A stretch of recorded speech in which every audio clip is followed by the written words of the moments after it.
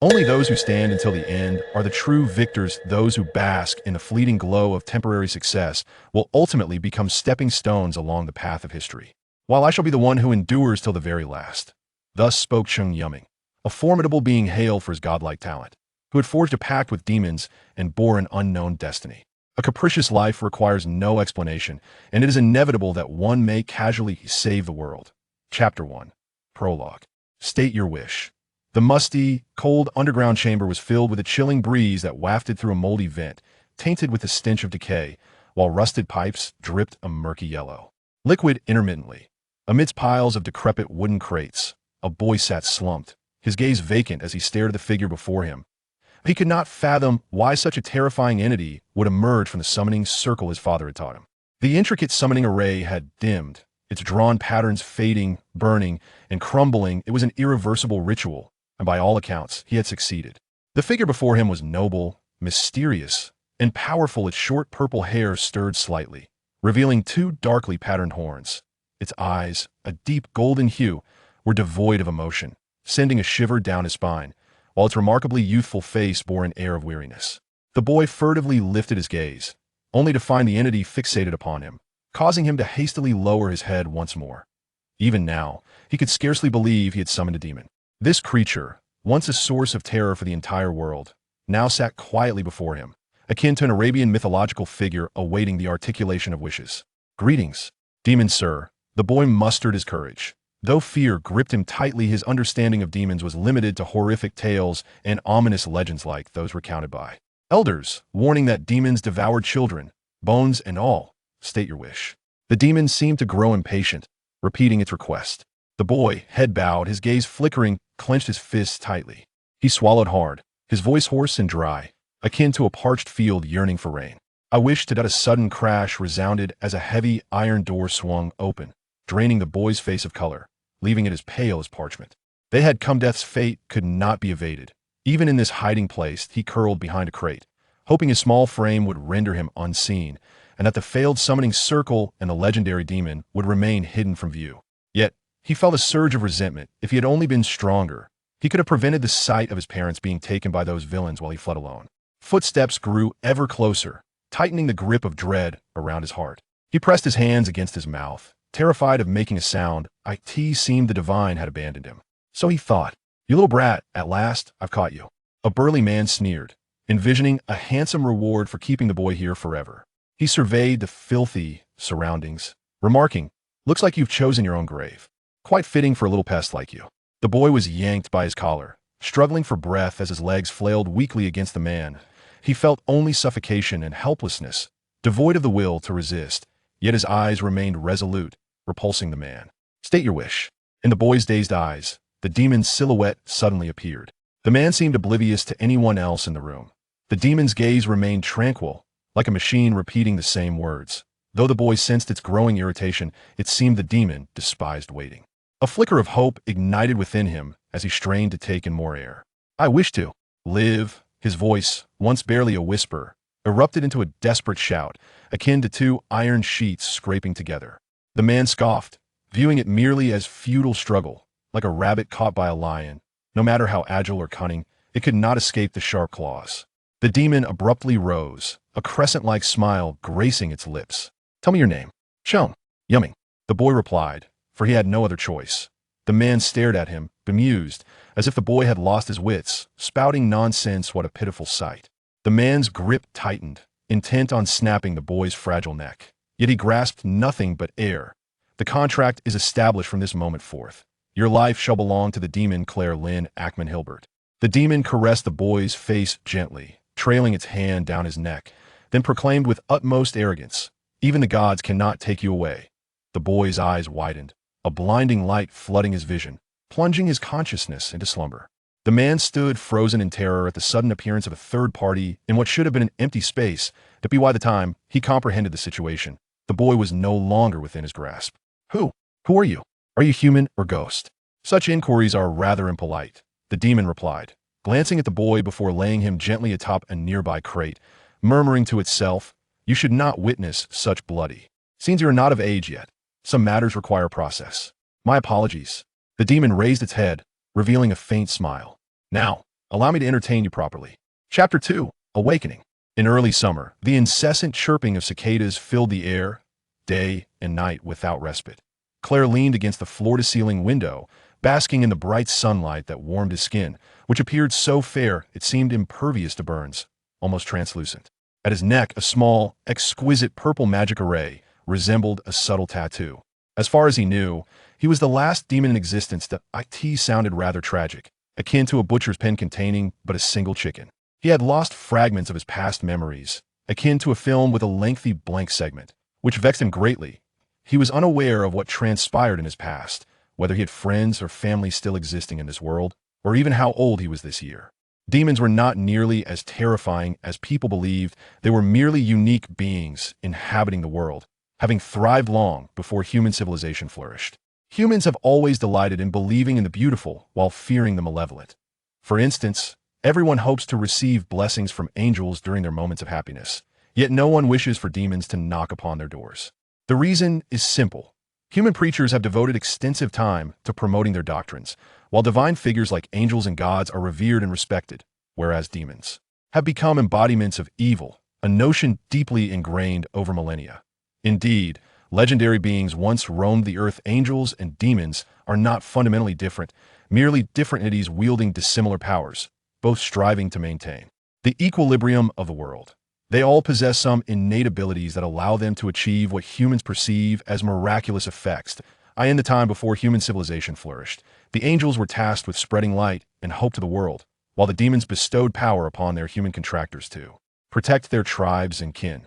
However, as time passed, an increasing number of unscrupulous individuals sought to forge contracts with demons in pursuit of absolute power, engaging in despicable acts. Naturally, humans would not admit their faults. Instead, they shifted the blame onto the demons, propagating their voices through cults and fabricating terrifying images through tales. Claire listened to the rather inept boy claim that demons have been extinct for 5 centuries. Demons can only survive through contracts. Without their contractors, they inevitably lose their power and gradually fade away. What does 500 years signify? In the context of a demon's long life, it merely amounts to a change of a few dozen contractors. The history of demons can be traced back to the very dawn of life itself. Legend has it that angels and demons were created by the divine to assist the world today. However, demons bear the stigma of evil, synonymous with terror. How ironic. Claire withdrew his gaze from the scenery outside, his dark golden eyes lingering on a peculiar object atop a corner cabinet. This thin metallic item, with a glass surface that emitted an unusual glow, was accompanied by strange melodies that had been incessantly playing since earlier. He contemplated whether he should eliminate this object. Cheng Yuming jolted awake from a nightmarish dream in which a group of strange men had captured his parents. He had run desperately, unsure of where to flee in the darkness, and then there he, gathering his thoughts, the first thing he noticed was the familiar ceiling, made of aged wood that might harbor wormholes. The room was illuminated only by a small round window on the side, allowing a sliver of sunlight to spill onto the cluttered writing desk. Scattered papers littered the floor, alongside discarded snack wrappers and a crumpled jacket and shorts. A sudden shiver coursed through him as he instinctively touched his neck, faintly recalling a man choking him in his dream, the suffocating sensation and fear of death still haunting his mind, along with a vague, unfamiliar figure. Nothing was amiss on his neck. This was his family's attic, his own room, where he had moved at his parents' insistence for a tranquil space free from disturbances, allowing him to pursue his own endeavors. The attic floor creaked open, and he turned his eyes sideways to see a silver dining cart parked before him, with gleaming silverware neatly arranged atop it. Cheng Yuming was momentarily bewildered, as he had no recollection of such an object in his home. Yet, what terrified him the most was the person pushing the cart. Gradually, the figure began to align with that of the shadowy figure from his dream, and suddenly, the entire narrative became clear. This was not a dream. The summoning array left by his father had not conjured a savior angel, but a terrifying demon. Today's breakfast features black pepper steak and creamy mushroom soup, with cocoa macarons for dessert, which when paired with warm milk, can have a calming effect. If you desire red wine, I can prepare that as well, though given your age, it may not be suitable for breakfast. Under Cheng Yuming's dazed gaze, the demon smiled as it lifted the lid, revealing a sumptuous feast within, then clasped its hands together and stood quietly to the side. Wait, something is amiss. Brother, you are a demon, right? Why do you resemble a butler more than those on television? The demon suddenly frowned and remarked, I noticed the kitchen's bookshelf is filled with French cuisine, and the ingredients are quite ample. I assumed you would enjoy it. Those were made by my mother haphazardly. He swallowed hard, the enticing aroma awakening his appetite. To be honest, his mother's cooking often resembled culinary horrors. Merely looking at it could quell one's hunger for an entire day. Cheng Yuming glanced at the demon, then at the feast spread before him, hesitating. Would consuming the demon's food lead to a painful demise like those depicted in films, or would there be some curse that bound him as its servant? Ultimately, his ravenous curiosity triumphed over doubt. As he savored the last bite of the macaron, he let out a satisfied burp. Claire quietly collected the plates, stating, Your body is not yet fully recovered. It is unwise to indulge excessively. Cheng Yuming's previously content expression darkened as he recalled that everything from his dream was indeed real. This was no mere fantasy, and the demon before him was not a figment of imagination. His parents remained unaccounted for, their fates unknown, and he was uncertain of what those villains intended to do with them. Mr. Demon, just call me Claire. After much contemplation, Cheng Yuming thought it prudent to exhibit a touch of respect. After all, it would be terrifying if the demon suddenly turned violent. Why do you refer to me as master? Because I was summoned by the master. Hence you're the master. This is part of the contract, Claire added with a playful tone. Just kidding. Haha. Cheng Yuming forced a smile at the demon's cold humor. Contract. It sounded like a tongue twister. He scratched his head, unsure whether to disclose to this demon that he had intended to summon an angel to aid in rescuing his parents. Claire appeared to be vastly different from the demons he had known.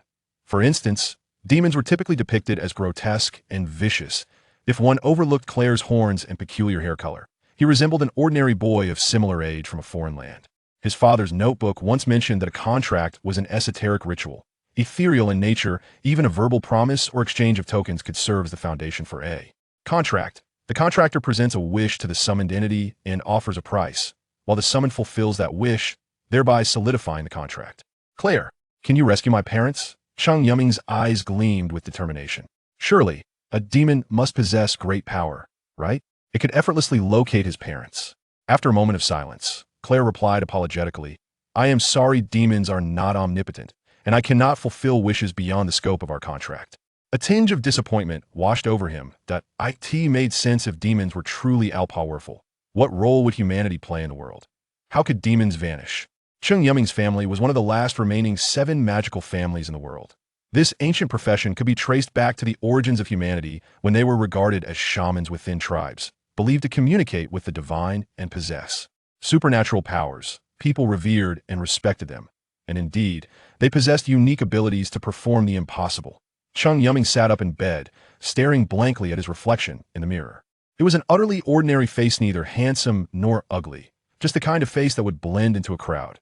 His bare torso, once slightly tanned, now appeared exceptionally pale and smooth, akin to pristine jade, with even the scars from his memories having vanished. Especially the purple magic rune above his collarbone, which blinked conspicuously. He rubbed it vigorously, only to discover that it seemed etched beneath his skin, unyielding to his touch. Suddenly, something struck him. The man in the basement, he is dead. After a moment of silence, Claire responded. Cheng Yuming shuddered. Did you kill him? Only then did he realize that the person before him was the legendary demon known for devouring men whole. He shrank back into the bed, terror etched on his face. Not all. Claire smiled faintly. I suspect he frightened himself to death. Frightened to death? Cheng Yuming was taken aback. Unless under extraordinary circumstances, a demon cannot actively harm a human once a contract is established, or else they would incur divine retribution. Perhaps my sudden appearance or my terrifying visage startled him. Claire touched his own face. I see. I apologize. Cheng Yuming pondered for a moment and asked, Claire, are you truly a demon? Why do you ask? Because the demons depicted in books are monstrous creatures, bloodthirsty and terrifying. Claire smiled slightly. Do you think I resemble them? Not all. Claire pushed the dining cart towards the door, speaking as he walked. History is perpetually narrated by the victors. In the conflict between humans and demons, humans have triumphed. He paused at the staircase. As long as you perceive me as unlike them, that suffices. The opinions of others hold no significance for me. Cheng Yuming watched Claire's retreating figure down the stairs, sensing an inexplicable emotion emanating from this demon. A feeling that lingered on the tip of his tongue yet remained unspoken. He stared blankly at the neatly folded clothes beside him, faintly imbued with the scent of lavender from the Blue Moon laundry detergent.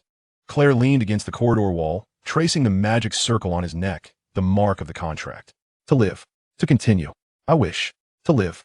He closed his eyes, recalling these fragmented words. This was the wish articulated by his master, the contractee, the young Cheng Yuming. Perhaps even that ineffectual boy did not comprehend the true essence of his contract. Things are becoming increasingly intriguing. He grinned, a smile that was unnervingly rigid. Chapter 3. The girl in a remote coastal town, where the scenery is quite splendid. Affluent individuals generously purchase charming residences to retreat with their families for vacations. It is still the early days of summer, yet the heat is oppressive, as if the sun intends to sear everything in its path. Claire is busily organizing a chaotic array of items, suggesting that the group from yesterday was not merely apprehending individuals, they appeared to be searching for something. The attic door creaked open, emitting a sharp sound, the ancient door seemingly having been passed down from a bygone era. Claire paused her task, retrieving a golden pocket watch from her waist. Its vintage craftsmanship was evident, the transparent glass revealing the interlocking gears within, while the slender hands moved swiftly, ultimately pointing to the hour of 12. She poured a stream of steaming reddish-brown liquid into a teacup. Cheng Yuming descended the stairs at a leisurely pace, settling onto the sofa in a daze. In just a single day, his world had become somewhat fragmented. His parents had been taken by those malevolent individuals, and he had nearly bid farewell to existence himself. This already sparse home felt exceptionally lonely. Please, have some tea, Claire said, dragging a tray and placing the teacup before Cheng Yuming. Thank you, I can manage on my own, he replied, momentarily startled, yet quickly accepting the teacup. Claire observed her master, every fiber of her being conveying a singular message: weak, too weak, for individuals of a magical lineage. The magnitude of one's power largely determined their strength. Claire could scarcely sense any flow of magic within Cheng Yuming, as though he were an ordinary person. Yet, it was astonishing that such an individual could summon her through a magic circle. Claire, you should sit as well, he suggested. No need, she replied. Cheng Yuming, feeling somewhat awkward, lowered his head to savor the tea. It's quite delightful, he commented. Although he had often heard that the method of brewing tea, along with factors such as time and temperature, could influence its flavor, he had never tasted such a refreshing and sweet black tea before. Typically, he would haphazardly toss tea leaves into the kettle, pour boiling water, and lose track of time, resulting in a consistently sour and slightly bitter brew. Are you still worried about your parents? Claire inquired. Cheng Yuming hesitated, gazing at Claire as if she could see through his very soul. Well, I am worried, of course, but what can I do? Reporting them might not even elicit a response from the police. Do you know them? Claire pressed on. Not really, he admitted. But the only ones capable of harming my parents are likely those people.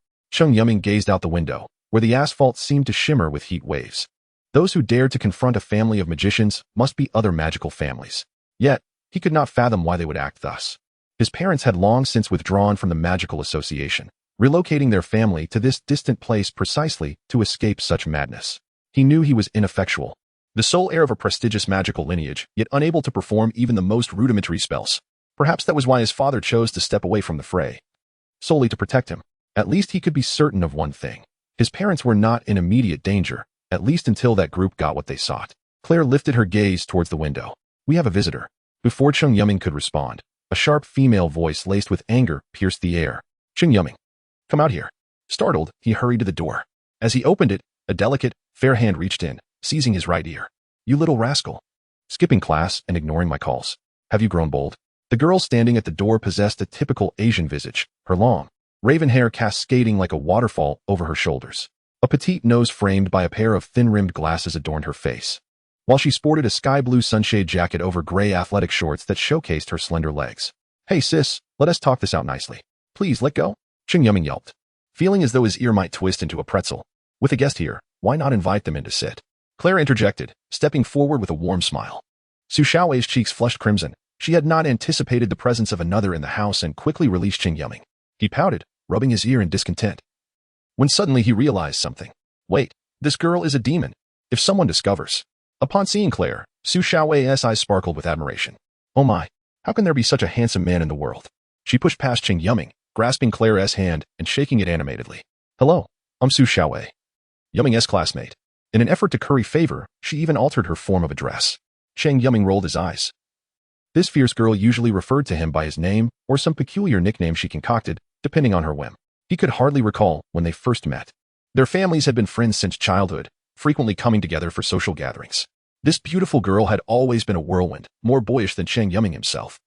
And he remembered an instance when she teased him for not being able to climb a tree. Greetings, lovely Miss Su. It is a pleasure to make your acquaintance, Claire said, gently taking her hand and kneeling to kiss the back of it. Wow, is this a hand-kissing gesture? Cheng Yuming marveled, astonished.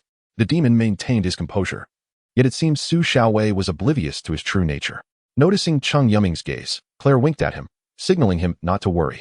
Please, both of you. Make yourselves comfortable in the living room while I prepare some refreshments, Claire offered, bowing slightly. Su Xiaowei tugged at Cheng Yuming's arm, whispering, Who is this? So handsome. Introduce me. A friend from abroad when I was younger, named Claire. He could hardly confess. This is the demon I summoned, now serving as my butler. Let us go sit down for a moment. Wait, you seem paler? I just have been indoors for too long, he explained casually. Before long, Claire emerged, pushing a cart. The upper tier displayed a teapot and 2 teacups, while the lower tier held several slices of cake, which she arranged delicately on the table. Cheng Yuming was curious about how Mr. Demon had procured these non-existent items, such as the cakes, as far as he knew. Their home lacked even the basic tools and ingredients for baking, not to mention the gleaming silver cart and utensils he had only seen in films. Mr. Claire, you should join us, Su Xiaowei suggested, pointing to the nearby sofa. No, I must continue tidying up, Claire replied with a gentle smile, addressing Cheng Yuming. Master, should you require anything, do call for me. With a mischievous grin, Claire pushed the cart away. Su Xiaowei eyed Cheng Yuming suspiciously. Master? This. Cheng Yuming stammered, suddenly at a loss for words. Just a joke, he chuckled nervously. Once Su Xiaowei departed, he resolved to clarify matters with Claire. Such misunderstandings were exceedingly difficult to elucidate, and this devilish figure certainly possessed a peculiar sense of humor. He hastily shifted the topic, inquiring by the way. What brings you here today? You still ask? Su Xiaowei replied, somewhat irked. Why didn't you answer my calls? Why didn't you attend class this morning? The college entrance examination is only a month away. Your grades are already poor. Do you not wish to attend university? This. Cheng Yuming searched frantically for his phone, which, following yesterday's chaos, had likely vanished without a trace. He felt a pang of anxiety, uncertain whether to reveal the truth. By the way, where are uncle and aunt? Su Xiaowei recalled that Cheng Yuming's parents were researchers who seldom left home. Cheng Yuming's expression darkened as he lowered his head to obscure his face from Su Xiaowei. My parents are on a business trip abroad. Suddenly, Claire emerged from nowhere, explaining. Yesterday, Yuming was unwell, and it was my oversight not to inform the school. Brilliant. Cheng Yuming silently commended Claire. Indeed, she was devilish, lying without a hint of trepidation. Is that so? Su Xiaowei seemed to sense something amiss, though she couldn't articulate it. Claire is here for academic exchange and will be returning soon. Yes. My research topic is the actual role of housekeepers in the restoration of feudal capitalism. Is that true? Does such a topic even exist? Su Xiaowei's expression remained skeptical. Well, you know how foreign institutions enjoy indulging in such whimsical studies. That is true. Su Xiaowei nodded. So, which country are you from? How old are you this year? What colors do you like? What is your favorite food? Coughing slightly, Cheng Yuming quickly seized upon Su Xiaowei's inquiries, realizing he had misjudged her. She was no detective, merely a girl with a crush. He was uncertain how she perceived Mr. Devil, but in his eyes, he was undeniably handsome, far surpassing him. What illness did you have? A cold. Are you better now? Yes. Su Xiaowei bombarded him with questions. And Cheng Yuming felt like a condemned prisoner enduring an interrogation. This girl's sensitivity was overwhelming, and in the end, she remained unconvinced. Cheng Yuming, taking charge as the host, had Claire amicably see her off. Claire smiled and waved at Su Xiaowei as she departed, before closing the door. He squinted slightly, watching her retreating figure through the side window. He sensed something inexplicably familiar yet elusive about her. This seemingly carefree girl was far from simple. Surely, you are not truly interested in her. Cheng Yuming peered out, noticing Claire lost in thought. Claire withdrew her gaze and replied, It's nothing. I'm merely a bit curious. By the way, have you seen my phone? Phone? It's a thin black one with an apple design on the back. Claire raised an eyebrow, recalling the shattered device disposed of in the trash. She turned her head away. No, I haven't seen it. Perhaps this was the first time he felt guilt in his devilish existence. Chapter 4. First love. The following day, Cheng Yuming awoke early. Perhaps due to having slept too long the previous day, leaving him restless. Glancing at the clock by his bedside, he noted it was merely 6:20 a.m. He slipped his feet into his slippers and casually donned a shirt before heading to the bathroom. In the mirror, he appeared as unremarkable as ever, with disheveled, slightly dry dark brown hair and lifeless black eyes accentuated by heavy bags beneath them. The only distinction was his increasingly pale skin and the conspicuous mark on his neck. He had inquired about it with Claire, who informed him it was a contract mark that would only fade once the contract became void. Cheng Yuming felt somewhat dejected. In such sweltering weather, he still had to wear a turtleneck. He was reluctant to attend school, as he was not required to take the college entrance examination. According to the family regulations of magicians, heirs needed only to receive education in ordinary schools until high school, obtaining sufficient qualifications and certificates, after which they could directly enter the higher academy affiliated with the Magic Association for further studies. The primary reason for his disinterest was that he could scarcely comprehend the teacher's lectures, particularly in mathematics. He frequently concocted various excuses to skip classes, and most of his classmates had likely forgotten he existed. The cacophony of cicadas outside was overwhelming. In such heat, one invariably felt anxious. However, he had promised Su Xiaowei he would attend school today. Upon entering the dining room, he was immediately captivated by a rich aroma. Claire paused momentarily and remarked, "Young master, you are up quite early today." "I'm not a sluggard. Occasionally, I rise early." Cheng Yuming tousled his hair, reiterating, "As I mentioned yesterday, just call me Yuming." "Very well, young master Yuming." Claire smiled broadly. "Isn't that redundant?" Cheng Yuming inquired. "What as for breakfast?" Having spent enough time together, Cheng Yuming felt at ease.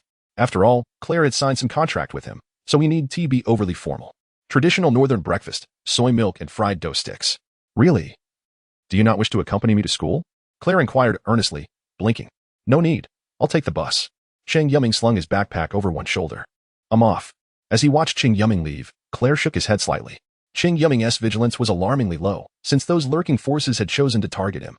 They would not easily let him go. Thus, his brazen approach to school could very well lead to danger. Gently closing the door, he followed the direction Cheng Yuming had taken, vanishing without a trace. Recently, he had learned much about modern culture from his readings. It appeared this was an era of remarkable technological advancement, relying on a source known as electricity, akin to magical energy.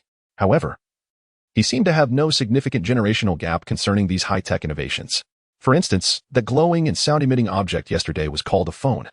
The luminous glass was referred to as lighting, and the fiery appliance was a gas stove.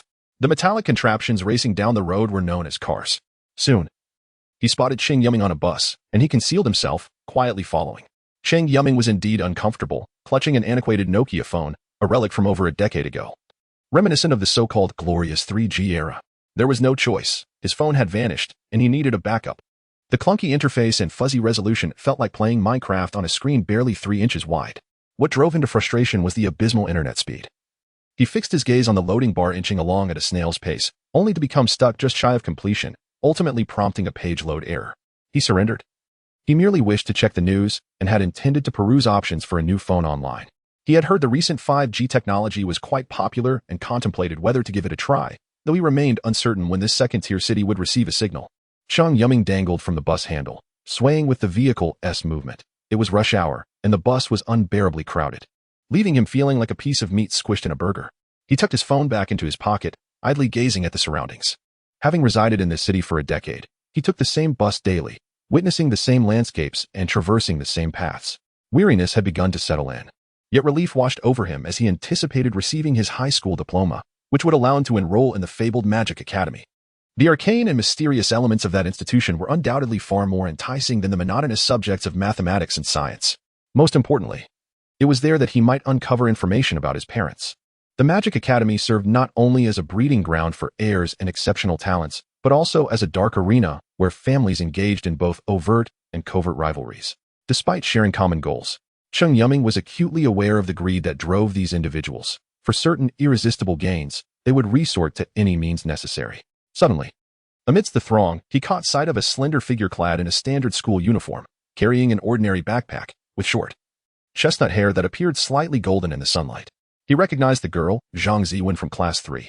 If anything could entice him to school, it would surely be the student council meetings held every Friday. He had met Zhang Ziwen during the student council interview. Initially, he had found such meaningless extracurricular activities quite tedious. However, the admissions criteria for the Magic Academy necessitated proof of social engagement, prompting him to awkwardly participate in the fruitless interview. Outside the classroom building, he spotted Zhang Ziwen. At that time, she too wore a simple school uniform, her hair neatly tied back, and her feet adorned with unbranded sandals, exposing her delicate, fair feet. Leaning against a pillar, she was engrossed in reading Norwegian Wood, a renowned novel by the celebrated Japanese author Haruki Murakami, one of the few classics he had encountered. In this era, those who cherished reading were few and far between, and girls who appreciated literary masterpieces were even rarer. The older generation often claimed that a well-read mind reflects beauty and grace. At that moment, Cheng Yuming believed it. This seemingly quiet girl, devoid of striking beauty or the haughty attire of a princess, exuded an aura of confidence in her every gesture. From their first meeting, she had captured Cheng Yuming's heart, becoming his first love, albeit unrequited. He generously spent his meager allowance on small gifts for her, or pretended to casually pay for her during gatherings. All the while hiding behind a group of boys who also secretly admired this pure goddess, watching her read beneath the sunlit shade of trees. He had never confessed his feelings, fearing retribution from other boys. More importantly, he felt unworthy of her affection. She was a top student. While he languished near the bottom of the class, she was the school's belle, and he, a mere laughingstock. Her family ran a modestly successful business, while he was a poor boy from a struggling magician's household. Thus, he always feigned the demeanor of a heartthrob. Humming the tune of A Kind of Love Is Letting Go by Amu whenever anyone inquired about his romantic inclinations, seemingly for her happiness, unwilling to interfere. Zhang Ziwen, with her red headphones, leaned against the armrest, still engrossed in her book, as if the chaotic environment around her could not disturb her tranquility. Many believed she was merely putting on an act, especially the girls at school, for she wore no makeup and eschewed fashionable clothes, opting instead to take the bus to school and walk home against the sunset, rendering her an outsider.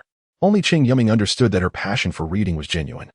She had even won awards in a literary competition hosted by the municipal television station. At times, it felt as if encounters were sudden and serendipitous, igniting dormant feelings within. Cheng Yuming had harbored feelings for her for nearly 3 years without uttering a single confession, uncertain if Zhang Ziwen even remembered him, as he always kept his distance, often hiding among a cluster of boys during gatherings. Suddenly, his phone vibrated in his pocket. He opened the screen to see a pixelated penguin icon flashing. Cheng Yuming? A message containing only 3 words and 1 character, yet the sender made his heart race. He had even forgotten when he had added her as a friend. The message was from Zhang Ziwen, her avatar resembling Hybrid AI from Detective Conan, wearing a red and white baseball cap, with a stiff, unsmiling expression. During previous gatherings, they had joked about whether boys with avatars of Conan or Kudo Shinichi were her boyfriends. She rarely smiled. Cheng Yuming looked up to find Zhang Ziwen gazing at him, her eyes sparkling. His mental defenses crumbled. What did this mean? Was it an indication? A code? A secret message? He suddenly felt that Zhang Ziwen might harbor feelings for him. Perhaps with a little effort, he could win her heart. Though he was uncertain whether she would accept his peculiar family situation. What if they were all fearless youths in love? Then his phone vibrated again. It's really you. I thought I had the wrong person. Followed by a smiling emoji. Is your home in the southern suburbs?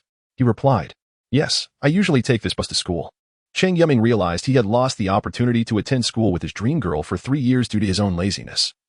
As he needed to wake up significantly earlier today, he pondered what to say, yet found himself at a loss for words.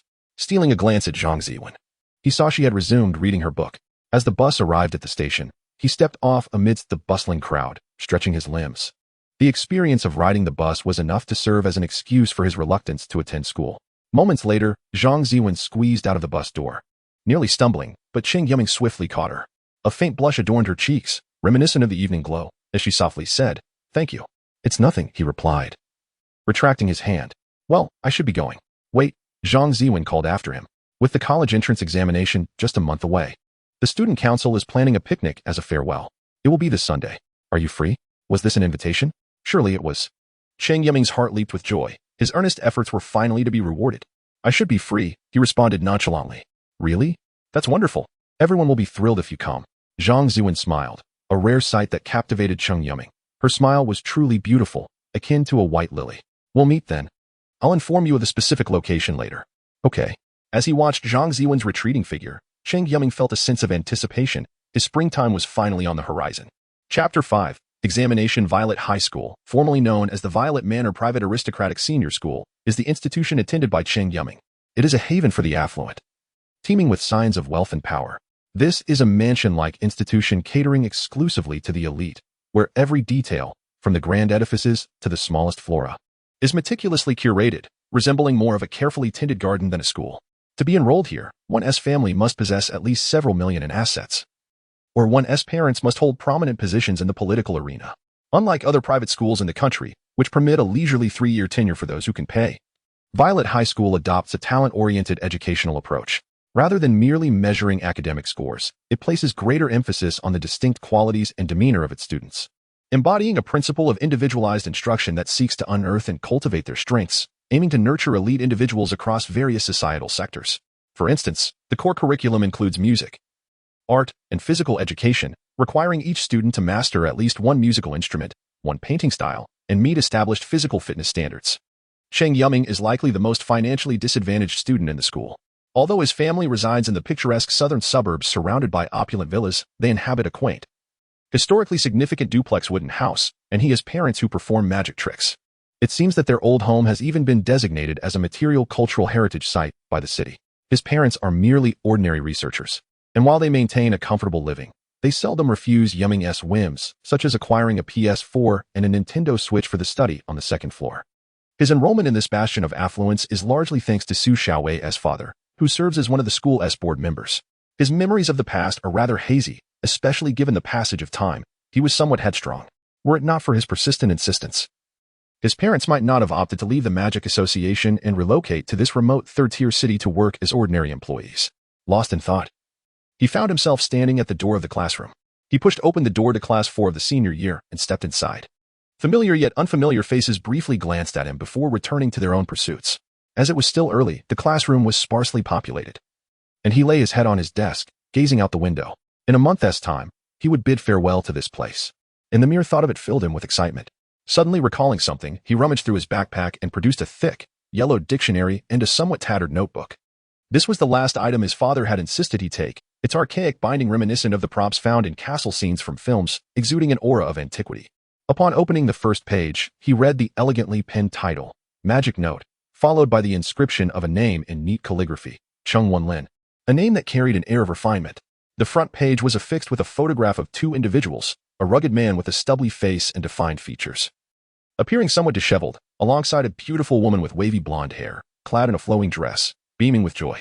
They stood together, the woman tightly embracing the man's arm, their faces radiating happiness against a backdrop of golden coastline and boundless azure sea. He flipped through the pages, most of which contained theories of magic and research findings on magical energy, concepts he had largely grasped since childhood. Even the more obscure theories puzzled him, leaving him to wonder why his father had deemed it necessary to leave this behind. "What are you looking at, Lao Cheng?" A voice interrupted. "Nothing much," Cheng Yuming replied without turning, recognizing the voice of the chubby classmate Guosheng seated behind him. He quickly shoved the notebook back into his bag. Guosheng, though not truly overweight, shared Cheng Yuming's infamous reputation as an athletic underachiever, often explaining his inability to run by claiming he had gained weight. "What classes do we have today?" He yawned. "Weren't you listening? It's the mock exam today." "What?" Cheng Yuming exclaimed, wide-eyed. "When did that happen?" "Old class had announced it during yesterday's meeting. The big sister said she would inform you." Damn, he had forgotten. Su Xiaowei had indeed mentioned it as he was leaving yesterday, but he had been too preoccupied to pay attention. This was a crucial mock exam encompassing Chinese, mathematics, English, and electives. Guosheng gleefully remarked, "You're not going to break your record, are you?" "Don't say that. It's quite possible," Cheng Yuming replied earnestly. His grades were entirely propped up by his performance in Chinese and English subjects where, as long as he didn't stray too far from the norm, he wouldn't falter. Being raised abroad had rendered him quite adept at English, while he vaguely remembered selecting geography as his elective, despite never attending a single class. The real terror was mathematics. The dreadful formulas and diagrams swirled in his mind like demons from hell, and he felt faint at the mere sight of exam questions. It could be said that he had never passed a mathematics test, with single-digit scores being the norm, further diminishing his already meager academic standing. Before long, the classroom filled with students, none paying particular attention to Cheng Yuming, who sat in the back corner. To most, he was merely a familiar face whose name they had forgotten, which was precisely the effect he desired. The classroom door swung open, and a middle-aged man in formal attire with thinning hair entered. He was Cheng Yuming's homeroom teacher, Mr. Su Chong, carrying a brown paper bag, with Su Xiaowei quietly trailing behind him. Cheng Yuming was momentarily taken aback. Although he was quite familiar with Su Xiaowei, he had never paid much attention to her attire. Today, however, she appeared unexpectedly striking, clad in a simple beige chiffon dress from the prestigious Italian luxury brand Valentino, which must have cost several thousand. The dress bore no excessive embellishments or patterns, merely a slight gathering at the collar. Su Xiaowei rarely wore dresses. In his recollection, she preferred more practical sportswear. It must be said that the dress fitted her exquisitely, accentuating her graceful figure. Classmates stared in awe, and the boys began to appraise this celestial being with newfound interest. The school did not prohibit students from wearing their own clothing or flamboyant makeup, as it was a display of personal charm. A successful individual is often brimming with confidence. He recalled the principal stating during a school assembly that this was the essence of youth, even introducing an elective makeup course for students. Su Xiaowei wore only a light touch of makeup, yet it far surpassed the ostentation of more mature, flamboyant girls. She clutched a stack of exam papers, her brow slightly furrowed. "Thank you, classmate Su Xiaowei. You may return to your seat now," the teacher said, taking the papers and adjusting his glasses. His piercing gaze swept over each student's face. We shall commence the exam now. You are all elites of Violet High School, destined to become the upper echelon of society. Do not indulge in the folly of cheating. It will tarnish your personal record. The students responded casually. They were indeed exceptional individuals, with some even considering themselves geniuses. The thought of cheating was an affront to their dignity. Cheng Yuming scoffed at the notion of dignity. He had long since misplaced any semblance of it since his enrollment. He would have liked to cheat, but alas, he had no idea what to study. He clasped his hands behind his back, tapping Guosheng's desk, whispering, "Fatty, save me." Then he caught a glimpse of the plump boy giving him an approving gesture, and his heart finally felt a bit more assured. Although Guosheng was somewhat unreliable, he possessed a certain aptitude for learning. It seemed that apart from Cheng Yuming, there truly weren't many ineffectual students capable of entering Violet High School. Cheng Yuming glanced at the clock, only 7:50 a.m., with the examination starting at 8:30. The first subject being Chinese. There was hardly anything to worry about. He laid his head on the desk, feeling a bit listless. Suddenly, he noticed Su Xiaowei staring at him. Upon realizing he was looking back, she quickly lowered her head, sneaking glances at him from the corner of her eye. Could it be that this girl had awakened to her feelings? Cheng Yuming couldn't help but smirk mischievously. Their relationship resembled that of childhood sweethearts in Japanese anime. It appeared he possessed a modicum of charisma. After all, the male protagonists in anime often seemed unremarkable yet effortlessly attracted the affection of girls. He assessed himself, realizing he was indeed in the legendary position of a male lead. The irony was that he, too, was rather unremarkable. Of course, he was merely jesting. His relationship with Su Xiaowei was more akin to that of siblings. After some contemplation, he figured that Su Xiaowei must have something on her mind, and he could inquire during the lunch break. There was no hurry. Many gazes were fixed upon Su Xiaowei, who truly stood out on this unremarkable morning. Except for Lu Ying. Since the beginning of their enrollment, this once proud little princess had been thoroughly overshadowed by Su Xiaowei. In terms of family background, Lu Ying's father was involved in the lucrative mining industry, while Su Xiaowei's father was the director of the Provincial Education Bureau. As for looks, Lu Ying was undeniably striking, yet she lacked the captivating allure that Su Xiaowei possessed. Academically, Lu Ying ranked among the top in the class, but Su Xiaowei was among the best in the entire grade. She had never triumphed. Just like today, clad in a short skirt tailored by a European master at her father's request, paired with slightly transparent stockings and glossy red patent leather shoes, she aimed to capture the attention of the boys in class. She had waited until nearly class time to enter, only to find that no one took notice of her at all. Lu Ying had been proud for 15 years, only to be defeated by a boisterous girl upon entering high school. She had anticipated that the boys vying for her attention would line up at the school gate, believing she could select her prince from among the frogs, until one boy, with a scrutinizing gaze, remarked, "It seems the school beauty is either Su Xiaowei or Zhang Ziwen." From that moment on, he was added to her blacklist. His name was Cheng Yuming. Cheng Yuming tilted his head, feeling as though time was crawling by. His consciousness began to blur, as the drowsiness that had been quelled reignited. He hazily stared at the clock, watching the slender black hands move at an agonizingly slow pace. Finally, they pointed to 8:30. Chapter 6. Cheating. As soon as Cheng Yuming received the examination paper, he was utterly dumbfounded. The questions were entirely unconventional. The first one required him to compose poetry based on allusions, with no context provided, and the references seemed utterly disconnected. He felt there could be 100 possible responses to this absurdity. Flipping to the back, he was met with a bewildering array of classical poetry appreciation and reading comprehension questions. One inquiry even demanded a brief analysis of the author's background. Goodness, he didn't even know who the author was, let alone delve into their context. Suppressing his frustration, he turned to the essay prompt. Write an 800-word piece based on an image. Was this a primary school task?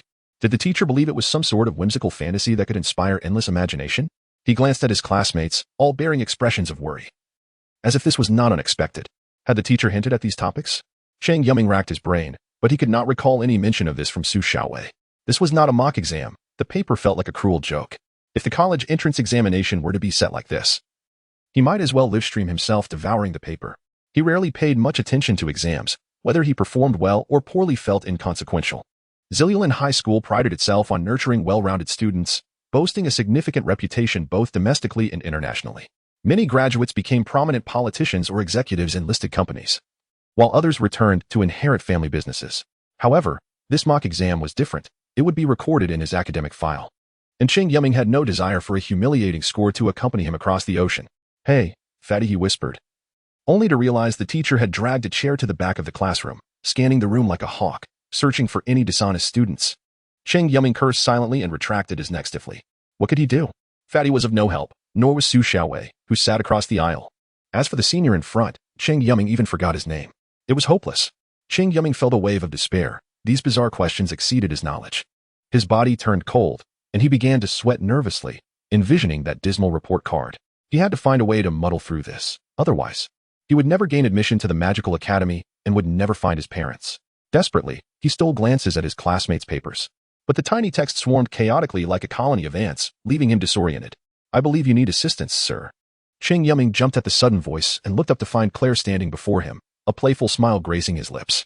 What was most terrifying was that no one in the class seemed to notice. The sunlight outside remained bright, streaming through the windows and casting elongated shadows across the floor. How did you get here? He stood abruptly. What's wrong? The teacher frowned, and Cheng Yuming realized he had forgotten this classmate's name, a first in his decades of teaching experience. It was on the tip of his tongue, yet he could not articulate it. It's nothing. I dropped my pen. Cheng Yuming sat back down, feeling defeated. It appeared no one could see the devilish figure. But why had Su Xiaowei been able to see him yesterday? Because demons do not possess a tangible form. I can manipulate my appearance for different individuals, Claire explained. Can you read my thoughts? Cheng Yuming nearly shouted but quickly covered his mouth. It's part of the contract. You can communicate with me directly in your mind, Claire added, of course. I would never pry into your private thoughts. Cheng Yuming smirked. So, is your current appearance real or not? Perhaps it is real, Claire admitted. Acknowledging his fragmented memories of the past, Cheng Yuming scratched his head. Right? You said you could help me? Absolutely, Claire smiled. How? There are two methods, Claire replied. One is for me to give you the answers, and the other is for me to take the exam for you. You choose. Please elaborate. In simple terms, I can use my magic to simulate your appearance and answer the questions here, Claire explained. How marvelous. I never imagined a demon could be so useful. Cheng Yuming had never regarded the contract as such a splendid opportunity. He was certain that historical figures had distorted the image of demons, branding them as malevolent beings and terrifying monsters. So what must I sacrifice? He remained prudent. The texts indicated that one could only compel a demon to act through a price, which seemed fair. Demons referred to it as a transaction. Magic, Claire replied. Due to the contract, I cannot draw magic from the world. I can only receive it from the contractor. He paused, and Cheng Yuming understood. His own magic reserves were insufficient. From a young age, he had exhibited remarkable talent in magical theory, effortlessly deconstructing complex magical structures. His father had often remarked that many of his theories were inspired by Cheng Yuming. However, one day, he was tested and found incapable of storing magic. His body resembled a deflated balloon. No matter how much magic he absorbed, it vanished without a trace. This was a calamity for a magician. Magic was their source of energy. Without it, they were no different from ordinary people. Is my magic sufficient? It should last for a while. Understood. Cheng Yuming smiled relaxedly. Then I shall entrust this to you. If sleeping could allow him to evade a foolish examination, he would gladly lie down in comfort. He pondered for a moment, then fabricated an excuse to visit the restroom. It was an ideal location. In movies, secretive activities often transpired in such quiet, narrow spaces, where the only potential interruption was from the cleaning lady who came when no one was around. Upon returning to the classroom, Claire had already taken his place, and the teacher merely glanced up before dismissing him. Cheng Yuming quietly ascended the stairs, deftly navigating the obstacles strewn across them, and gently pushed open the somewhat rusted iron door. The air rushed in like a heat wave, accompanied by the roar of the air conditioning unit. Surrounding him was a dense mesh of barbed wire, a stark reminder that access to the school's rooftop was prohibited, perhaps out of concern for student safety or other reasons. The door had remained tightly shut since Cheng Yuming enrolled. Only he would sneak up here to escape the throngs of people, discovering that the door was not locked. He had encountered rumors of a haunted rooftop on the school's forum, where it was claimed that multiple student suicides had occurred there, though for various reasons. The details were not made public. Allegedly, those students showed no signs of distress, appearing lively just moments before their tragic demise on the rooftop of the academic building. Those authors, filled with ghostly tales, often chose this public space to share their little creations. Cheng Yuming certainly did not believe in such phantoms or monsters. Urban legends and campus folklore seemed absurd in the 21st century. With another century to go before the advent of Doraemon, who could possibly still believe in such nonsense? However, it seems that the magician is also a surreal entity. He shook his head, seeking refuge in a shaded corner, draping his coat over his head. Now, he merely needed to wait until noon to return home and indulge in delectable ice cream and the blissful coolness of air conditioning. Yet, it appeared that there was little opportunity to inquire about what had transpired with Su Xiaowei. He rummaged through his pocket for his phone. It was only 9:48. Leaving over an hour until the exam concluded. This wretched device couldn't even open a web page, let alone entertain him with games. He aimlessly scrolled through its contents, The game section featured only the classic Tetris and Snake, followed by messages, a browser, and contacts. Suddenly, he stumbled upon a number in his contacts. Cheng Yuming stared at the string of digits, a foreign landline, the only entry on the page devoid of a name. He recalled that number, as it belonged to the only person he had saved in his childhood. After a long moment of contemplation, he refrained from dialing. Turning off the screen and slipping it back into his pocket, it was not a particularly fond memory. The day was splendid. The sun beaming brightly against a backdrop of blue skies and white clouds, with a gentle breeze rustling through. He felt a wave of fatigue wash over him. It seemed he shouldn't rise so early. The prolonged ringing echoed throughout the entire teaching building, signaling the end of the exam as announced by the teacher. This was merely the Chinese exam. Who knew how dreadful the remaining subjects would be? Su Xiaowei, the Class S study committee member, was tasked with collecting the papers while the teacher stood at the podium, observing the restless group of students. Despite their seemingly composed appearances, those young minds were brimming with mischief. When Su Xiaowei approached Cheng Yuming, she scrutinized him for an extended moment, sensing something inexplicably amiss about him. Guosheng sighed dramatically, clasping Cheng Yuming's shoulder, exclaiming, "I'd be utterly defeated if the college entrance examination posed such questions. By the way, are you all right? The old class monitor has been sitting in the back. I can't offer much help." "Is it really that difficult?" Cheng Yuming tilted his head in confusion. He was simply answering the questions earnestly, doing exactly as the prompts instructed. Guosheng stared at him, wide-eyed as if he had seen a ghost. "Brother, you're not running a fever, are you? This isn't difficult?" Cheng Yuming shrugged. "By the way, after the exam tomorrow, shall we go out and have some fun?" Guosheng leaned in conspiratorially, implying something deeper. "Let me think it over." Guosheng was momentarily taken aback. Typically, Cheng Yuming was far more eager about such outings. Coming from a family that owned a mine, he was quite affluent, often seeking amusement with Cheng Yuming. He found the ostentatious behavior of wealthy heirs rather distasteful, always needing to flaunt their wealth to find joy. In their friendship, beyond shared interests, Cheng Yuming's nonchalance towards such trivial matters was a refreshing contrast. He enjoyed life as pleasures without envy for what he lacked. Claire suddenly felt the magic circle of the contract stirring beneath his collar, radiating a searing warmth, a warning that his contractor was about to face danger. He rose, making his way towards the door, following the indications that Cheng Yuming was somewhere upstairs. "I wonder who that oblivious individual is," he mused, hoping to inject some excitement into his monotonous existence. It seemed the demons had lain dormant for too long. Perhaps people had forgotten about them. "Where are you headed, Lao Cheng?" Su Xiaowei turned upon hearing the voice. Cheng Yuming waved dismissively, "Just a trivial matter. I'll be back shortly." The usually bustling corridor felt eerily quiet, and as he rounded the corner, Claire revealed his true demeanor, eyes filled with gravity. "Are you certain our target is this kid?" A plain red van, marred with scratches and mud, was parked inconspicuously in a small grove beside Ziluan High School. The Mitsubishi brand was popular for its affordability and durability. The one referred to as the elder brother glanced at the screen, confirming it matched the employer's information. But Lao Si fell into his hands. The situation was not as simple as it seemed. Lao San, the elder brother, clad in a sleeveless shirt that showcased his muscular build, stood in heavy-soled boots stained with dark marks and mud. If he were merely a child, would he be valued at millions? "Indeed," the elder brother replied. Lao San shrank slightly, his green bean-like eyes fixed on the screen, unable to discern what made this child so exceptional.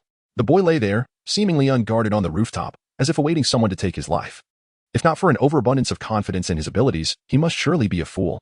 He rummaged through a black bag behind him, extracting a packet of chips, tearing it open to devour a handful of the refreshing yet seldom appreciated cucumber flavor. "Do you think sending Lauer alone will be all right?" Lao San queried. "Rest assured. Lauer is merely testing the waters. We need to ascertain how Lao Si fell." The elder brother fiddled with a silver lighter, an antiquated model that sparked brilliantly in the dim confines of the van. The four of them were a mercenary group roaming across various Asian nations, self-styled as the Ghost Shrine Organization. According to the rules of their trade, as long as the employer could afford the fee, they were willing to undertake any task, including assassinating national leaders or stealing military designs and research achievements. Rarely did they engage in acts detrimental to others. Most commissions were aimed at removing obstacles for personal gain, such as political or economic disputes or settling old scores. After all, peace and development were the themes of the era. Though the Ghost Shrine Organization comprised only 4 individuals, they had become targets of numerous nations' manhunts. The 4 brothers worked in unison, always embarking on missions together, completing them together, and celebrating together. Having never faltered throughout the years, the elder brother glowered at the screen, where a serene, sleeping figure lay. This failure was not merely a disgrace to their organization. More significantly, they had lost Lao Si. This marked the singular failure of the Ghost Shrine, and the losses were immense. He would not swallow this bitterness lightly and promptly sought out the employer, as this represented a severe intelligence failure. According to the employer, the target was merely an underage high school student. On the other end of the line, the employer fell silent, seemingly taken aback by the unexpected turn of events. Ultimately, the employer decided to double the task's reward and provided them with a substantial compensation of 4 million euros. He could not refuse such generous terms. Above all, he had to eliminate that little nuisance for the sake of restoring their reputation and honoring the memory of Lao Si. Lao Air, agile as a black cat, nimbly leaped over the spiked iron fence, evading the watchful gaze of cameras, landing softly on the grass and sprinting onward. The target was atop the central teaching building's rooftop, an unguarded sheep. He was the quietest among the 4 brothers, rather than indulge in idle chatter. He preferred to be straightforward. As the executor, he had memorized the school's layout long ago. Aware of where the cameras were stationed and where teachers and patrolling guards might appear, the entire school's security system lay under Lao San's watchful eye. This tech-savvy individual, who usually stayed glued to his computer, was their greatest asset during missions. A faint sound of electrical current occasionally emanated from the invisible earpiece in his right ear, and for a moment, he disregarded the fact that the school was undergoing some form of examination, a signal jammer symbolically propped up nearby. What happened? The voice broke intermittently. Nothing much. There should be a signal jammer here. The target is still above, right? He pressed on, swiftly traversing the entrance and hugging the wall as he ascended the staircase. Still. With you, only chaotic static remained. Frowning, he removed the earpiece and tucked it into his pocket. It sufficed to know that the target remained above. The division of labor among the 4 brothers was exceptionally clear. The eldest was responsible for coordination and planning, liaising with the employer. The second handled infiltration and executing perilous tasks. The third specialized in system breaches and remote control, while the youngest focused on wrapping up missions. Such straightforward collaboration had forged the formidable Ghost Shrine organization, which instilled fear throughout the industry. Before long, he reached the top floor. Fortunate not to encounter anyone on the way, as he wished to avoid unnecessary complications. From a national perspective, there was still a severe crackdown on these lawless mercenaries, as the safety of the populace remained of utmost importance. The rusty door was ajar, and as he gently pushed it open, a wave of hot air enveloped him, akin to being placed upon a grill, while the deafening roar aggravated his mood. Peering through the gap, he saw no sign of the target. He squeezed through the opening. White air conditioning units were neatly lined up, dust and dirt piled atop them. Then, he spotted a figure leaning in the distance's shadow.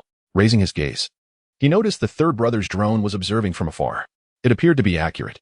He felt perplexed as the target stood there, utterly unguarded, leaving him to ponder whether a single bullet from a distance could easily end the target's life. Yet, he could not act. They had yet to locate the 4th brother's body, and their years of camaraderie warranted a dignified farewell.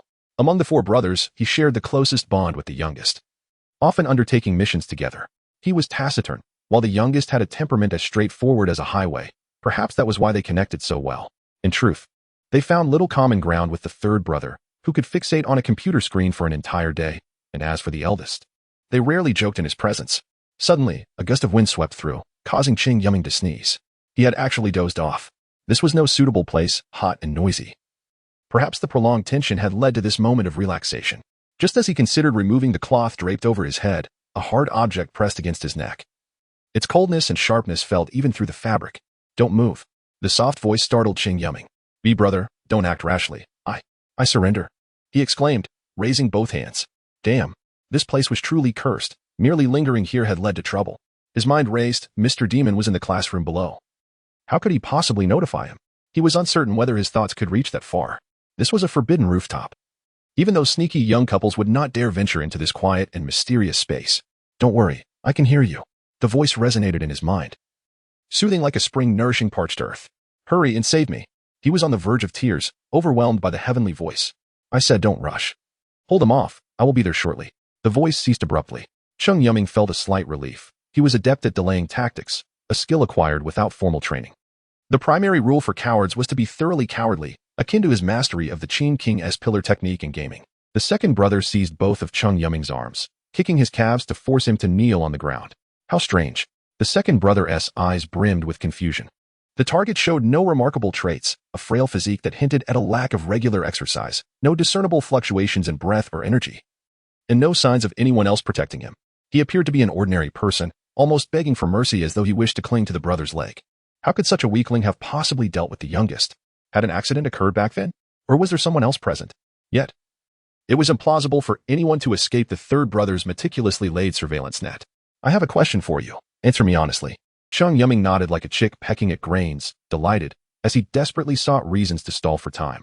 This was a serendipitous opportunity. He feigned weakness and said, Brother, I can answer your question, but could you help me remove this thing from my head? I can hardly breathe. Cough, cough. He feigned as though he were on the verge of suffocation, unsure if he had overacted, yet the other party remained unmoved. This was bad. His acting skills had clearly deteriorated. After a prolonged silence, the cloth atop his head was removed, and the blinding sunlight struck his eyes. Cheng Yuming squinted slightly, attempting to see the other features. However, all he could discern was a slender shadow clad in a long robe, the head obscured by a loose hood, rendering the face unrecognizable. What the hell? Assassin's Creed? The second brother inquired, where did that man you encountered at home the day before yesterday go? The day before yesterday? No man came to my house. Cheng Yuming feigned confusion, weeping as he clarified, I'm a good person. The man from the day before yesterday? Could it be that the one who vanished in the basement was the one who tried to kill him? Did this person belong to the same faction? Were they also connected to the individuals who had kidnapped his parents? As Cheng Yuming mulled over this, a tremendous force struck his chest, causing his stomach to churn. He felt as if he had collided with a horizontal bar while sprinting. He rolled away, clutching his abdomen, gasping for air, his vision fading to black. You have one more chance. The second brother crouched before Cheng Yuming, dragging a short dagger along his face. If you keep acting foolish, I'll ensure your death is comfortable. Cheng Yuming lay trembling, resembling a curled insect, fully aware that had that kick landed on his head, he would surely perish on the spot. I'm here. Cheng Yuming forced a grin, his lips scraped against the ground, drawing blood, his face marred with bruises. I spit on you. He spat at the second brother, who had sought to kill him, yet now found himself facing death instead. Ha ha. Cheng Yuming laughed recklessly, the sound grating to the ears. The second brother's eyes were bloodshot, veins bulging on his forehead, yet Cheng Yuming could not see his face, which resembled a fiend from hell. Little brat. I want to allow you to die so easily. You better pray. Chapter 8. Farce with greasy hands tugging at his collar. The third brother felt the oppressive heat of nearly 35 to 36 degrees outside. The old van felt like a mobile oven, stifling and sweltering, while the air conditioning hummed ineffectively, failing to combat the dreadful heat.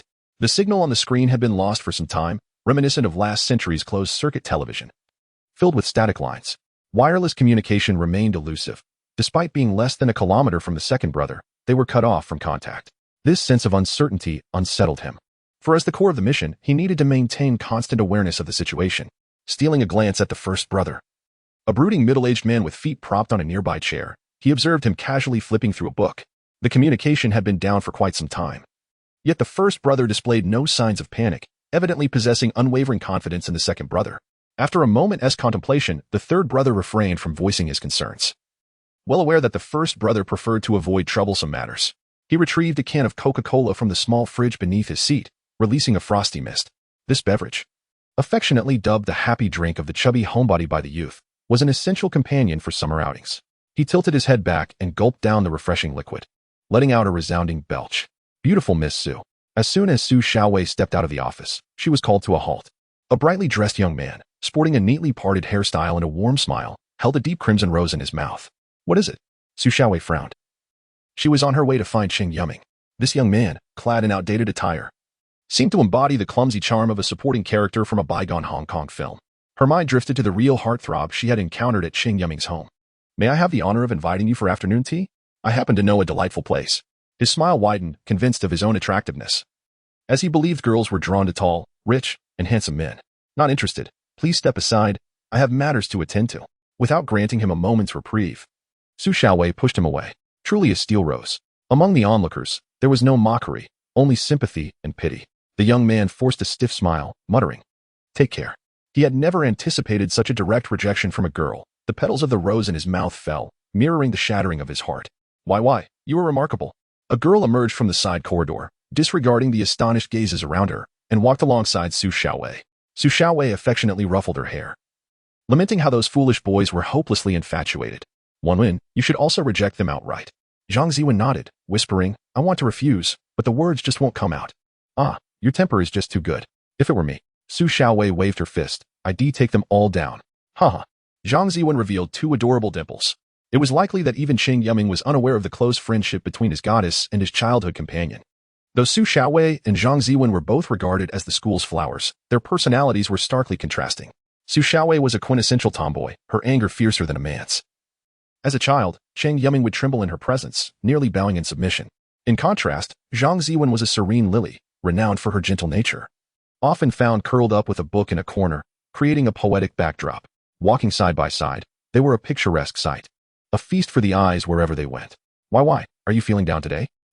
There's a bit of trouble at home. Speaking of this, Su Xiaowei's thoughts became muddled as she wondered where Cheng Yuming had wandered off to. She peered through the window at the empty playground and the exquisite garden, hoping to catch sight of that familiar figure. Oh, Zhang Ziwen responded. Who are you looking for? A classmate. Are they your boyfriend? She suddenly became inquisitive. Why not introduce them? Not at all, just an ordinary classmate. Su Xiaowei found herself both amused and exasperated. You, on the other hand, have so many boys pursuing you. You should pick one. But I don't like any of them. Then there must be someone you fancy? Su Xiaowei teased with a mischievous grin. If there is, you must strive to express it. With our Wenwen's beauty, I wonder which lucky fool is fortunate enough to catch your eye. Zhang Ziwen buried her face in her chest, her ears slightly reddening. I invited him, but I don't know if he'll come. There really is someone. Su Xiaowei exclaimed. Taken aback. Then you must introduce him to me when the time comes. How could you keep such a significant matter from me? By the way, your student council is organizing an event this Sunday, right? Yes, we're planning a picnic. Are you coming?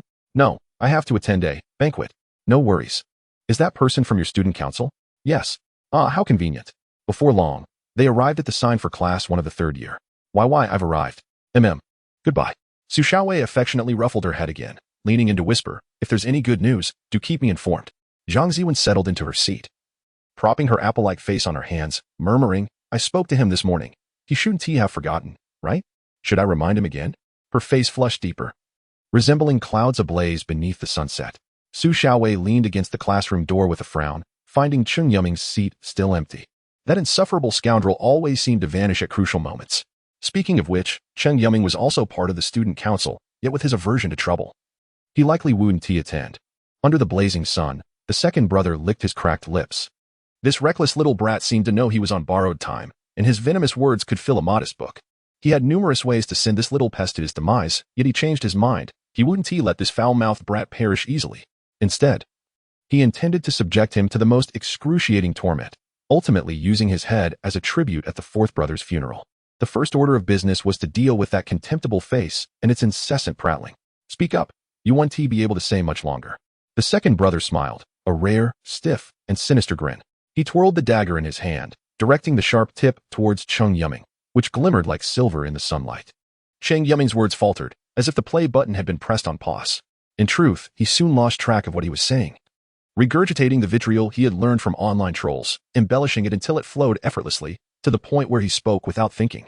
Damn it, where has Claire gone? Sweat dripped down his forehead, trailing along his cheek. He was at his breaking point. Just looking at the other's expression felt like 1,000 knives piercing him. No matter how desperately he called for his savior from within, there was no reply. Any last words? I might be merciful enough to engrave them on your coffin. Cheng Yuming gazed at him calmly. At this moment, he found himself less fearful. TCH, that expression is infuriating. If that is the case, you can go straight to hell. Even hell wouldn't dare accept my master. The flat tone made the second brother's eyes narrow, prompting him to dodge aside. Just beside the little brat stood a boy clad in formal attire. In a well-fitted cerulean gown, the brand remains indiscernible, yet the craftsmanship is unparalleled. Beneath it, a pale pink striped shirt is worn, complemented by polished black patent leather shoes that reflect one's visage like a mirror. In his left hand, he carries a bag from a convenience store, while his right hand supports an umbrella against the sun.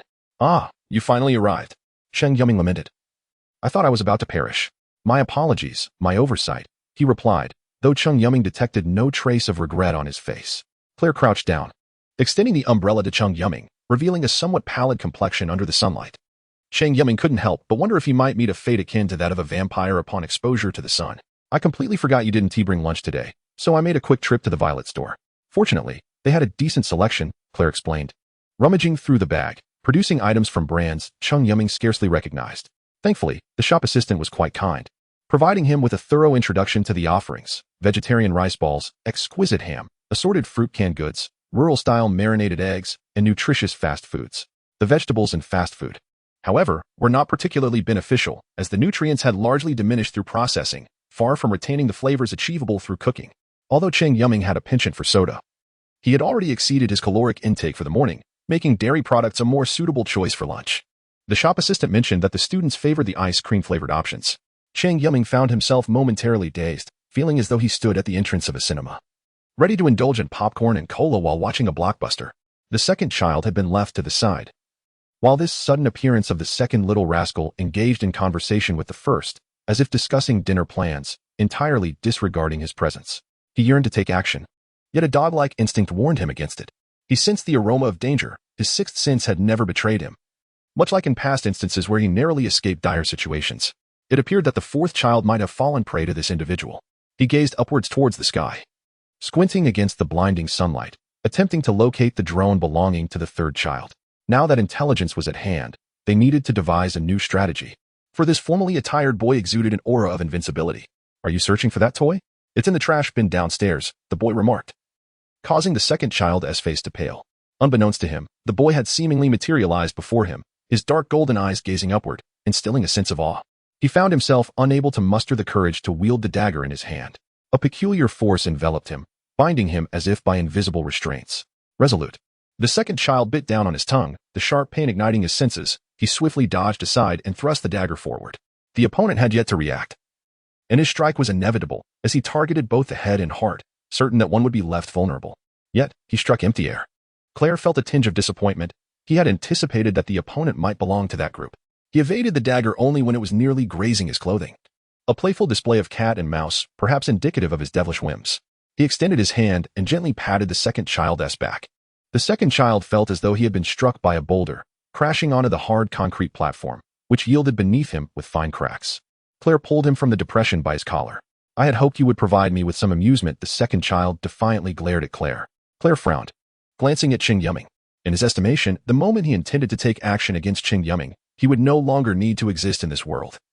Much like that man in the basement, a demon has its dignity, and trampling upon a demon's dignity warrants death.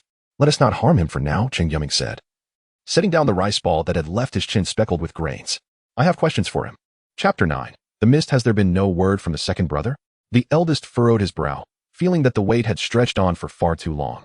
He held unwavering confidence in the second brother. Even surrounded by a battalion of musketeers, he would surely find a way to escape unscathed. He lowered his gaze to his watch. It had been 40 minutes since the second brother departed, a distance of barely a kilometer. Surely, it should have taken just a few minutes to return. The third brother shook his head. The video transmission from the drone had ceased half an hour ago, and even the signal from the communicator had been jammed. He currently had no means to reach the second brother.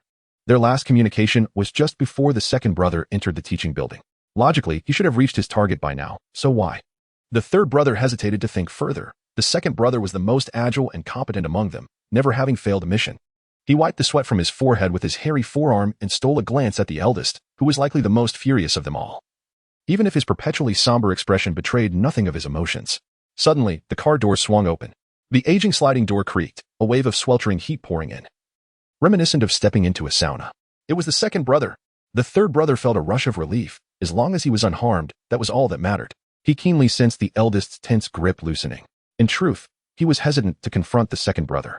As the group's intelligence officer, he was tasked with infiltrating various networks to gather information and alter their operational plans and routes, akin to orchestrating a live RTS, real-time strategy, game. He bore the weight of responsibility for the fourth brother's mishap. His relationship with the other three brothers could only be described as unremarkable, not due to a lack of affection but rather his aversion to interaction.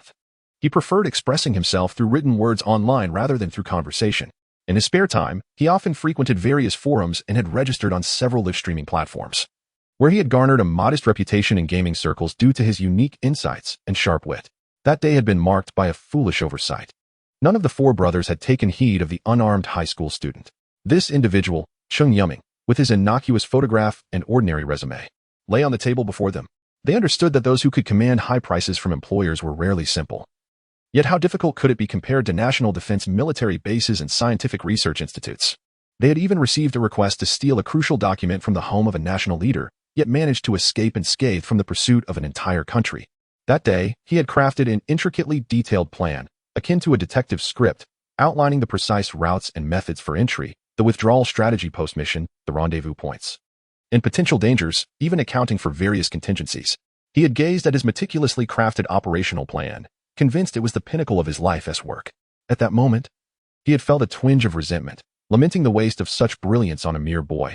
Perhaps, if pitched to a film studio, it could yield a blockbuster hit. He had arranged to engage in a 4-player PvP session of the globally popular game StarCraft, a classic from over a decade ago, revered as a milestone in RTS gaming, despite its outdated pixel graphics. To this day, the third brother had yet to divulge this incident. The flawless plan had harbored a fatal oversight, akin to an impeccable code encountering an unknown error during execution. The fourth brother had perished. Since that day, he had been plagued by restless nights, tossing and turning in bed, haunted by the image of the fourth brother's innocent face whenever he closed his eyes. He knew the second brother had shared a close bond with the fourth. He even dared not meet the second brother's gaze directly. The eldest turned his head and lowered it again, shifting his crossed legs, muttering just a single phrase, "As long as he is safe." The door closed once more, and the hum of the air conditioning resumed within the Mitsubishi van, which, contrary to its exterior appearance, was far from dilapidated. Resembling an FBI mobile command unit in films, merely a common delivery truck, the second brother was not in good condition.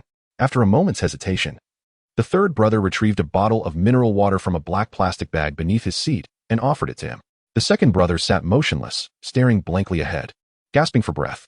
Illuminated by the faint blue glow of the computer screen, the third brother noticed the second brother's face was as pale as parchment, his eyes somewhat unfocused, his entire being appearing as though he had just emerged from water, his clothes clinging to him, sweat visible in patches. The expression on his face was one only those who had experienced extreme terror could possess, resembling a withered skull. The third brother gently called out to the eldest. "What's wrong?"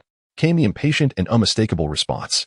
The second brother remained silent, his body trembling uncontrollably. What on earth happened? The eldest grasped the second brother's shoulders, only to find them as cold as iron exposed to winter's chill. The second brother slowly lifted his head, gazing at him, a flicker of light igniting in his eyes. His bloodless lips trembled as he uttered, "Big brother, I'm here. Speak." The eldest strove to maintain his composure. "We should retreat. That person, he is not human. He is a devil." The second brother repeated this phrase as if driven to madness, curling into himself like a frightened child. The eldest's gaze fell, understanding that the second brother was irreparably traumatized. Once a person was paralyzed by fear, it left an indelible psychological scar. He gritted his teeth, his sharp eyes fixed on the photograph embedded in the seat's backrest. "Damn it, we must withdraw." The van roared to life, speeding down the narrow path. With a sullen expression, the eldest hesitated, then retrieved his phone and dialed a number. "Hello, it's me." "You seem surprisingly unfazed," Claire remarked, somewhat taken aback. She had expected Cheng Yuming to exhibit some semblance of emotion. Yet, he merely looked momentarily stunned before reverting to his usual languid demeanor. "Must I wear a look of astonishment to convey my surprise?" Cheng Yuming feigned an exaggerated expression, asserting that they were merely pawns, unaware of their employer's identity, so what could they possibly inquire about? After confirming with Claire, he understood that they were merely part of an international mercenary organization, a collective numbering in the thousands across various nations, essentially, a group of relatively skilled, ordinary individuals, akin to the special forces depicted in American films, who seemed to possess limitless capabilities. The ones who had taken his parents were members of the Magic Association, an enigmatic organization lurking on the other side of the world, which could not afford to allow rogue sorcerers to operate beyond their control. Cheng Yuming, however, remained oblivious as to which faction was responsible. The 7 families of the Magic Association, much like the ancient states of Qi, Chu, Yin, Han, Zhao, Wei, and Qin, each held their own territories with minimal encroachment upon one another, though minor disputes and conflicts of interest were inevitable. Cheng Yuming was likely the only individual exempt from the Magic Association's jurisdiction. Although he belonged to a family of sorcerers, he possessed no magical abilities, nor could he wield any spells. Coupled with his unremarkable life experiences, the Magic Association had deemed him inconsequential enough to ignore, provided he did not engage in any extraordinary actions. Claire smiled noncommittally. "You might just be the most intriguing human I have ever encountered, and you are the most peculiar demon I have heard of." Cheng Yuming retorted fiercely, "Haven't you lost your memory? But I believe that memory held no trace of someone like you."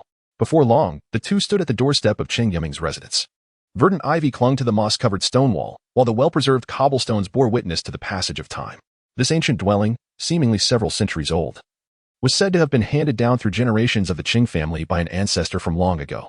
Despite the city's relentless development and the systematic dismantling of old buildings, this venerable structure continued to stand proudly in the most picturesque part of the southern suburbs. He had scarcely seen any sharply dressed gentlemen with briefcases discussing demolition matters. Most visitors were merely real estate agents. In the refrigerator, you will find prepared salmon sushi. The sauce is in the third cabinet on the left in the kitchen. Fresh strawberries and cherries await you, and in the first compartment of the freezer, there lies plain Häagen-Dazs ice cream. If you wish to have tea, it is best to wait for my return." He rambled on like a doting mother.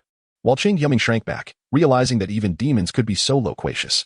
In his mind's eye, he had envisioned a figure akin to Sebastian from Black Butler. Aloof and omnipotent. Although the demon indeed possessed boundless capabilities, he was not Charles. "Where are you headed?" he inquired. The mathematics examination was scheduled for 2:30 in the afternoon, and he had less than half an hour to make it back. Claire pulled a dark golden pocket watch from his waist and glanced at it. Cheng Yuming stole a look. The watch was designed with remarkable simplicity and elegance, its surface marked by subtle scratches, while an unusual pattern adorned the back. "I completely forgot. But what if those people return? I cannot contend with them. They're unlikely to come back, at least not in the near future," Claire replied, raising an eyebrow. "By the way, your dear friend Mr. Guosheng seems to wish to invite you somewhere. He mentioned that you would understand." Cheng Yuming's expression suddenly grew peculiar, and he cleared his throat. I'm not in the mood lately. Tell him to wait a few days." "Understood." Claire stretched lazily, tilting his head. "Then I shall take my leave. Thank you for your efforts." "Not at all. It is merely a fair transaction." "What, precisely, is a transaction?" Cheng Yuming inquired, his voice tinged with curiosity. He had encountered the term transaction countless times, through books, from his parents, or from the demon himself. Yet no one had ever provided him with a definitive answer. Claire paused momentarily, contemplating before responding. "Perhaps it can be described as a rule that maintains the stability of the world order. It is akin to you granting me magical power, while I serve you in return. In essence, I am merely a laborer, and a rather unfortunate one at that." As Claire departed, Cheng Yuming remained rooted at the doorway, acutely aware that the situation was far more complex than what the demon had implied. Both the tomes he had read and his parents had chosen to remain silent on this term, as if it were shrouded in some taboo. He shook off the fog in his mind and stepped inside, closing the door behind him. Chapter 10. Comfort. The summer cicadas chirped tirelessly. Cheng Yuming, clad in sandals, stood beside a small flower bed, a watering can in hand, humming an off-key tune. The cool water shimmered as it splashed onto the flowers. Recently, the atmosphere had quieted considerably. Cheng Yuming had half expected some form of retaliation from others, which had left him in a state of unease. It was a perfect moment. Free from the worries of tedious exams, basking in air conditioning, enjoying meals, playing games, watering plants, and soaking up the sun. On good days, he would even let out a few loud howls, for there were hardly any neighbors nearby. How serene his life felt. It made him feel as though he had unwittingly stepped into old age 60 years early. "Young master, please spare us your singing." Claire appeared silently at the door. "Miss Su Xiaowei and Mr. Guosheng are here. Don't keep them waiting." Coming. He set down the watering can and ambled into the house, swaying slightly with each step. Mr. Demon always used peculiar terms of endearment, and he had grown accustomed to it. "Why are you here?" Su Xiaowei directly confronted Guosheng. Guosheng wiped the sweat from his brow and chuckled. "I came to enhance my relationship with old Cheng." He dared not admit that he was here to accompany Cheng Yuming to certain places. The woman before him would surely slay them both. Su Xiaowei settled beside the sofa, gazing through the wooden-framed window at the yard outside. Guosheng had chosen the worst timing to arrive, and Cheng Yuming, that little rascal, seemed to vanish into thin air outside of exam times, making him impossible to locate despite her efforts. Ultimately, she decided to storm into his home, where the quiet reigned. The thought of needing to ask him for assistance made her tongue-tied. She had always maintained a strong, independent image, but alas, it seemed no one but Cheng Yuming could help her. "What brings you two here?" Cheng Yuming sauntered in, his spirits unusually high, though he could not pinpoint the reason behind it. "Old Cheng," Guosheng greeted him enthusiastically. "I heard your parents are away on business? Now you even have a butler? We can let loose a little." He quickly halted, casting a furtive glance at Su Xiaowei, who remained lost in thought by the window. "Not too bad. Not too bad."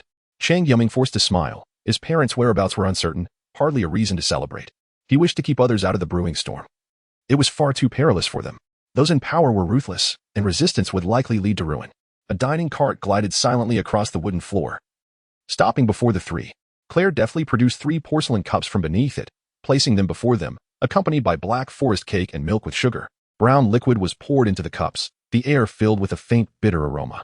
Today, Su Xiaowei surprisingly refrained from behaving like an infatuated schoolgirl towards Claire. Instead, she expressed her gratitude with a subtle nod, lifting her cup to sip gently, unadorned by cream or sugar. Claire noted the weariness and sorrow etched on her face. He was aware that she had been searching for him, more accurately, for Cheng Yuming. He believed such matters should be addressed by Cheng Yuming himself. The moment the exams concluded, he had dashed out of the classroom, blending into the throngs of students. He took Su Xiaowei's cup, refilled it, adding a sugar cube and a dash of cream.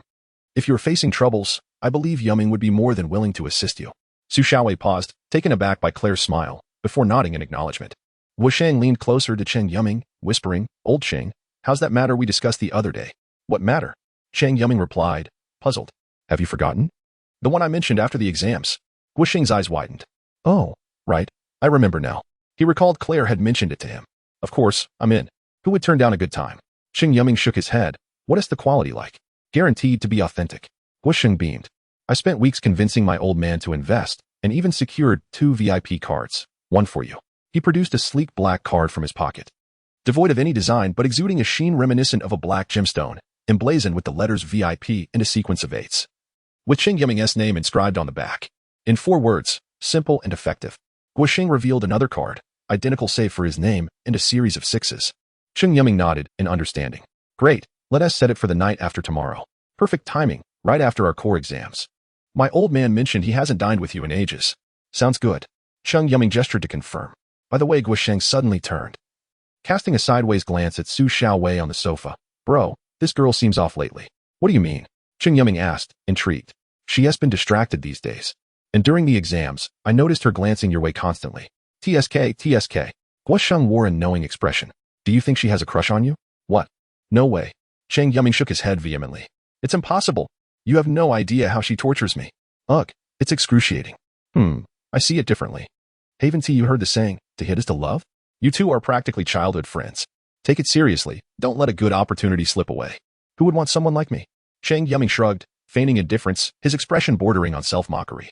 All right, enough gossip. Then I'll take my leave. Don't forget about the day after tomorrow. Rest assured. After Guoxing departed, Cheng Yuming found himself at a loss for how to approach Su Xiaowei. After years of friendship, he could sense something was amiss with her demeanor. The usually lively girl had become uncharacteristically quiet. Normally, she would interject into their conversations. But today she sat, sipping her unsweetened black coffee, gazing out the window as if transformed from a spirited athlete into a contemplative artist. Cheng Yuming raked a hand through his hair and plopped down beside her. Speak your mind. Su Xiaowei was momentarily taken aback. You must have something to discuss with me. Cheng Yuming continued, wearing a mischievous grin. Otherwise, why would you, the illustrious Su Furong, grace my humble abode? Su Xiaowei regarded him with an exasperated look, managing to suppress her irritation. If I had any other options, I wouldn't be here. She puffed out her cheeks, resembling an inflated balloon. Yes, my lady. What can a mere servant do for you? Cheng Yuming feigned a subservient demeanor, akin to a humble attendant. Even Su Xiaowei couldn't help but smile at his antics. My father arranged for me to go on a blind date. She stated as if relaying news about an unrelated event. Isn't that good news? Why the worry? Good for who? She retorted, frustration evident in her voice. Does this thick-headed fool truly not realize how unwilling I am? Cheng Yuming cradled his head, mumbling under his breath, not daring to voice his thoughts aloud. Who is that scoundrel? Cheng Yuming inquired, his language coarse. Su Xiaowei shot him a disapproving glance. After all, he was supposed to be someone who had received over a decade of higher education, yet his words resembled those of a child. The young master of Yidong commerce, if memory served, was named He. Never heard of him.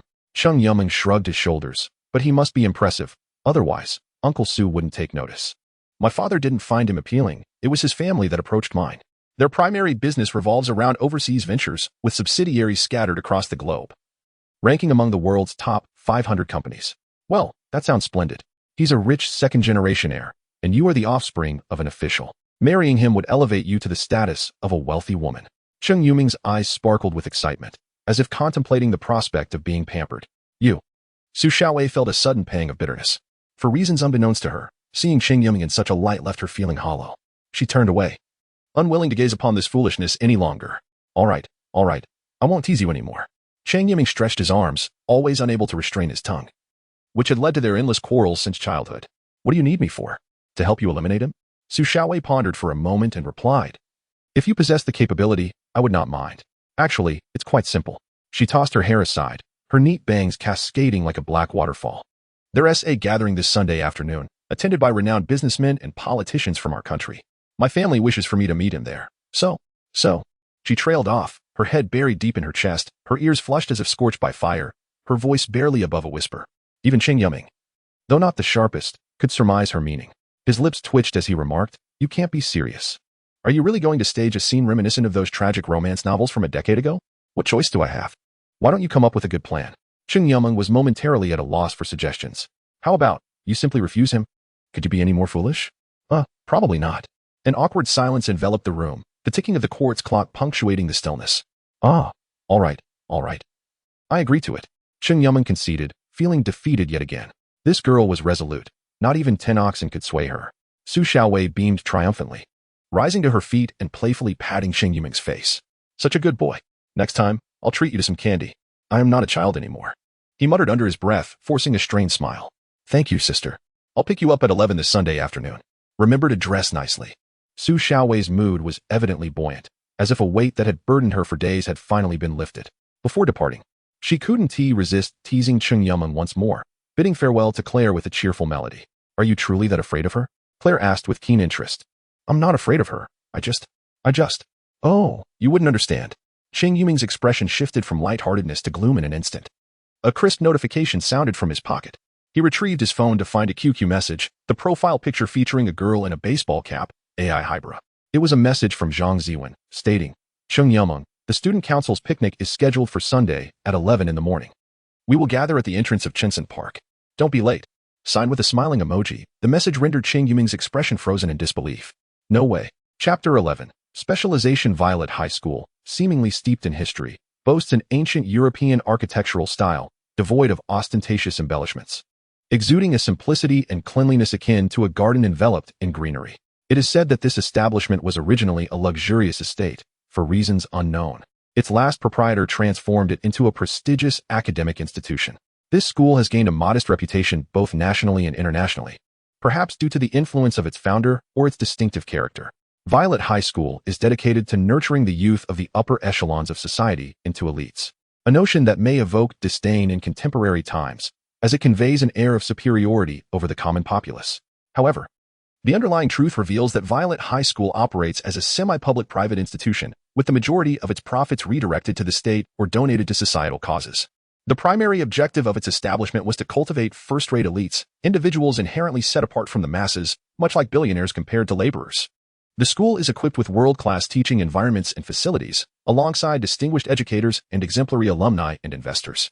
Consequently, graduates from this institution frequently find themselves vying for spots in renowned universities abroad. Leaning against the wall, Cheng Yuming surveyed the portraits of distinguished alumni, each having made significant contributions in various fields, including numerous Nobel laureates and prominent businessmen featured on Forbes lists, as well as celebrated film stars and artists. The corridor outside the music classroom was eerily quiet, with only a handful of students scattered about, heads bowed over their phones. Cheng Yuming, clutching his empty stomach, wore a frown upon his face. Music class is compulsory, with each student required to select at least one instrument course. Cheng Yuming had chosen the piano. Yet he was taken aback by the sheer number of students opting for the same instrument. Since early morning, it had been a veritable sea of humanity. The examination was conducted through a lottery system, and fortune had not favored him as he drew the fifth-to-last number. The entire morning had been wasted. After a hasty breakfast of a bun and a cup of milk, he had hoped to breeze through the examination and return home. Sighing, he rubbed his stomach and murmured, You've had a rough time, my friend. Next, number 89. Is number 89 present? Yes. Cheng Yuming hastily raised his hand. Turn off your phone and place it on the podium. You haven't brought anything else, have you? No, nothing at all, heh. He obediently set his phone. An old flip Nokia on the desk, drawing a curious glance from the teacher. Oh, how fashionable. While others use touchscreens, you opt for buttons. It's better to be understated. He replied with a smooth tongue. All right, take your report card and go find the teacher in the classroom. The teacher, both exasperated and amused, instructed him. Just before entering, Cheng Yuming cast a sympathetic glance at the few students lingering behind. The music classroom was substantially larger than the corridor, occasionally serving as a venue for stage plays and grade meetings, capable of accommodating hundreds. Inside, it was starkly empty, save for a piano and a female teacher seated in the front row of the audience. Hello, teacher, Cheng Yuming greeted, but the teacher ignored him. I'm here for the examination. The female teacher looked up, glancing at him. Place your report card here, then draw a piece from this pile of scores. Cheng Yuming forced a smile, randomly selecting a sheet from the disheveled stack of white paper, glancing at it briefly before handing it over to the teacher. The teacher laid the report card and score sheet flat together, methodically filling in the blanks as she rubbed her sore wrist. When her eyes fell upon the piece, she froze, realizing that, due to an issue at the school's printing office, she had hastily pulled a score from an older file. It was a piece for grade 10 piano examination, one that would be quite challenging for the more accomplished music students. Please choose another. This one is not appropriate. She said. It's fine. They're all the same. Cheng Yuming glanced at the pile of scores. What an audacious attitude. The teacher scoffed, thinking that such students, who carried themselves with such arrogance, needed strict guidance. Prepare over there. I will signal the start. She begrudgingly handed him the score and continued filling out the report card. Moving down the list, she encountered some disheartening numbers, which amused her. His English was indeed commendable, Chinese barely passable, geography teetered near the passing line. And the most comical was mathematics. He had never passed even once, with his lowest score being a single digit. What is this? You wrote down one solution for a simple question? She shook her head, concluding that he likely gained admission through parental connections, with little future prospects. Although Violet High School is nominally a private elite institution, its standards are more rigorous than those of many respectable universities.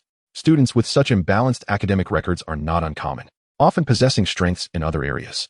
The school employs a laissez-faire educational approach, allowing students to develop according to their personalities. As they firmly believe that exceptional individuals will thrive regardless of the nurturing they receive, while those lacking potential will remain as unyielding as a rotten piece of wood. She continued to peruse the records, where her responsibilities lay. Violet High School mandates courses in music, art, and physical education, each subdivided into theoretical and practical components. The practical classes were straightforward, playing instruments, painting, running, and playing ball games. The theoretical courses covered a broad spectrum, and Cheng Yuming's electives included classical music, European art appreciation, and health education. In her eyes, only those with unhealthy obsessions would choose a subject like health education. Upon reviewing the results, she was taken aback, examining the numbers repeatedly to confirm their authenticity. The physical education scores were dismal, practical class 40, theoretical class 100, overall 60. In stark contrast, music boasted perfect scores across the board, practical class 100, theoretical class 100, overall 100. Art similarly achieved full marks, despite her relative youth and experience with numerous students. She had never encountered anyone attaining perfect scores in both music and art. Her initial reaction was disbelief regarding the authenticity of the report card. Yet, it bore the signature of the subject teacher and the official seal of the academic office. "Teacher, may I begin?" Cheng Yuming waved his hand, finding the teacher's behavior peculiar, summoning him for preparation yet not calling him to start. The teacher nodded. "Oh, you may begin." The piece was the renowned Second Hungarian Rhapsody by Franz Liszt, a composition so intricate that even seasoned pianists approach it with utmost seriousness. While Cheng Yuming could not claim to play flawlessly, he was indeed proficient, having devoted considerable time to honing his skills. He had a penchant for delving into subjects that others deemed trivial, recently developing a keen interest in manga, particularly the minimalist style popular in Japan, where a vivid image emerges from just a few strokes, devoid of superfluous lines or flamboyant colors. Without overthinking, he positioned his hands on the piano keys, his slender fingers dancing gracefully. Initially hesitant, he soon transitioned into a confident performance, the music fluctuating in pitch and tempo, at times rapid, at others languid. The female teacher became entranced, momentarily forgetting that this was an examination, and she was not merely a teacher but an audience member at a pianist recital. The score was not lengthy, and Cheng Yuming followed each note with care, fortunately avoiding any significant errors. He skillfully masked several awkward pauses, concluding with a flourish amid a flurry of high notes. The once empty classroom fell into a profound silence. The teacher displayed little reaction, and Cheng Yuming hesitated to speak. After a silence that lasted nearly 5 to 6 minutes, he could no longer contain himself. To be precise, it was his stomach that could not endure any longer. Feeling as if he could consume an entire pig. "Teacher," he gently called, "is it possible now?" "Huh? Oh." The female teacher came back to her senses. "Yes, it is." After a moment's hesitation, she inscribed a score of 100 on the report card and signed her name beneath it. It was not that she believed the score was too generous. Rather, it felt inadequate. From the excerpt just presented, it was evident that Cheng Yuming possessed a profound foundation in piano, an innate talent, and a touch of cleverness. The minor flaws paled in comparison to the overall brilliance, rendering them almost negligible. She thought to herself that she could never achieve such a level of performance. "Cheng, student, have you studied piano before?" "Not extensively, but I played for a few years." "Have you participated in competitions?" "I went to the provincial level but did not win the championship." Cheng Yuming had the potential to secure first place. But upon learning that doing so would require representing his province at a national competition, he promptly abandoned the idea, deeming it too troublesome. With that time, he preferred to relax comfortably in bed. He glanced at the female teacher and said, "Teacher, if there is nothing else, I'll take my leave." "All right." He offered a slight bow to the teacher, packed his belongings, and prepared to depart. He truly felt on the verge of starvation, experiencing the dizzying sensation of hunger. The female teacher received a phone call, and her expression shifted dramatically. "Cheng Yuming." She hurriedly called out to him. "Huh? What is it?" "The principal asked me to inform you that you need not attend the art exam this afternoon. The Art Academy has already recorded your score." "Really?" "Yes." He was so elated that he nearly jumped up, offering a few grateful nods to the teacher before making his exit. What else could he do? he would head straight home. The female teacher stood momentarily stunned, watching Cheng Yuming's retreating figure, oblivious to the next student approaching.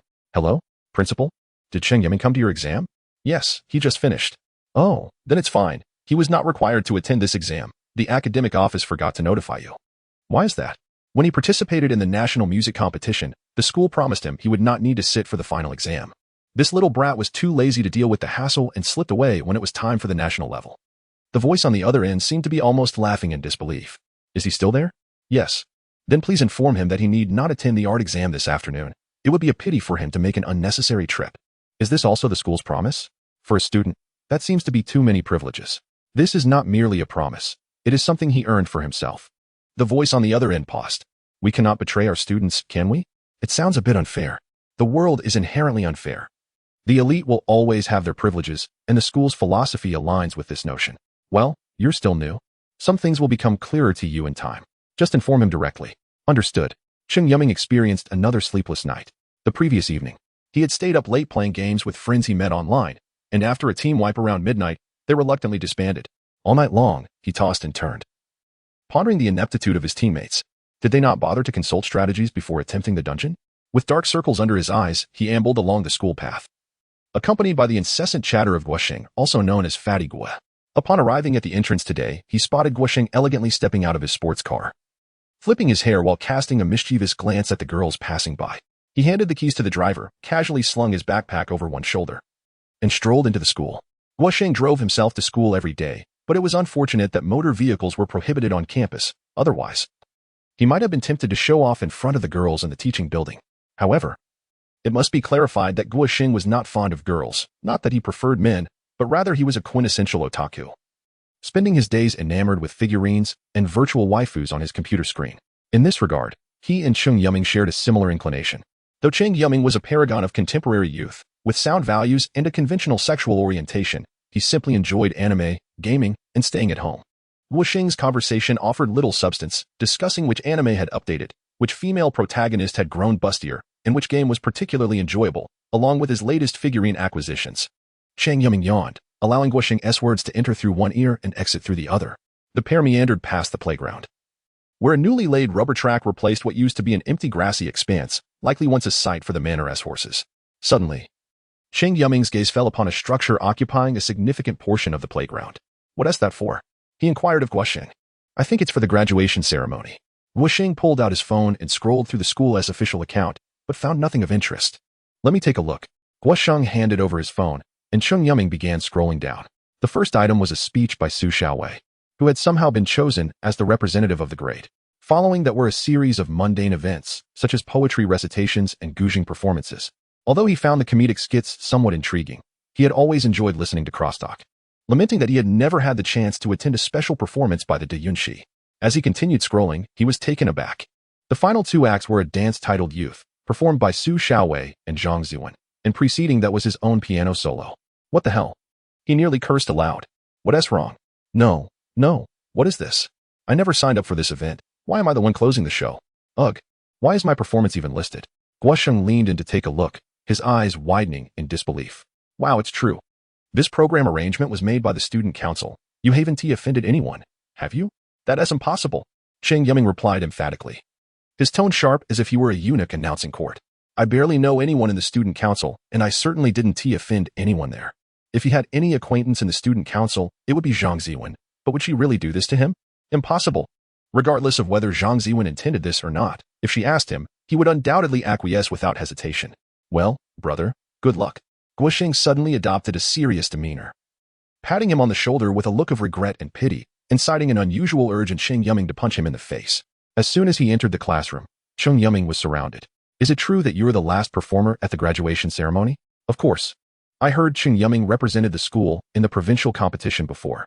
Damn, that is impressive. Cheng Yuming's face darkened. He detested troublesome matters and hoped he could avoid discovering who had instigated this nonsense.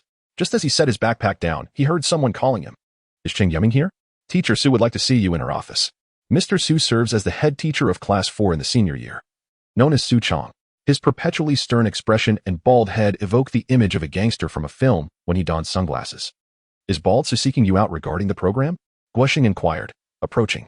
They often referred to their head teacher as Bald Sue or Old Sue. Sighing, I began to suspect who had enrolled me. Cheng Yuming, with a forced smile, recognized that in this school, the only person capable of noticing him and managing the program was likely that individual. He raised his hand and declared, "It's me." Striding towards the office building like a valiant soldier, his face bore a resolute yet melancholic expression. A classmate leaned over to ask Guosheng what was amiss. Guosheng, stroking his non-existent stubble, pretended to be profound, saying, "I thought I was dealing with a lamb, but it turns out to be a formidable deity." Unable to fight back and too afraid to confront, what else could I do? The surrounding students were taken aback. The office building is situated in the southwest corner of the school, facing Mirror Lake and backed by the forest. Once a splendid viewing spot, but now overshadowed by a newly constructed modest building. Mr. Su's office appeared to be on the first floor, and he navigated his way inside based on memory. Standing before the last door in the corridor, he peeped in and knocked on the door frame. "Excuse me, is Mr. Su in? Yuming? Come in." Upon hearing that voice, Cheng Yuming stuck out his tongue, confirming his suspicions. He entered to find Old Su engaged in a lively conversation with a middle-aged man. Cheng Yuming smiled and greeted them. "Uncle Su, Mr. Su. You may sit." The middle-aged man stood and patted Cheng Yuming on the shoulder, grinning. "Long time no see. You've grown quite a bit." "Not really." Cheng Yuming pulled up a chair, feeling somewhat awkward. The man was Su Bingyang, the father of Su Xiaowei, an old friend of his father, a board member of Violet Academy and the director of the Provincial Education Bureau. Though a civil servant, few could overlook the influence this scholarly man wielded. Violet Academy indeed provided a conducive learning environment for the children of the elite, and Su Bingyang himself was a valuable connection. The education sector has always been a lucrative domain, and these businessmen strive to establish ties, with Su Bingyang serving as their gateway. He could have easily moved to a position in the Ministry of Education but declined, preferring to spend time with his wife and daughter. Cheng Yuming had always been an exemplary and ambitious student. Although his grades in certain subjects were less than stellar, his talent could not be concealed. Mr. Su praised Cheng Yuming profusely, almost likening him to geniuses like Einstein or Edison, despite having only just learned his name a few days prior. Cheng Yuming smiled, realizing that one's demeanor often reflects their surroundings. Old Su typically appeared frigid, as if owed a debt. "How have your parents been lately?" Quite well. I've been busy and haven't visited your home for a while. We should go out for a meal together sometime, including your parents." No need. Cheng Yuming quickly waved his hand. They're on a business trip abroad." "On a business trip?" Su Bingyang was taken aback. "Yes, as you know. They're involved in research and often travel." "So you're living alone?" "That won't do. It's not right to be alone without care. You should move in with us. It would be good companionship for Wei Wei, plus you both go to school together." "No, I'm fine living alone. I've managed well these past few days. Eating and sleeping just fine." Saying this while sporting dark circles under his eyes was somewhat amusing, and Su Bingyang noticed Cheng Yuming's reluctance to move in. "You rascal. Still so lazy. Well, if you need anything, just tell Wei Wei. She has plenty of time on her hands and can help out." Cheng Yuming nodded, thinking to himself that instructing Su Xiaowei was akin to courting disaster. In her presence, he felt like a mere servant. "By the way, I almost forgot the main point." Su Bingyang slapped his forehead. "At tomorrow's graduation ceremony, I've arranged for you to perform a program. No objections, I trust?" "None at all. It's all up to you." With a smile that felt like a veiled threat, he added, "Consider it the price for your rest yesterday. Otherwise, I suspect you might not even want to come to school." Su Bingyang stood and addressed Su Chong. "Well, Mr. Su, please continue your work. I have a meeting in the city shortly. Take care, Director Su." Old Su stood up courteously, holding the door open for Su Bingyang. "Oh, Yuming, please see me off." Oh. He hurriedly followed. "Are you upset about me assigning you extra tasks?" Su Bingyang remarked, walking ahead. "Not at all. You little rascal. I've watched you grow up. I know everything about you, even the shape of your childhood mischief, and you think you can deceive me?" Suddenly, Su Bingyang's tone shifted, starkly contrasting his previous scholarly demeanor. Cheng Yuming shrank back. "If you know, why ask? This is your father's doing. Don't blame Uncle."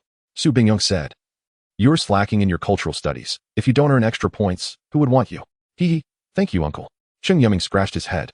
"By the way," Su Bingyang's voice suddenly grew serious, turning to Cheng Yuming with a grave expression. "Tell me honestly, how are your parents doing?" "They are on a business trip abroad," Cheng Yuming replied, startled, but still withholding the full truth. "Given your father's line of work, does he really travel abroad?" "He struggles just to leave the city. He had mentioned your family to me before, regarding some magic association and such. Rest assured, Uncle is not an outsider. If you are facing difficulties, feel free to confide in me." Cheng Yuming hesitated, contemplating revealing that his parents had been taken by individuals from the Magic Association, though he was uncertain of the specifics. "Taken?" Su Bingyang's gaze sharpened. his demeanor shifting dramatically. They didn't take you? No. But later a mercenary group attempted to kill me. Are you all right? His tone turned urgent. I'm fine. If something were amiss, would I be here speaking to you? Fair point.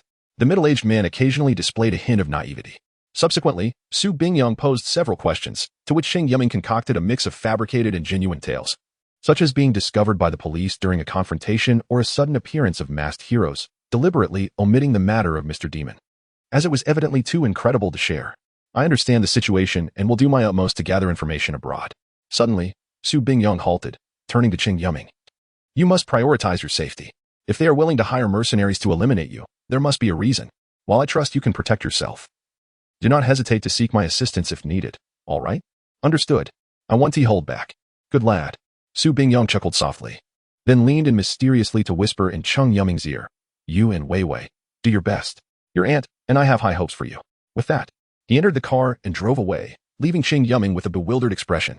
Chapter 13. The graduation ceremony at Violet High School was both opulent and elegant.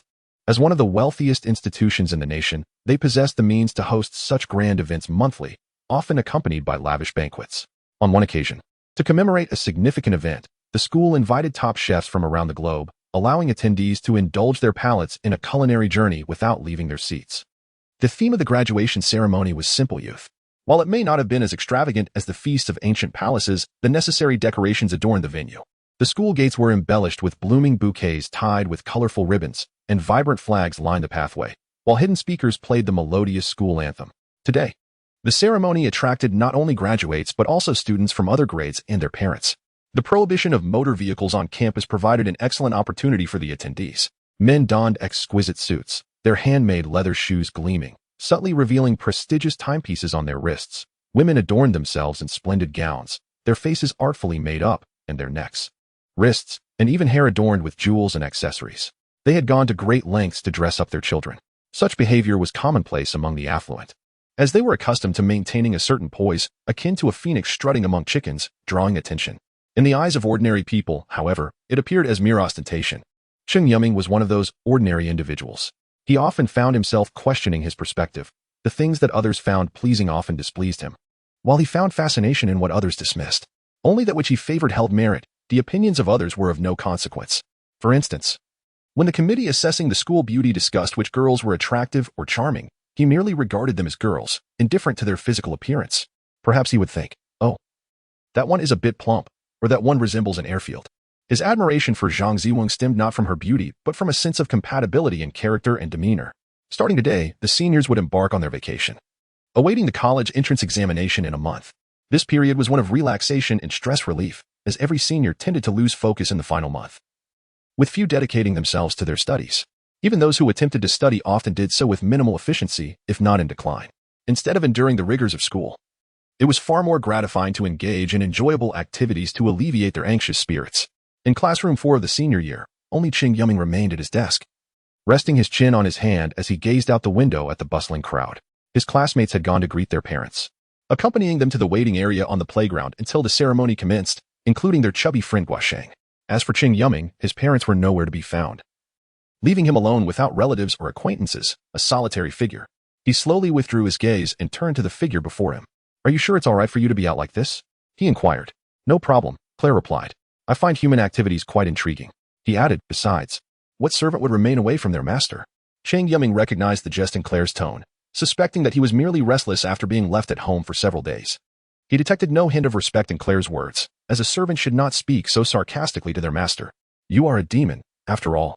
What if someone discovers you? Shouldn't that be your concern? You are the one who made a pact with a demon. Claire's dark golden eyes lingered on him.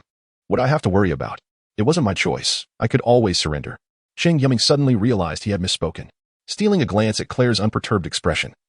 He stammered an apology. What? Never mind. Cheng Yuming rested his head on the desk, waiting for his turn to perform. The preceding acts were of little interest to him, though he anticipated enjoying the final dance by Su Xiaowei and Zhang Ziwang, a truly delightful sight. Two school beauties dancing together. He recalled that the organization had been unusually quiet lately. It had been over half a week since he had heard anything, and he worried about being pursued relentlessly. He had seen online discussions about others who suffered severe retaliation from enemies, which could extend to their families and friends. Perhaps they were simply terrified. Claire smiled gently. That would be a relief. Indeed, Cheng Yuming murmured. By the way, I've had a question. Go ahead. What exactly is the purpose of this contract? Cheng Yuming gestured to his neck, his finger resting against the location of the magical emblem beneath his collar.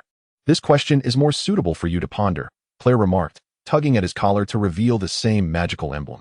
A demon's contract is distinct from others. Its power derives from the will of the contractor. His dark golden gaze pierced Cheng Yuming's, as if to delve into his very soul. So what wish did I actually make? How long does the contract last? Claire shook his head. It is not yet time for that.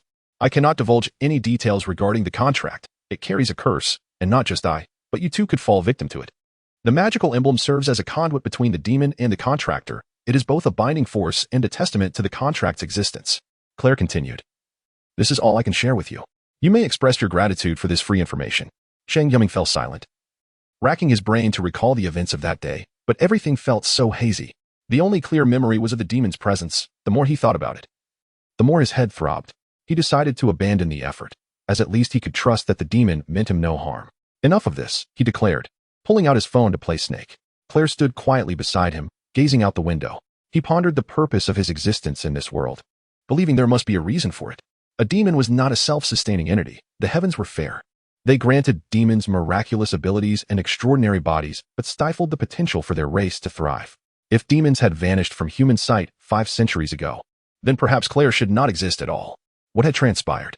After a while, the classroom door swung open abruptly, and Su Xiaowei stood breathless on the threshold, supporting herself against the doorframe, a striking sight. She wore a dress of pure white, resembling a beautiful princess from a fairy tale, with a generously cut neckline and a hem that barely grazed her knees, as delicate as gossamer wings. Su Xiaowei paused, realizing that aside from Cheng Yuming, Claire was also present. Hello, Mr. Claire. Her cheeks flushed slightly. I didn't know you would be here. She cast a reproachful glance at Cheng Yuming, silently chastising him for not informing her that Mr. Claire would be attending. Greetings, Miss Su. That dress suits you exquisitely. Thank you.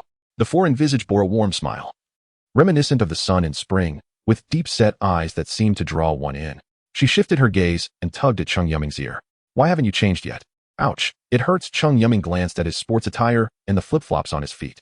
Don't I wear this outfit every day?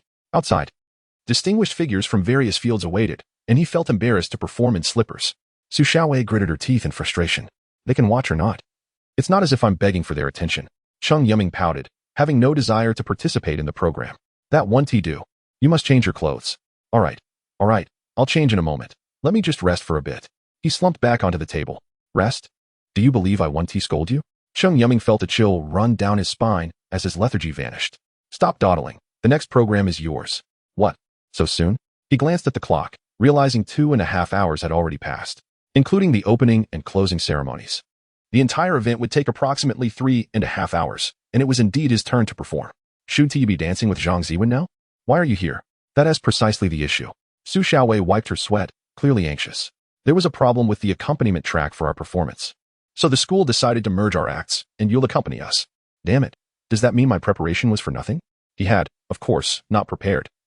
Merely indulging in idle talk. That is your concern. Hurry and change. You have 5 minutes left. Zhang Ziwen is already changing her outfit. Don't let the school down. Or else at the mention of Zhang Ziwen's name, he suddenly perked up. What was this? A fortuitous opportunity. Heaven was granting him a chance, and he had no reason to decline. Academic performance was the least of his worries. Any man of worth would never turn down such an opportunity. Sitting up straight, he declared, I'll go immediately. Ladies and gentlemen, our ceremony is nearing its conclusion. On this significant day, let us. The vice principal stood on stage, passionately delivering a speech, yet the audience paid little attention, eager to witness the next performance. Even the parents, with serious expressions, were curious about the girls their children admired. Now, let us enjoy the dance titled Youth. As the vice principal's words faded, the lights dimmed. A beam of light illuminated the stage, and a melodious tune resonated throughout the venue. Zhang Ziwen felt a twinge of nervousness, uncertain how Su Xiaowei would resolve the accompaniment issue. In this new program, she was tasked with playing the violin. Clad in a flowing white gown that swept the floor, she closed her eyes, inhaled deeply, positioned the violin on her shoulder, and gently placed her fingers on the strings before drawing the bow. The boys in the audience were entranced. She resembled a lotus blooming in muddy waters, captivating even the girls, who listened in silence, devoid of jealousy. All right, a voice crackled through her earpiece.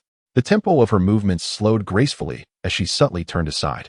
Another beam of light shone down, revealing Su Xiaowei rising from the ground like a blossoming flower. Gasps of astonishment erupted from the audience. Both performers were stunning, and such an exquisite entrance was truly unexpected. Every movement of Su Xiaowei was delicate, akin to dancing snowflakes. Her toes pointed, as if she were a swan taking flight. Another spotlight fell upon a small boy seated at the piano, his fingers deftly dancing over the keys, each strike producing enchanting notes. The classmates' expressions shifted.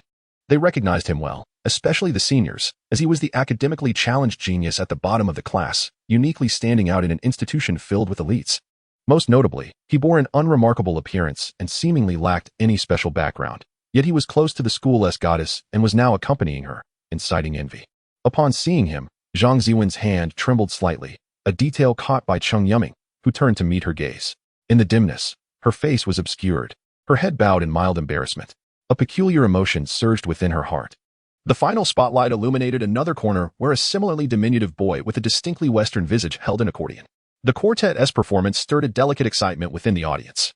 Cheng Yuming chuckled, reminiscent of a scene from a Japanese anime featuring a duet between Ma Gongxing and Gong Yuansun.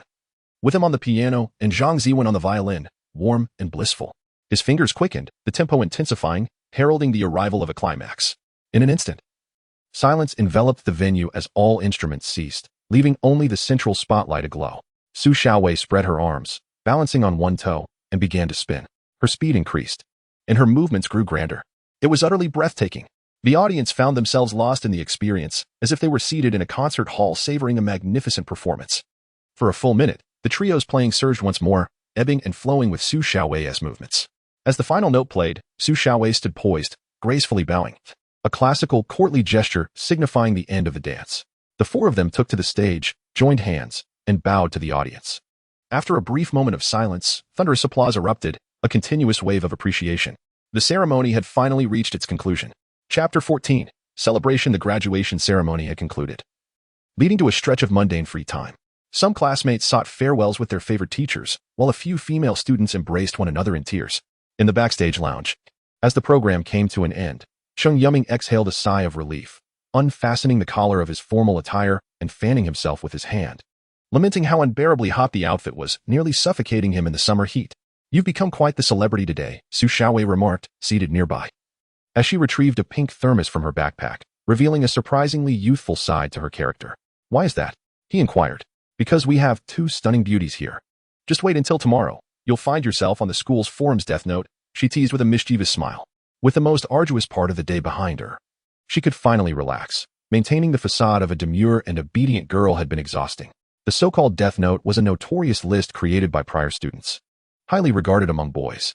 It documented the scoundrels who had wooed the campus beauties of each graduating class, subjecting them to the collective disdain of male students. The list had only 10 names, and it hadn't been updated in years. Should Cheng Yuming's name appear, it would undoubtedly incite considerable animosity. Cheng Yuming merely shrugged. Starting tomorrow, he would vanish from the school, rendering the list inconsequential to him. However, he felt a sense of gratitude towards Mr. Clare for today's events. Su Xiaowei's eyes sparkled with admiration. From every angle, Claire resembled the quintessential Prince Charming of every girl's dreams. "Ding. You've attracted a fangirl. Please collect her promptly." Cheng Yuming nudged Claire with his elbow. "No need for thanks. I merely did what was within my capabilities," Claire replied, his face perpetually adorned with a smile, seemingly unfazed by the banter. It was no wonder he attracted the affection of so many girls. They were invariably drawn to those radiant and handsome young men. Despite the fact that Claire's complexion bore a pallid, almost sickly hue, possibly a consequence of his lineage, Zhang Ziwen trailed behind, gently placing her violin into its case and retrieving her headphones to settle into a chair by the window. She remained a picture of tranquility, carving out a serene corner for herself even amidst the lively gathering. Claire glanced at her, then at Cheng Yuming, letting out a soft sigh. His master was indeed peculiar, particularly in his lack of common sense. "Hey, old Cheng, impressive," boomed Guosheng, his voice booming as he approached. "I had no idea you could play the piano." "Not much to discuss," Cheng Yuming replied, reclining in his chair, positioned perfectly to admire Zhang Ziwen's profile. "How inconsiderate, so very inconsiderate," he continued, turning to Su Xiaowei. "You were absolutely stunning today. The boys down there were practically mesmerized. TCH, as if you don't know who I am. I'm the modern-day Ruth Street Dennis," Su Xiaowei declared, hands on her hips, a hint of pride in her demeanor. "And Claire, those girls thought you were some international student. They were all asking for your WeChat." Claire smiled, saying nothing, as if the attention was nothing out of the ordinary, prompting Cheng Yuming to lecture him. "Hey, you seem quite popular. A successful gentleman exudes charm wherever he goes. You ought to learn a bit of etiquette," Such skills are essential in attracting girls. How bothersome. I'd rather not. Guosheng replied, glancing around until his eyes lit up. He dashed over to Zhang Ziwen. Hello, goddess. I'm Guosheng from Class 4 of senior year. Your violin playing was simply marvelous. I'm also a member of the Lily Flower Support Club. He tugged at the lily flower design on his shirt, which featured a chibi version of Zhang Ziwen. Surprised, Zhang Ziwen stammered, thank you. Since we're all here, let us celebrate with dinner tonight. Guosheng clapped his hands. I'll treat. Let us all show some support. Let us go. I've been starving, Cheng Yuming exclaimed, leaping to his feet. Good food was hard to resist. Although Mr. Claire's cooking was far superior to that of so-called chefs, the limited ingredients were a hindrance. Even the most skilled chef struggles without proper supplies. Why not? Why wouldn't we go? A chance to mooch off a meal. Ziwing should join us too. Yes, let us all go together. Cheng Yuming insisted. Zhang Ziwen hesitated, wanting to decline, but he encouraged, let us go. It's free food. She glanced at Cheng Yuming, nodded, and returned to her phone. As for Claire, he had no objections. Wherever Cheng Yuming went, he would follow. Thus, Guosheng hurriedly reserved a private room at a Michelin 3-star restaurant. Such renowned establishments were typically the domain of the affluent, who could casually make reservations. On the way, Cheng Yuming inquired, when did you join that so-called support club for Zhang Ziwen? The head of the anime club said joining would earn you limited edition figurines. Any club would suffice as long as it pertains to my waifu, Guosheng replied. May I ask, which waifu are you referring to? Cheng Yuming pressed. Guosheng turned away. I want to tell you. Cheers. The crisp clinking of glasses resonated throughout the private room. Soft music played from wall-mounted speakers. And the minimalist decor was visually appealing.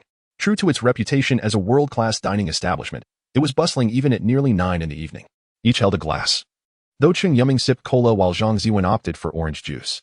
Alcohol was one of Cheng Yuming's aversions, with its peculiar taste and spicy flavor entirely unappetizing to him. He could never fathom why so many reveled in drinking, some to the point of losing consciousness. Before long, a waiter wheeled in a cart, followed closely by the manager. A local man, who diligently arranged the dishes. Mr. Guo, your ordered dishes are ready, he said, appearing somewhat shy. Guosheng hailed from a prominent mining family, while Su Xiaowei's father was a well-known figure in education, connected to numerous tycoons. Even Zhang Ziwen was recognizable. Her family owned a leading food enterprise in the area, and their restaurant frequently benefited from her family's influence.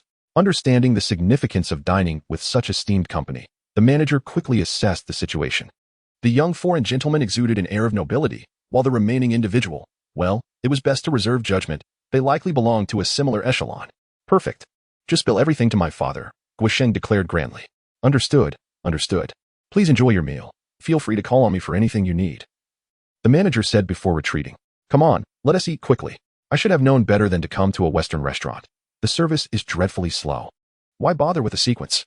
I might as well have them serve everything at once. Pfft. Su Xiaowei erupted, spraying a mouthful of her drink. French cuisine is all about elegance and romance. You can't just dismiss it. Well, I'm just a rough fellow. What is wrong with that? As long as it's edible, that's all that matters, he proclaimed, spearing a piece of beef with his fork. Go for it. I support you. Cheng Yuming promptly seized a piece of sauce-drizzled foie gras, stuffing his mouth with a bread roll. While French cuisine indeed boasted exceptional flavors, Cheng Yuming couldn't bring himself to try delicacies like escargot or frog legs. The mere thought of their former forms sent shivers down his spine. Su Xiaowei became increasingly unreserved, adding whatever delectable dishes she fancied to her plate, complemented by a glass of red wine, her cheeks aglow like tempting apples. Claire had little desire for food. In truth, demons did not require sustenance, as their nourishment was entirely derived from the magical energy provided by their contractors. He held a glass of red wine with a semblance of elegance, akin to a refined gentleman. The quietest among them remained Zhang Ziwen, who had silently followed them since leaving school, making no sound even during the meal. She delicately cut a small portion of steak into bite-sized pieces and brought them to her lips. By the way, where do you all plan to go after graduation? Guosheng suddenly interjected, causing Zhang Ziwen to pause and perk up her ears. I suppose I will stay in the country, he continued. My father insists that I balance my studies with an internship at his company. Sigh. If anyone else heard that, they'd have a fit, Su Xiaowei remarked, resting her chin on her hand, swirling her glass of red wine. The vivid liquid reflected the soft light, and her gaze dimmed slightly. If the events of Sunday were to fail, she would be confined at home like a caged canary, a prospect she loathed. For her, freedom was paramount above all else. She discreetly glanced at Cheng Yuming, who was indulging heartily, seemingly oblivious to the presence of the two girls. And what about you, Wenwen? She asked Zhang Ziwen. Huh? Zhang Ziwen blinked, responding softly, I suppose I will stay in the country, perhaps even go abroad. Her academic performance was excellent.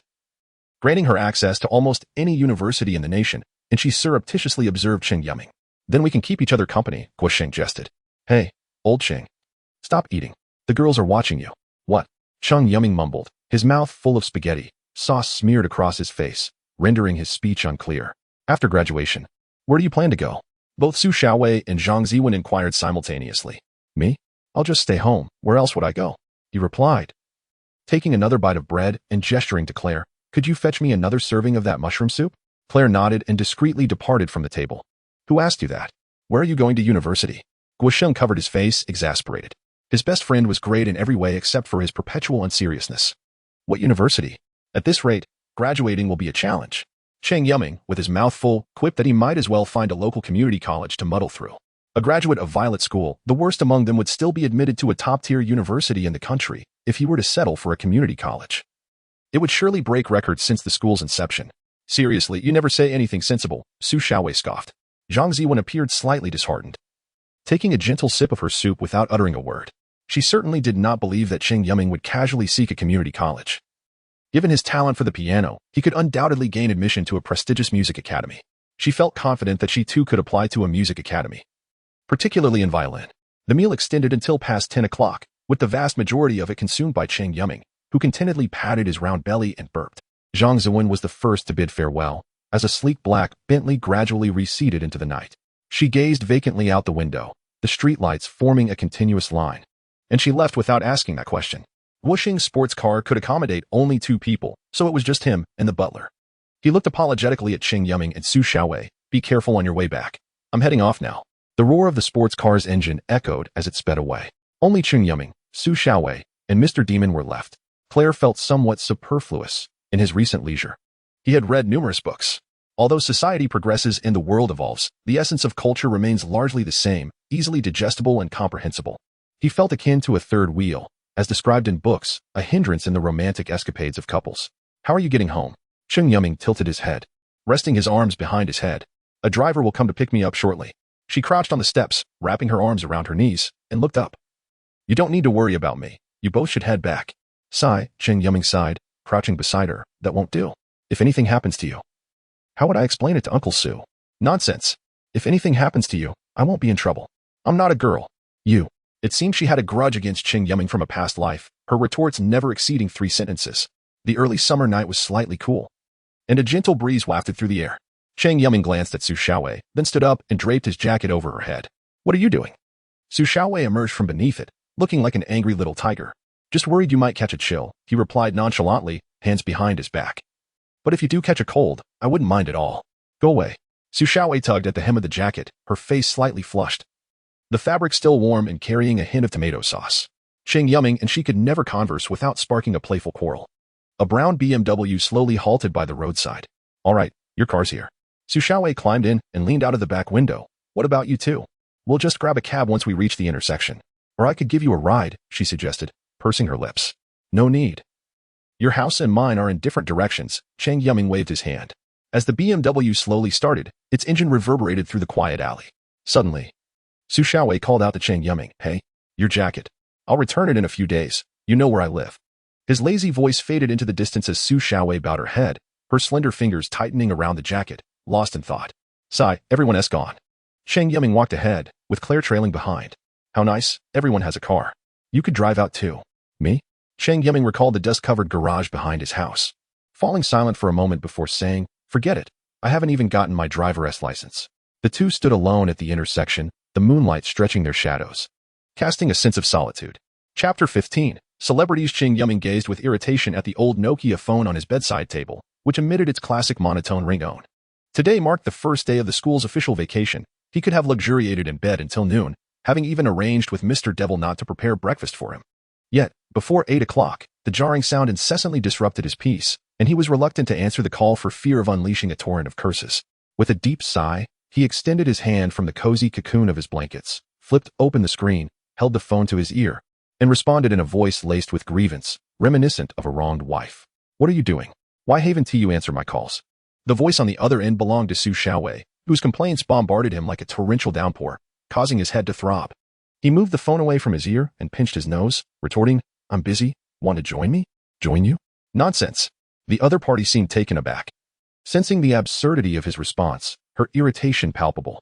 If you have something to say it. Otherwise, hang up. I need my sleep. With that, he attempted to close the phone, the weight of slumber enveloping his eyelids.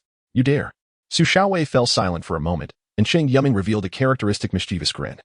Knowing this tactic would work on this little tigress, I just wanted to remind you to return my clothes later and to inform you about tomorrow's matters. In an instant, his drowsiness vanished, leaving him more alert than ever. Tomorrow was Sunday, once thought to be an immensely joyful day. It held the promise of an invitation from his goddess to the student council's picnic, an event akin to a date at a dimly lit cinema, a nocturnal amusement park, or a weekend aquarium. He had convinced himself that fate was granting him a chance to turn his luck around. If only he had the courage to bring the beauty home. However, just a few days prior, he had unwittingly acquiesced to Su Xiaowei's request. Truth be told, he could not refuse her, having grown up together, enduring playful bickering reminiscent of heroic tales in the world of chivalry. How could a brother not lend a hand in times of trouble? Moreover, Su Xiaowei's parents had always treated him with kindness, and this was within his means to assist. Then, the most bizarre circumstance unfolded. Two unrelated events collided like vehicles on opposing highways, resulting in a catastrophic accident. At the same time, in different locations, he had even forgotten about the unfolding situation. After hanging up, Cheng Yuming's mind raced, seeking a viable escape. He could not afford to abandon Su Xiaowei. Her situation was a significant matter that could affect her life. He would never wish for her to dwell in a bleak future devoid of happiness. That so-called heir from some conglomerate seemed to be applying pressure for marriage, and in such circles, moral constraints were flimsy. Akin to a mercenary group of predators licking blood from the edge of a blade. As for Zhang Ziwen's invitation, deep within, Cheng Yuming was reluctant to refuse. How often does life present such serendipitous opportunities to pursue happiness? For 3 years, this somewhat reclusive and unsociable girl had rarely engaged in conversations with others. Yet here he was, fortunate enough to receive this honor just before graduation. Cheng Yuming tugged at his disheveled hair in frustration. No matter which path he chose to reject, it seemed destined to end in failure, sealing a door forever closed to him. Alas, whatever will be, he muttered, casting aside his worries, as overthinking was not in his nature. Just as he covered his head with the blanket, his phone vibrated violently once again. Frustrated, he answered the call. This time it was his chubby friend, Guo Xing. Unceremoniously, Cheng Yuming scolded him before, with a hint of irritation, asking, "What is it? How can you sleep so soundly? You've become a legend." "What?" Cheng Yuming blinked in surprise. "You're dominating the school forum's top headlines. You occupy 8 of the 10 spots. You haven't seen it?" "I don't browse the forum." He climbed out of bed, threw on a shirt, and plopped down in front of his computer. The forum for Violet High School was a bustling hub of activity, rivaling some of the largest news websites in the country. The students attending were either affluent or well-connected, and the dreary entertainment news often sought gossip from their lives, generating sensational stories about encounters with celebrities. Given that Violet High School was renowned both domestically and internationally, its influence in the realm of education was substantial, attracting considerable attention. The forum's headlines updated daily, akin to trending topics on social media, recounting amusing anecdotes from students. Managed by the school's journalism department, a group of shadowy figures lurking in dim classrooms. Fixated on their screens, the moment he accessed the site, 10 glaring crimson headlines assaulted his vision. "Wow, you've shattered all records, even without residence. You might just set a Guinness World Record." Guosheng rambled on.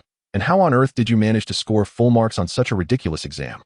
The school even suspects you of cheating and reviewed the footage 3 times, calling an old Sue for questioning." "Just luck," he admitted, feeling a trickle of sweat down his back, as he had intended for Claire to write whatever she pleased. He never anticipated it would turn out this way. The first headline read, "Death Note Updated." Featured, Cheng Yuming. His name was bold and enlarged. The second headline proclaimed, "Reversal of Fortune." Cheng Yuming. Once the bottom of the class, scores full marks in the mock exam. Beneath it were his impressive scores: Chinese 148, English 149, Mathematics 150, Geography 100. Totaling 547, first in the grade. He had not even received his report card, yet his scores were already publicized on the forum. Such unprecedented results were bound to raise suspicions, given his actual abilities. The third headline announced a bounty: "We welcome anyone who can embarrass Cheng Yuming." It was noted to be from Kelalo. Not a personal name, but rather a humorous group within the school, comprised of individuals who disapproved of couples' affectionate displays, resembling the globally popular FFF group. Surprisingly, their numbers were overwhelming, with even some alumni quietly lurking within. Of course, they also had a more publicized name, the Iron Rose Guild, essentially Su Xiaowei's fan club, dedicated to targeting those who got too close to the goddess. Cheng Yuming smirked as he scrolled down, and as expected, The fourth headline bore a striking resemblance to the third, Bounty. We welcome anyone who can expose Cheng Yuming's scandals. The note read, openly from the Lily fan club. A group formed by Zhang Ziwen's admirers, known for their pretentious demeanor, acting as if they hailed from illustrious literary families. Ever since Zhang Ziwen took over the student council, it had quietly merged with the Lily fan club, of which Cheng Yuming himself was a member. He pondered what madness had overtaken these two groups. The fifth headline read, Athletic Underachiever? Cheng Yuming has failed physical education for 3 consecutive years. The sixth, Privilege? Cheng Yuming did not participate in the mandatory art exam, yet received full marks. The seventh proclaimed, Musical Prodigy. Cheng Yuming achieved fame at the graduation ceremony, scoring a perfect mark in piano. Cheng Yuming, despite his thick skin, felt a twinge of embarrassment as the talented members of the news department unearthed his past, complete with detailed introductions and links. They even included some minor links, such as his deliberate withdrawal from a provincial piano competition, his illustrations posted on Twitter, and the awards he had received. He began to suspect that these individuals might be exceptionally skilled intelligence professionals. Particularly concerning was the eighth point. It appeared quite credible, Guoxing remarked. The eighth point is shocking. Cheng Yuming seems to be in a close relationship with 2 prominent school beauties. Is he to embrace their love? Nonsense! Cheng Yuming exclaimed in frustration. Zhang Ziwen could be overlooked, but what was the deal with Su Xiaowei? He could hardly avoid her. Positioned at the top. The clicks on this article surpassed the cumulative total of all preceding entries. It was inevitable, for the headline was irresistibly captivating, almost as if it were inviting animosity towards him. A shiver ran down his spine, and he was grateful for the holiday, had he been at school. The glares alone could have slain him countless times. This was too harsh. The news department was deliberately trying to torment him, laying out his life details, gender, date of birth, home address, and personal history with meticulous precision, resembling an immaculate matrimonial advertisement, coupled with the previous points. He had no doubt that a pack of ravenous wolves was lurking just outside his door. Bro, am I finished? Cheng Yuming inquired. After a brief silence on the other end, the response came, pretty much. You might as well be gone. The two fell silent for a moment until Cheng Yuming declared, whatever, I won't have to go to school anymore. In truth, he would still need to return in a few days to collect his records and diploma. What the heck? However, the last 2 points were truly explosive and were directly related to him, effectively making him the sole focus of the top 10 headlines. Guoxing's mocking tone sent a chill down Cheng Yuming's spine. The 9th and 10th points were about Su Xiaowei and Zhang Ziwen, respectively. The 9th stated, Iron Rose suspected of having a close relationship with Cheng Yuming. Click to see the evidence. It read like a romance novel, complete with a plethora of bewildering photos, some of them together in class, others out shopping, and even one at his doorstep. The 10th announced, Pure God has finally succumbed to the hands of the devil? Click to denounce the devil, Cheng Yuming. The first image was of that morning, depicting Zhang Ziwen and Cheng Yuming laughing together at the bus station. The comment section was filled with cries of kill him. The crimson text sent a shiver down Cheng Yuming's spine. I want to know who did this. What? Do you seek revenge? Guoxing's voice dripped with mockery. Cheng Yuming paused, then replied with a hint of melancholy. No, I wish to burn incense for him at home, hoping he is no more. Bro, that is cowardly. I'm in love. Guoxing laughed as if he were about to fall over. By the way, are you going out to have fun on Monday? Let us set a time to book a venue. Just as Cheng Yuming was about to agree, the memory of his plans for the next day caused him a headache. Forget it. Let us see if I can survive tomorrow first. Cheng Yuming hung up the phone, gazing at Zhang Ziwen's profile picture in distress. His fingers hovered over the keyboard, tapping lightly, then he began to delete one word at a time. Chapter 16 as Cheng Yuming descended the stairs. Claire was diligently engaged in tending to the garden, resembling a devoted gardener in a grand estate. The delicate blossoms and verdant foliage under his care appeared exceptionally vibrant and enchanting. Claire had been there for a week.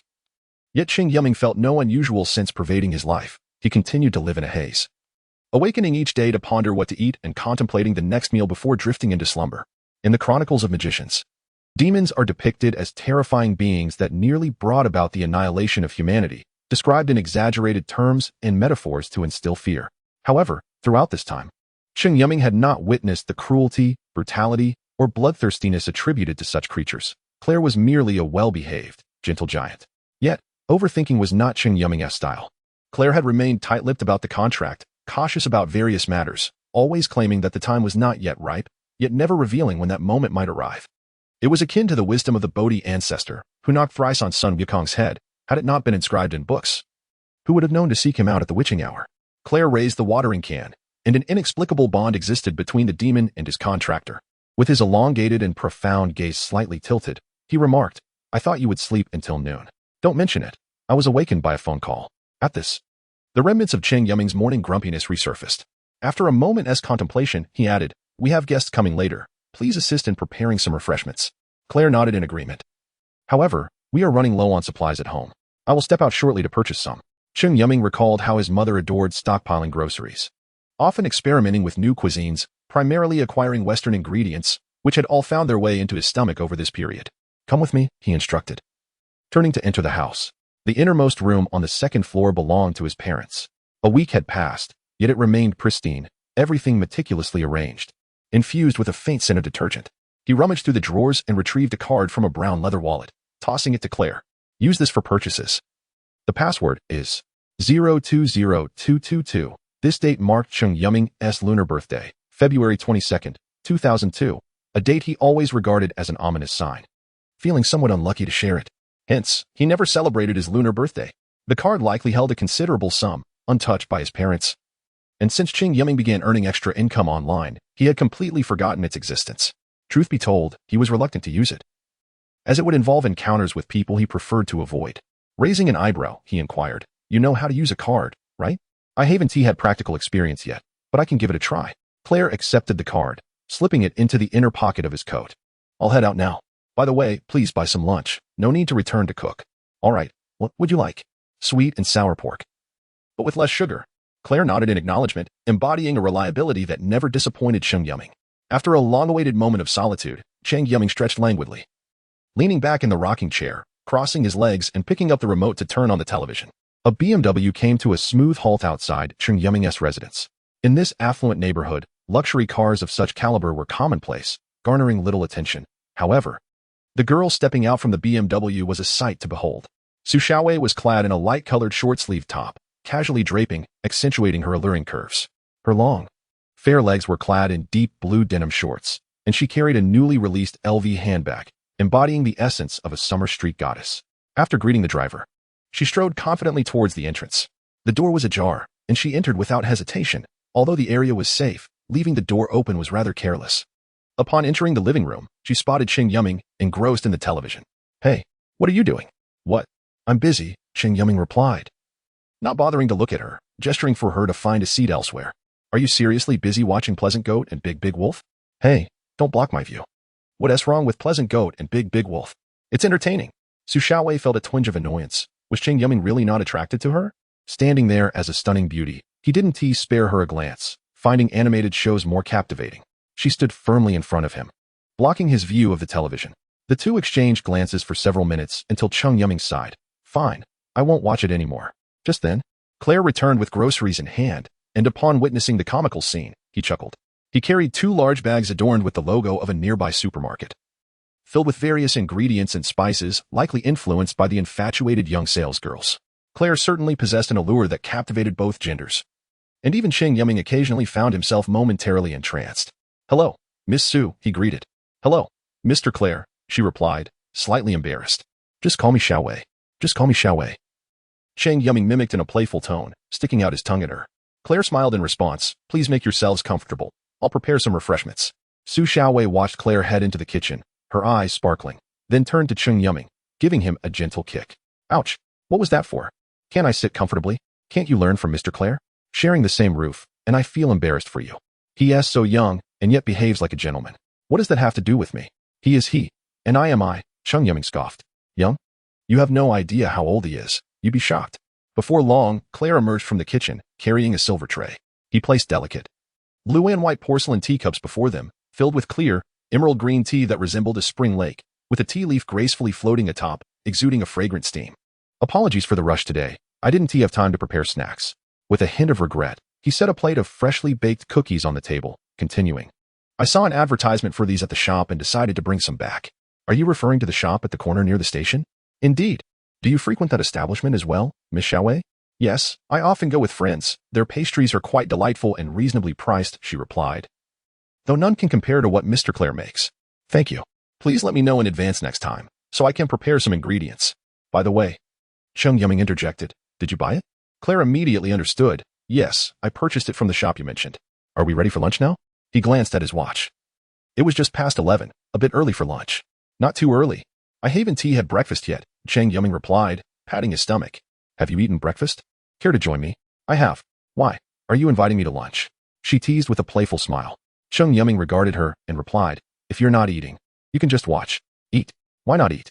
The smile had yet to grace her face before it became frozen. And it must be said that Cheng Yuming excelled at provoking her ire. On the round table in the restaurant, only 2 sets of cutlery were laid out, with cups filled with jasmine tea. In the center, a plate held a glistening dish of sweet and sour pork, resembling an artistic sculpture crafted from syrup. Su Xiaowei paused for a moment. Sweet and sour pork?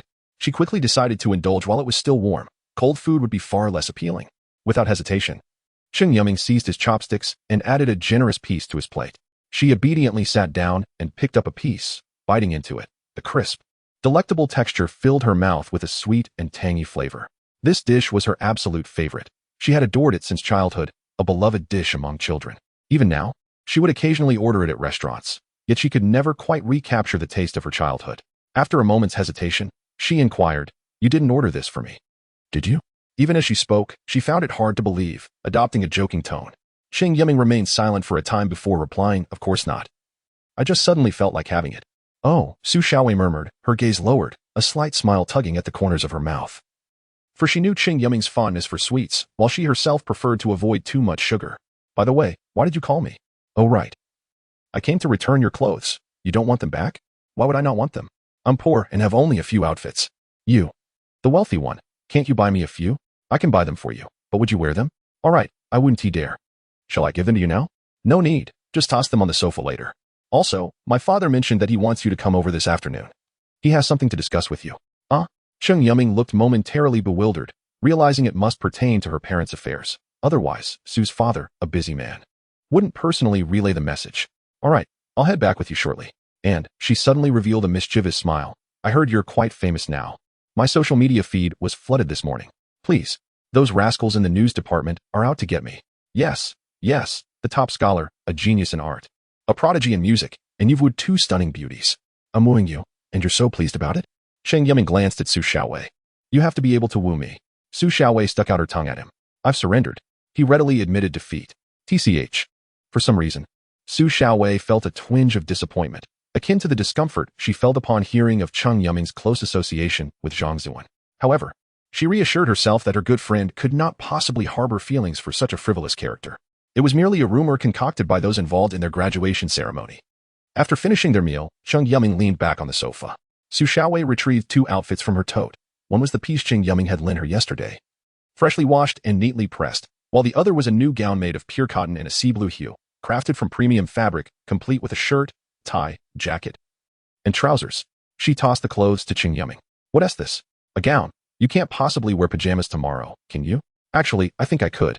Get lost. In pajamas, you wouldn't even make it through the door. She advised him to try it on to see if it fit.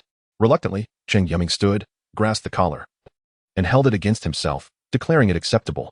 Then wear this. Is it too late to regret this decision? Too late. Observing Cheng Yuming's troubled expression brought her immense satisfaction. When are you coming to my house? Cheng Yuming glanced at the time. Now, we can still make it back in time for a bit of rest.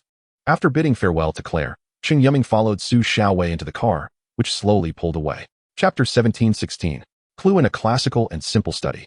Su Bingliang furrowed his brow as he perused the documents in his hands. The situation had likely escalated far beyond his expectations. From an outsider's perspective, he had already waded too deeply into this murky water.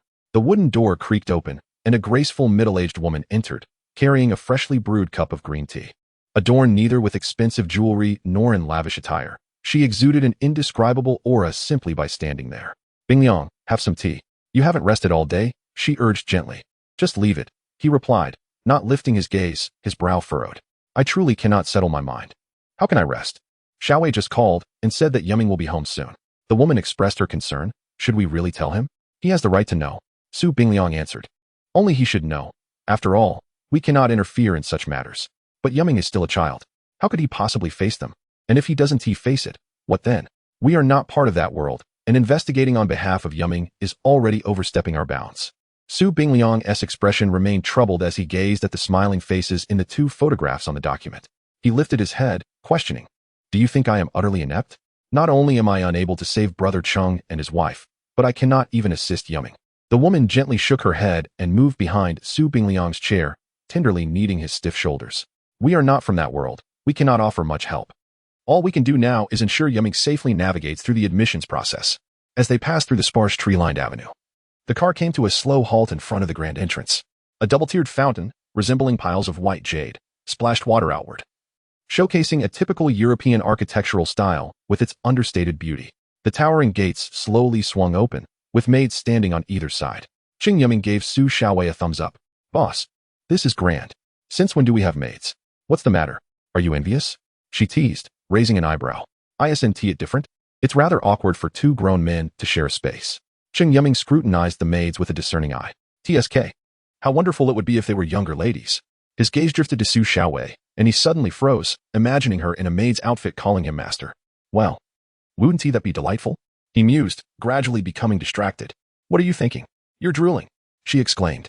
Nothing, he stammered, hastily wiping his mouth. Yet finding nothing there, he then caught sight of Su Xiaowei's mischievous smile. Wait, are you fooling me? Why?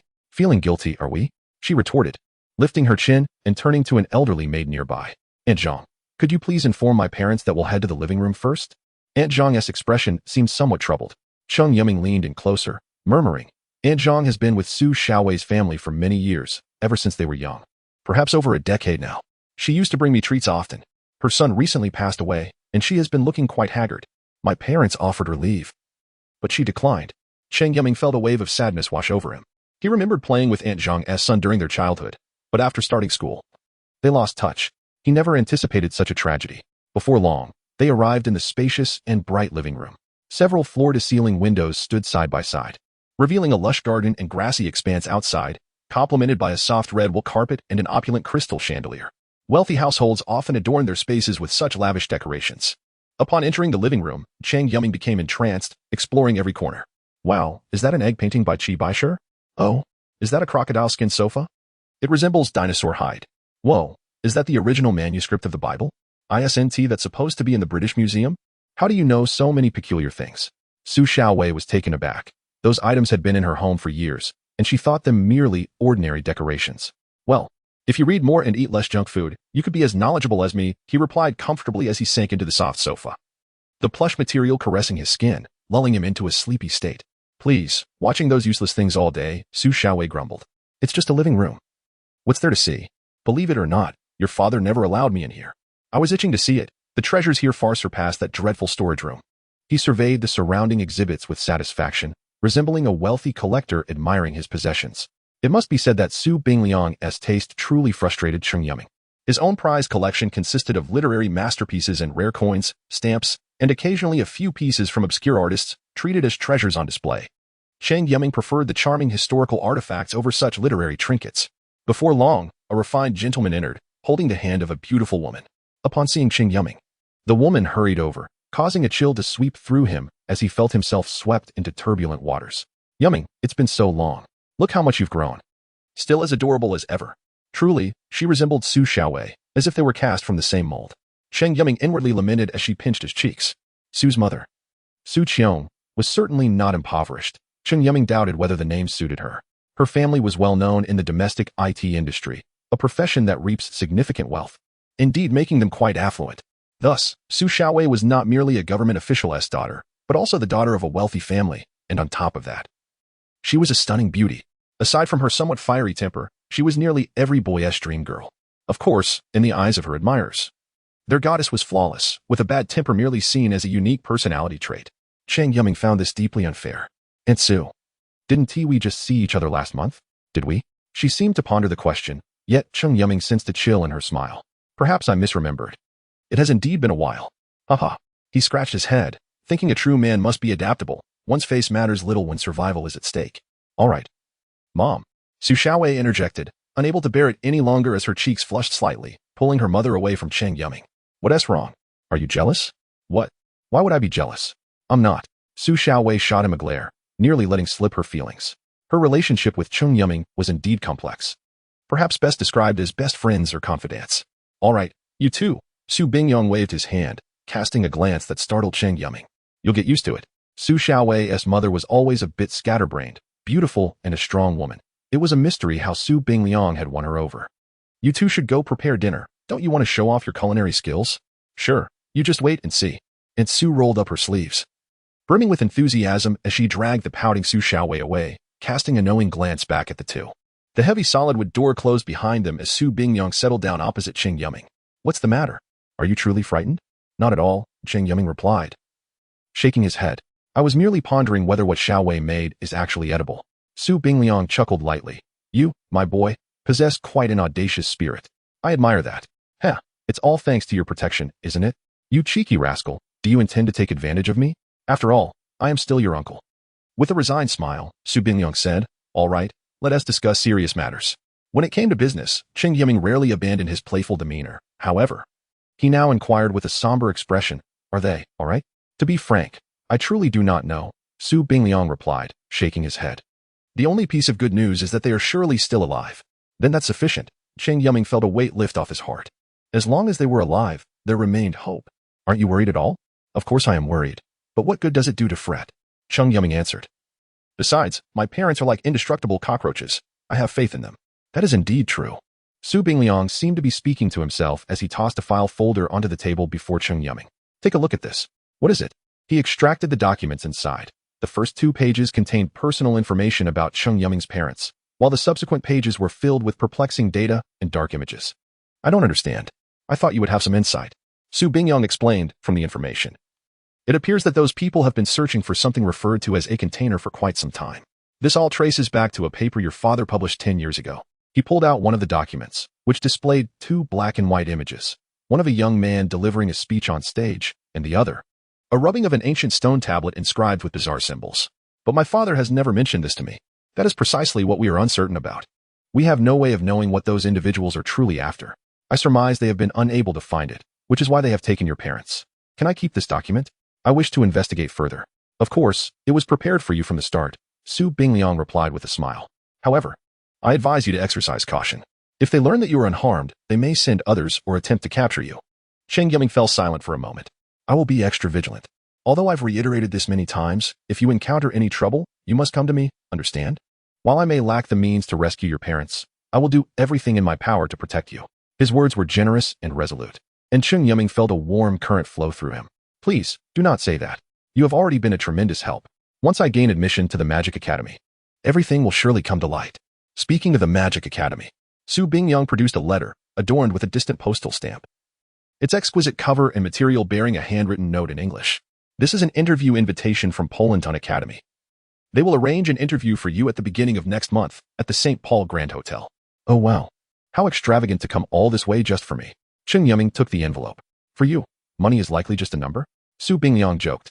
That may be true for them, having inherited wealth for countless generations and investing globally, but I am merely a self-made pauper. By the way, do you truly not intend to return? Su Bingliang inquired. Recently, they contacted me, searching for your parents, and called me here. Did you inform them? Cheng Yuming's gaze sharpened. No, Su Bingliang shook his head. It is not a matter of pride, and they probably wouldn't be able to accept it. Then let us disregard them for now. Cheng Yuming stretched lazily, contemplating the documents in his hands. Chapter 18, The Vessel Sicily, Italy. This island, as picturesque as a poem, is shrouded in chaos. Governed by a shadowy authority and an omnipresent web of social, economic, and political intricacies that maintain their power through violence, known as the Mafia. In a somewhat cramped conference room adorned with classical European architecture, 2 individuals sit opposite each other at a round table, reminiscent of the legendary Knights of the Round Table. Each seat is marked by ancient reliefs, seemingly laden with symbolic significance. In this desolate expanse, where birds seldom venture, lies the headquarters of a mercenary organization that has thrown the world into disarray. They exist beyond the constraints of law and order. Driven solely by the enticing sin of rotting currency and the thrill of their darker inclinations, akin to feral cats drawn together by the aroma of fish. Their collaboration with the local shadow government is cordial. Both parties are eager to provide refuge to one another, with profit as the underlying motive. A man faces an elderly gentleman with a shock of white hair.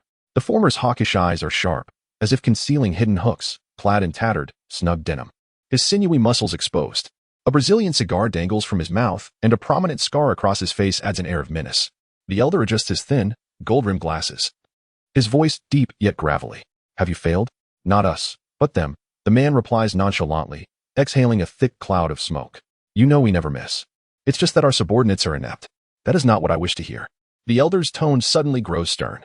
If you cannot even handle a mere boy, you are nothing but a bunch of pretenders. Calm down, the man responds, unfazed. for the elder is his primary benefactor. There is no need to engage in pointless disputes. We shall employ more discreet methods to eliminate him. Rest assured, the one handling the task is already en route. The elder does not linger on the matter, stating, in less than 2 weeks, the association will be interviewing him. Once he enters the academy, we will have no further opportunities. His eyes betray a sense of emptiness and ferocity as he continues. We old-timers have little time left. If we do not secure the vessel. Impatient. The man waves his hand. He is intolerant of the elderly's incessant rambling. Okay. You are not the only one seeking to trouble him.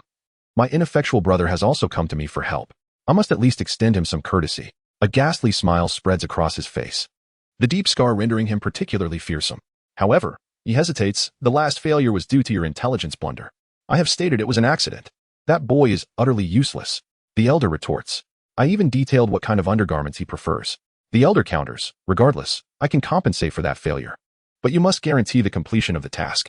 Otherwise, he intones ominously, I would not mind erasing your little toy organization from existence. The man narrows his eyes, refraining from retorting, for the elder possesses the means to do so. There will always be those who are privy to the world's hidden truths, akin to the mirrored worlds envisioned by certain dreamers, and the man happens to be among them. Since the dawn of humanity, a terrifying lineage has persisted, evoking reactions akin to tales of UFO sightings. People are awed, as if aliens were to descend upon Earth. Yet, something unknown constrains these beings, capable of ruling or annihilating the world, leaving them to burrow like worms in the shadows of the earth. I will, the elder affirms. That is for the best. Rising, he shakes the dust from his white robe. However, this place is in dire need of change, smoky, filthy, and disordered. Let the other old fools come next time. Shall I see you out? The man inquires as he stands. Not necessary, the elder dismisses. With hands like dry twigs, he sketches strange characters in the air, gradually forming an intricate magical circle before stepping forward and vanishing from sight. The man gazes at the spot, his heart still racing with awe, for even after numerous occasions, he cannot quell the tremors of his astonishment. That kind of power, it seems, could grant one dominion over the world itself. Leaning back in his chair, he calls out, Artillery! Coming, boss, a burly man, resembling a black bear, enters, his ill-fitted short sleeve straining against his muscles. Tell Jay to act swiftly, lest we prolong matters unnecessarily. Understood. Boss. Claire pours the last drop of crimson tea from the kettle into a cup, leaving nothing behind. The translucent liquid reflects his pallid visage. He marvels at the conveniences of this era, like the supermarket attendant's recommendation of this conveniently packaged tea, cradling the tea tray in his right hand. He ascends to the second floor, lightly tapping on the wooden door. I'm coming in. A voice responds from within, prompting him to push the door open. The old house, neither large nor small, may not rival the opulence of a wealthy villa, yet it is adequately spacious. Half of its interior serves as a library, the very room where Cheng Yuming currently sits. The creaky wooden floor is strewn with books of various kinds, some loose, some bound, and even a few with unidentifiable leather covers, devoid of titles. Amidst the towering stacks, Cheng Yuming sits cross-legged, studying the materials he acquired from Su Bingliang. He recalls that this item once appeared in his father's notebook, where his father dedicated considerable time and annotations to it. The vessel, a relic passed down through ancient myth. A slab unearthed in Colombia inscribed, the vessel of malice, formless in nature. He who possesses it shall attain immortality. Similar accounts were later discovered in a small Mexican town, etched in ancient script upon a smooth cliff face. The locals believed it to be divine will, treating it as a tribal totem. Inscribed were the words, the vessel of eternal life, power of calamity, world-esque catastrophe, beware. The subsequent characters are too weathered to decipher. But his father suspected they foretold dire events, devoting extensive time to researching the vessel. Now, however, his focus lies on the image provided by Uncle Su, which bears ancient characters. Although well-versed in the arcane arts, he holds little interest in ancient scripts, indifferent yet reluctant to discard them. Since his return, he has immersed himself in the library, gathering any tomes pertaining to ancient language, history, and legend. The tangled inscriptions resemble serpents, swirling chaotically before his eyes. Finally, he discovers strikingly similar content within an unnamed leather scroll. The image depicts a prophecy, a rather absurd one, which, when translated into somewhat coherent phrases, reads, when the singular magic is infused into the void vessel, the door to immortality shall open. Two pivotal terms stand out, singular and void. As far as Cheng Yuming knows, a magician's power derives from the elements of nature. Thus, even entirely unrelated magicians could share the same magical essence, a paradox in itself. As for the void vessel, its meaning eludes him. It appears to be a metaphor, possibly representing an object, an animal, or even a person. Void. Does it imply emptiness? He felt as though his head was about to explode. In such situations, the most prudent course of action was to refrain from thinking. Cheng Yuming resolutely abandoned the idea. For his primary objective was to succeed in the interview scheduled for early next month and gain entry into the Magical Academy. Not only would this afford him protection, but it might also yield clues regarding his parents. It seemed somewhat absurd, having left that place with family in tow. He now found himself contemplating a return in a rather disheartened manner. Upon receiving a teacup from Claire, he suddenly inquired, "Claire, do you know about containers?" Cheng Yuming swore he detected a flicker of shock, or perhaps some other emotion, on Claire's typically impassive face, before it swiftly vanished. For any shift in that usually placid expression was glaringly evident. However, this time, Claire did not decline to respond. "Why do you ask?" "It concerns my parents. This may be the reason." A glimmer of hope appeared in Cheng Yuming's eyes. "Do you know anything?" After a brief silence, Claire replied, "I truly do not know. And even if I did, I could not divulge it. This is forbidden." "Why? Have you heard of the law of causality? Every occurrence has its cause and will produce a result. To speak of it may yield unforeseeable consequences." Cheng Yuming nodded, somewhat dazed, as if he grasped the concept. "As long as you understand." A rare smile graced the usually stoic Claire's face. Claire, despite his youthful appearance resembling that of an angel, always carried himself with remarkable maturity, a quality that had long elicited envy from Cheng Yuming. Ultimately, he reconciled with the thought that no matter how handsome or capable Claire might be, he remained merely a servant to Cheng Yuming. He mused, feeling rather self-important. "Ah, what a bother." Cheng Yuming frantically raked his fingers through his hair, resembling a chaotic bird's nest. Recent events had escalated in complexity and peculiarity. First, his parents were abruptly taken away, then he narrowly escaped death, followed by the relentless pursuit of some mercenary group intent on his demise. His overnight notoriety at school was clearly a product of media sensationalism. Otherwise, how could an obscure individual be thrust into the spotlight at an institution renowned for its elite and aristocratic lineage? His rare stroke of romantic fortune over the weekend was disrupted by the issue concerning Su Xiaowei. No matter which path he chose, it seemed destined to alter the course of his world, akin to options in a gag game, albeit with life-altering stakes. He found himself compelled to prioritize Su Xiaowei, despite his unwillingness to forego the opportunity for a picnic. It wasn't that he was reluctant to assist. Rather, he lamented the loss of such a promising occasion. Cheng Yuming retrieved his phone, contemplating for an extended period before composing a message that, while not brief, exuded his characteristic flair. "I'm afraid I have an urgent matter this weekend and cannot join everyone. My apologies." He appended a remorseful emoji. To his surprise, Zhang Ziwang responded almost instantaneously. "No worries. We can gather another time." Her words betrayed no emotion, leaving Cheng Yuming feeling somewhat guilty as he shut his phone. On the other end of the conversation, Zhang Ziwang quietly set her phone down, hugging her legs against her chest on her bed, cradling a pink bunny plushie. She stared vacantly at the QQ chat box, where an unsent message lingered, a gif of a crying little girl. In that moment, Zhang Ziwang felt as though she had become that very image. Chapter 19. Attendance. Early the next morning, Cheng Yuming awoke to the jarring sound of an alarm clock. To avoid being late, he had rummaged through his cabinet to find several old-fashioned clocks. Lying in bed, he stared at the pointed ceiling, lost in thought. He had once again experienced that recurring dream, yet upon waking, he could never quite recall what transpired within it. Dreaming is indeed a perplexing affair.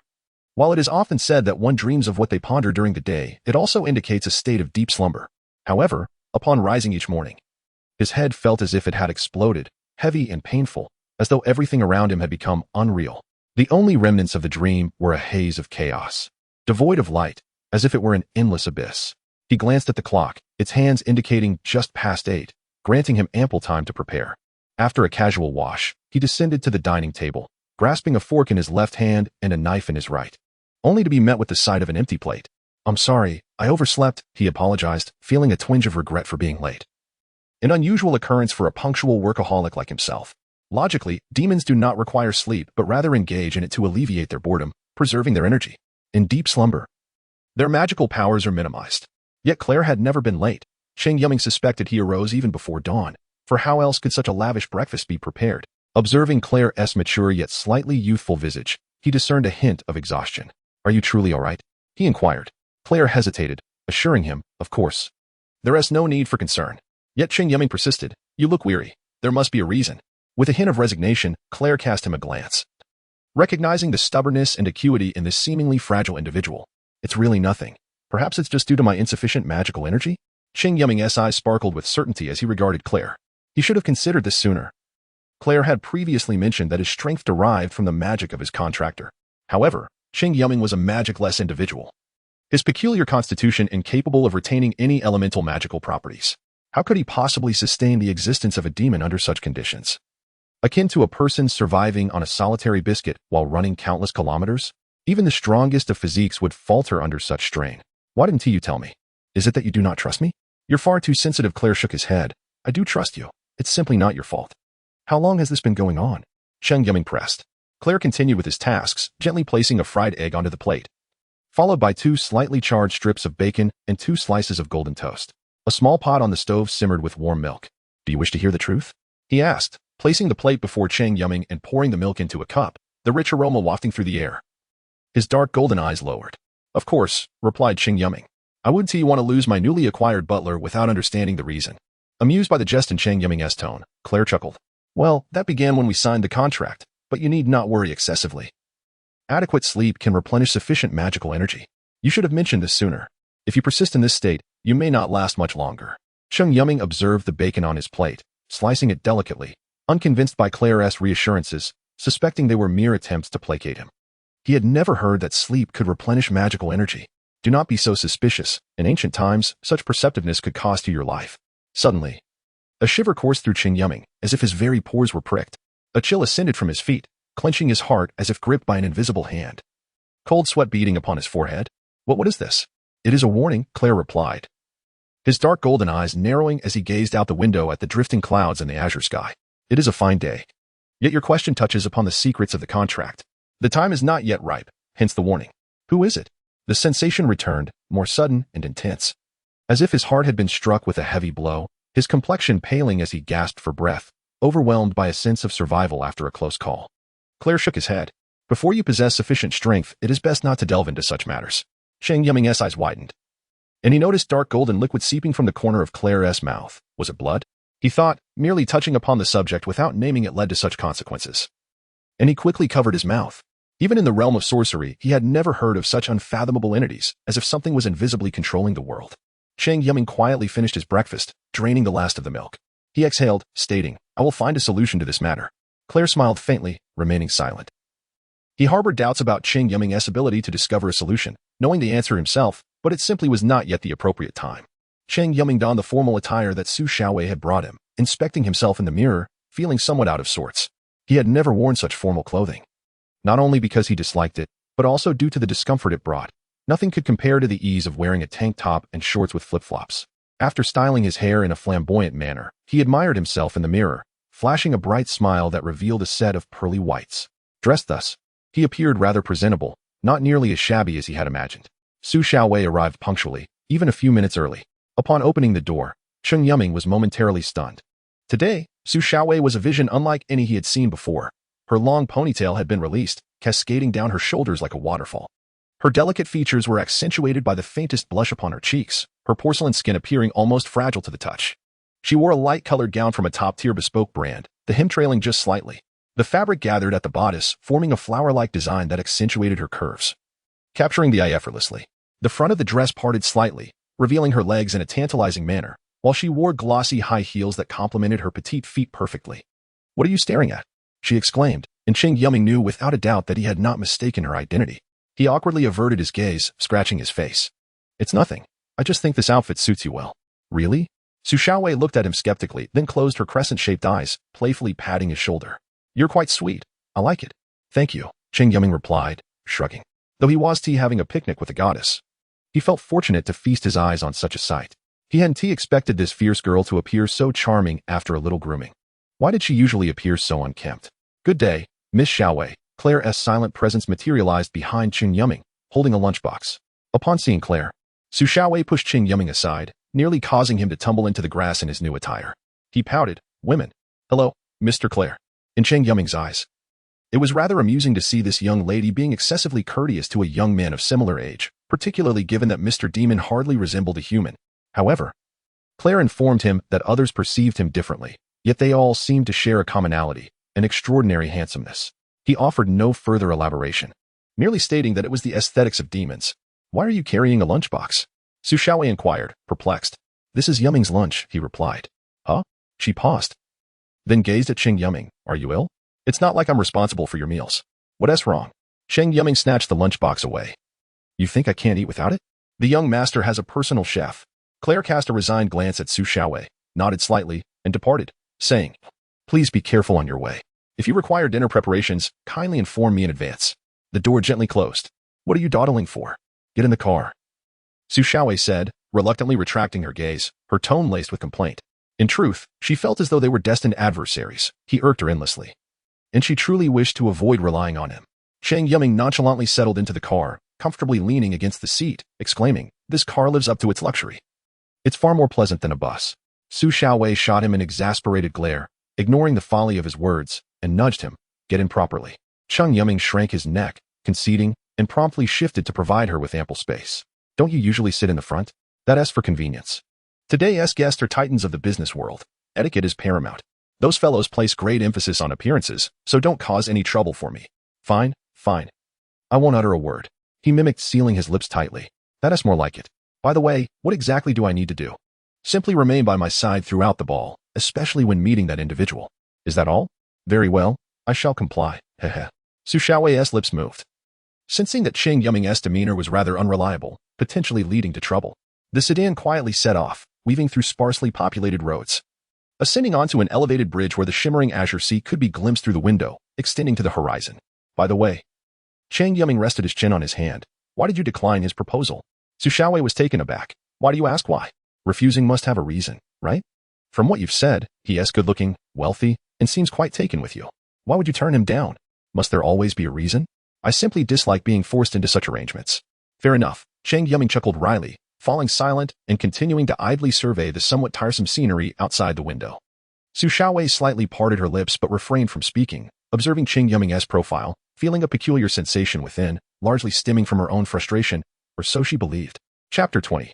The Banquet. The De Weir Club, its name derived from the Latin word divitiae, which translates to wealth, is a non-commercial establishment that remains unmarked on the map. Nestled in the outskirts of the city, to the unknowing, it appears merely as an ordinary building. This non-profit venture is a collaborative investment of several affluent individuals from within the country, boasting venues across the nation and even in foreign lands. It aims to provide superior services to the upper echelons of society. To become a member, one must possess considerable wealth. Even Su Bingyang was not granted an invitation, as he is primarily associated with the political realm, far removed from the affluent circles. The invitation for Su Xiaowei was extended to her mother, Su Qiang. However, it has been forgotten when exactly the focus of the banquets held here began to shift towards the younger generation. These gatherings have increasingly transformed into social arenas for future heirs, with adults pleased to see their children cultivating personal networks that would facilitate their eventual succession. All branches of the club share common characteristics. They are located in remote areas and possess an unadorned exterior, resembling an unrefined office building. Yet, the interior is a different realm altogether, replete with nearly every conceivable entertainment amenity befitting their status: a sprawling outdoor pool, upscale dining establishments, dance halls, and even an underground golf course sprawling across several acres. Attendants cater to the esteemed guests, arranging opulent rooms akin to presidential suites. With the sole mission of ensuring their happiness, they strive to fulfill every reasonable request and, when possible, do not shy away from accommodating some unreasonable demands as long as they are capable of doing so. In a luxurious room on the upper floor, overlooking the sea, young men donned in expensive suits with casually tousled hair held glasses of red wine, gazing through the floor-to-ceiling windows at the distant ocean. Their peripheral vision caught sight of luxury cars, akin to ants, occasionally arriving or departing below. As a young proprietor of Yitong Commerce, he stood at the pinnacle, surveying the others. The world of the wealthy is not devoid of suffering. In fact, it can be far more ruthless than that of ordinary individuals. The titans of industry can easily cause their companies to vanish amidst fierce competition, plunging them into significant debt that could lead to their ruin. Yitong Commerce, the largest capital group in Asia, headquartered in Tokyo, Japan, is involved in nearly every industry, though this is merely the surface. In truth, they rank as the third-largest arms dealer globally, often seeking business with leaders of insurrectionist factions in various nations. Few dare to offend Yitong Commerce for fear of attracting the ire of terrorists. They operate in both legitimate and illegitimate spheres, enjoying a prestigious reputation worldwide while maintaining numerous connections within underground organizations, including notorious mercenary groups, individuals unafraid of bloodshed. "Young master." The secretary gently knocked on the door, bowing respectfully. "Miss Su Xiaowei has arrived." "I see." Through the window, a black BMW came to a steady halt at the entrance. Yet curiosity lingered regarding the identity of the individual accompanying her. The secretary hesitated. IHE frowned. "I dislike indecisiveness." The secretary trembled slightly. It is. Reportedly Miss Su Xiaowei's. He faltered, unable to divulge further. Boyfriend? Oh. There was no expected outburst of rage. The secretary lowered his head, stealing glances at the young masteress back. Can this be perceived as a provocation against me? Knowing full well that I am pursuing her, yet choosing to bring a boyfriend to the banquet. He sipped his red wine with a smirk. Would you like me to investigate this individual's background? Not necessary. I am intrigued to discover from whence he hails, daring to encroach upon my quarry. As IHE squinted, the glass wine goblet shattered in his grip, the crimson liquid splattering across the pristine white carpet, leaving a vivid stain, yet not a trace marred his attire. Upon entering, Cheng Yuming inhaled sharply. The interior could only be described as resplendent, reminiscent of an ancient palace, with even the columns in the hall seemingly crafted from gold. The opulent design and elegant decor were complemented by soft classical music emanating from hidden speakers, alongside several small ponds and fountains. Is this the realm of the affluent? He earnestly inquired of Su Xiaowei. She shrugged. Apologies. Wealth indeed affords one the luxury of excess. This is merely a commonplace hall. If you were to stay, there would even be a private hot spring and massage bathtub. Can I stay? I wish to go now. Certainly. I recall the overnight rate is around 100,000 yuan. Wah, what? Cheng Yuming felt as if his ears had betrayed him. Even the presidential suite of the finest five-star hotel in the city would not dare to command such a price. Su Xiaowei grinned mischievously. She relished witnessing Cheng Yuming's dismay. Staying required no monetary payment, only a thin VIP card to confirm membership, and the annual membership fee far exceeded the cost of a year's stay. However, it was likely that these businessmen would hardly mind such trivial sums, as they exchanged them for the envy, respect, and superiority of others. Miss Su. A welcoming attendant approached swiftly, bowing respectfully. True to the affluence playground, even the servers donned high-end brands. Cheng Yuming estimated their attire must cost no less than several tens of thousands. Shall we proceed directly to the banquet hall, or would you prefer a brief respite? How long until it commences? It can commence at any moment. We are merely awaiting your arrival, Miss Su, the attendant replied with a smile. Wow, I didn't realize you held such influence, Cheng Yuming interjected, playfully leaning in, a cheeky expression on his face. Disregarding his jest, she inquired, why must you wait for me? Are you unaware? The host, young master IHE, specifically requested that the event not commence until your arrival. The other young masters and misses are already resting in their rooms, and some esteemed guests have begun to enter the hall, the attendant explained. Su Xiaowei did not hear the remainder. As the crucial detail had become clear, the host was IHE. This was news she had not anticipated. Logically, her mother should have informed her. Initially, her plan was to attend the banquet, allowing Cheng Yuming to appear closer to her, thereby thwarting the ambitions of that dandy.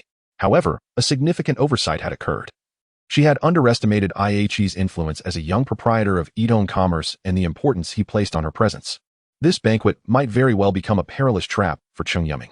Suddenly, she grasped Cheng Yuming's sleeve, hesitatingly suggesting, perhaps we should leave? Why? This oblivious individual evidently failed to grasp the gravity of the situation, his thoughts consumed by the prospect of indulging in exquisite cuisine and divine service. No one can resist a feast. I fear that IHE may take action against you. Surely not?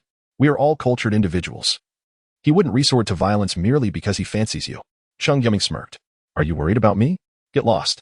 Su Xiaowei's frustration dissipated, replaced by a scowl. If trouble were to arise, it would undoubtedly be this fool's own doing. All right, I will be more cautious. He shouldn't resort to violence against me in the venue. Cheng Yuming strode confidently ahead, showing no signs of worry. After all, he had Mr. Demon, his personal bodyguard, by his side.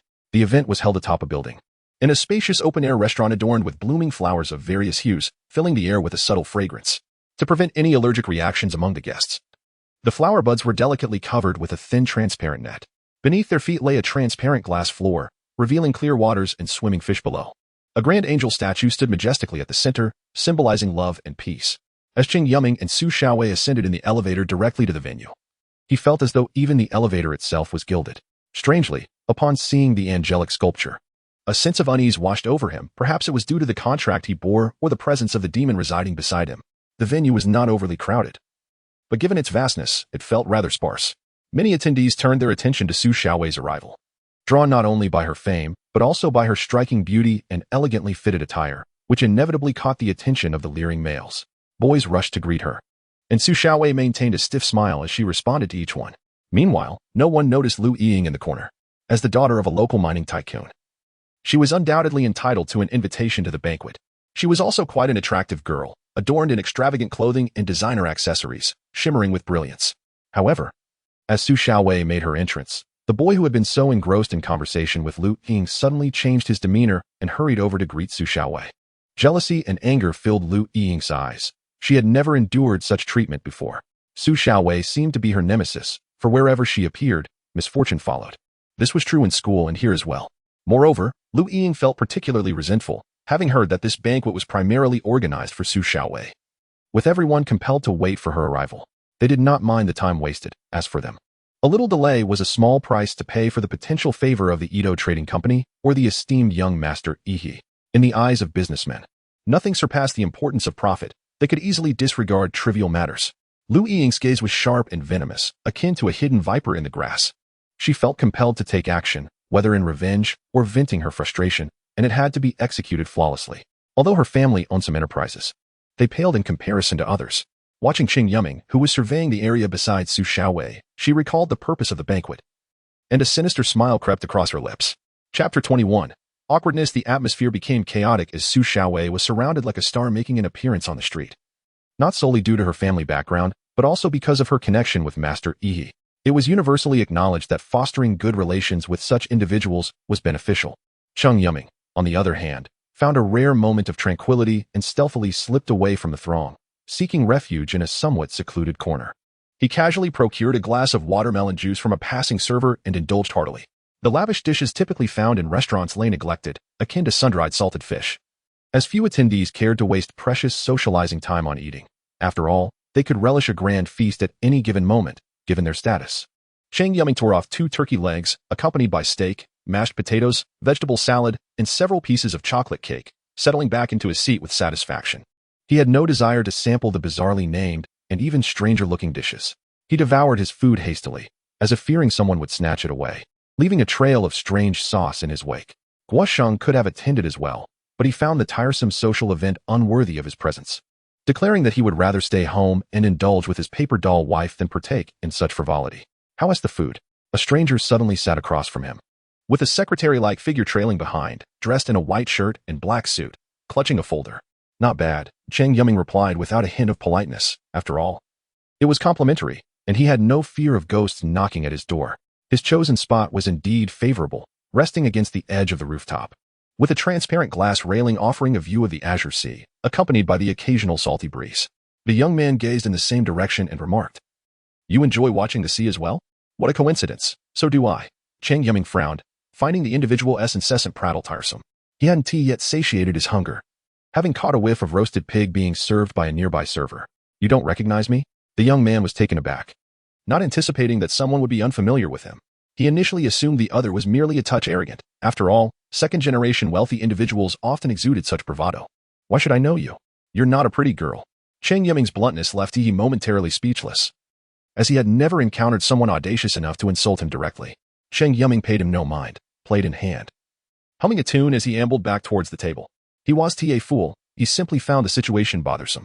After all, he would inevitably cross paths with this individual sooner or later. The best course of action was to slip away before any harsh words were exchanged. Choosing to remain unaffected by the unfolding drama, he clenched his fists, veins bulging, anger boiling within him as he had not felt such rage in a long time. He cast a cold glance at Cheng Yuming's retreating figure.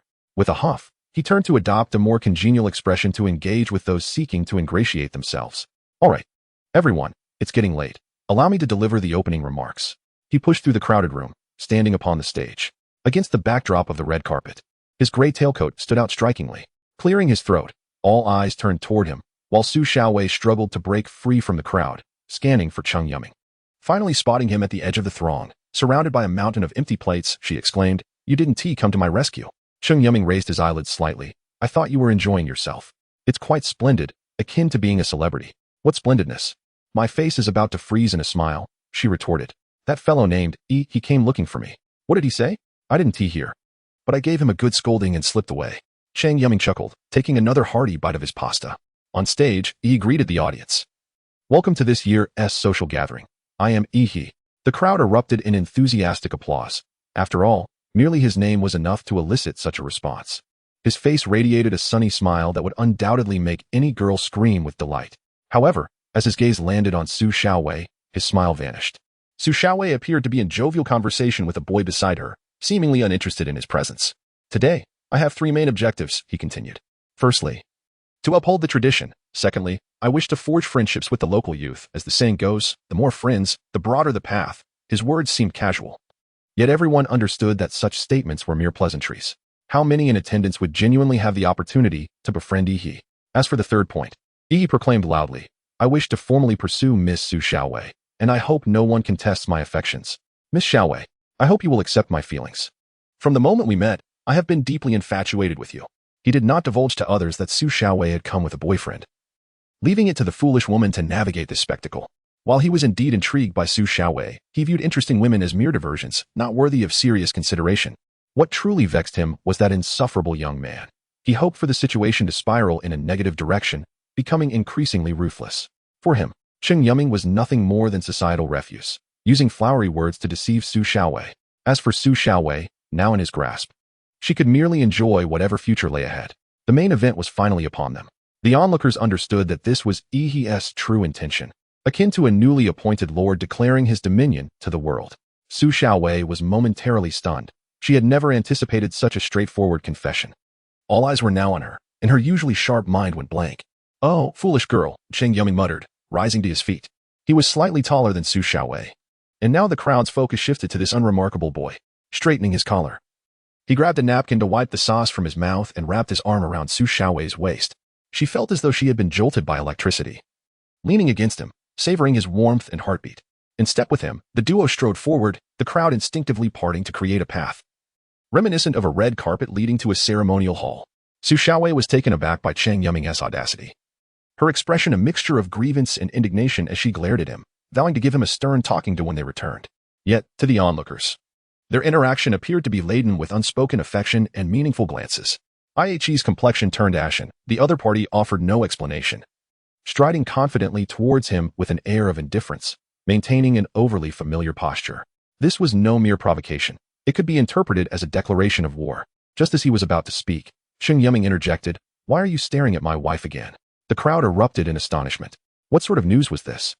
The girl that the esteemed young master Yi had set his sights on had been audaciously intercepted, and the perpetrator was brazenly taunting him. For the local elite, this was monumental. Most of them were students or alumni of Violet High School. And the rumors of the school's renowned beauty being pursued by an equally infamous oaf had circulated widely, but now it had been confirmed. Yi felt both angered and amused. The other party was the quintessential small-minded individual who relished in his triumph, intent on provoking him further. Ordinarily, he would not bother with such people. If they crossed him, he would simply dispatch someone to deal with them. However, today, he found himself in a public spectacle, and all eyes were on him, awaiting his response. If he showed weakness, not only would he face ridicule from others, but he would also struggle with his own pride. Very well, very well, he clapped his hands, leaving Cheng Yuming to ponder whether he had lost his mind. I hope your bravado holds up. This was a veiled threat, indicating that the young master of Yidong commerce intended to take action against this fool. One could only wonder what sort of enchantment had bewitched Su Xiaowei, leading her to such folly. Su Xiaowei finally regained her senses. The atmosphere had shifted ominously, and she tugged at Cheng Yuming's sleeve, trying to intervene. What are you doing? Cheng Yuming scolded her, causing her to shrink back. Let the men talk. Stay out of it. Remarkable. The onlookers were spellbound. Who in their circle did not know that Su Xiaowei was famously tough? Yet here she was, utterly subdued by an obscure man. Listen, Su Xiaowei. I intend to marry her, so don't set your sights on her, understood?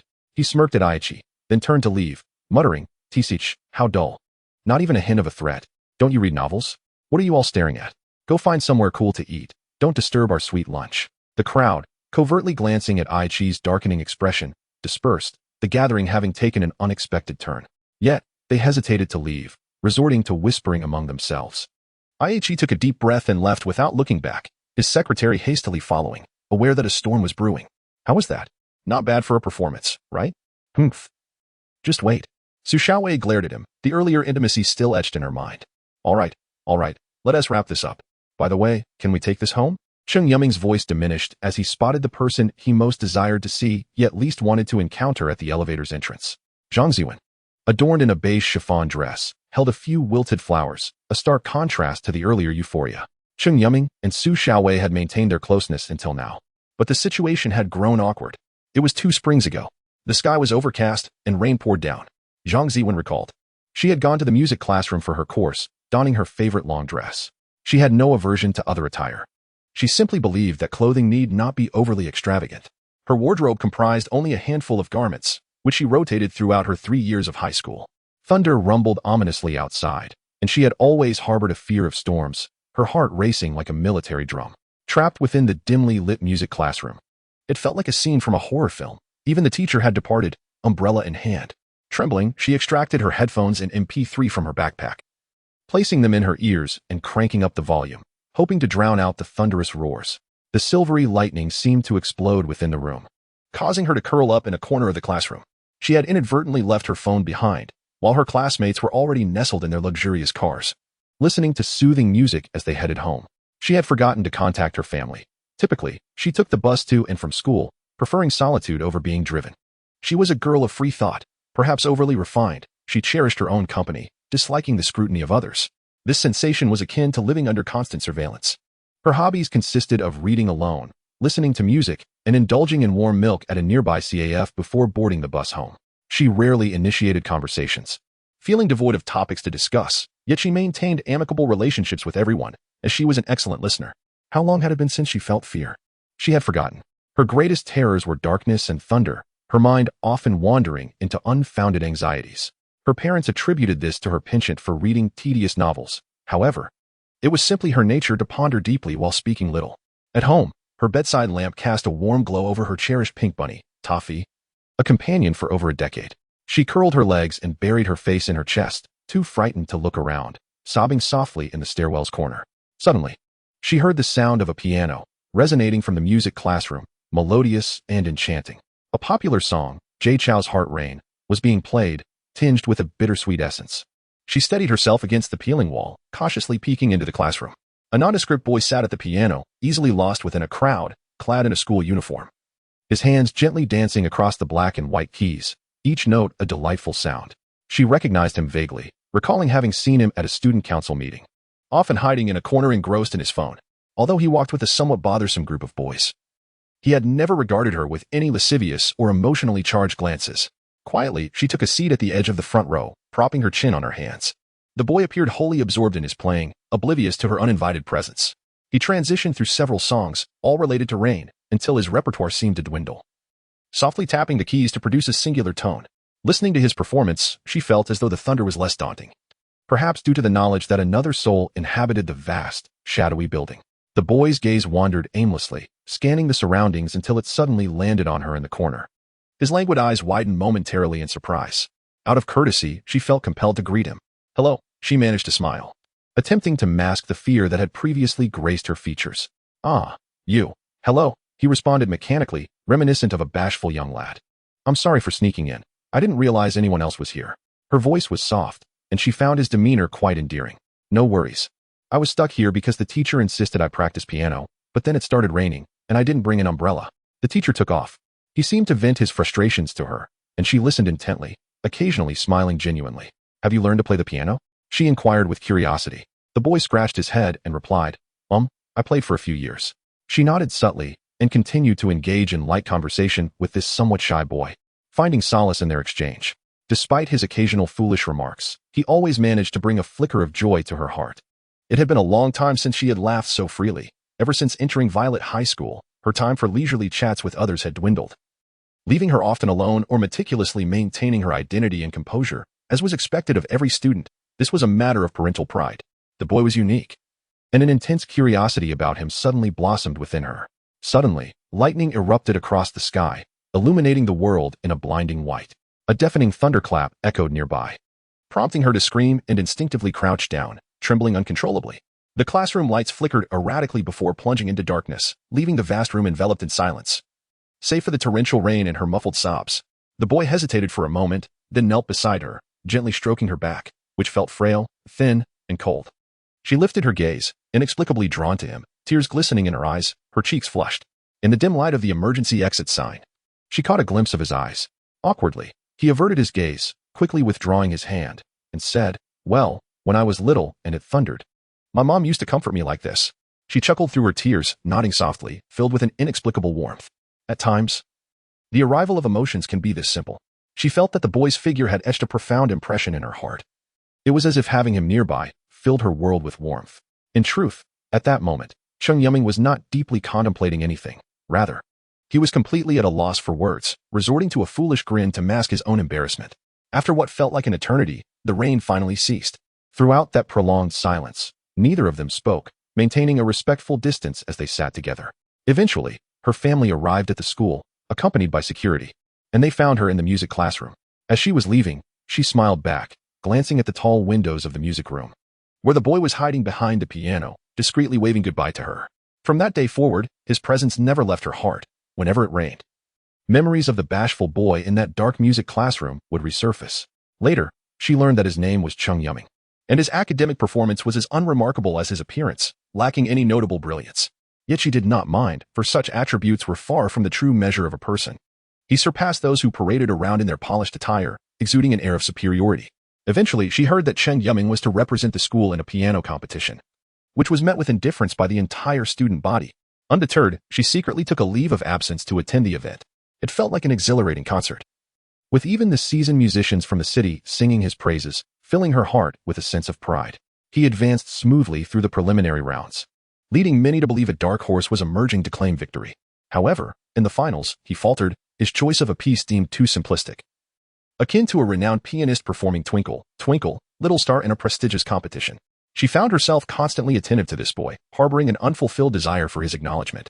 Yet it seemed he resided in a world of his own, indifferent to everything around him.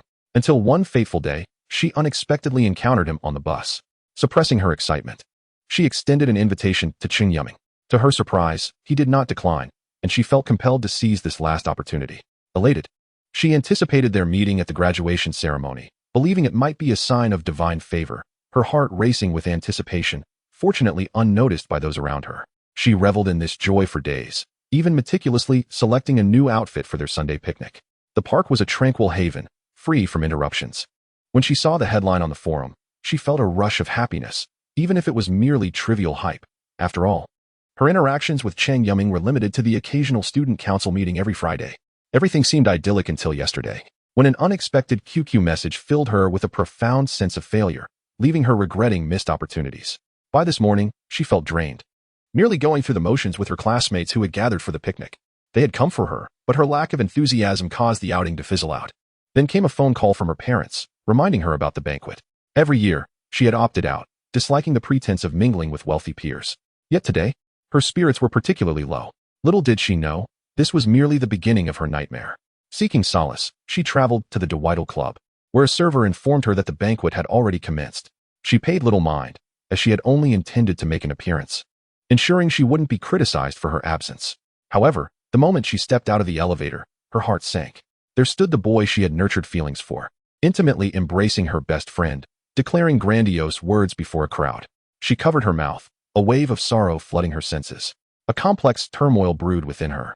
Whether it stemmed from his betrayal or the closeness between Cheng Yuming and Su Xiaowei, she could not discern. Regardless, she felt defeated. She stood as an outsider, completely excluded from their world. Indeed, she was not as beautiful as Su Xiaowei, nor did she possess wealth, lacking even the audacity to express her feelings openly. Burying them deep within her heart, she watched them, and they gazed back at her. With a forced smile, she bit her lip and turned away, running off in tears. Chapter 23. On a gloomy Monday, the weather had taken an unexpected turn, much like the hearts of a few individuals. Cheng Yuming sat on the sofa, his phone clutched tightly in his hand, his gaze fixed on the dimming screen, displaying HiUNAI. The last message had been sent yesterday afternoon, and still, there was no reply. Cheng Yuming speculated that she was upset with him for deceiving her. Zhang Ziwen had always been a sensitive soul, which deterred him from making any impractical advances. He feared that a reckless and foolish confession would lead him to become a mere passerby in her life. At least for now, they still considered each other friends. He was acutely aware that the moment he decided against the picnic, he had embarked on a path toward an unfortunate conclusion. He had no alternative, but he never anticipated it would lead to such a dead end. Zhang Ziwen was not joyfully frolicking in the park with her student council friends. Instead, she had appeared at a banquet at the Dwidle Club, half a city away. To make matters worse, she had overheard his embarrassing confession to Su Xiaowei, along with his impassioned declarations. Even more alarming was his ignorance of the fact that Su Xiaowei and Zhang Ziwen were close friends. The situation was exceedingly awkward.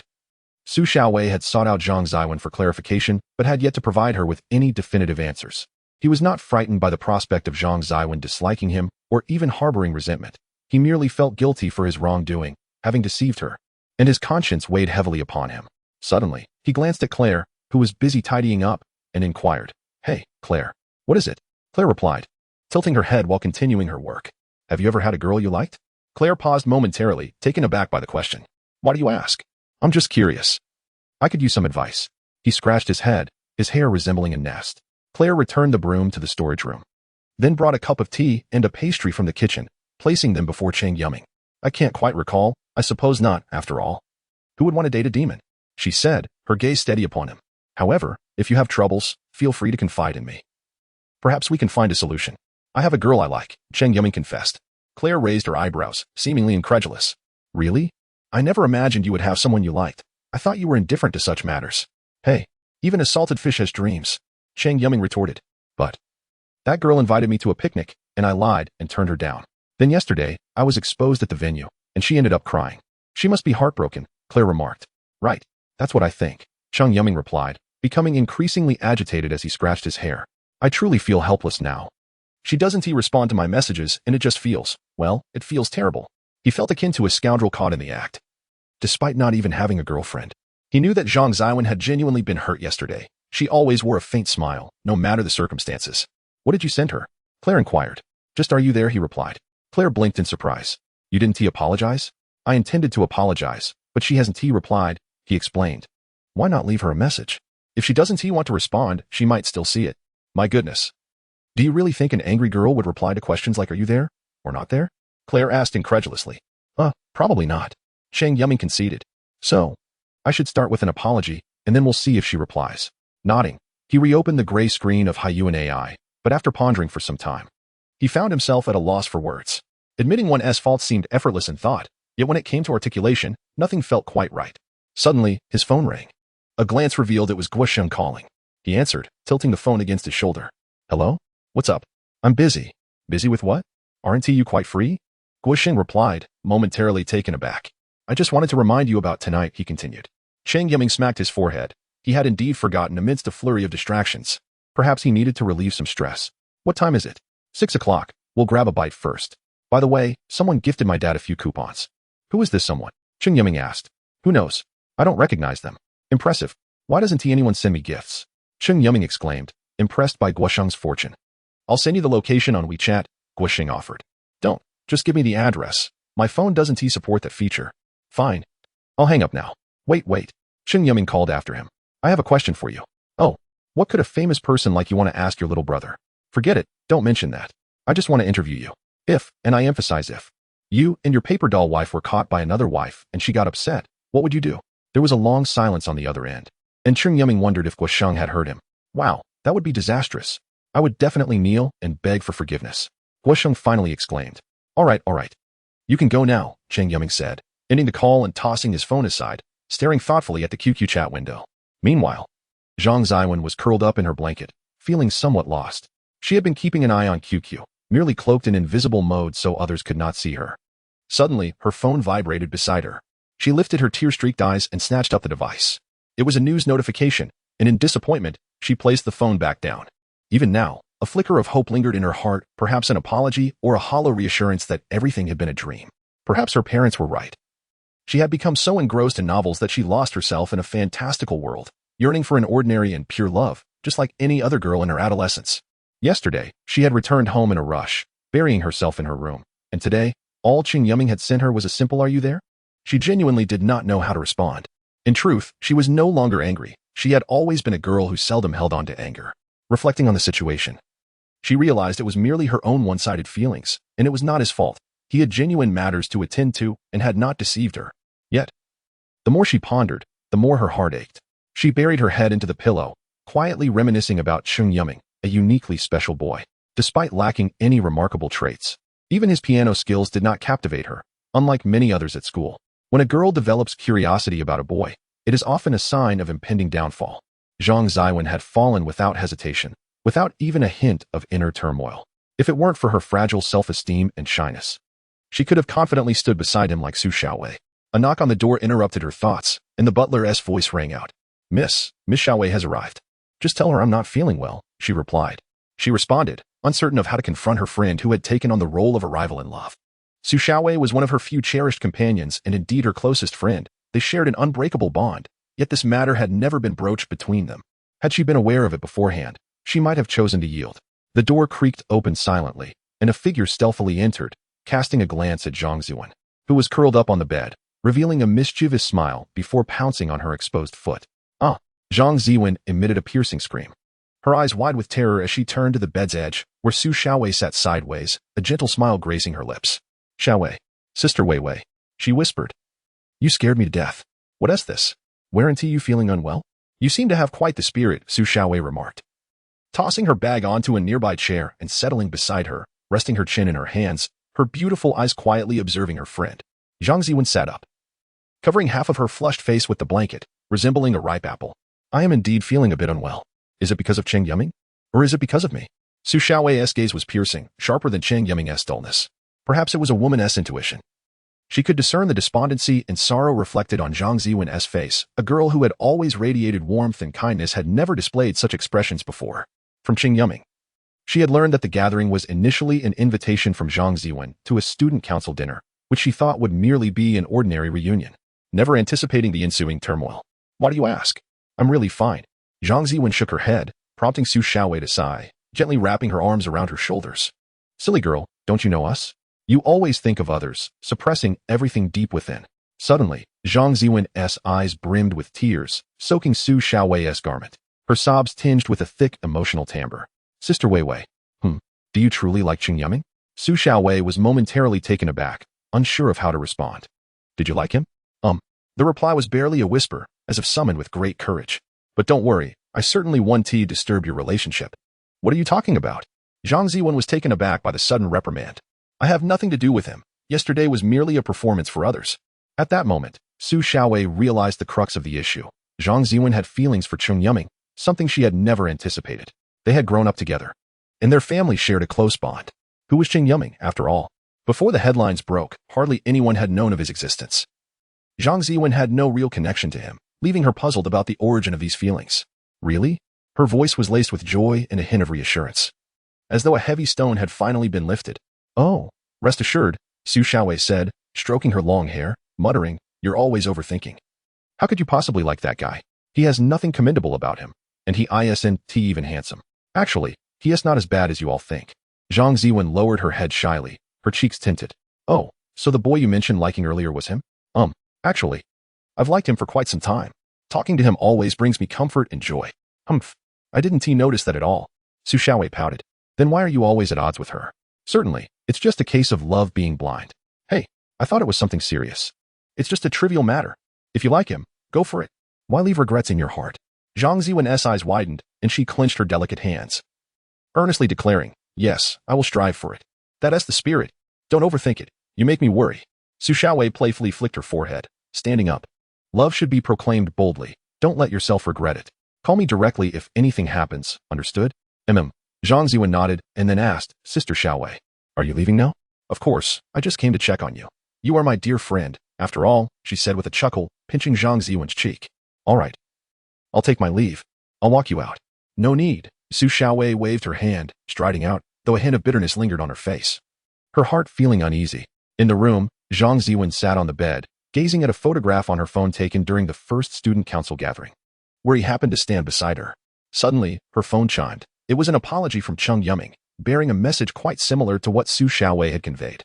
Upon reading the last line, her face broke into a joyful smile. Such is the matter, and such is the situation. Do as you please. I do not seek your forgiveness, only to express my apologies. Chapter 24. Heaven. Upon receiving a reply from Hyper AI, Cheng Yuming felt a surge of joy within him, one that even the gloomy sky could not dampen. Zhang Ziwen did not provide a definitive answer, but her brief message, I understand, I'm fine, suggested that their precarious relationship still held a glimmer of hope. As someone who often felt invisible, Cheng Yuming was genuinely relieved that Zhang Ziwen had not chosen to simply forget him. Deep down, he was somewhat sensitive. He never feared others harboring resentment towards him, for he understood that it was impossible for everyone to like him. However, he was burdened by a profound sense of guilt and self-reproach. After all, she was a good girl, and what right did he have to cause her sorrow? Su Xiaowei also sent him a message, indicating that everything was all right. She had clarified the situation with Zhang Ziwen, yet there was something peculiar about her tone that he couldn't quite place. This was good news for him. as it meant he could freely indulge himself with Guosheng and spend a delightful evening in that paradise. Glancing at the clock, he noticed it was nearly 5 o'clock. Summer nights arrived late, sometimes lingering with daylight until 7 or 8. He opened the message to see Guosheng's location, 133B, Haiban Avenue. He couldn't help but admire Guosheng's audacity to open such an establishment in a bustling area. Estimating the route, he figured a taxi ride would take less than half an hour, though it would cost him over 100 yuan. On the other hand, taking the bus would be exceedingly cheap, albeit time-consuming. He sighed, feeling the weight of his meager wallet. Life was not easy. "Young master, are you heading out?" Claire asked, encountering him at the door. "Yes, I'm going out to have some fun with Guosheng," Cheng Yuming replied, gesturing dismissively. "You don't need to wait up for me tonight." Claire seemed to want to say something but held her tongue, silently watching as Cheng Yuming left the meticulously trimmed garden. Cheng Yuming stepped out of the taxi, looking dapper in his chosen attire. He had deliberately picked a respectable yet unassuming outfit, aiming to present himself as a gentleman. He held his head high, glancing around to find the area relatively empty, before entering the opulently decorated modern building. Feeling a twinge of guilt, as if he were a child about to engage in mischief. Such commercialized shopping centers were always crowded in the dining areas. Upon entering, he spotted Guosheng near the elevator, dressed in an eye-catching purple suit, striking various poses in front of the elevator door. Cheng Yuming found it amusing. Guosheng wasn't particularly handsome, and without his wealth, he likely wouldn't attract much female attention. The girls at school were quite materialistic, acutely aware of who could benefit them. "Stop looking. You'll never get any better looking," Cheng Yuming teased as he approached, patting Guosheng on the shoulder. "You don't understand. What's important for a man is his substance." Guosheng retorted, rolling his eyes. "Come on, let's eat. I'm starving." "Like a hungry tiger pouncing on its prey? Where have you been?" Cheng Yuming inquired. "I mapped out a new route at noon and forgot to eat. It was brutal. I used up an entire pack of tissues." Guosheng replied. "All right, enough of that. Let's eat something," Cheng Yuming interrupted. "What are we having?" "A barbecue buffet at a newly opened place. They have a lot more varieties than those cheap joints. Plus they offer hot pot," Guosheng said. As they rode the almost transparent external elevator, the towering skyscrapers gradually shrank into the distance, and the pedestrians and vehicles below appeared as tiny ants scurrying about. Cheng Yuming felt a twinge of sadness. The world was such that one often felt numb while living in it, but from a height, one could perceive the melancholy of humanity, with everyone rushing about, seemingly without respite. The elevator finally came to a stop on the top floor, where a panoramic view of the city unfolded. The road sprawled like roots, skyscrapers loomed. Dark mountains stood in the distance, and the vast sea stretched endlessly. "There's hardly anyone here," Cheng Yuming remarked. Despite it being mealtime, the restaurant was surprisingly empty, with most tables unoccupied, adorned with exquisite tableware. Perhaps it was still in a trial phase, and few knew about the new restaurant. Or maybe not many were willing to dine here. "Is it too expensive?" he asked. "Well, not excessively so. It's about 16-18 per person," Guosheng replied. "Wow, that's not considered expensive?" Cheng Yuming scoffed, realizing that amount could easily sustain him with plenty of food and drink for a whole month at home. He preferred to dine for free rather than spend his own money. "Who cares? It's free," Guosheng said, shrugging nonchalantly. "Besides, my dad's place is right below, so it's convenient." "That makes sense," Cheng Yuming nodded. Before long, a server noticed the guests standing at the entrance and, upon seeing the voucher from the owner, greeted them with an even brighter smile, promptly guiding them to a window-side table. Cheng Yuming eagerly filled his plate with pizza, fries, and a cup of cola. "You can't be serious. That's all you're having?"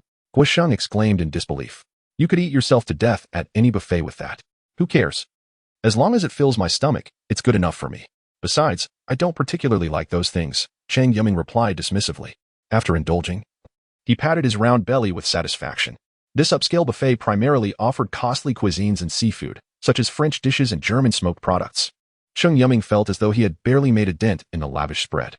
"All right, let us go," he urged, pulling Guosheng along. "We can eat anytime, but we must not forget the main objective." "Why the rush? You've got a VIP card now. We can go whenever we want.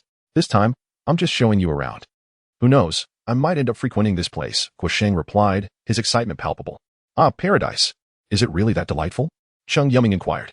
"Absolutely. Every selection has been personally curated to suit your tastes," Guosheng assured him. "Then what are we waiting for? Lead the way," Cheng Yuming commanded, waving his hand grandly.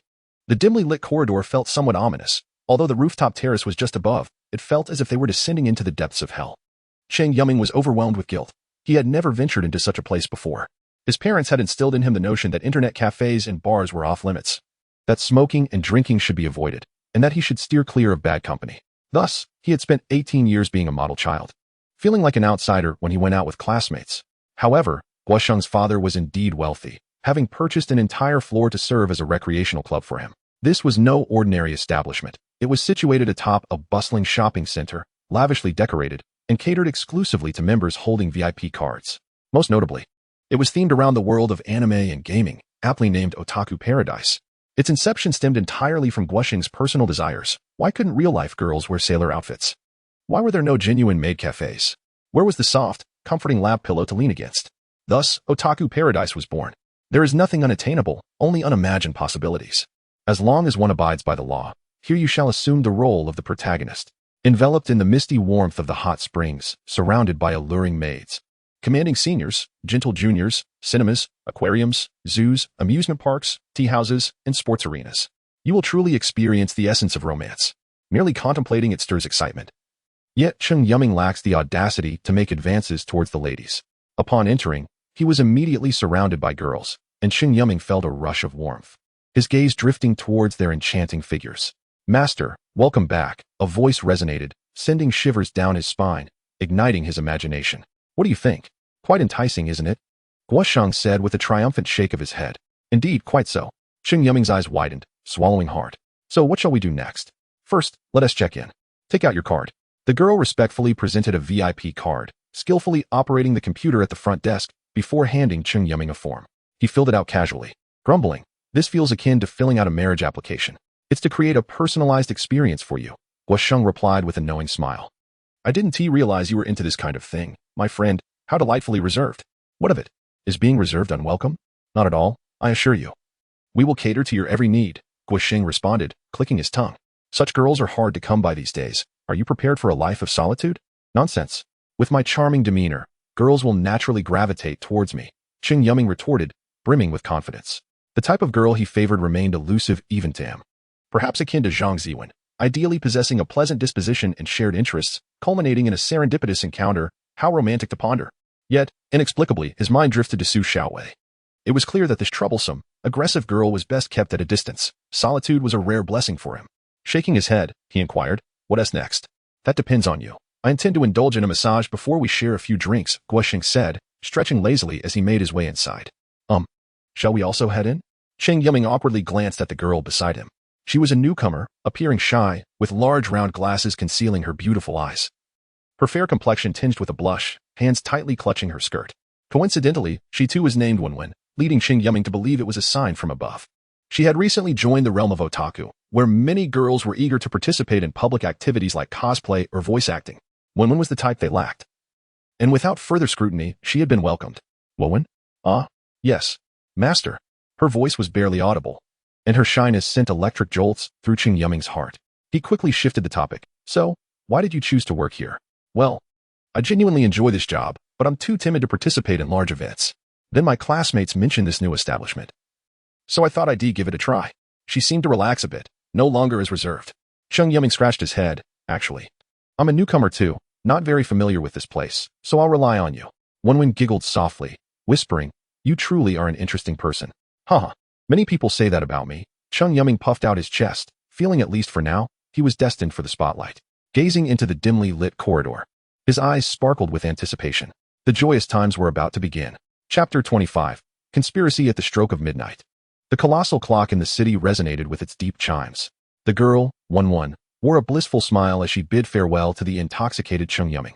At least in Cheng Yuming's eyes, he and Wenwen shared a rapport, devoid of the tension or awkwardness that characterized his interactions with Zhang Ziwen. However, as Cheng Yuming vanished into the night's embrace along the quiet street, Wenwen turned back to her lounge, her expression darkening. This clingy little imp always posed questions that were utterly irrelevant. Fortunately, she was well prepared. Leaning back in her chair with her legs sprawled on the table, she held a cigarette delicately between her lips, completely shedding the innocence and timidity she had just portrayed. Suddenly, her phone on the table chimed. Her pupils dilated as she exhaled a ring of smoke, promptly closing the window and drawing the curtains. She meticulously examined the table, the sockets, the switches, and the minute corners, habits ingrained in her profession, where conversations must occur in absolute safety, even within an ordinary second-dimensional lifestyle club. After ensuring everything was secure, she answered the call. "Lottie, how is the target?" The voice belonged to a man, rich and resonant, deep and magnetic, a voice that could be quite persuasive to a woman in her 30s. "I estimate he's still under the impression he's floating in paradise after downing a bottle of erguo too," she replied with a scoff. That damned little brat had initially claimed he couldn't drink, yet ended up nearly incapacitating her with his drunken babble. She was known as Lottie, hailing from a mercenary organization. To be honest, she had never undertaken such a ludicrous assignment. The target was merely a defenseless high school student. It baffled her that their leader had dispatched them all the way to the east when there were countless methods to eliminate this lecherous fool easily. Instead, he concocted this ridiculous scheme, claiming the employer wished to leave no evidence behind. Their organization had never feared leaving traces, for no one would dare to seek trouble with them. Do you seem dissatisfied? The man inquired. Should I be ecstatic? I ought to be basking in the sun on a Hawaiian beach rather than masquerading as a coy confidant to a brat, she retorted. This is an order, he asserted. Our principle is to never refuse a task. Once accepted, it must be executed. Lottie chuckled coldly, peeling away her facade to reveal a somewhat alluring visage. Jay, you might be the boss's pet dog, but I am not. You would do well to remember that no one can command me. You will regret this. His voice roared like an enraged lion, unwilling to tolerate such insolence toward their leader. Without hesitation, Lottie hung up, extracted her SIM card, and discarded it down the drain. She submerged her phone in a glass of champagne, watching as the display morphed into a kaleidoscope of colors before fading into darkness. Her mission was complete, and whether it succeeded or failed was of no concern to her. The mercenary organization was far from the harmonious facade perceived by outsiders. It thrived in darkness and blood, where all semblance of peace was predicated on mutual interests, and betrayal lurked just a heartbeat away. Retrieving another phone from her small LV handbag, she sought a respite from the wrathful lion. Hello, welcome to United Airlines. Please assist me in booking a first-class window seat to Hawaii. I prefer not to have anyone beside me. Please hold. The customer service voice paused before continuing. Ms. Lottie Fuleros, you are a valued VIP of our airline. We will ensure a comfortable journey for you. In a dilapidated office building-esque construction site, Jay furiously smashed his phone, scattering the pitiful shards everywhere. That foolish woman would pay for her actions. Calm down, Jay, the call continued, revealing that Lottie had no idea her every move was being monitored in secret. But Boss Jay attempted to interject. That woman wishes to flee to Hawaii to escape you. How clever of her to choose such a beautiful graveyard. Dying there would even save her funeral expenses, wouldn't it? Brother? She had foolishly taken on several large contracts behind the organization's back and was now attempting to flee as things began to unravel. How could they allow her to escape? The man chuckled to himself. Jay, I leave the rest to you. Remember, that kid must stay alive. But what about the employer? Forget those old geezers. A bunch that doesn't even dare to face their own coffins. I wonder where their sense of superiority comes from. Since that kid is connected to the so-called magic association, we must extract some information from him, he commanded. I understand, Jay affirmed, his voice filled with conviction. Good boy. The man clapped his hands. Once we have the information, eliminate him immediately. His head is worth quite a bit. I truly don't understand what those old fools are so afraid of. As the call ended, Jay removed his watch and tossed it into the nearby rubble, where it would soon be reduced to dust along with the building. This was their organization's habit, never granting anyone the opportunity to trace their steps. Gazing at the desolate intersection, he revealed a sinister smile, reminiscent of a merciless hunter in the dead of night. Cheng Yuming pressed his hands against his throbbing head, the world spinning around him. He vowed never to drink again. Damned Guasheng insisted on celebrating as if it were a festivity, and with a beautiful woman at his side, how could a man admit to weakness? Consequently, he found himself nearly unconscious, a drunken mess. He admired the fact that he was still conscious. He recalled how his father was often carried home by Uncle Sue after being intoxicated. Yet this sensation was unbearable. His head spun, and his stomach churned as if set ablaze. He could barely feel his own steps, only able to catch glimpses of his shadow twisting on the ground. Reason told him that he simply needed to vomit. He heaved over a nearby flower bed for ages but produced nothing. As he strolled down the path, he recognized this area well. His elementary and middle schools were nearby. At this hour, the buses had surely stopped running. Checking his phone, he saw it had only 1% battery left, flickering like a candle in the wind, ready to extinguish at any moment. To be frank, this ancient phone's standby time was commendable. That 1% had accompanied him for nearly 2 hours before the screen promptly faded to black. With no other option, he decided to hail a taxi. He ambled down the road, the moonlight elongating his shadow, the salty sea breeze brushing against his face. It had been a while since he had walked alone like this. A mix of relaxation and solitude washed over him. The quiet street, the dim streetlights, the cacophony of cicadas, and the looming mountains and crashing waves enveloped him. He sensed a transformation in his world, though he could not pinpoint when it began. Once, he had merely been an ordinary high school graduate attending a regular school, yet now he had to enter a magic academy.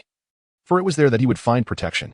His parents had informed him that the desires of magical families had long surpassed the boundaries of morality and rules, particularly concerning the so-called vessels.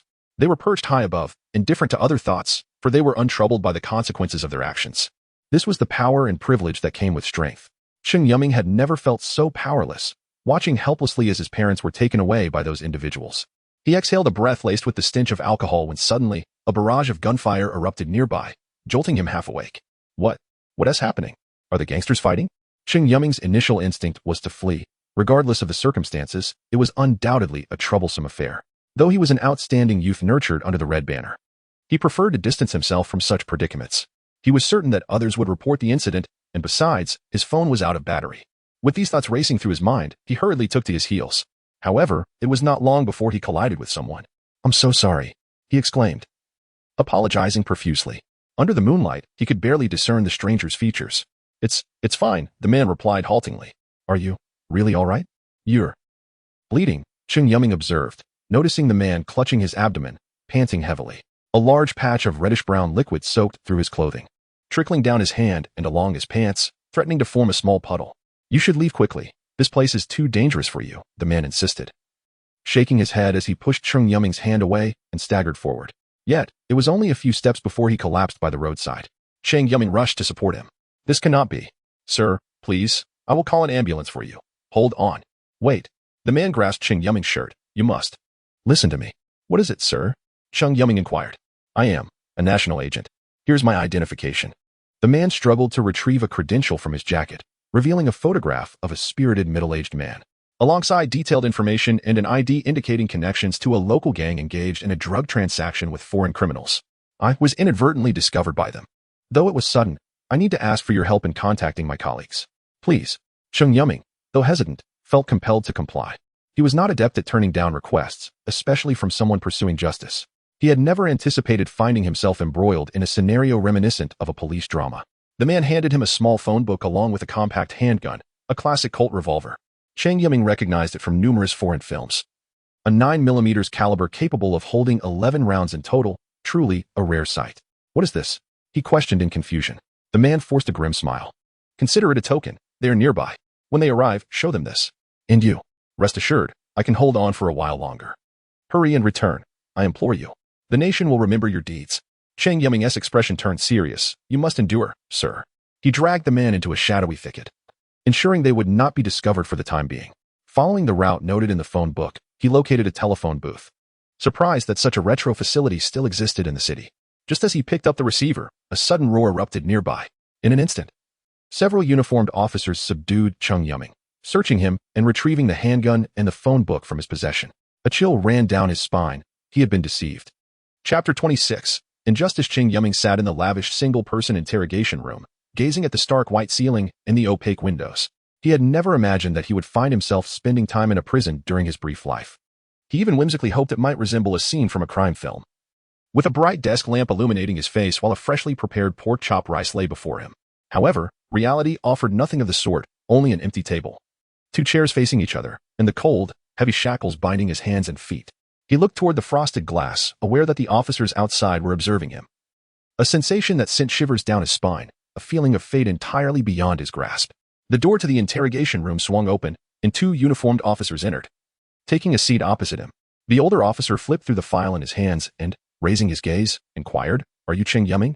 He nodded vigorously, hastily explaining, "Officer, I am innocent. Truly, please remain silent. Whether you are innocent or not is for us to determine," the officer replied with a stern demeanor, causing Cheng Yuming to shrink slightly in his seat. Cheng Yuming, aged 18, was a senior student at Violet High School. He hesitated momentarily, pondering if he was indeed a privileged scion. No, I got in through connections," he quickly refuted. The officer remained non-committal. Gaining admission to such a prestigious institution was not a simple matter of connections. Many of the superiors in the department were alumni, after all. It was no wonder that only these spoiled youths would engage in such reckless behavior. "Now, tell us, why were you there yesterday? And why were you armed?" "Comrades, I have already explained this repeatedly," Cheng Yuming lamented, his face a mask of grievance. What misfortune had befallen him? However, we did not find the middle-aged man you mentioned, covered in blood, at the scene. Moreover, the 9 local gang members who perished on that derelict construction site were all killed by the gun you possessed. And we found no other fingerprints there, the officer patiently elucidated. In truth, Cheng Yuming could be considered a commendable young man who acted heroically, as he had thwarted an underground transaction. Yet, the method he employed was gravely flawed. He should not have taken a life. The officer was almost certain that the victims had met their end at Cheng Yuming's hands. Even now, the department was unlikely to have such a valiant warrior among them. Regrettably, Cheng Yuming would face consequences, perhaps mitigated, but the pressing issue lay elsewhere. You can investigate the surveillance footage, Cheng Yuming insisted, still clinging to hope. As you stated, you left Otaku Paradise around midnight, but, curiously, every camera along your route failed to capture your presence. Only the footage at the entrance of the abandoned office building recorded you, drenched in blood, which was, in fact, the blood of the deceased on the construction site. Cheng Yuming suddenly slumped in his chair. This was a premeditated conspiracy. The perpetrators had orchestrated everything with such precision that there was not a hint of a flaw. The young officer retrieved a photograph from the file and placed it in front of Cheng Yuming. Do you recognize this girl? Cheng Yuming glanced at the image, momentarily taken aback, and quickly replied, Yes, I know her. We were drinking together at Otaku Paradise last night. He nodded eagerly. She can vouch for me. She was the one who saw me leave, but she is dead. What? Cheng Yuming felt a lump in his throat, speechless, his face betraying shock. While I truly wish to believe that a student from Violet High School would not commit such a heinous act, if alcohol was involved, everything becomes explicable, the officer stated. Officer, I do not comprehend. Cheng Yuming's mind was racing. My meaning is clear. You killed her, did you not? Even if it was an accident. Officer, that is impossible. How could I? We have examined your background, which I can only describe as unremarkable. If you were not attending Violet High, it would be even more mundane. Frankly, no one would believe you capable of such an act. But evidence is evidence. You engaged in such activities while intoxicated at Otaku Paradise, to conceal the truth. You killed her and intended to dispose of her body at a nearby construction site, only to unexpectedly stumble upon a gang deal. To save yourself, you silenced them all. Correct? It is entirely normal for someone of your standing to have dealings with gang members. This is slander. Slander, Cheng Yuming shouted, incredulous that such a ludicrous plot could only exist in the minds of foolish writers. But we have evidence. The officer resolutely placed another photograph on the table. How do you explain this? In the photo, it appeared that Cheng Yuming was dragging the girl, 1-1, from a dark room, with reddish-brown stains on the floor. This cannot be. Impossible. Cheng Yuming's body turned cold, his face as pale as a sheet. We have gathered all the evidence. And the middle-aged agent you mentioned is undoubtedly a fabrication. Surveillance footage recorded your crime. We hope you will honestly recount the entire sequence of events. Perhaps we can seek leniency for you. Think carefully. This was the final statement the officer left him with, though it was uncertain whether his dazed mind absorbed the words.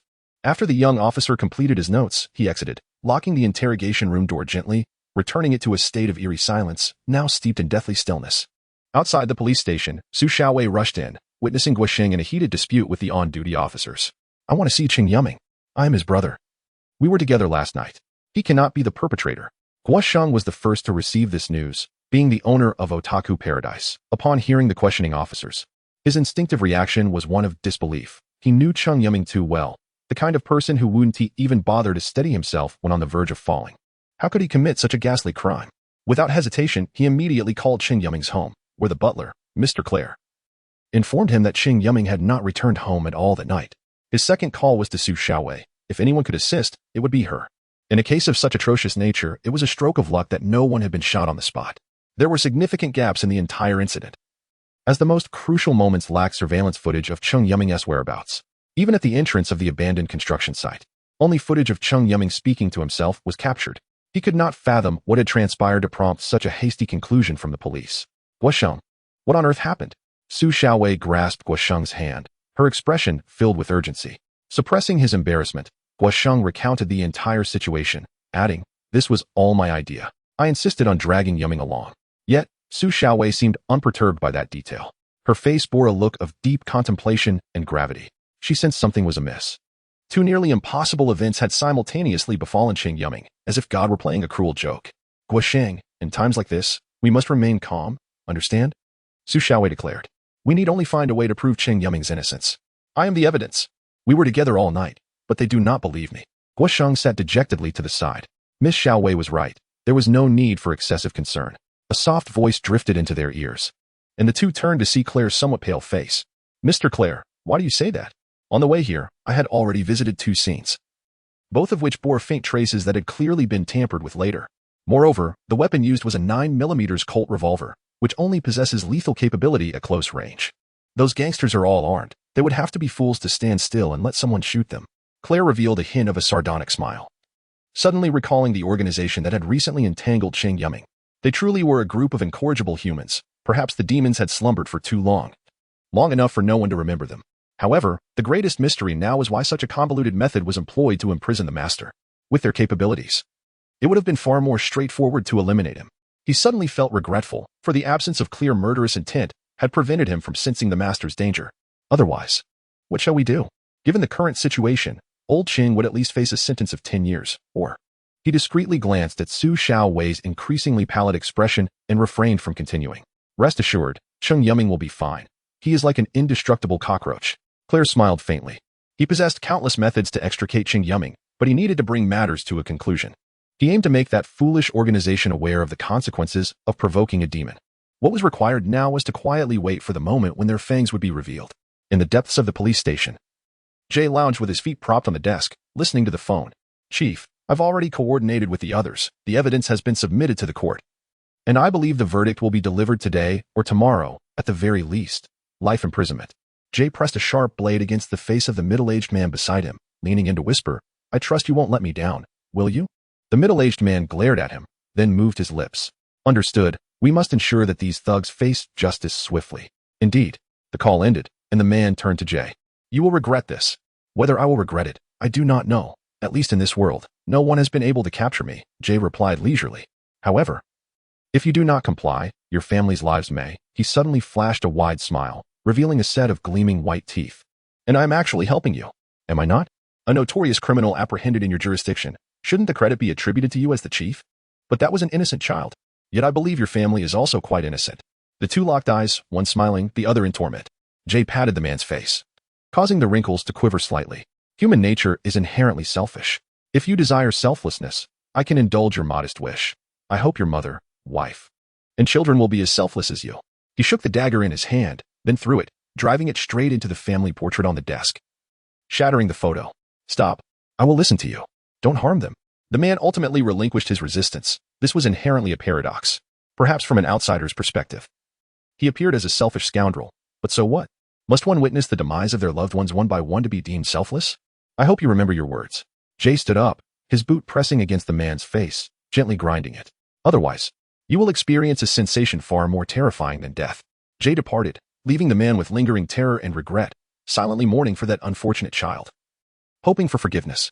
This chapter has been blocked numerous times. Chapter 27. Action. What a filthy environment. Cheng Yuming couldn't help but pinch his nose in disdain. The cramped single room, barely 10 square meters, was surrounded by dark, cement walls.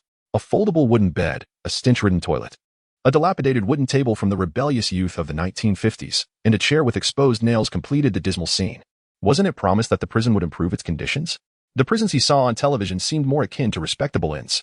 And just look at this floor. Pockmarked and uneven. He even feared that rats and cockroaches might crawl over him while he slept at night. And that toilet, surely a snake wouldn't slither out of it? He marveled at his own audacity, still finding the spirit to grumble about this wretched cell. The room had 2 windows. One on the heavy steel door through which guards could monitor the prisoner's activities, and another high up on the wall, so small that only a mouse could escape through it. Through that tiny opening, he could glimpse the azure sky and drifting clouds, with a slender beam of sunlight illuminating a patch on the floor, presumably more for ventilation than anything else. Unsurprisingly, he had been sentenced to life imprisonment, meaning he would likely spend the next 50 or 60 years confined within this diminutive space. Yet, perhaps this was not entirely bleak. Prison was a safe haven. At least the magic association wouldn't madly rush in to assassinate him, and he wouldn't have to fret about a miserable future. Each day he could watch the sunrise and the moon ascend through the window, enjoying meals without the burden of work. Wasn't this a boon for the indolent? But alas, this was hardly the time for such thoughts. He needed to escape this infernal cage, find his parents, and mock that foolish magician family, making them pay for their foolishness. He banged furiously on the iron door, prompting the guard outside to curse under his breath and impatiently slide open the observation window. Knock, knock, knock. What do you want? I want to appeal. I want to see my lawyer. I'm innocent. You cannot imprison me like this. Oh, quite defiant, aren't we? Let me tell you. Once you step through that door, you'll never see the outside again. See a lawyer? Go to hell. With a loud clang, the observation window slammed shut. Newcomers often had their heads filled with such foolish thoughts. A few days in, they would learn their place. This was no place like the outside. The darkness and silence could drive a person mad. He had seen many like this before, all of whom acted like tyrants. Yet, it was his first time encountering someone so young behind bars. Cheng Yuming sat on the creaking wooden bed, fearing it might suddenly collapse. Oh, if only Cheng Yuming were here, he mused. Don't worry, I'm here. A languid voice startled him from his thoughts. The demon, Claire, stood before him. Clad in a classic suit, unknown brand and craftsmanship, his dark golden eyes surveying the filthy surroundings. Sometimes, Cheng Yuming wanted to scoff at him for seemingly having no other attire. Why you? How did you get in here? He stammered. Just a little magic, Claire replied. As if it were nothing remarkable. With a snap of his fingers, a sumptuous feast appeared on the table, a trio of McDonald's Big Macs.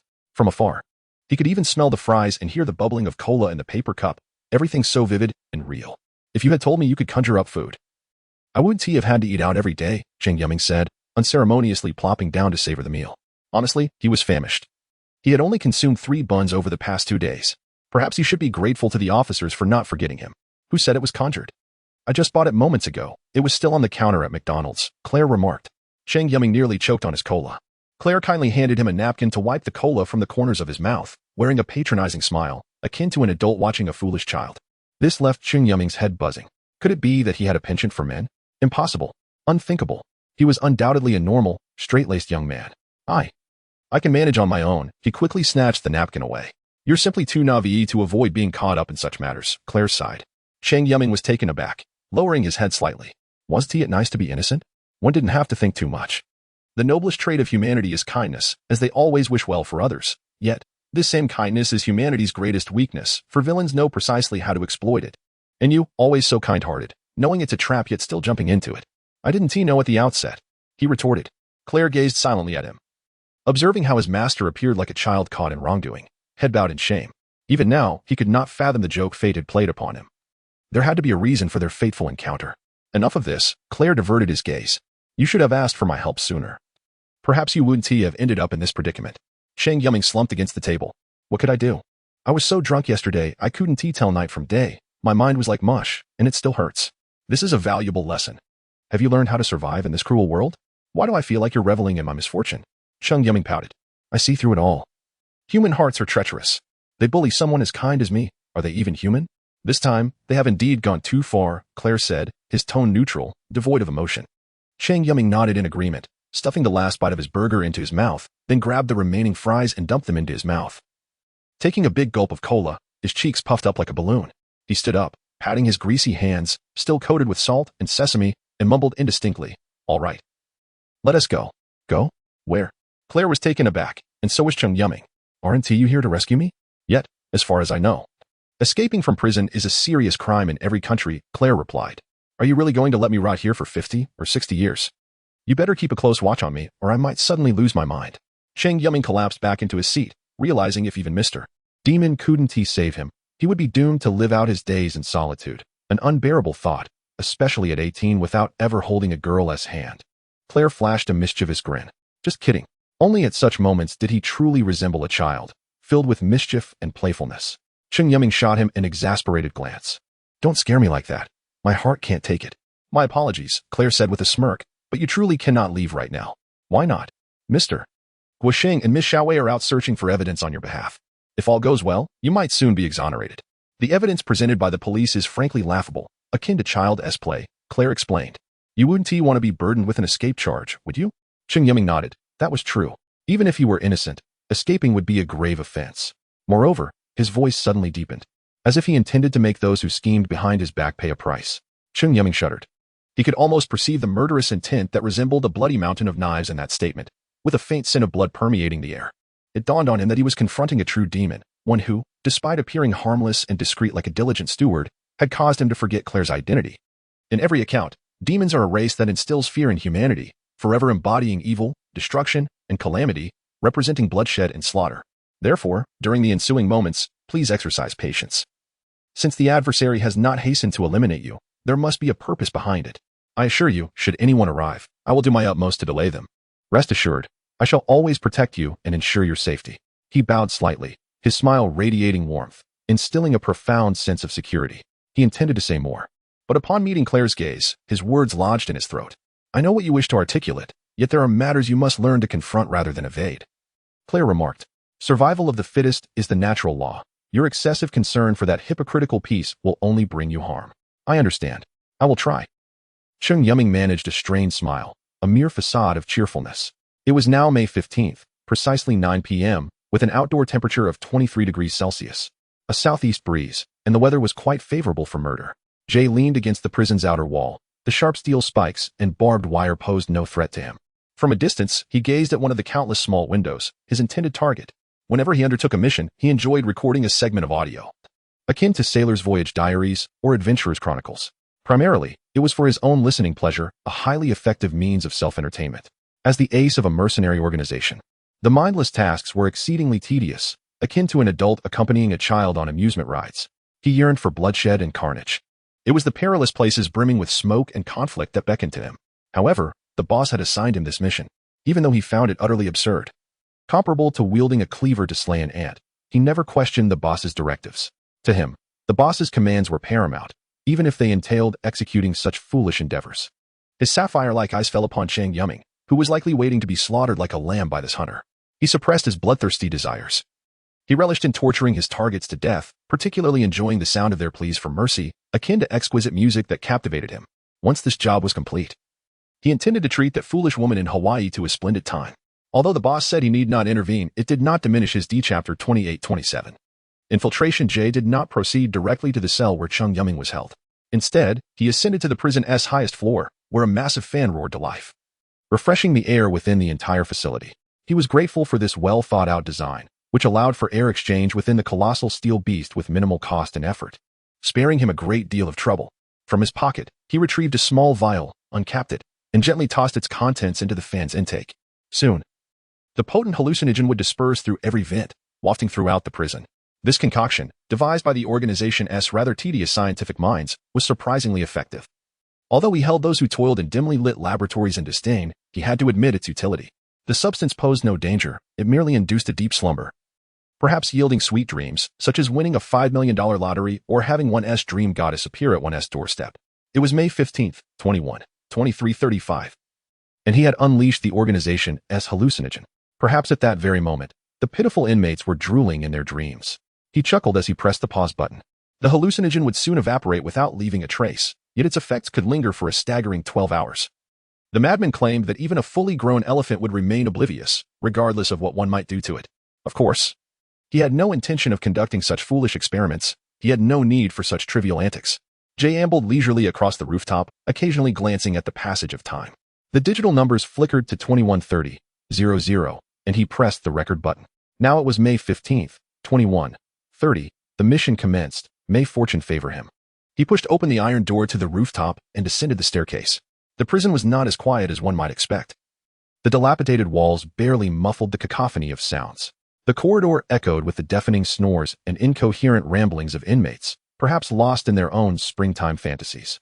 Counting the rooms, he turned right into a corner. At the end of the corridor stood a larger office, where the on-duty officers were slumped over their desks, snoring like a band of inebriated giants. Suddenly, one of them lunged forward, puckering his wrinkled lips as if to kiss the man before him. A wave of revulsion washed over Jay, and he swiftly kicked the man into the corner by the trash can, hastily retreating to the restroom to cleanse himself thoroughly. He swiped an inconspicuous key from the wall of the duty room, pausing momentarily beside the incapacitated officer to spit disdainfully on his face. To his dismay, the pig-headed fool wore a foolish grin, furthering Jay's disgust as he hurried away. My God, perhaps this will be my last visit to this country. No, it is best that it is the last, he lamented to his lifeless watch. Jay's disdain for the prison grew. Its design resembled the underground labyrinth of a pharaoh's tomb, with rows of small cells clustered together like a hive of bees. After navigating several twists and turns, he finally located Cheng Yuming's cell in a corner on the second floor.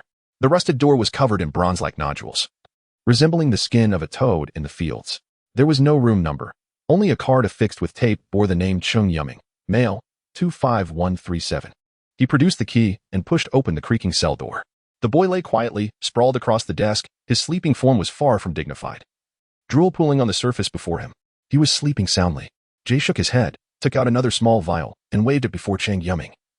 Seating himself on the nearby wooden bed, propping his boots on the table, patiently awaiting the awakening of this lamb destined for slaughter. The night was still young. He had ample time to squander.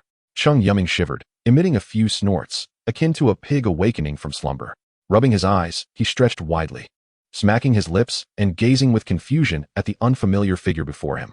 Who are you, big brother? Before Jay could respond, Cheng Yuming leaped forward, clinging to his leg. Big brother, you must be sent by someone to rescue me. I'm innocent, truly innocent. Tears streaming down his face, he smeared his snot on Jay's trousers. His plea reminiscent of a wronged cabbage. You certainly possess a silver tongue, Jay mused, momentarily taken aback. It dawned on him that he was indeed there to eliminate Cheng Yuming. It's not as simple as that. Cheng Yuming, suddenly bashful, remarked. Others call me Iron Teeth and Copper Gums Oscar. Perhaps I should shake your hand. With a smile, Jay extended his right hand, replying. Others refer to me as the bloodthirsty demon from hell. Cheng Yuming trembled violently, realizing that his bravado had failed to intimidate Jay, who appeared as a predator toying with its prey. Big brother, I have an elderly mother and children who rely on me. Please, spare my life. Cheng Yuming's face contorted into a grimace, a bitter smile gracing his features. Honestly, should you ever find yourself in a pyramid scheme, you'd surely rise to a commendable position. Jay seldom offered praise, yet this boy's audacity was remarkable, showcasing an extraordinary thickness of skin to utter such nonsense. Had I not seen your dossier, I might have believed your tale, he chuckled. But that will never be reason enough for me to spare you. Perhaps the prior incident, with its agonizing recollection, remained vividly etched in his memory. Instinctively, he crossed his arms, only to encounter an unyielding resistance. The resounding crack of fracturing bones echoed as he recoiled into the corner, contorting like a cooked shrimp. One might commend your unwavering optimism, evident in your persistent smile. Do you still harbor the hope of a miraculous intervention, a rescuer emerging to deliver you? Jay, with disdain, ground his shoe into Cheng Yuming's face. Yet, the smile evoked revulsion, akin to a self-proclaimed hero marching to their doom, steeped in a misguided sense of nobility. Jay loathed witnessing such expressions on his prey, finding it profoundly irritating. Or what? Should I wear a mournful expression, just to displease my parents? Cheng Yuming retorted. A defiant grin plastered across his face. He possessed an obstinate nature, relishing confrontation. Jay yearned to silence the impudent youth, but his mission, entrusted by their leader, remained incomplete. All prior actions served as a prelude to this momentous objective. Activating his watch's communication feature, a faint static permeated the air before a middle-aged man's voice emerged. This device facilitated global conversations via independent communication satellites, its intricate encryption rendering the faint signals virtually undetectable by surveillance agencies. Cheng Yuming, is it? I extend my apologies for this unconventional mode of communication. The man's tone carried an air of contrition, reminiscent of a courteous gentleman. Your Mandarin is quite commendable. The man paused, momentarily taken aback. Thank you for the compliment. As a globally oriented mercenary organization, we recognize the importance of Mandarin, the most widely spoken language after English. Hence, its acquisition is essential. Heh. Cheng Yuming responded with a colorful interjection. I propose a dialogue. We were never intended to be adversaries, the man suggested. I have no desire to parley with you. Were it not for your involvement, I wouldn't find myself confined in this godforsaken place, forced to endure the presence of this cadaverous visage. Cheng Yuming retorted without reservation. What a jest. Do you take me for a fool? This is surely a prelude to extracting information, followed by a swift execution to silence me. Even in death, you shall glean nothing of value. While Jay may have exhibited some discourtesy, he is not inherently malevolent. I offer my apologies on his behalf and extend forgiveness for your past transgressions against my foolish younger brothers. The man's voice remained even. Your brothers, you say? Which ones might those be? Perhaps you knew them as Onizuka. They sought my demise. Surely, you can offer some form of recompense? Cheng Yuming continued to tread the line, seeking to stall for time. Insolent whelp, the preservation of your life is already a magnanimous gesture. Jay interjected, unable to tolerate such disrespect towards their leader. To him, they were all enemies. Enough, Jay, the man commanded. As you suggest, we are prepared to offer compensation. Now, might you reciprocate with a demonstration of sincerity? Your sincerity manifests as confinement in this pitch-black prison? This also serves as a form of protection. The magisterium, as you may know, employs unscrupulous methods. In comparison, we are paragons of benevolence. Cheng Yuming's complexion began to shift, despite his attempts to maintain an aloof facade. The mercenary organization possessed ties to the magisterium and exhibited an unsettling familiarity with their practices. This revelation boded ill for him. What do you seek from me? The man chuckled. Merely some information. Should our collaboration prove fruitful, I would not be averse to providing certain forms of assistance. Chapter 29, The Fallout Well. Your terms have indeed swayed me. Cheng Yuming spread his hands, reminiscent of the playful banter between boys in their youth, conceding, all right, this time I yield to you. Good boy. I know you are an astute individual who will make the right decision. Cheng Yuming rolled his eyes. He could not fathom the other party's thoughts. But he was no longer gullible enough to believe such nonsensical drivel.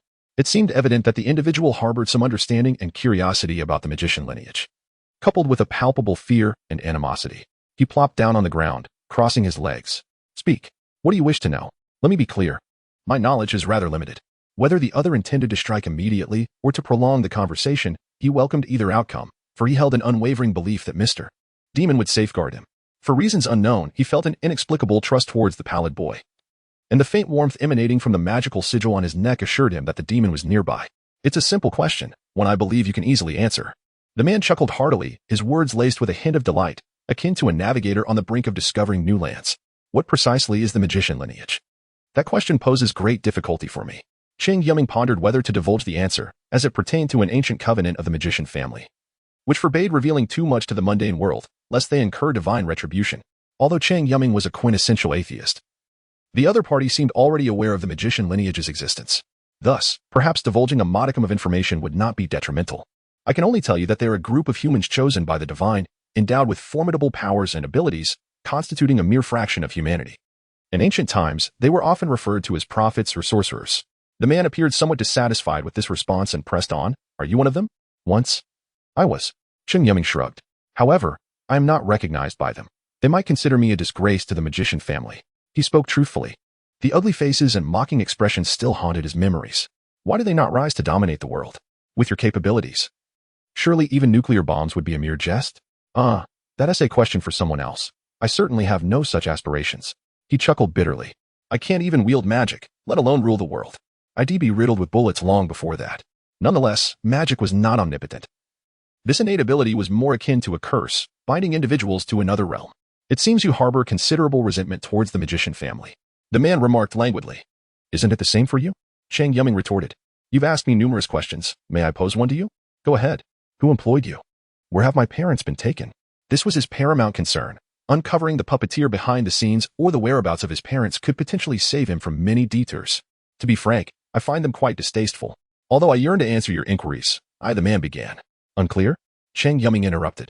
I only know that a mysterious organization called the Magician Family has been in contact with me, with different individuals appearing each time. They seem particularly interested in containers and you. Of course, concerning your life. They promise generous rewards, which, for you, matters little. As for your parents, we are merely tasked with completing our mission. Beyond that, we know not. Hey, so you know nothing, yet you blame me for my ignorance? Cheng Yuming mocked, casting a derisive glance at Jay. The man on the other end of the call could not see his face, but the prospect of making the zombie-like visage flush with anger delighted him. Kid, you'd best comprehend your current predicament. The man's tone shifted slightly. What predicament? We are in a cooperative relationship. Cheng Yuming feigned ignorance. Okay. One last question. The man seemed to realize he was not gleaning much information, perhaps considering Cheng Yuming merely a minor player, unaware of anything significant. What is a container? Uncertain. He answered decisively. In a certain sense, he truly did not know. Despite perusing numerous documents, his mind remained clouded. It seemed Mr. Demon had some understanding. Yet he always emphasized that the time was not right. Young man, this renders our transaction utterly meaningless. The man appeared somewhat irate, having expended considerable effort without acquiring any useful information. I warned you long ago that I possessed no knowledge worth your expectations. The sound of something solid shattering echoed from the other end of the line, followed by the man's frantic shout. Jay, kill him. Make sure he is dead. The man had never been this furious before. He had invested time, manpower, and money in this kid, merely to extract some intelligence. Yet, Cheng Yuming proved as slippery as an eel, evading capture. Now, it was unnecessary, since the boy had no intention of speaking the truth. He too saw no reason to maintain his composure. All right. Jay revealed a sinister grin. Kid, I've longed to make a move. I truly admire your courage. Perhaps you are yet unaware of what death feels like? He twirled a silver dagger in his hand, its glint catching the faint moonlight, slicing through the darkness in a fleeting shimmer. Hey. Even if negotiations have collapsed, must you act so swiftly? Cheng Yuming decisively retreated a few steps, only to collide with the cold concrete wall. Do you have any final words? Jay licked his lips with a crimson tongue, his eyes gleaming with bloodlust. For him, the most exhilarating moment was when the dagger pierced flesh and the sound of severed sinew. I believe you have overlooked one of my questions. Cheng Yuming feigned seriousness. What question? Speak. Let me have a laugh. Jay replied, intrigued. Are you not curious how that ghost mound fell? What's there to guess? Jay scoffed, in your country's terms. They are merely a rabble. Then I have nothing more to say. Do proceed. Cheng Yuming closed his eyes, adopting a demeanor of noble resignation. Jay furrowed his brow. Could there truly be some hidden means? Kid, are you attempting to intimidate me? I refuse to believe you possess any tricks. Jay's gaze hardened, his leg muscles tensed. No one could impede him from such close range. He had that confidence. Even if a multitude of machine guns were trained upon him, he was confident he could eliminate the target before a bullet penetrated his skull. Yet, the dagger abruptly halted before Cheng Yuming, regardless of Jay's exertions. He could advance no further, as if embedded within an invisible wall. "Oh, why is it that when I speak the truth, no one believes me?" Cheng Yuming flamboyantly tossed his hair, feigning exasperation. "Jay, what has transpired?" "Jay?" The man's voice was tinged with urgency. His meticulously crafted plan had unraveled. From the onset, the narrative had deviated from the script, as if several minor players had suddenly delivered an impromptu performance. Jay remained silent, his azure eyes darting around the confined cell. Barely 10 square meters, which could be traversed in mere seconds. Yet, it concealed a formidable presence, almost imperceptible. He stood motionless, every muscle taut. Like a predator lying in wait, poised to strike when its quarry appeared. Finally, his gaze fixated on Cheng Yuming, or rather, the space behind him. A perceptive human indeed. Claire remarked, emerging from the shadows as if an extension of the night itself. "See, there are still formidable beings among humans. Who are you?" Jay's voice was raspy and dry, sensing an imminent threat emanating from the youthful figure, a sensation honed from years at the apex of the food chain. "Merely the master's steward." "As you see," Claire jested, his humor dry. Cheng Yuming's lips curled slightly, recognizing the demon's penchant for the absurd. He was, however, more than willing to indulge in the spectacle. "You will pay for your arrogance," Jay hissed, his posture coiling, pupils dilating into serpentine slits that gleamed ominously in the gloom. "A methuman?" Claire mused, studying Jay with interest. "What's that?" "Individuals born with or acquiring extraordinary abilities due to various factors," Claire elucidated. "Ever seen Spider-Man?" "Of course, who hasn't? Can't call yourself a Marvel aficionado if you haven't. As a titan in American comics, it would be a disservice to Stan Lee himself." Jay's face contorted in frustration. The two were engrossed in their own conversation, seemingly oblivious to his presence. And he was right. Claire held him in utter contempt. From the onset of this farcical charade, his fate had been sealed. Mercenary organizations are essentially havens for meta-humans, united by a sense of superiority, driven by vanity and avarice. In essence, a twisted iteration of the Avengers, except aligned with malevolence. Jay's ability was manipulating sound waves, allowing him to pinpoint his target's location in complete darkness for a swift, lethal strike. Not only that, but he could also channel this ethereal energy into attacks. The high-frequency sonic waves rivaled devastating ordnance, capable of leveling flimsy structures with ease. This ability had ensured success in every mission, earning him both praise and dread among his peers, and the admiration of his leader. His face flushed, veins throbbing in his neck, as a terrifying ripple spread silently. He was confident that his opponent would detonate like a firework of shattered flesh, but to his despair, there was no reaction.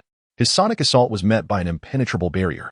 He brandished his dagger once more, legs tensed, and lunged forward like a projectile. Chapter 30. Failure Die. Jay shouted, moving with the agility and grace of a nimble wildcat, contorting his body into an odd pose to evade Claire's punch. Claire remained silent, retracting his outstretched hand before delivering a swift kick that struck Jay's wrist, sending the dagger flying into the gray, cement wall, where it trembled incessantly. "Why? Why are you so strong?" Jay frantically attacked, his efforts seemingly vanishing into the void, as if a stone had sunk into the sea without a ripple. Even the crumbling walls and decaying doors around them remained undisturbed. He had resorted to desperate measures, striking with his fists, kicking with his legs, headbutting and biting, employing every tactic at his disposal. Powerless, he felt a profound sense of defeat for the first time in his life. Despite being a renowned mercenary with a notorious reputation across the globe and a gifted individual endowed with extraordinary abilities, it was as if he were a child grappling with an adult, a mere joke. He believed that fate had played a cruel trick on him. For he thought himself the hunter toying with prey, never realizing that the creature in the cage was a fearsome beast cloaked in swine's skin. Jay gasped for breath, having exhausted his strength through repeated use of his abilities. If not for his fierce tenacity, he would surely lie among the other failures, eternally resting beneath the gravestones lining his path. The thought of that fate was unbearable, yet he knew he must escape by any means necessary. His opponent had transcended the limits of humanity. While the powers of extraordinary beings seemed limitless, akin to the superheroes of comic books, they remained fundamentally human, merely endowed with peculiar forces. Every human has their limits, and upon reaching those limits, one inevitably confronts death. "Are you planning to flee?" Claire's tone dripped with disdain and disappointment, laced with mockery. Jay's eyes were bloodshot. This was an unparalleled humiliation, a pain surpassing even death.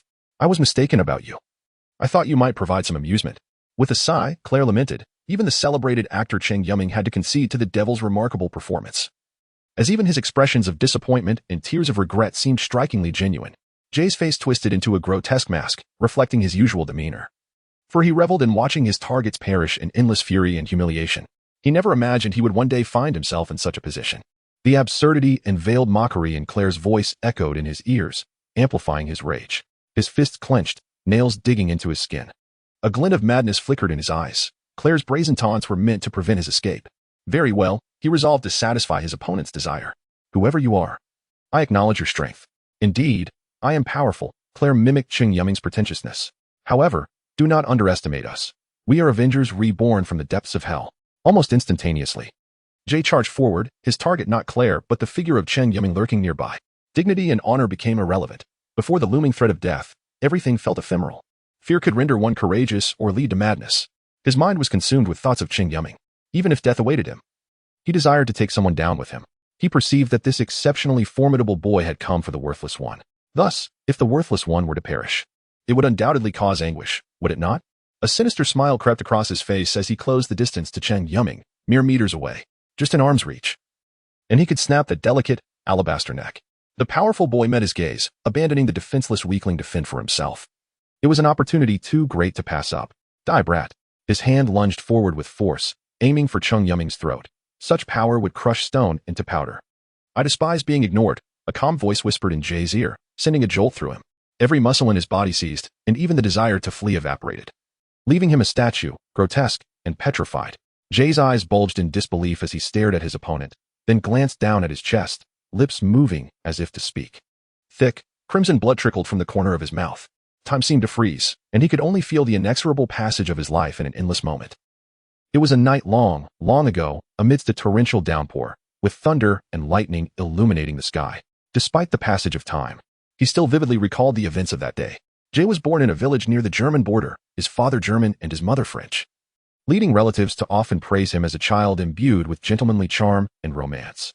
His upbringing was ordinary, childhood passing like that of countless other children, devoid of remarkable highlights. Yet, he was not lonely, for he had loving parents and playmates. However, this tranquility shattered on the eve of his 18th birthday. The relentless rain weighed heavily on his heart, filling him with inexplicable unease and agitation. Suddenly, without warning, Jay fell ill. Typically robust, he seldom fell sick. Yet he lay in bed all day, feverish and restless. His parents anxiously watched over him, wiping his forehead and replacing cold compresses during the agonizing wait. The rain was too heavy for an ambulance to navigate, and the county hospital could only promise to come once the storm subsided. Jay's head throbbed, weighed down as if filled with lead. His mind raced, a high-speed computer overworking itself, lost in a haze of countless dreams stacked upon one another. Yearning to awaken but unable to do so, it was a terrifying memory etched in his mind. Dreams can be enigmatic. At times, they bring joy and happiness. Yet more often, they evoke fear and fatigue. Imagine a person plagued by a series of horrifying nightmares, even upon waking, recalling every detail vividly. How torturous. Finally, his fragile nerves snapped like a taut string. Unbeknownst to him, during his slumber, his body underwent a cataclysmic transformation. In the realm of the gifted, they referred to it as awakening, symbolizing the dawn of a new life, the opening of a door to a new world.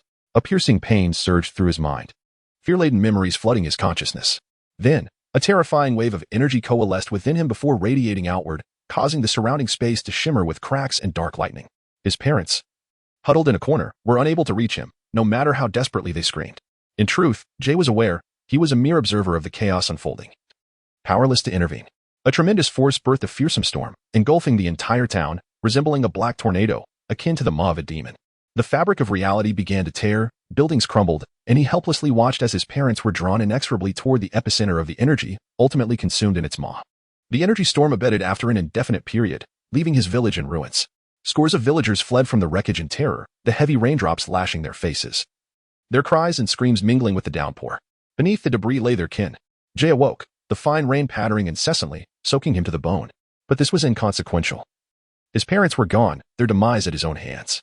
He stared blankly at his hands, his fair skin seemingly stained with a dark and sinful ichor. He emitted a pained and silent lament, his heart rent asunder, tears mingling with the rain upon the earth. The villagers looked on with fear and loathing, knowing that their home had been destroyed by the monster before them. Indeed, he was a monster. He managed a wry smile, enduring the villagers' abuse, though even so, his parents would never return. If only everyone were gone. The thought surfaced in his mind, filling him with dread. But as if someone had heard his dark wish, a strange wave emanated from his body. His eyes widened to disbelief, and he shook his head. No, no, no. The villagers before him exploded one after another, their faces etched with terror and despair. No matter how far they fled, no matter where they ran, their fate was the same. Scarlet blood mingled with the rain, splattering his face. Playmates from his childhood, kind neighbors, and innocent villagers all perished by his hand. He was bereft of everything. Everyone was dead. Only he remained. He curled up, laughing maniacally, weeping uncontrollably. The thunder overhead booming as if to condemn his sins. This is not your fault. He stared blankly at the man who had suddenly appeared before him. His face devoid of emotion. The man calmly held an umbrella over him, himself exposed to the rain. Who are you? Just a passing traveler. The man replied with a smile. You bear a striking resemblance to my younger brother, though he was far more foolish than you. You likely do not yet comprehend what you have become, possessing the power to easily obtain anything you desire. You are a Superman, you understand? Jay shook his head, uncomprehending. In the process of becoming strong, some innocent sacrifices are inevitable. Remember, it is not your fault, but their destiny. The man knelt before him, extending his hand. Will you join me in journeying to a new world? To build a world without suffering? Jay gazed at the solitary hand, as if seeing hope and purpose, and instinctively took it. Excellent. The man smiled, a rare sight that crinkled his face. I do not yet know what to call you. Never mind. From now on, you shall be Jay, as in Jack the Ripper. I hope you will become a fearsome specter to the world. Perhaps you will have the chance to meet my foolish brother. Jay's pupils gradually dilated as a slender, pale hand pierced his chest. A torrent of blood gushed forth, filling the air with a heavy, metallic scent. It was because Jay had lost everything that his psychology and personality became somewhat twisted. He could not stand those who were optimistic and upbeat, finding them as repulsive as pretentious actors. So this is what it feels like to await death. So painful and drawn out. He murmured softly, looking up at the ceiling, or perhaps some corner of the world. I'm sorry, boss. Claire withdrew her hand expressionlessly, Jay collapsing lifelessly to the ground, his arms unstained by blood. Cheng Yuming was petrified. The entire scene having unfolded in the blink of an eye. He swallowed hard and asked cautiously, He is dead? Yes, he is. Cheng Yuming made an acknowledging sound, his face still bearing an unnatural expression. You seem averse to such things, yet he was trying to take your life. Golden eyes fixed on Cheng Yuming. I am no soft touch. He deserved to die. It just feels unreal, like a dream. Then what is real? Cheng Yuming was speechless. Perhaps you are indeed dreaming now, and upon waking, you will find that you have already died, vultures and hyenas gnawing at your entrails, pecking at your eyes. Cheng Yuming paled and shook his head hastily. This is the cruelty of the world, perhaps what you call reality. Only the strong survived. And only survival is real, Claire said. I hope you will recognize this world, or else you will find it difficult to survive the journey ahead.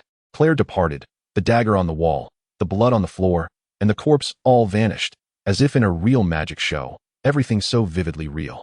Cheng Yuming leaned against the wooden bed, seemingly contemplating life. Chapter 31, The Undercurrent Sicily, headquarters of the mercenary organization. The man, filled with rage, shattered the exquisite wine glass in his hand, the shards scattering like countless twinkling stars. Jay is dead. The moment Jay severed communication with him, this outcome became inevitable. The man never imagined he would commit such a blunder. This was far beyond a mere miscalculation regarding target intelligence. It was a conspiracy, where the target was not a meek rabbit nibbling on wild greens, but rather a spiny hedgehog, a ferocious beast. This was a tremendous disgrace for the mercenary organization. An irreparable loss. The powers of the extraordinary beings were not as glamorous as imagined, being among the few. They might perish in the awakening process or crumble psychologically in a completely new world. There were only 7 true extraordinary beings in the mercenary organization, standing like pillars supporting the heavens, causing all to tremble at their mention. Now, only 6 remained. Jay had fallen to a mere novice. And soon this would echo through various organizations and nations, casting doubt on their ability to execute missions and shattering the myth of their perfect success rate. They were on the brink of becoming the laughingstock of their industry. Jay was a rare talent. Largely, the phenomena accompanying the awakening of extraordinary beings could determine their futures. Some could bend spoons with sheer willpower, while others played the role of jesters on stage. This cruel world had no need for their presence. The man reclined on the sofa, tilting his head towards a photograph on the glass coffee table. He sat at the forefront, with his brother and Jay behind him, appearing as a harmonious family. Was the path he chose flawed from the very beginning? Doubts about his beliefs began to seep into his mind. Extraordinary beings were not accepted by society. They lacked the strength to dominate the ignorant masses.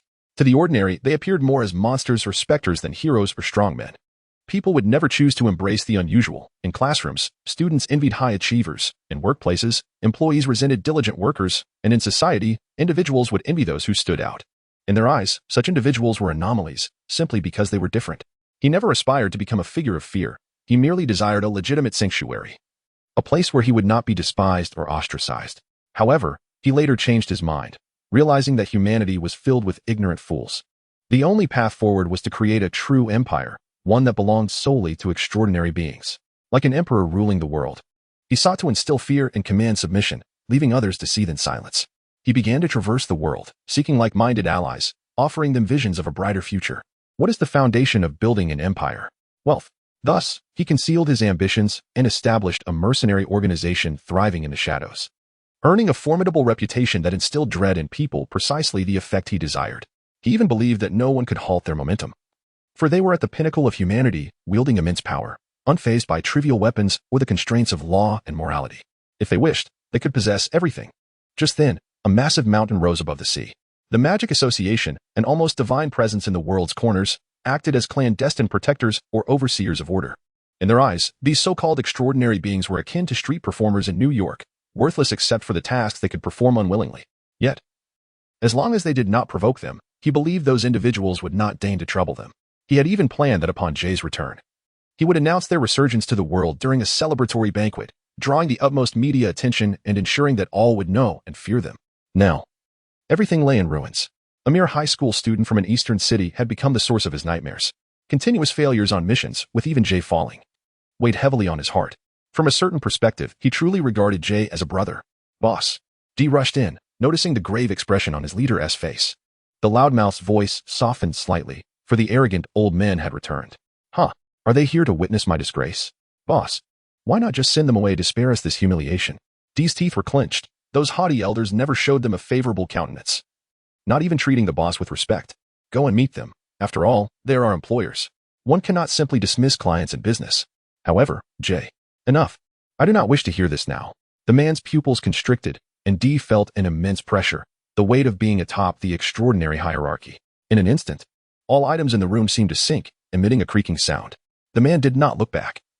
Traversing the open courtyard to a secluded building where the familiar old men sat veiled, gathered around a round table with freshly brewed green tea before them, resembling idle, aging sages.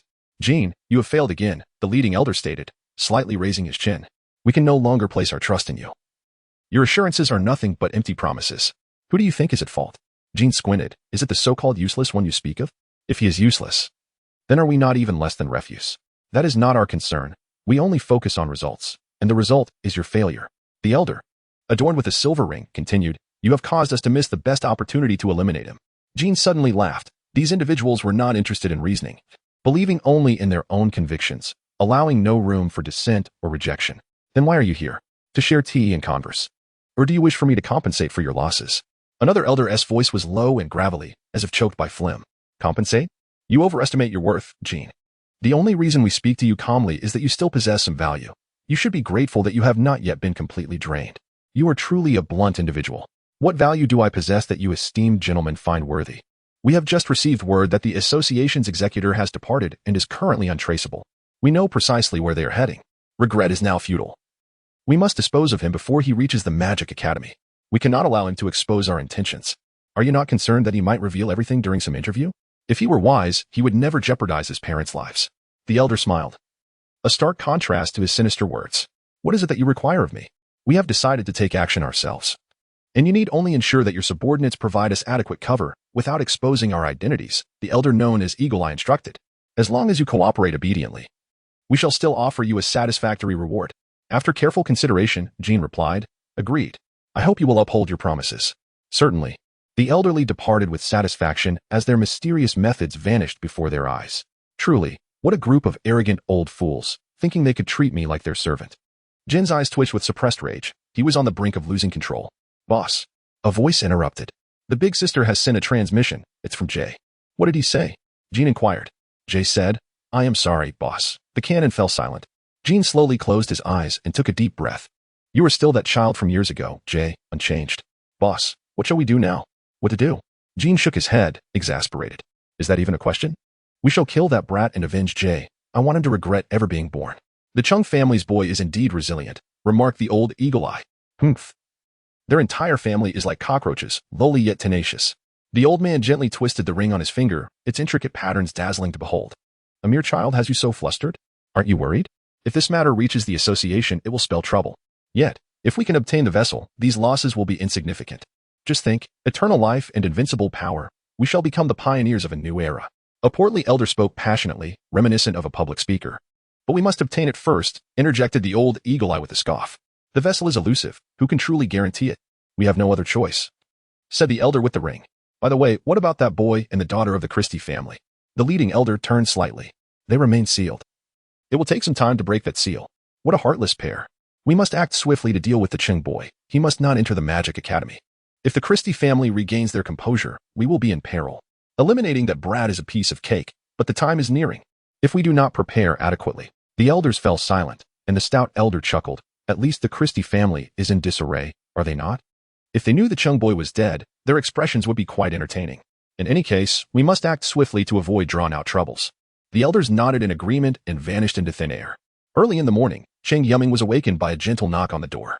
Stretching his stiff neck, he lamented the unyielding hardness of the wooden bed. After just one night, he felt decades older, his limbs feeling foreign. He yawned and called, "Come in." Something felt amiss. It struck him that he seemed to be in a cell, as if he were a leader in an office, awaiting a subordinate's report. The sound of a key turning in the lock echoed, followed by the creaking of the rusty iron door as it slowly opened. A spirited middle-aged man in a police uniform stood at the entrance, exuding authority, accompanied by a man in a suit with a small mustache, carrying a briefcase. The portly officer behind the middle-aged man was eagerly nodding and speaking, his face marked by fatigue, uncertain of how he had fallen asleep. Yuming awoke on the cold concrete floor of the duty room, feeling strangely exposed, as if remnants of some sticky substance lingered on his face. The middle-aged man approached and bowed deeply to Cheng Yuming, catching him off guard. "Mr. Cheng, I sincerely apologize for the trouble caused by my negligence and weakness. My name is Sun, and I am the director here." "Hello, Director Sun," Cheng Yuming responded, shaking his hand symbolically, though his mind was still catching up. "But why are you apologizing to me?"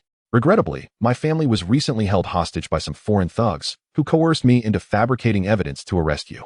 Cheng Yuming suddenly comprehended the situation. No wonder the police had been acting erratically, imprisoning him with little interrogation and throwing a barrage of dubious evidence at him, leaving him defenseless.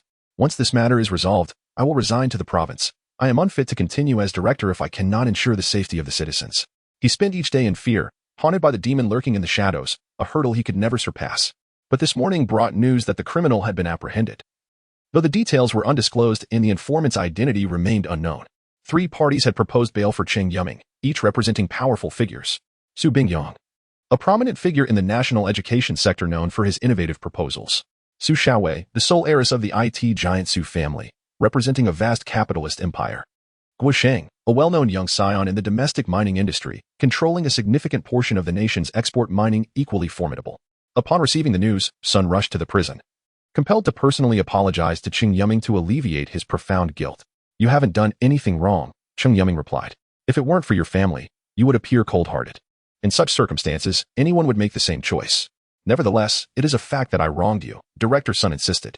Cheng Yuming smirked slightly at the middle-aged man's rigidity. He seemed utterly inflexible. "Enough, old Sunday. If they aren't pursuing you, why burden yourself with guilt?" The man in the suit suddenly interjected, extending his right hand towards Cheng Yuming with a businesslike smile. "Su Yan, the lawyer, here to handle your case on behalf of the young lady." Cheng Yuming immediately understood. The only young lady he was acquainted with was Su Xiaowei. To his surprise, she was not only cold on the outside but warm at heart. He smiled broadly, eagerly shaking Su Yan's hand. "Greetings. It's a pleasure to meet you. So, may I take my leave?" "Not yet. We must follow the legal process. However, the young lady and Guoxiao have already uncovered favorable evidence, and it shouldn't be long before approval is granted. Please bear with us a little longer." Cheng Yuming's face fell. Despite his adaptability, he was unwilling to remain in such a dark, cramped space without any internet access. "Now, we have several pressing issues to address," Director Sun continued. "First, we must find a way to fill the vacancy of the criminal suspect. Although I am unclear about how you eliminated the true culprit, failing to provide a reasonable explanation to our superiors could escalate into a serious international political issue. You need not worry about that. We have a highly professional team that will devise a flawless rationale for this incident. They are exceptionally skilled," Su Yin smiled. Cheng Yuming perceived the confidence radiating from his face and wondered if this so-called professional team might be a clandestine organization, akin to the FBI in Detective Conan or the agents in a 007 film. Director Sun nodded, contemplating the second question, how to mitigate the adverse effects of this incident, particularly concerning the local gangs and the headless corpse. They are, after all, innocent victims in this case. "I can only express my powerlessness in this matter," Su Yin lamented, acknowledging the formidable international mercenary organization that has caused considerable distress for many nations. "If you wish to pursue the murderer, that may prove quite unrealistic." He then added, "However, you may still entrust this to our handling team. I am confident they will deliver a satisfactory outcome, as they are indeed professionals." Director Sun felt a pang of embarrassment as he replied, "Then it must be so. This matter is beyond my reach." Su Yin cast a penetrating glance at Cheng Yuming. Even when broaching such grave topics, the young man seemed preoccupied, his attention diverted elsewhere, as though he were oblivious to the discourse. "We have commenced efforts to contain information regarding this incident and eradicate any records, yet some whispers have still reached certain ears. Let them spread whatever they wish. I remain unperturbed by their gossip. After all, I have nothing to lose," Cheng Yuming remarked, dismissing the rumors with indifference. Yet, the situation was far from simple, as the most pressing issue was that Master Yi of the Yidong Trading Company had become aware of the matter. That effeminate fellow? What concern does he have? Su Yin furrowed his brow. "Your relationship with the young lady is delicate.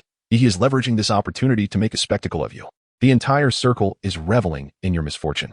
The young lady has instructed me to advise you to endure if you can, and to avoid impulsive actions." Cheng Yuming was taken aback to discover that his affairs had entangled Su Xiaowei. He had never relished the thought of owing favors, and now it seemed he was accumulating them. Sigh. "I truly do not know how I will repay these debts in the future." "Very well, I understand," he conceded. "That is good. We shall handle everything else, so you need not worry," Su Yin assured him. "Barring any unforeseen circumstances, you should be able to secure bail by tomorrow." "It's nothing. I have grown accustomed to my stay here, though I find myself with little to occupy my time, merely eating and sleeping throughout the day. If you need anything, feel free to speak to Xiao Lu at any time." Director Sun gestured to the portly officer. "Mr. Cheng is no longer a criminal. Let's show him some courtesy, shall we? It is always prudent to leave a line of retreat for oneself." The rotund officer wiped the sweat from his brow, acutely aware that the director was referring to his unkind demeanor towards the detainee. It was not just him. Nearly everyone shared this sentiment. Who would have imagined that even a dried-up salted fish could turn its fortunes around? He stood awkwardly before Cheng Yuming, his face flushed as he managed to utter, "Please. If you have any requests, do not hesitate to command me." Cheng Yuming smirked and playfully gestured for him to withdraw. "You may leave. I will call for you if I require anything." The officer, feeling embarrassed, lingered at the door. Director Sun chuckled. "The youth of today certainly know how to have fun. I am growing old, unable to keep pace with the times, though it is indeed time to instill some discipline among this group of subordinates." "Very well. We shall take our leave for now. I will inform the kitchen. Feel free to tell Xiaolu what you wish to eat." "Absolutely. I never hold back," Cheng Yuming proclaimed as he bid farewell to the two. He then beckoned the portly officer closer. The officer felt a sense of foreboding as he approached, forcing a strained smile. "Who was it that told me once I would never leave this place alive? They even suggested I should meet the devil?" Cheng Yuming's face broke into a mischievous grin. "Ah, this is the classic case of retribution being delayed. Brother, I was wrong. No, you are much older than I. Then what about little brother? Who are you calling little brother? You are being quite disrespectful." The officer's face turned crimson as he exclaimed, "Master Cheng, is that sufficient? What exactly do you wish to do?" Cheng Yuming patted his chubby cheek with satisfaction, imparting a lesson in humility. Learn to treat others with respect. Do not always look down upon people. Claire languidly opened his eyes. The spacious, bright living room bore a simple yet classic decor, with a gentle breeze mingling with the distant, noisy cicadas outside. He sat up on the sofa and retrieved his pocket watch. Recently, his periods of dormancy had been lengthening. Today, he had overslept for an additional 5 minutes compared to yesterday. Perhaps it was a result of overexerting himself the previous day, but how long could this continue? The crimson sunset painted the clouds on the horizon, and Claire leaned against the window. It was remarkably tranquil, lonely and desolate. Cheng Yuming's situation was precarious. Should he persist in this mindset, survival in that brutal world would be exceedingly difficult. It was a veritable hell, appearing as beautiful as a poem. Yet every individual within it was a devil ready to consume without remorse, driven by selfishness and greed. Moreover, that fateful day was fast approaching. Even now, Cheng Yuming had yet to comprehend his own power and mission. What a fool he was. Claire cursed inwardly, realizing that no one could save one who feigned ignorance. Not even the devil, much like how one could never awaken a person pretending to be asleep. Regardless, the contract had been established until it expired. He must fulfill his obligations as a demon. One day, the significance of this contract would gradually surface, perhaps allowing him to uncover the elusive memories he sought and unravel the enigma surrounding the disappearance of the demon clan.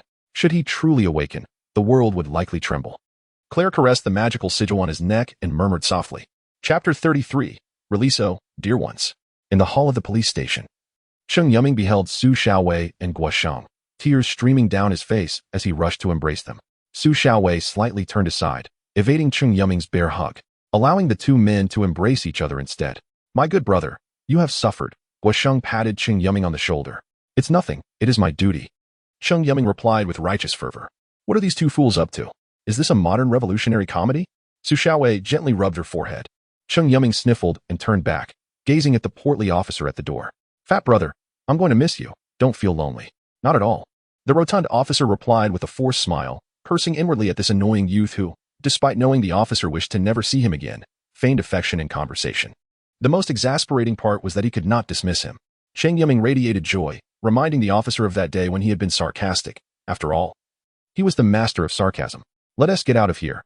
I can't stand another minute, Cheng Yuming declared, striding toward the exit. The sun shone brilliantly, and the air was fresh. He inhaled deeply, albeit the air was tainted with smog and exhaust, leading to a fit of coughing. What? Are you reminiscing about the air of your hometown? Indeed, you wouldn't fathom the stench of that cell. Ugh, terrifying. Cheng Yuming shuddered as if a laying of moldy cheese and expired yogurt had been poured into a sewer, mingling with the scent of decaying earth. Ugh, stop it. I'm about to vomit. Su Xiaowei quickly interjected. What a horrific odor. Just thinking about it makes me nauseous. Did you bring this upon yourself? It was an accident. An accident, Cheng Yuming corrected, insisting that his misfortune stemmed from sheer bad luck. Otherwise, he could have comfortably stayed at home watching anime. An accident wouldn't lead a normal person to Otaku paradise? Good heavens. Guosheng, could you have chosen a worse name? That was my doing. My father consulted a feng shui master who deemed it auspicious. Guosheng replied earnestly. A feng shui master? Are you sure he isn't just an old gentleman? Cheng Yuming inquired. Well, he does have a penchant for sailor suits. When I met him, he was clad in a love-live collaboration outfit, Guosheng responded, adding that the master's predictions had been surprisingly accurate, claiming he would soon encounter his destined partner. Did you meet her? Of course. The very next day, I met my new wife. Cheng Yuming covered his face, astonished at how someone could so shamelessly boast. A true exemplar of audacity, he must learn from this. May I ask, how old is this old gentleman? Venerable master? I believe he is over 90, Cheng Yuming remarked. Truly, age seems to invigorate him. He then hastily caught up with Su Xiaowei, walking shoulder to shoulder with her. Guosheng, with a knowing smirk, crossed his arms behind his head and strolled on his own. Thank you for everything, Su Xiaowei said. Taken aback. Why are you thanking me? I know you and Guosheng have been busy these past few days rescuing me. Cheng Yuming scratched his head, finding such sentimental words difficult to articulate. You should thank him. I've done little to help. Su Xiaowei turned her head, her long black hair swaying in the gentle breeze. You seem different, Cheng Yuming remarked, perplexed. He had known Su Xiaowei for nearly a decade and could keenly sense a shift in her demeanor. There was an odd coldness and distance. Have you gone mad from your time in prison? What is different about me? I can't quite articulate it, Cheng Yuming pondered. Perhaps it was merely a man's intuition. All right, stop overthinking it, okay? Be good. Su Xiaowei playfully flicked his forehead, reminiscent of their childhood when she would always treat him like a younger sibling. As children, Su Xiaowei had been the leader, while Cheng Yuming trailed behind, obediently following whatever others dictated. The atmosphere became heavy, almost suffocating. Su Xiaowei walked ahead, exuding an air of aloofness, while Guosheng lingered behind, showing no intention of joining the conversation, leaving Cheng Yuming awkwardly sandwiched between them. They finally arrived at the parking lot, where Guosheng's ostentatious sports car occupied 2 spaces.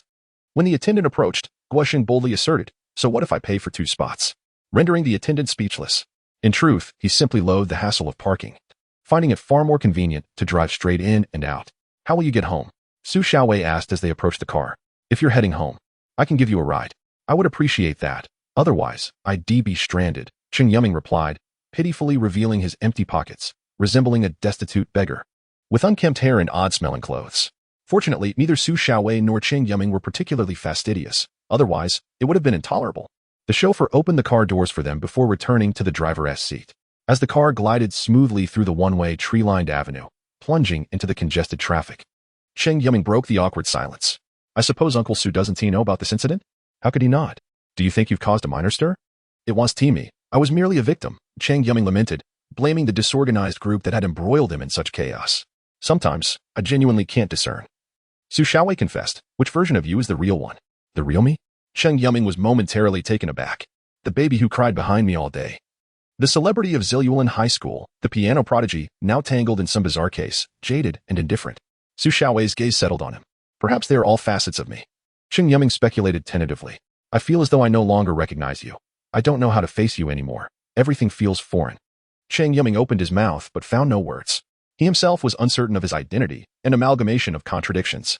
Since the arrival of the enigmatic Mr. Demon, his life had taken a drastic turn, beset by continuous troubles, lurking adversaries, and estranged parents. He had no intention of dragging innocent individuals into his tumultuous existence. Cheng Yuming had witnessed the ruthless methods of the cold-blooded rulers, who showed no qualms about involving the innocent. He wished to protect his few remaining friends from entanglement and peril due to him. Just as Cheng Yuming felt overwhelmed, Su Xiaowei suddenly chimed in. But then I thought, what do those matters concern me? Regardless of your identity, you remain my little follower, right? Ha ha. Cheng Yuming's pent-up emotions crumbled. This carefree girl was still as fierce as ever. Was her thought process a direct highway? What? You disagree? No, I concede. I concede. Cheng Yuming lamented, throwing in the towel. By the way, that he, hasn't he bothered you again, has he? He quickly shifted the topic. If he is going to harass someone, it should be you. What? I harbor no fondness for men, particularly not for those exhibiting effeminacy. A chill coursed through Cheng Yuming's heart. Can you ever entertain a rational thought? Su Xiaowei sighed. On the surface, Yitong Commerce appears to be an investment firm, yet in reality, it engages in the arms trade. Do you comprehend my implication? You mean he could shoot me in the head? Frankly, I cannot dismiss such a possibility.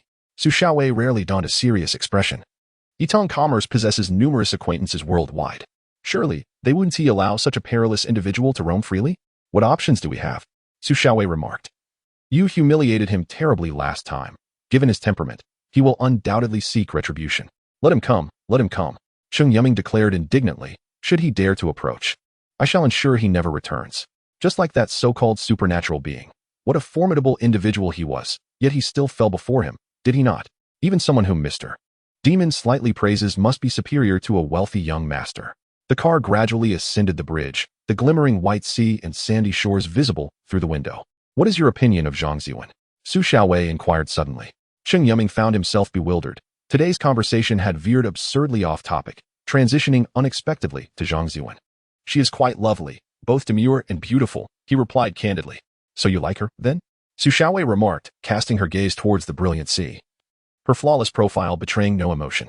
Yet, Cheng Yuming sensed this might be a perilous query. Of course, who wouldn't he be fond of such a lovely girl? She possesses a wonderful character and excellent grades. Many are enamored with her. Normally, Su Xiaowei would have argued with him by now. Yet today, she remained unusually tranquil. Oh, is that so? They fell into silence once more. The car came to a gentle halt at Cheng Yuming's doorstep, where Claire was watering the flowers in the garden. Su Xiaowei delivered a swift kick to Cheng Yuming's back, sending him tumbling out of the car. Hey, what was that for? I simply no longer wish to see you. What of it? Su Xiaowei's expression turned fierce as she slammed the car door shut. Cheng Yuming rubbed his head, utterly perplexed. The butler offered Cheng Yuming an apologetic glance as the car slowly departed. Inside the vehicle, the butler observed Su Xiaowei's contemplative visage through the rearview mirror. Miss, do you harbor feelings for young Master Yuming? Su Xiaowei was taken aback. How could that be possible? Even if I fancied a pig, I wouldn't fancy him. Then why did you seem so upset upon learning he likes another girl? I was not angry. Su Xiaowei's voice suddenly escalated in pitch. Then she touched her face. Is it that obvious? The butler nodded. Please excuse my prattling, but if you truly do have feelings for young Master Yuming, you must strive to win his affection. In truth, I'm not angry. It's just that I feel quite peculiar. Su Xiaowei rested her chin upon her hand, experiencing a sensation she had never encountered before, an uncomfortable unease. Yet, what could she do? He and his beloved were mutually affectionate, and she would thus be the interloper. Especially since Zhang Ziwen is her closest friend, how could she compete with her best friend? Moreover, she firmly believed she did not harbor any feelings for Cheng Yuming. It was merely concern typical among siblings. It must be so. I am not to meddle in the young lady's private affairs, however. Both the master and mistress hold young Master Yuming in high regard, and I believe they would wish for you to develop feelings for him as well. Ah, please. No more of that. Su Xiaowei's mind was in disarray. Let me think it over again. Chapter 34. Philosophy, a throbbing headache, plagued Cheng Yuming. He had once again experienced that dream, a realm of chaos, obscurity, filled with dread and solitude. Cheng Yuming found himself questioning whether this aging house was indeed a cursed dwelling. Dressed in his pajamas, he gazed at his reflection in the mirror. Adorned with a cartoon sleep cap, his bleary eyes framed by short lashes that bore remnants of sleep, and his panda-like eye bag swollen like two small light bulbs. He casually opened QQ and found his group chat inundated with messages, almost all discussing his incarceration. Although he had been exonerated, the idle gossip mongers, ever eager for entertainment, were more than willing to discuss such intriguing matters in their leisure. Cheng Yuming grimaced. Rumors cease with the wise. And he could only conclude that these individuals were rather foolish. He stuck out his tongue at the screen, when suddenly, his gaze landed on the dimming icon of Huiyuan AI. To his surprise, Zhang Ziwen had sent him a message. In an instant, the gloom in his heart dissipated. After some contemplation, he finally crafted an appropriate response. I'm fine. Just investigated as a suspect at the station for a few days, but I'm out now. Before long, Zhang Ziwen's icon lit up. That's good. With no further words, Cheng Yuming inexplicably sensed her relief. After sending those 3 words, her icon dimmed again. Cheng Yuming wished to continue the conversation. Despite the previous misunderstandings being resolved, he felt an awkwardness towards Zhang Ziwen and was uncertain how to approach her. Losing interest in his musings, he stepped out of his room. Claire? Are you there? He peered into the kitchen, where everything was meticulously organized. And a faint scent of dish soap lingered in the air, reminiscent of grapefruit. Claire was neither in the kitchen nor in the living room or garden. On the table lay a prepared breakfast, kept warm under a metallic cover. Curious, he pondered where she might have gone and ascended to the end of the 2nd floor. This space, once a storage room, had been converted into a resting area since Claire's arrival. The wooden door was ajar, and Cheng Yuming quietly stepped inside. Claire reclined against the wall beside the bed, her eyes closed, breathing evenly. Cheng Yuming suddenly recalled that, due to his presence, Mr. Demon needed to replenish his strength through slumber. He hesitated, then reached for the folded blanket nearby, gently draping it over Claire. Her hands were icy to the touch, devoid of warmth, as if she had just emerged from a refrigerator. Observing Claire, he noted that aside from her unusual demeanor and mature appearance, she resembled an ordinary boy. Her long lashes fluttered slightly, her brows knitted together, and her lips appeared unnaturally pale, as if she had experienced a terrifying nightmare. He instinctively withdrew his hand. Momentarily haunted by a vision, he and Claire embraced tightly, surrounded by a viscous crimson liquid, countless bodies strewn about like a nightmarish slaughterhouse, torrential rain pouring down upon them, and the ominous sky illuminated by jagged flashes of lightning, as if the very fabric of space had been torn asunder. What was happening? He and Claire were virtually strangers. Had it not been for that erroneous summoning ritual, their paths would have never crossed. One was a human from a family of magicians, the other the last demon in existence. By all accounts, they were adversaries. The families of magicians prided themselves as the guardians of the world, resolutely prohibiting demons from disrupting the order. As for the reasons behind this, Cheng Yuming was unaware, nor had Claire ever deigned to explain. What a beautiful, delicate face it was, Cheng Yuming mused. As if crafted with exquisite proportions, naturally handsome and captivating, a visage that was easy on the eyes. Wait, could it be that he was genuinely interested in men? His mind was awash with chaotic thoughts. Suddenly, Claire's eyelids fluttered, then opened, revealing dark golden irises, devoid of emotion, reflecting Cheng Yuming's face within a transparent halo of light. At that moment, they maintained a rather peculiar posture. Claire leaned against the bed while Cheng Yuming's face was almost close enough to kiss. Claire blinked and earnestly remarked, "If my master requires it, I can fulfill your needs. However, please refrain from doing so while I am in slumber." Need? Absolutely not, Cheng Yuming quickly retorted. Retreating to the doorway, "I must keep my distance from you. What if my inclinations turn abnormal, compromising the lineage of the Cheng family?" Cheng Yuming reassured himself. Casting a glance at Claire, who was carefully smoothing out some wrinkled clothing, an expression of shyness upon her face, as if she had just engaged in something inappropriate. Though he understood Claire was merely acting, a shiver ran down his spine, raising goosebumps all over. It was terrifying. Had Claire been a woman, she would surely be a formidable succubus. Cheng Yuming silently recited a prayer, attempting to dispel the tumultuous thoughts that clouded his mind. "So, what brings you here?" Claire stood before Cheng Yuming anew, impeccably dressed, her earlier demeanor vanished, a true master indeed. I merely came to check on you since you were absent.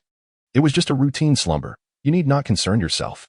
Claire poured him a cup of red tea and continued, "However, you should be mindful of your situation. It cannot be pleasant to have so many forces scrutinizing you." "How could I not care?" Cheng Yuming exclaimed. "What if I were beset by those thugs while you were asleep? That would be disastrous. Moreover, as the master, how could I not be concerned for my subordinates? Wouldn't that make me a tyrant?" Claire paused, taken aback. She had not anticipated her unreliable master would utter such shameless yet reasonable words, a blatant appeal for support. "That will not happen. My priority is always your protection, as stipulated in our contract." Claire smiled, adding, "Yet, you should also learn some self-defense techniques. For the enemies you will face are not to be trifled with. A moment's carelessness could cost you your life." Claire's calm words struck Cheng Yuming like a wave of impending doom, leaving him despondent. "Is this also part of the contract?" "No, this is fate." Cheng Yuming's expression grew even more somber, reminiscent of Tang Seng's pilgrimage to the west, where Guanyin Bodhisattva had warned him of the many tribulations he would face without revealing their nature. Fortunately, he could take solace in the fact that Mr. Demon, his elder brother, was already present. He just wondered if there would be a second or third brother as well. "Honestly, magic is rather challenging for me," Cheng Yuming admitted, extending his hands. He was a person with a non-retaining magical system, a term he had coined himself. In the long history of magician families, he was an unprecedented anomaly. Even an ordinary person would typically explode due to the surging magical energy, yet never had someone existed who could not store magic within their body. Cheng Yuming's body resembled a deflating balloon, perpetually filled yet continuously losing air until nothing remained. The lineage of magicians is rooted in an ancient and enigmatic clan, drawing their power from the magical runes embedded within their blood. Tragically, Cheng Yuming lacked the magical energy required for awakening. This destined him to a life of futility. Otherwise, he would not have encountered so many tribulations in his youth. A fleeting moment stirred unpleasant memories, prompting him to shake his head. Perhaps, as Claire remarked, akin to the first person to consume crabs, who, before succumbing to hunger, never contemplated the exquisite flavor of that shelled creature. You speak as if you were a philosopher. I merely suggest that you refrain from surrendering too easily, for once you abandon hope, all is lost. What do you believe I should do? Cheng Yuming slumped onto the floor, appearing despondent. In matters of fate, should I implore my parents to recreate me? That is utterly absurd. I lack magical abilities, and physical prowess eludes me. I have merely dabbled in a few days of karate, injuring my waist in the process. That is a contemplation for you alone. Claire pushed open the ancient glass window, allowing the warm summer breeze to waft in, accompanied by a few ginkgo leaves drifting from unknown origins. Gazing at the cerulean sky, he murmured, "A storm is imminent." Cheng Yuming found this perplexing. Anyone witnessing the azure expanse would perceive it as flawless weather, so how could one predict an approaching tempest? Nevertheless, Claire's words sparked a revelation within him. Each successive misfortune had posed a potentially fatal threat, were it not for the insufferable presence of Mr. Demon. He might have long since ascended to paradise to meet God, or perhaps Buddha. Power. He smirked wryly, realizing such things are not easily attained. This is not one of those fantastical tales where one transmigrates and instantly becomes a prodigy or acquires extraordinary fortune, leading a life as if on a cheat mode. Alas, what a predicament. Cheng Yuming rubbed his forehead and inquired, "By the way, have you been unscathed recently, at least for the time being?" Claire, with palms upward, grasped the air, his delicate fingers smooth as pristine jade. "Well then, I will ponder solutions over the next few days. In that case, one must look to the master with great reverence." Claire flashed a mischievous smile, jesting as he exited with Cheng Yuming. Just before descending the stairs, he suddenly remarked, "If the master truly requires it, I will do my utmost to fulfill your needs. Get lost." Chapter 35. Cheng Yuming rarely found the tranquility to sit at his desk and study. He had crafted a compelling reason for himself, not solely for the sake of his free guardian, the demon, but primarily to comprehend the peculiarities of his own body. How long had the legacy of the magical families endured? It was likely that even the family history had become obscured over time. The 7 great magical families represented the mightiest forces in the world, their histories tracing back to the dawn of human civilization. They ruled their territories like emperors. And it was improbable for him to be an exceptional case. What made him so unique? He stacked his father's notebook alongside a plethora of old tomes adorned with hard covers upon the desk and immersed himself in their contents. Undoubtedly, the power of magicians stemmed from magical energy, while those so-called extraordinary individuals derived their abilities from innate talent or other mysterious sources. Magical energy was a vital element of the world, akin to invisible spirits that pervaded every corner. It was said that the magical families were descendants of divine beings, possessing keen intellect, extraordinary wisdom, exceptional skills, and formidable strength. Yet, it remained unclear what laws constrained them from stepping onto the world stage as tyrannical rulers. Every child underwent an assessment of their affinity for magical energy upon birth. Those who passed remained within the family to receive further training, while those who failed were dispatched to orphanages worldwide, destined to grow up as ordinary children, living mundane lives that culminated in a quiet death. Cheng Yuming had exhibited astonishing affinity for magical energy since childhood, an unprecedented phenomenon in the long history of magical families, earning him the title of the child closest to divinity, inciting jealousy among many families. However, everything changed when he turned 8. He was diagnosed with a bizarre constitution, a revelation that struck like a thunderbolt to everyone involved. Reactions varied. Some rejoiced, others mourned, and a few merely watched from a distance. What did it mean to be unable to store magical energy? He could not manipulate magical energy freely like other magicians, could not wield magic, nor awaken the magical runes within his bloodline. His once promising talent had transformed into a colossal joke. To put it bluntly, Cheng Yuming was an utter failure, albeit one who concealed his shortcomings better than those who were sent away at the outset. Reality was harsh. Stripped of his genius aura, Cheng Yuming faced ostracism and hostility, dragging his entire family down with him. Then, over a decade ago, a shocking and bloody incident rocked the history of magical families. The Cheng family, one of the 7 great families governing the East Asian region, mysteriously vanished without a trace. Cheng Wenlin remained unusually calm. Only their family of 3, far abroad, escaped the calamity. It was evident that this was a premeditated assault.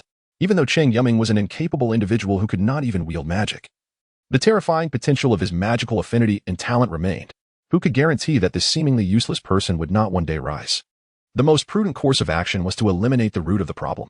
The following day, Cheng Yuming resigned from his position as a council member of the Magical Association, returning with his wife and child to their homeland, vowing never to partake in the affairs of the association again. This marked an irrevocable loss for the magical world. The exit of a magical family signified a disruption in the delicate balance of power, prompting other families to vie for the spoils. Yet, no one dared to underestimate the disheveled researcher.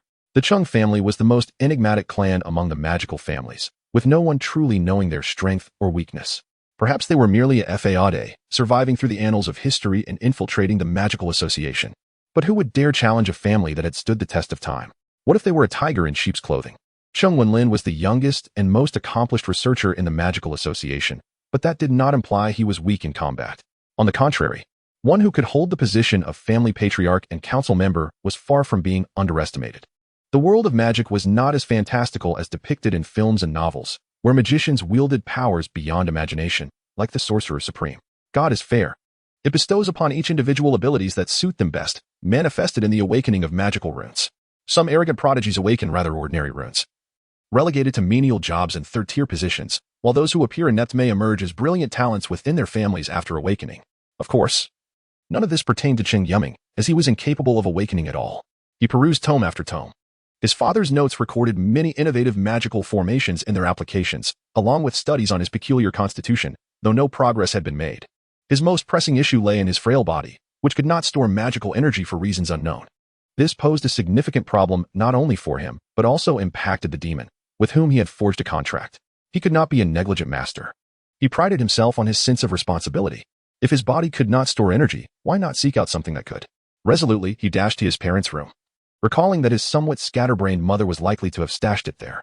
He moved a chair from the vanity to the closet and climbed atop it, carefully feeling around until a cloud of dust struck him, causing him to cough incessantly. Finally, he discovered a small box nestled in the corner against the wall. It was palm-sized and exquisitely crafted, adorned with intricate patterns.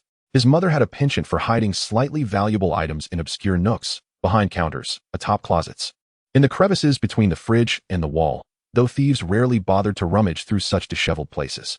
He wondered what the kidnappers of his parents had been seeking. Surely, it could not have been this. Shrugging off the thought, he opened the small box to reveal an extraordinarily ornate necklace, carefully wrapped in soft fabric. Crafted entirely from mithril, it shimmered with a mysterious azure hue, and a crystal the size of a pigeon's egg dangled below, dark and profound, speckled with glimmers reminiscent of distant stars. As its name suggested, it was the diamond star. This piece of jewelry, unearthed from ancient European ruins, boasted a history of at least 500 years, garnering admiration and curiosity from experts who marveled at the craftsmanship too refined for humanity of such distant epochs. At an auction, it was purchased by an elderly collector from Asia, known for their generosity. This individual was rumored to be Cheng Yuming's distant ancestor, and the necklace became a symbol of the family heirloom, known for bestowing an air of mystery and nobility upon its wearer. In truth, scholars often misunderstood its significance. It was a relic of the Russian imperial lineage, originally belonging to Ivan IV, the first Tsar of Russia. The diamond star was worn by Princess Sophia Paleologus, the niece of the last Byzantine emperor, who fled to the west during the fall of the Byzantine Empire in 1496. Eventually, it was passed down to Ivan IV and remained within the Russian royal family, cherished by the concubines as a mark of pride. This magical artifact, specially crafted by the imperial magician to protect the princess, could autonomously absorb surrounding magical energy and store it, capable of releasing a magical barrier powerful enough to withstand a missile strike. Why had he not thought of this sooner? Cheng Yuming tossed the necklace into the air, pondering how one might claim ownership over such an item. Would it truly require a blood oath, as depicted in fantastical tales? He regarded his delicate skin with a touch of ruefulness. Alas, as the master, he ought to embody the role, striving to win the hearts of his subjects.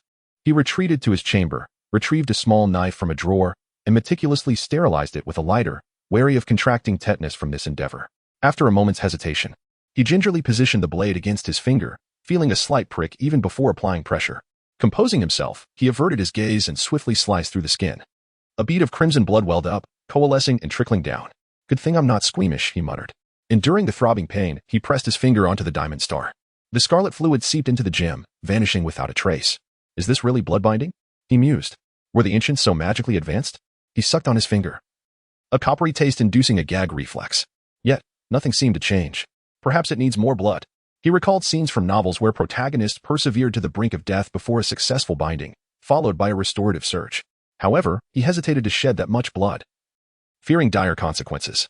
"What are you doing?" Claire entered, carrying a teacup, and noticed Cheng Yuming with tears in his eyes, sucking on his finger. "You're just in time. How does this thing bind?"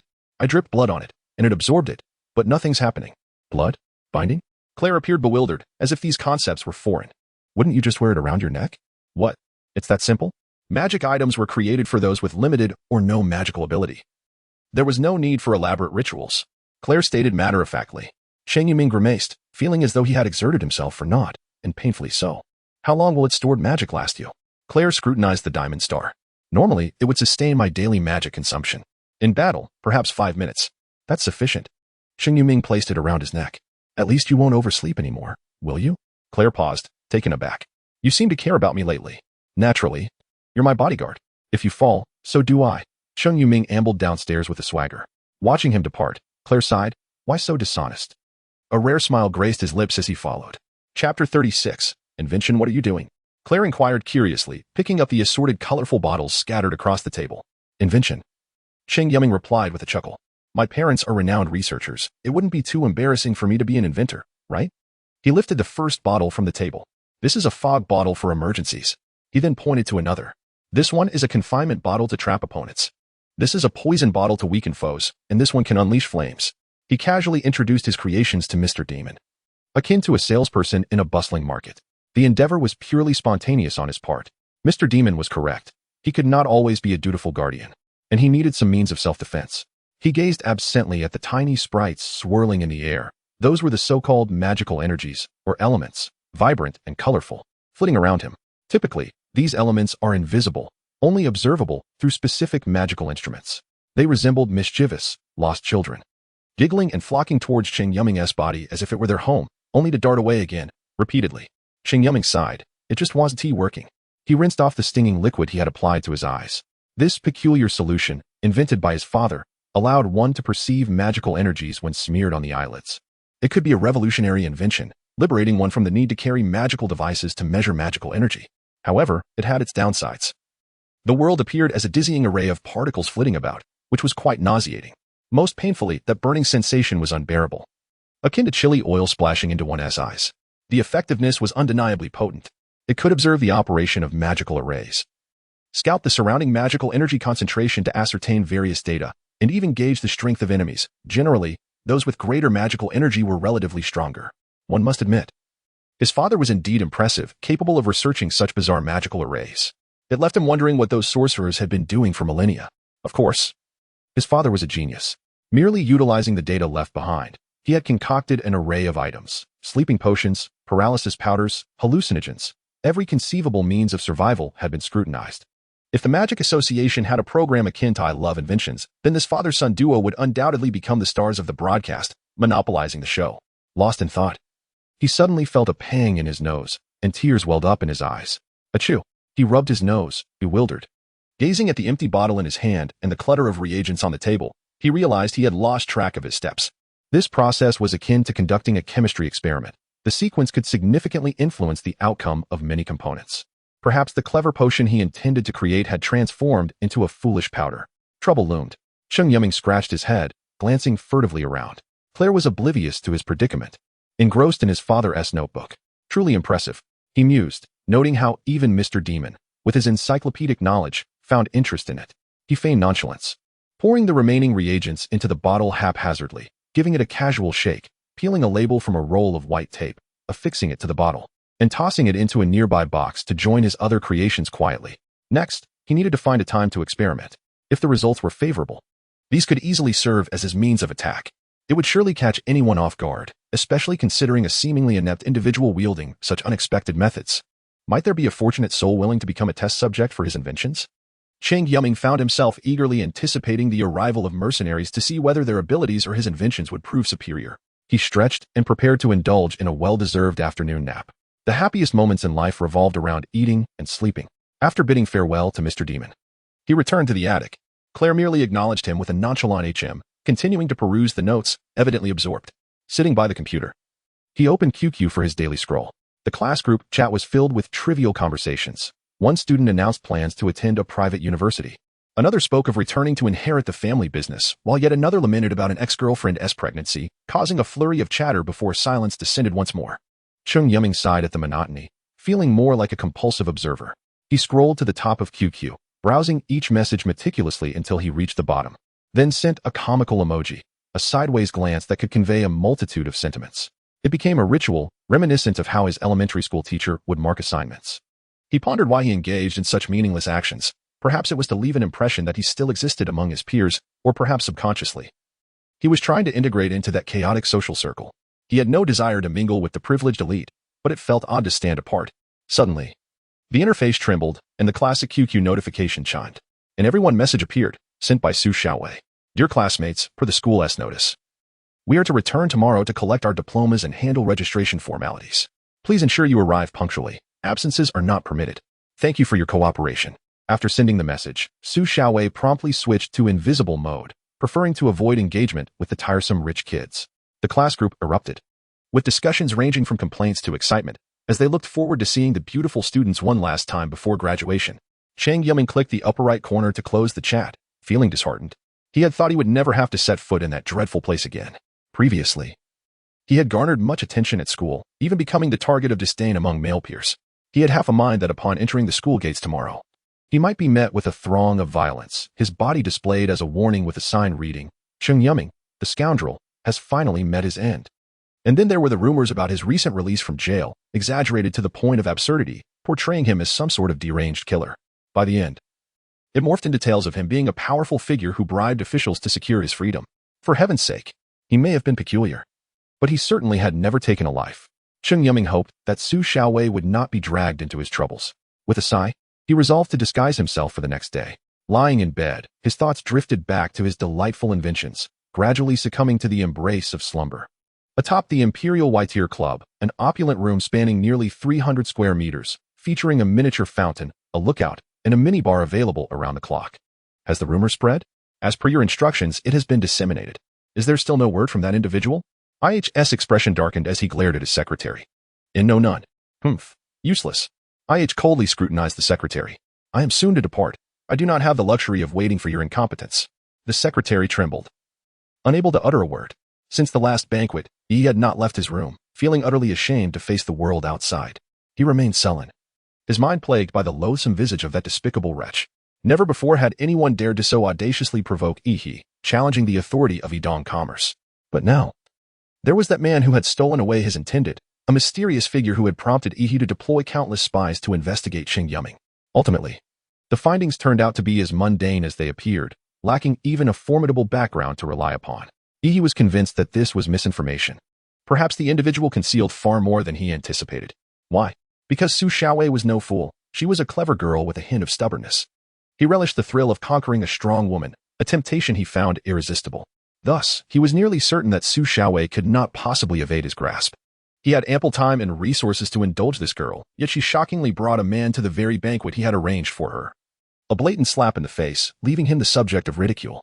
That man must pay the price. In Yi's eyes, Cheng Yuming was already as good as dead.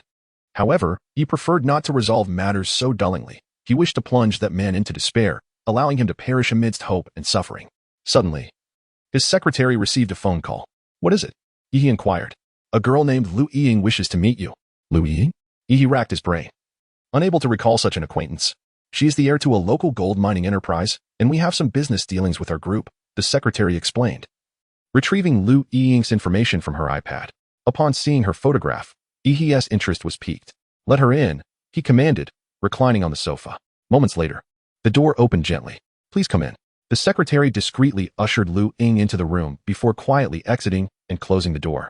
Lu Ying held her head high, her gaze fixed solely on Yi, ignoring the secretary completely. Hello, Miss Lu. Yi greeted with his signature smile, like a spring breeze brushing against Lu Ying's heart, causing it to race. Do you recognize me, Mr. Yi? Of course, your father's business is an important partner of Yidong Commerce. So I am well aware of who you are, Yi replied. A flicker of pride surged within Lu Ying, and she straightened her posture. So, Miss Lu, what brings you here today? Yi poured her a cup of tea, gently sliding it across the table towards her, folding his arms across his chest as he quietly inquired. I wonder if Mystery remembers Cheng Yuming? He's brow twitched imperceptibly. Continue, he urged. I know that last time that scoundrel infuriated you at the banquet, brazenly stealing your woman. What exactly do you wish to convey? Collaboration, Lu Ying stated. You have a grudge against Cheng Yuming, and so do I. Tomorrow, we will return to school to collect our diplomas, and regardless of his willingness. He will certainly be there. Moreover, she revealed a sinister smile. The rumors you previously spread will likely erupt tomorrow. At that point, it won't just be a matter of embarrassment. He chuckled. Miss Lu, has anyone ever told you how beautiful you are?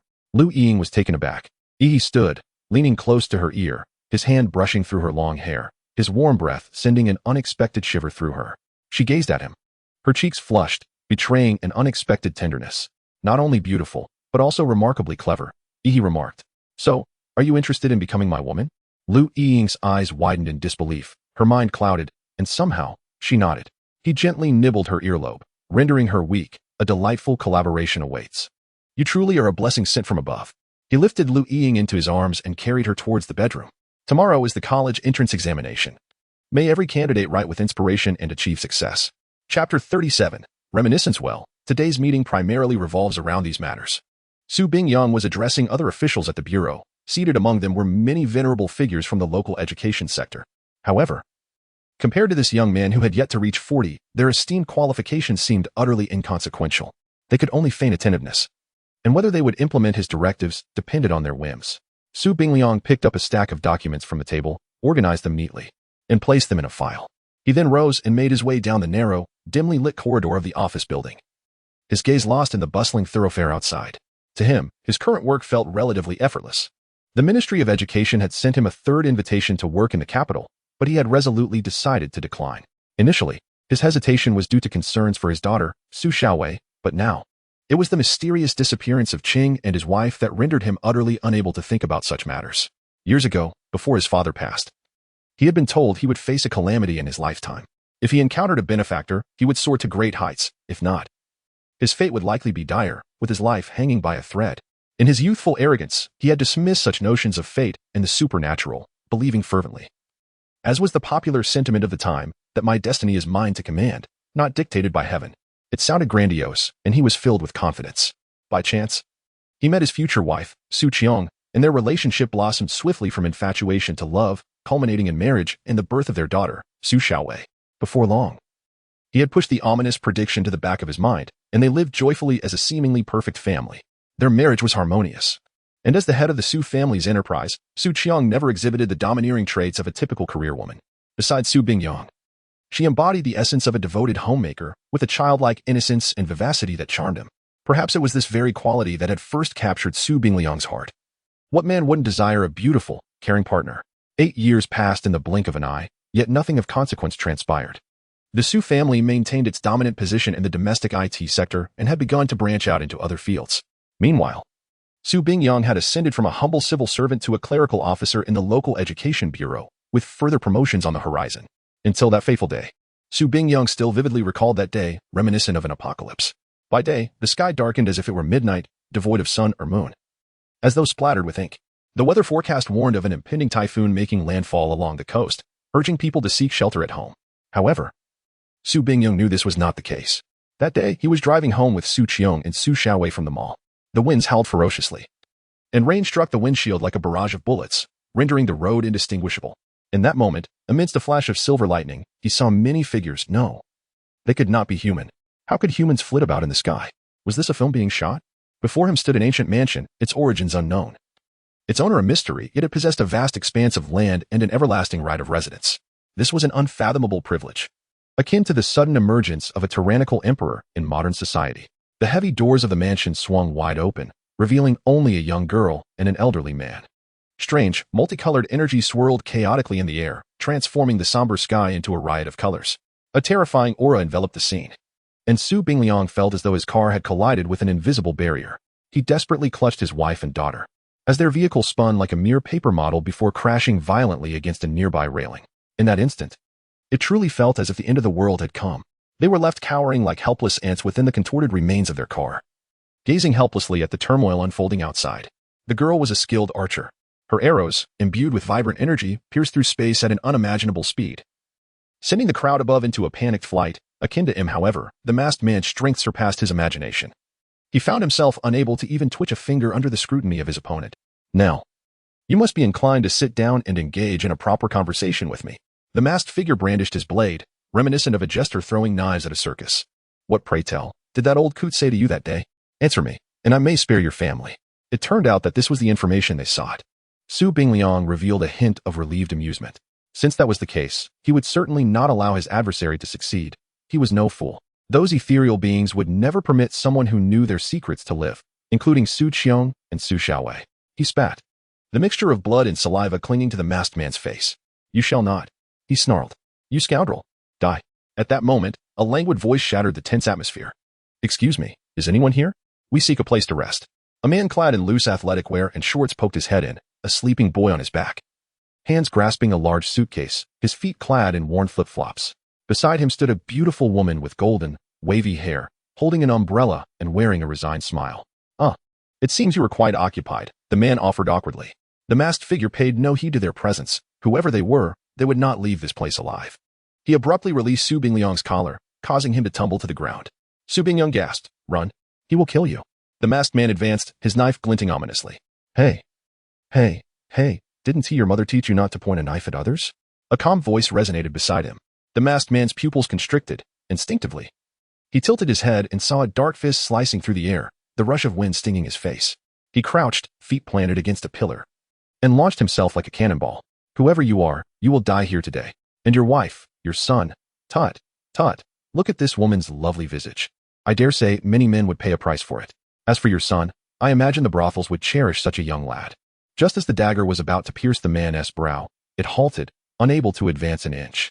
A powerful grip held his wrist, rendering him incapable of escape despite his frantic struggles. I am rather good-natured, but you have managed to provoke me, the man said with a smile that sent chills down the masked man's spine. Which noble family do you hail from? Or perhaps you were involved in the events from days past. Yet such inquiries became irrelevant. He should not speak of his woman and child. They had endured much suffering, and he was unwilling to see them wronged. The smile gradually darkened, resembling the oppressive calm before a tempest. Thus, regardless of your identity, it no longer mattered. Pale flames ignited from the man's palm, swiftly spreading along the grasped wrist. Soon, the masked man was engulfed in roaring flames, his face a mask of terror and confusion, perhaps expecting a mere inquiry into his origins. Without even a scream, the masked man vanished from the room, the air conditioning humming, the flames failing to impart even a hint of warmth. Su Bingliang gazed incredulously at the man before him, awestruck by the miraculous display of power, akin to the celestial beings he had witnessed days prior. Chapter 38-37. The call. Apologies, I may have been a bit too forceful. The man scratched his head, gesturing towards the distant outline of an old house. That's where I reside. It's a bit chaotic at the moment. My family just disembarked from the plane, and we haven't had the chance to tidy up. I wonder if we might stay with you for a night? Certainly, that would be no problem at all. Su Bingliang swallowed hard, moistening his parched throat. You truly are from that family, but what about them? You know, your name is Cheng Yuming? He inquired cautiously. Yes, an elderly gentleman asked me to convey a message to you. He rummaged through his somewhat disordered memories, holding on to the vessel, protecting Yuming. An elderly gentleman entrusted you with this? Cheng Yuming murmured, lost in thought. Yes, a rather spirited elder, with white hair and a cane, accompanied by a girl wielding a peculiar bow and arrow. That must be my father and Xianer, the woman softly remarked, wondering how they were faring. Su Bingliang opened his mouth, unsure how to explain to them that their prospects were likely dire. Rest assured, neither father nor Xianer is in any peril. Those who wish to disturb our ancestral graves are merely indulging in whimsical fantasies. The man responded indignantly, suddenly focusing on Su Bingliang. Since the old man trusts you, I won't worry any longer. I was initially inclined to erase your recent memories. I still don't know how to address you. What? Su Bingliang's mind was momentarily blank. My surname is Su Bingliang. A fine name indeed. Your ancestors must have had a geomancer among them. I shall intrude upon you then, brother Su. Cheng Yuming unceremoniously hoisted his suitcase and entered. By the way, I hope you don't mind me calling you brother. Su Bingliang quickly shook his head. Upon hearing the mention of geomancy, he suddenly recalled the ominous divination the elder had made, an imminent crisis, a mysterious world, insurmountable foes. Perhaps this was indeed the calamity the elder had foreseen. If death itself was not counted, he truly couldn't fathom what would be. Cheng Yuming was a benefactor in his life, having saved the three of them. Gradually withdrawing his gaze, his phone vibrated in his pocket. He glanced at the number, his expression sharpening. After bidding farewell to several colleagues, he hastened out of the building. In a secluded corner of the parking lot, He answered the call. Mr. Su, it has been quite some time. The voice on the other end was that of an aged man, engaging in tedious pleasantries. After a brief silence, he replied, "Good to hear from you, Mr. Charles." He recognized the caller. As a foreigner, his fluency in Chinese was commendable, deserving admiration for his perseverance. "It has been nearly 3 years since we last met. Your Chinese has improved remarkably." The banal niceties continued, and Su Bingliang could surmise the caller's intentions. "Is the young master well?" The other party seemed disinclined to squander time. "Quite well. He's diligent in his studies, has diverse interests, and most importantly, he possesses a congenial disposition." "Is that so?" The voice on the line remarked. "He resembles his parents quite a bit." "Indeed. Particularly in his cunning demeanor, he is truly a chip off the old block of Brother Cheng." Su Bingyang replied as if reminiscing. "How are those two doing?" "They are well. They have remained out of contact. The master is quite concerned." The caller continued. "Do you think they still harbor resentment towards the master?" Su Bingliang forced a smile. "I wouldn't presume to know your family's affairs. Perhaps they simply haven't recalled." "Is that so? By the way, the master wishes to meet with you. Do you have time now?"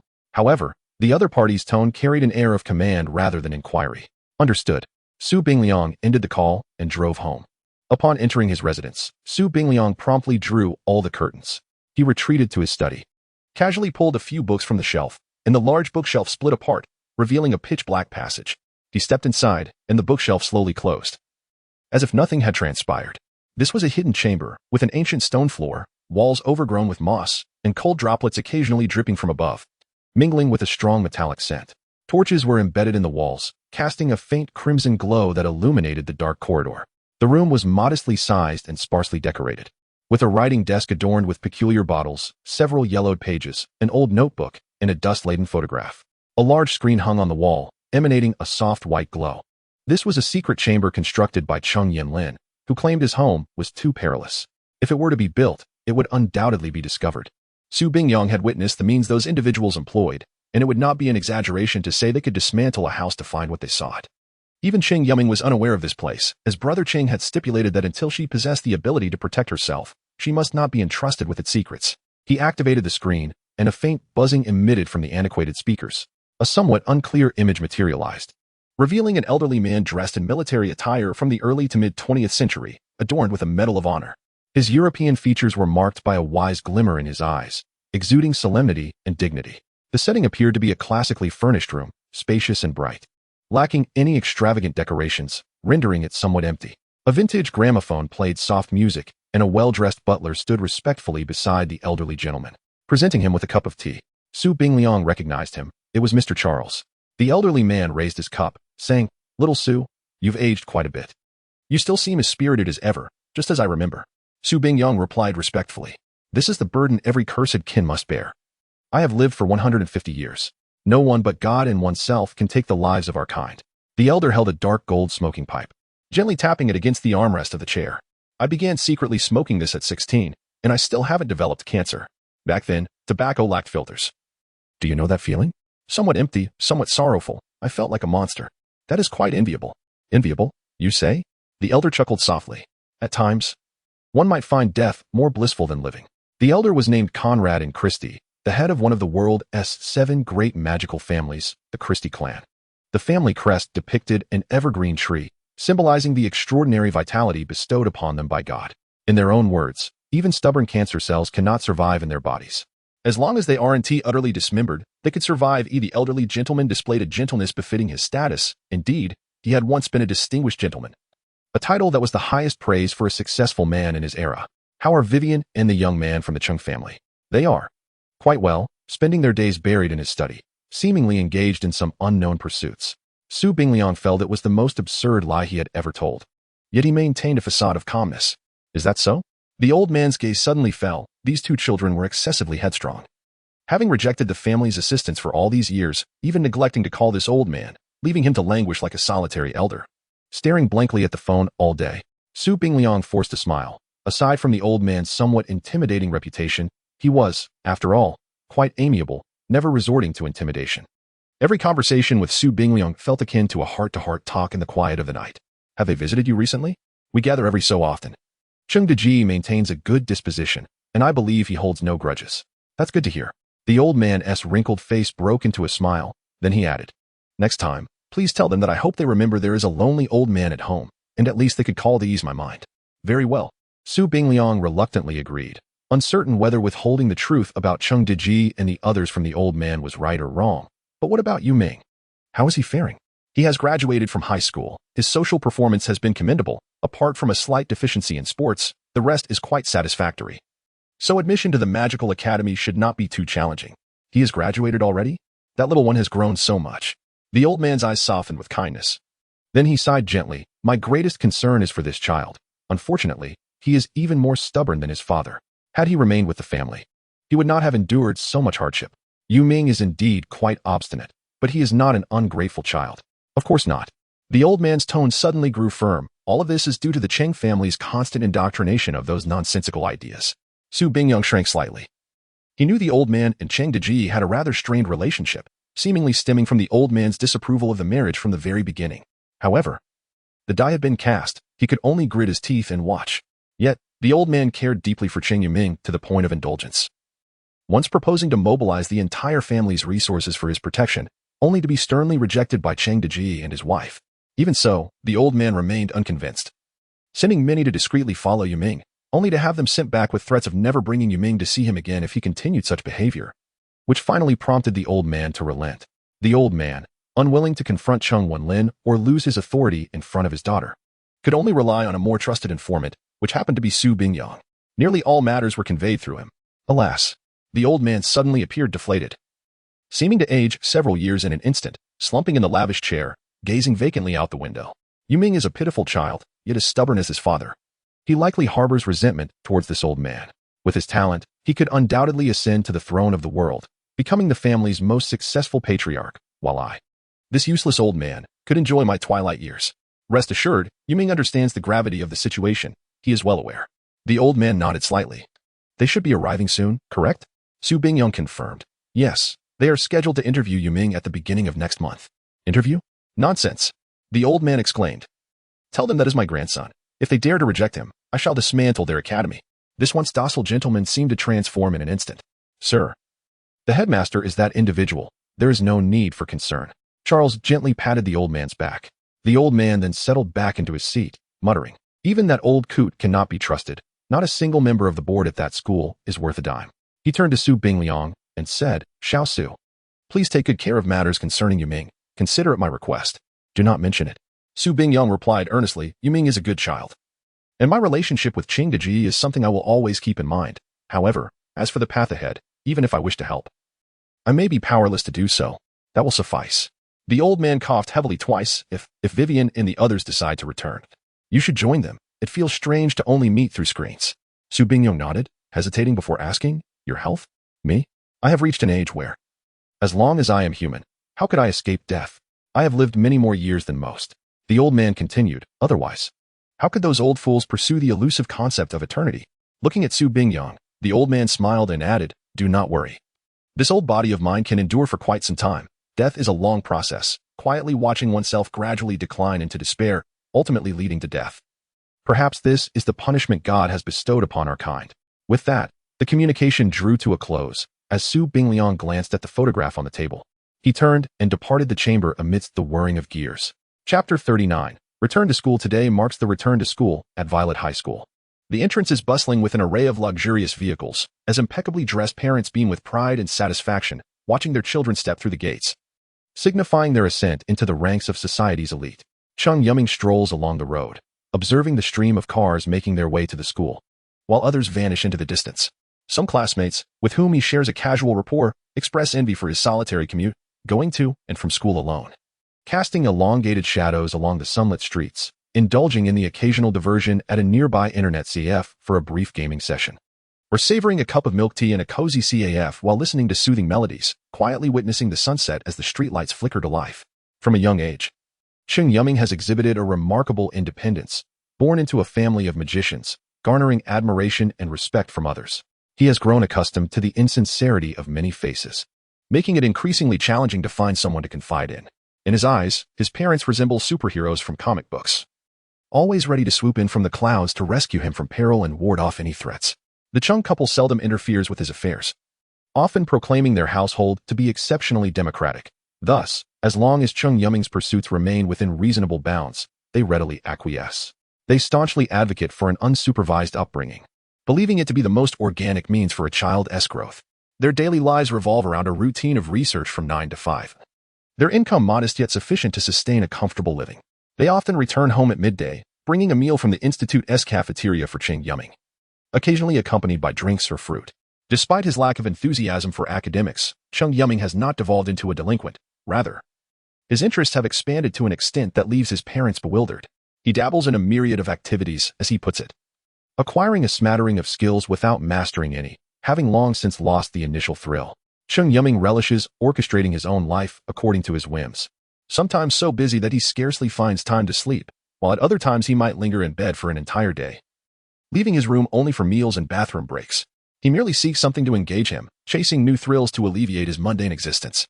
He envies those classmates who are chauffeured to and from school, spending lavishly on whatever they desire, contrasting sharply with his own frugality, where even a mere drink can feel like a significant expense, requiring careful consideration of his allowance.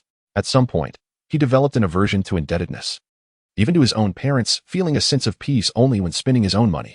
Thus, he registered an online account to share his imaginative illustrations within various circles and forums, garnering a fair amount of admiration and earning some extra income, allowing him to indulge occasionally in enjoyable expenditures. Before long, he arrives at the school entrance, where a security guard rests in the shade of a pavilion, fanning himself with his hat in the muggy heat. The influx of visitors today has kept them quite busy. "Hey, uncle," Cheng Yuming greets as he approaches. "Looks like it's your turn to be on duty today." The guard recognizes the boy. After all, there are not many students in the school, and after 3 years, familiarity breeds recognition, especially since Cheng Yuming is one of the few who initiates conversation. "So, you're graduating too?" the guard queries, lighting a cigarette with a casual air. "Indeed, graduation is upon me," Cheng Yuming replies. "It's amusing how everyone else wishes to delay their graduation while I eagerly anticipate it. Life is full of dreams, each unique in its brilliance." Cheng Yuming shrugs. "By the way," he suddenly recalls, rummaging through his backpack, "I brought you something." He produces half a pack of cigarettes. "It's not much, but please accept this. Don't always smoke the fakes." The guard's eyes light up as he gently caresses the packaging, discarding the half-smoked cigarette to the ground, crushing it underfoot before lighting a new one. "This genuine article is a different caliber. It's worth quite a bit." Cheng Yuming chuckles. Having casually acquired the cigarettes from Guosheng, and as a model student who abstains from smoking, drinking, and gambling, he figures it's better to share than let it go to waste. "By the way, kid," the guard exhales a cloud of smoke. "Which class are you in?" "I'm in class 4. "Perfect," he replies, bending down to retrieve a parcel from the security booth. "This package is for your class. Take it back." It's addressed to Cheng Yuming. "Is it for me?" Cheng Yuming inquires, momentarily taken aback. The parcel bears a multitude of English words, with the sender's information conspicuously absent, leaving only his name and school class as the recipient. "So, you are Cheng Yuming," the guard exclaims with surprise. "What a fortuitous coincidence." Cheng Yuming scratches his head. "Well, I'll be on my way then." "Go ahead. I'll likely be busy soon enough." The guard carefully stows the cigarettes into his pocket. As he walks away, Cheng Yuming finds himself lost in thought regarding the package. He is no longer the innocent boy he once was. The world is fraught with dangers. What if it contains a bomb that could explode at any moment? Or some toxic gas? Or hidden weapons? Mercenaries are capable of anything. Finding a secluded spot, he places the box on a nearby wooden bench, picking up a long stick to cautiously poke the parcel. Nothing happens. Leaning in to listen, he hears no ominous ticking. He begins to unwrap the package with utmost caution, akin to a bomb disposal expert. He slowly slices through the tape, muscles tense, poised to drop to the ground at a moment's notice. Swallowing hard, he abruptly lifts the lid. Nothing occurs. Inside, he discovers 2 items, a beautifully crafted letter and a brand new Apple phone. He is momentarily stunned. Could there truly be a kind soul gifting him a phone? The rigid envelope bears a stunning scenic photograph on the front, with Mr. Cheng elegantly penned on the back. Extracting the letter, he finds the same message written in both Chinese and English. "Dear Mr. Cheng Yuming, we are pleased to inform you that you have successfully completed 12 years of compulsory education with satisfactory results. Following the deliberations of our association, you have met the admission criteria for the Paddington Private Academy. We invite you to an interview on June 5th at 10 o'clock a.m. at the St. Paul Grand Hotel. We hope you will attend punctually. Should you have any inquiries, please use the enclosed phone to contact Assistant Admission Tutor Amy Rowland. We wish you the best of luck and hope to see you in our picturesque academy. Sincerely, the Board of Directors of Paddington Private Academy." This is not merely a notification but rather an invitation. He opens the pristine Apple, the latest SE2 model. Its compact design and comfortable grip leaving him somewhat euphoric, especially in the striking rose gold color. He wonders if Steve Jobs was divinely inspired when he devised such a remarkable brand, although he acknowledges that Huawei has also captured his admiration, being a commendable domestic product. As the familiar white apple lights up the screen, he finds himself reminiscing about his previous phone, which has mysteriously gone missing, with only a sliver of battery remaining. The interface appeared clean and orderly, devoid of any distractions. Upon opening the contact list, he found a solitary number labeled Assistant Amerland Francis, accompanied by the note, "Your most considerate freshman mentor." Cheng Yuming couldn't help but feel a sense of skepticism. Who would introduce themselves in such a manner? It was akin to a courtesan from ancient times boasting at the entrance of her establishment. He neatly folded the letter and tucked it into his pocket, alongside his new phone. Foreign institutions, it seemed, were quite extravagant, even with Apple's significant price reductions. It would still be quite a financial burden to provide each newcomer with a device. Yet, he found himself questioning whether anyone other than him would attend a magical academy. If his memory served him correctly, Polenton Private Academy was a prestigious institution with a global reputation, albeit relatively niche, yet it was still affiliated with the renowned Cambridge University. He carelessly discarded the packaging into a nearby trash bin and made his way towards his classroom. Is this the one? In an empty classroom on the third floor of the teaching building, a young man with slick-back hair leaned against the window. Dressed in the dark uniform of Violet High School, his hair, dyed a light golden hue, gave him the appearance of a rebellious student, fragile and delicate. "That's your concern," remarked Lu Ying, who sat on the sofa, lifting her teacup. "Lin Xiao, I hope you do not disappoint Yi Xiao and me." Lin Xiao picked at his ear with his pinky finger and replied, "That need not be emphasized. Yi Xiao and I are already friends, and his affairs are my affairs." Leaning closer, he pressed his face toward her, one arm propped on the sofa, his head tilted with a wicked smile. "As for Yi Xiao and me, it's certainly not your place to meddle, and don't think that just because you've attached yourself to him, I won't dare to take action against you." "You." Lu Ying glared fiercely at him, yet words eluded her. Previously, she had sought Yi's collaboration, only to find herself ensnared in a confusing entanglement. Although a part of her felt a sense of secret delight, she understood that a man like Yi would never provide her with any security, forcing her to conceal her predicament and allowing her burgeoning desire for revenge to eclipse all else. Lin Xiao was a well-known figure, albeit for his notorious reputation as the leader of the infamous Class 5, a group synonymous with indulgence and mischief, engaging in fights, skipping classes, and bullying fellow students. Others tended to steer clear of him, avoiding the trouble he brought. Yet he was fiercely loyal. The students of Class 5 admired him, as if they formed a mini-syndicate within the school. Violet High School, aware of their antics, remained powerless, for Lin Xiao's father was one of the school's board members, and he had never left behind any incriminating evidence. Petty mischief could never serve as grounds for accusation. Lin Xiao shrugged on his jacket, declaring, "I'll take care of this little pest. You just think about how to please Yi Xiao tonight. Ha ha ha." Lu Ying's complexion fluctuated between pale and flushed as she bit her lip, glaring at Lin Xiao's retreating figure. Chapter 40. Rumors in the classroom of Class 4, Senior 3. Students were engaged in animated discussions. It was rare for them to come together like this, and perhaps in the future, their paths would never cross again. Naturally, the topic of conversation revolved around the sensational figure of Cheng Yuming. "Ah, I just saw Cheng Yuming at the school gate." "Who?" "The one from our class." "Hey, who else could it be? He's the most renowned person in our school. Come on, he might as well be a dead man, nearly wanted by the entire school. I can already picture him being drowned in spit by all the boys." "Shoo, don't say that. He just got out of prison." "What?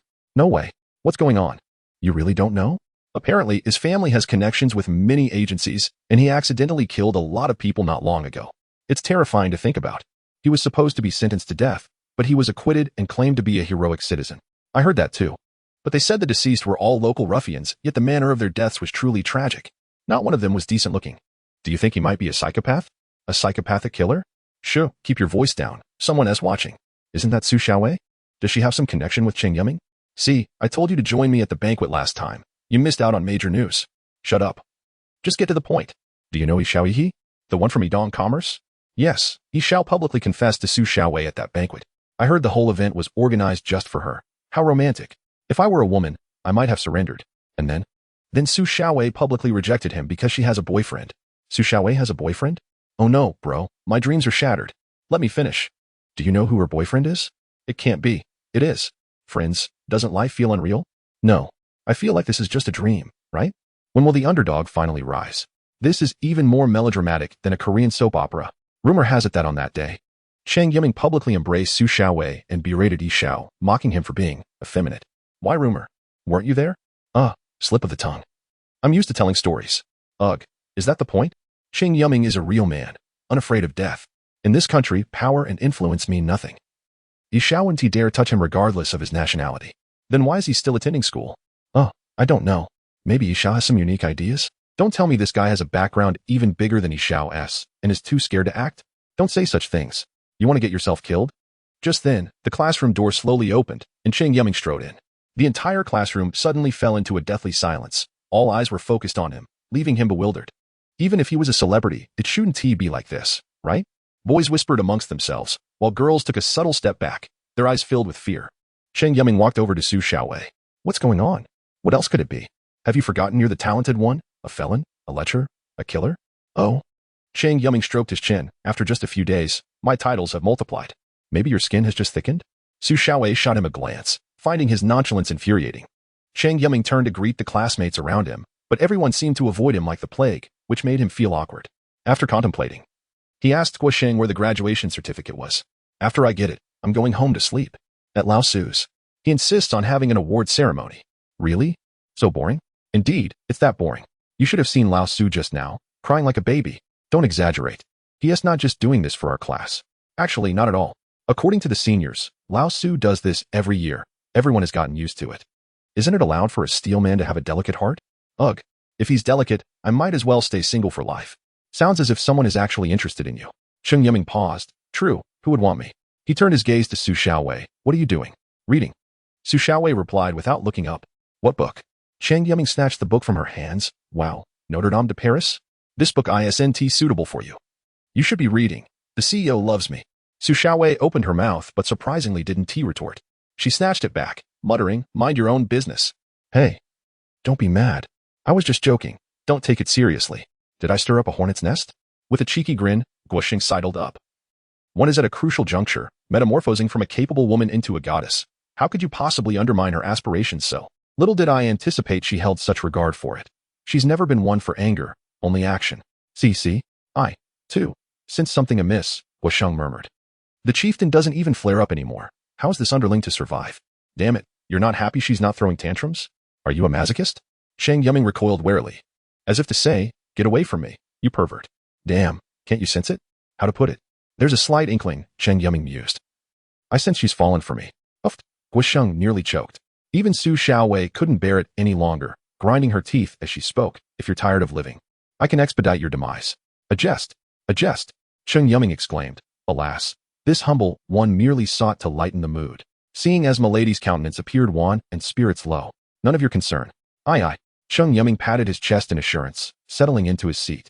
His heart swelling at the thought that this was his final stint in this loathsome place. Gazing at the familiar scenery outside the window, he bid farewell with a smile to the leaves and flora that had accompanied him through 3 years of classes. Alas, brethren, farewell. I shall miss thee. Perhaps elsewhere. Kinsfolk or comrades of thine reside. Should that be the case, do extend my greetings and offer this humble one your patronage.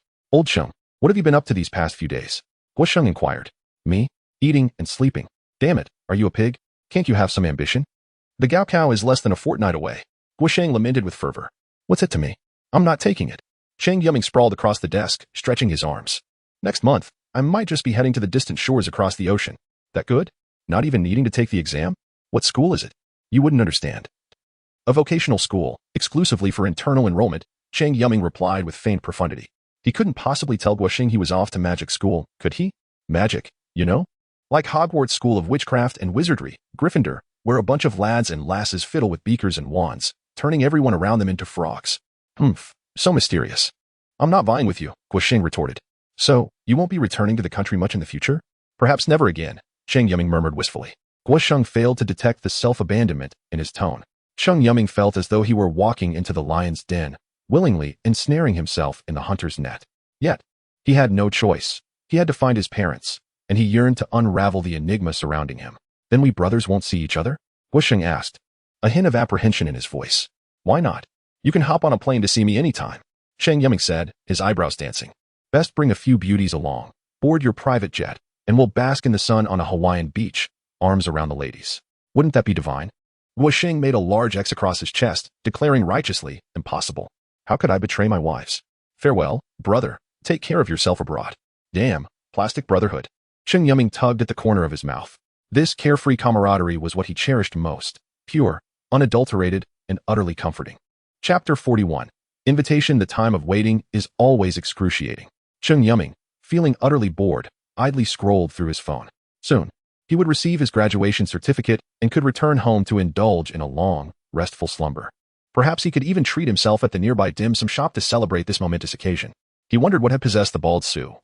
Perhaps the old gentleman was on the verge of unemployment, as a teacher with such low popularity could hardly survive at the renowned Violet High School.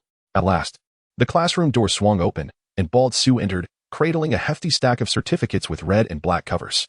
He stood at the podium, gazing wistfully at the students below, tears nearly spilling from his eyes. "Students," he began, "I know I have not been the best teacher." Cheng Yuming silently mused. "At least you recognize it.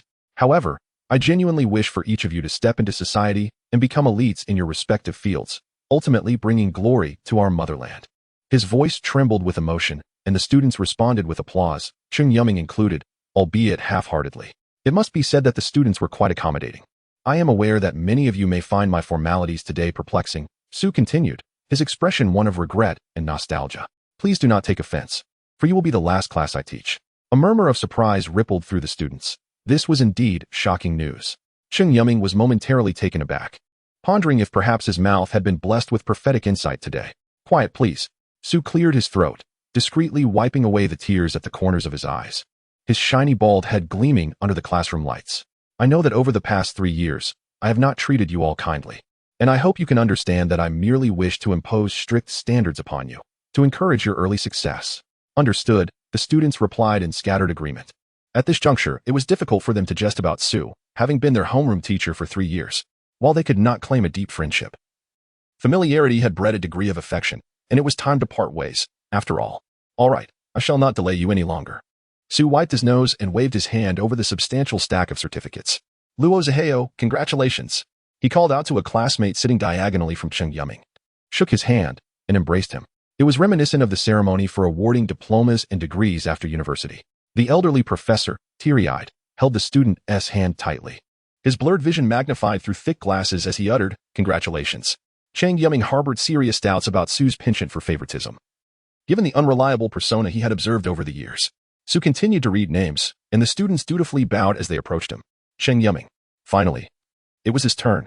He jogged to the podium, acutely aware of the many eyes now fixed upon him, as if he were under the crosshairs of a dozen laser-guided rifles.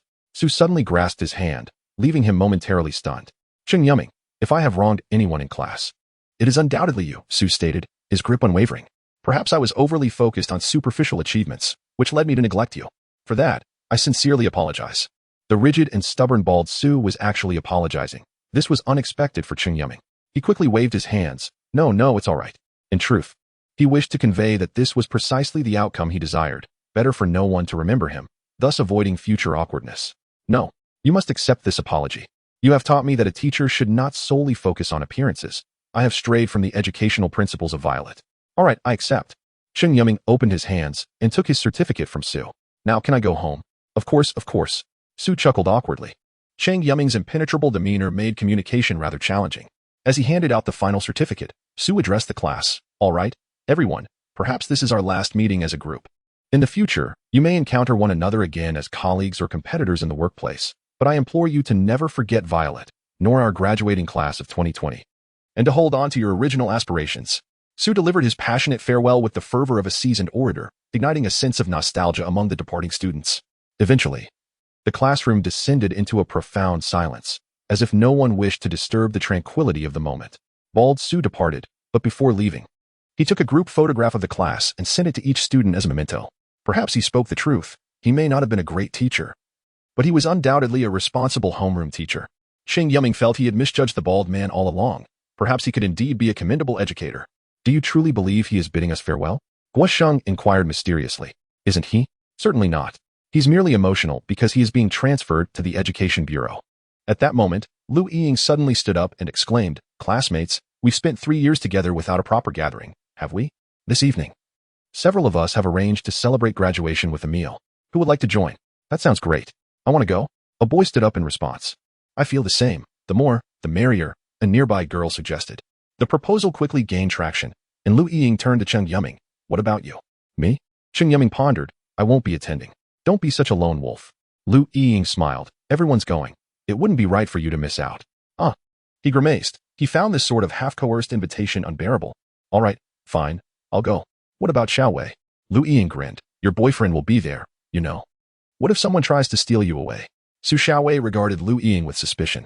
They had little in common aside from being classmates. Why was she fixated on her and Cheng Yuming when there were so many other uninvited classmates? I'll go, Lu Ying declared, clapping her hands. My friends have already reserved the banquet hall at St. Paul Hotel. Everyone must come. You might even meet some lovely girls from the neighboring class. She winked at the boys, immediately capturing the attention of the exuberant young men. How delightful. What if fate strikes? Young men and women, a spark of romance. Even Cheng Yuming found himself lost in thought, wondering if Zhang Ziwen would attend. Given her personality, she likely would not partake in such lively gatherings. It had been some time since their last awkward encounter at a banquet. Cheng Yuming had dutifully played the role of the good student, refraining from intruding on Zhang Ziwen's life, as he did not wish to trouble anyone. If fate allowed, he hoped to apologize to her in person today. With plenty of time before evening, the classmates decided to return home for now. Lu Ying gazed at Cheng Yuming's languid silhouette, her eyes growing increasingly somber. Cheng Yuming, along with Su Xiaowei, would surely face the consequences tonight. She smiled maliciously, reminiscent of a vengeful spirit lurking by the bridge of the underworld. From this chapter onward, there would be daily updates, approximately 5,000 words each day. Wu Sheng would undoubtedly abstain from attending, a fact well understood by both Cheng Yuming and Su Xiaowei. Lu Ying had no intention of inviting him. Even the surrounding classmates were merely a facade. Her true objective had been achieved. As long as Cheng Yuming and Su Xiaowei were present, she trusted that Lin Xiao would provide her with a satisfactory outcome. The more spectators, the better. After tonight, it was likely that Cheng Yuming and Su Xiaowei would become the subject of ridicule. Cheng Yuming felt an unparalleled sense of elation, perceiving beauty in everything around him. He cradled his high school diploma, its exquisite leather cover and thick cardstock pages adorned with the emblem of Ziluan High School. Were it not for the public setting, he would have eagerly pressed his lips against the diploma in fervent affection. At long last, the long-awaited moment had arrived. What did this signify? It meant he was on the threshold of Polandun College, though he was unaware of what awaited him there. The school's website audaciously proclaimed it as a comprehensive private institution, replete with images showcasing its esteemed faculty, illustrious alumni, and picturesque campus. Cheng Yuming harbored serious doubts about whether this was genuinely an academy affiliated with a magic association. The college's flagship programs were in finance and computer science, with the history department reportedly holding some renown. He hesitated to contact the seemingly unreliable freshman mentor, reluctant to make the round trip to St. Paul Hotel, which lay nearly 5 hours from now in the opposite direction of his home. Aimlessly wandering along the street, the sun beat down upon him, casting a single dark shadow beneath his feet. By a twist of fate, he found himself standing before a milk tea shop. He licked his cracked lips, contemplating whether he could afford a cup of milk tea and a light meal while still having enough to taxi home. Ultimately, his cravings triumphed over his frugality, and he pushed the door open, stepping inside. The air conditioning enveloped him, and Cheng Yuming felt as though he were floating in bliss. Indeed, summer was best spent indoors, enjoying the cool breeze. If he could savor a slice of sweet, chilled watermelon alongside a refreshing drink, it would be nothing short of heavenly. The milk tea shop was aptly named Summertime, a slightly flamboyant title that translated to cool summer moments. The proprietor, a wiry middle-aged man, wore a cap adorned with the shop's logo, his work uniform splattered with remnants of milk tea. This establishment had existed for quite some time. Cheng Yuming recalled its presence since his elementary school days when he could only afford to gaze longingly through the glass window adorned with posters. His first visit occurred over 2 years ago at a serendipitous student council gathering, where he overheard Zhang Ziwen express her fondness for the shop's chocolate cocoa, prompting his visit. At that time, the manager was a charming young lady, her wavy hair cascading gracefully over her shoulders, always wearing a sweet smile. Perhaps the shop's popularity stemmed from her enchanting presence, as many young boys willingly spent over 10 yuan just to receive a warm smile. Later, he learned that she had fallen ill due to her relentless work ethic.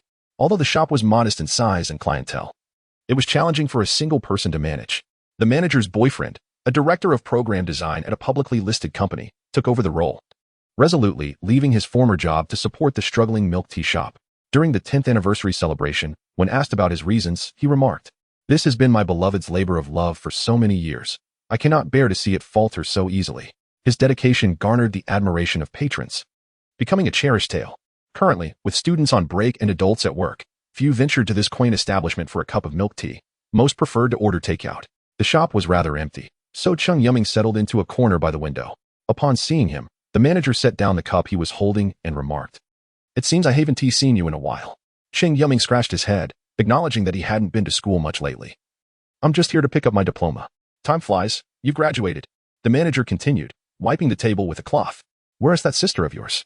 He inquired, referring to the manager's girlfriend, who was now presumably his wife.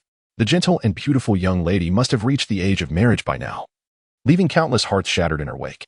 She went shopping with her parents this afternoon, the manager replied with a hint of exasperation, as if tolerating her whims. Are you managing alone? A horde of students will be arriving soon, Cheng Yuming jested. Not at all. She arranged for 2 junior students to come help this afternoon. The manager said, adding, I heard they're from Zilulin High School. From our school? Really? Cheng Yuming exclaimed in disbelief, doubting that those self-important girls would deign to work at a humble milk tea shop. What about that girl you often deliver milk tea to? The manager suddenly leaned over the counter, resting his chin on his hand, adopting a curious expression. There should be some development by now, right? Cheng Yuming paused, taken aback. What girl? The one you frequently bring milk tea to, the manager clarified. Oh, there's nothing going on between us, Cheng Yuming replied, scratching his face. We're just ordinary friends. The manager scrutinized him with an inquisitive gaze, causing Cheng Yuming to feel slightly uneasy. With a sigh, the manager advised, young man, you need some confidence. Without it, you'll find it difficult to attract a partner. Look at me and your sister. Had I not mustered the courage, I might be crying somewhere right now. He spoke earnestly. Like a wise elder, haven't you heard the saying? If you try, you might fail, but if you don't, success will forever elude you. Have some courage. Take a leap of faith. What if you succeed? Even if you don't, at worst, you'll just lose a friend. You can go your separate ways. That's true. Cheng Yuming pondered, yet he struggled to overcome his internal barriers. He considered himself a person of deep emotional ties. If he quarreled with Guasheng, he often felt guilty, wondering if he had crossed the line. All right, I want to press you further, the manager said, standing up and gesturing towards the menu. Would you like to drink? After chatting for so long, you ought to spend a little. Is this a hold-up? Cheng Yuming complained. The menu hadn't changed in ages. Those seasonal specials occasionally graced the offerings. I'll have the summer set meal, he decided, returning the menu. Feeling too lazy to choose, he often refrained from ordering takeout, as he might end up doing so from noon until night. The summer set meal? You'll need to wait a bit, the manager noted. We've run out of watermelon and avocado. I just sent the 2 junior students to fetch some from the stockroom. No worries, I'm in no hurry. Cheng Yuming replied with a mischievous smile, but I am quite curious about those junior students. Could you introduce me later? That depends on your charm, the manager chuckled. Ah, they're back. You can approach them yourself. Good luck. Chapter 43, an encounter. As Cheng Yuming joyfully turned his head, he beheld a sight both breathtakingly beautiful and unexpectedly unwelcome. 2 stunning young women were laboriously transporting a heavy box of fruit into the store. Clad in the establishment's black and white striped uniforms and suspenders, their heads adorned with perfectly fitting baseball caps emblazoned with the store's name in delicate lowercase letters. Their hair was neatly tied back into ponytails, cascading through the openings at the back of their caps. The moment the 2 exquisite girls walked together, they attracted the curious glances of patrons within the shop. Coincidentally, both of these young women were familiar to him, Zhang Ziwen and Su Xiaowei. Goodness, these 2 girls, the only ones he was somewhat acquainted with at school, were now drenched in sweat, struggling with their snug work attire as they moved the boxes. Manager. This should be enough. Su Xiaowei huffed as she lifted the box onto the counter, catching sight of Cheng Yuming, who sat awkwardly in a corner, his smile frozen. He glanced at his hands and tentatively greeted them. She tilted her head to look at Zhang Ziwen, who seemed utterly oblivious to her surroundings, immersed in categorizing the fruits from the box and placing them into the refrigerator. Do you know each other? The manager inquired. We're classmates, Cheng Yuming replied, forcing the words out, before watching as Su Xiaowei approached him directly, seating herself across from him. With a casual flourish, she removed her cap and set it aside, tossing her flowing hair back, the snugness of her attire accentuating her graceful figure, sparking the imagination. What brings you here?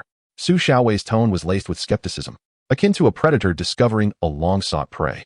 Just came for lunch, and then to have dinner later? Cheng Yuming answered obediently, feeling as though any fib he uttered before Su Xiaowei was frightfully fragile. He mused that she would be better suited for an FBI interview than studying the sciences. Are you a pig? All you do is eat?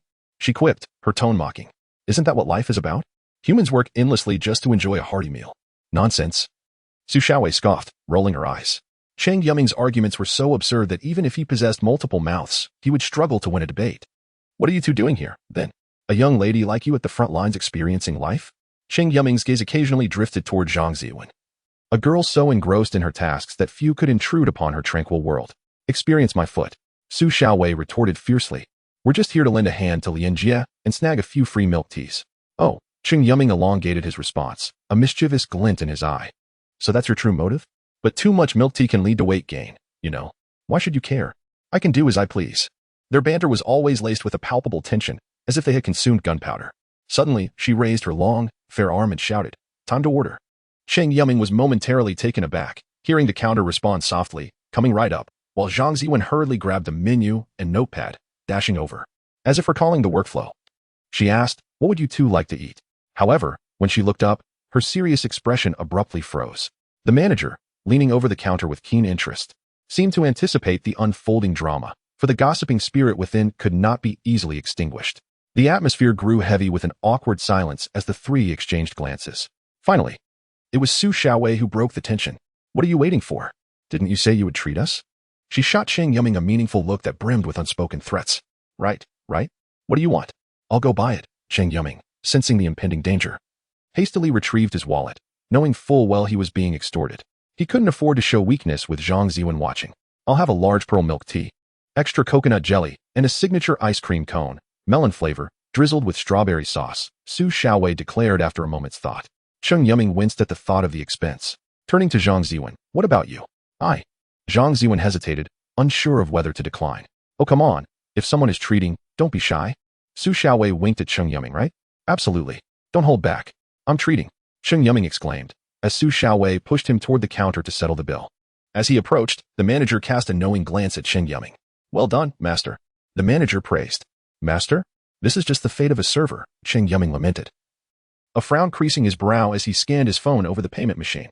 With a beep, he realized his funds had dwindled, promptly shutting off the screen to avoid seeing the shocking figure. "Don't be like that. Cheer up. Treating the ladies should be done with flair." The manager clapped Cheng Yuming on the shoulder. "Girls don't fancy stingy boys, you know." Hey. Cheng Yuming forced a smile that resembled a grimace more than anything. "An opportunity has arisen," Su Xiaowei whispered, observing Cheng Yuming's retreating figure.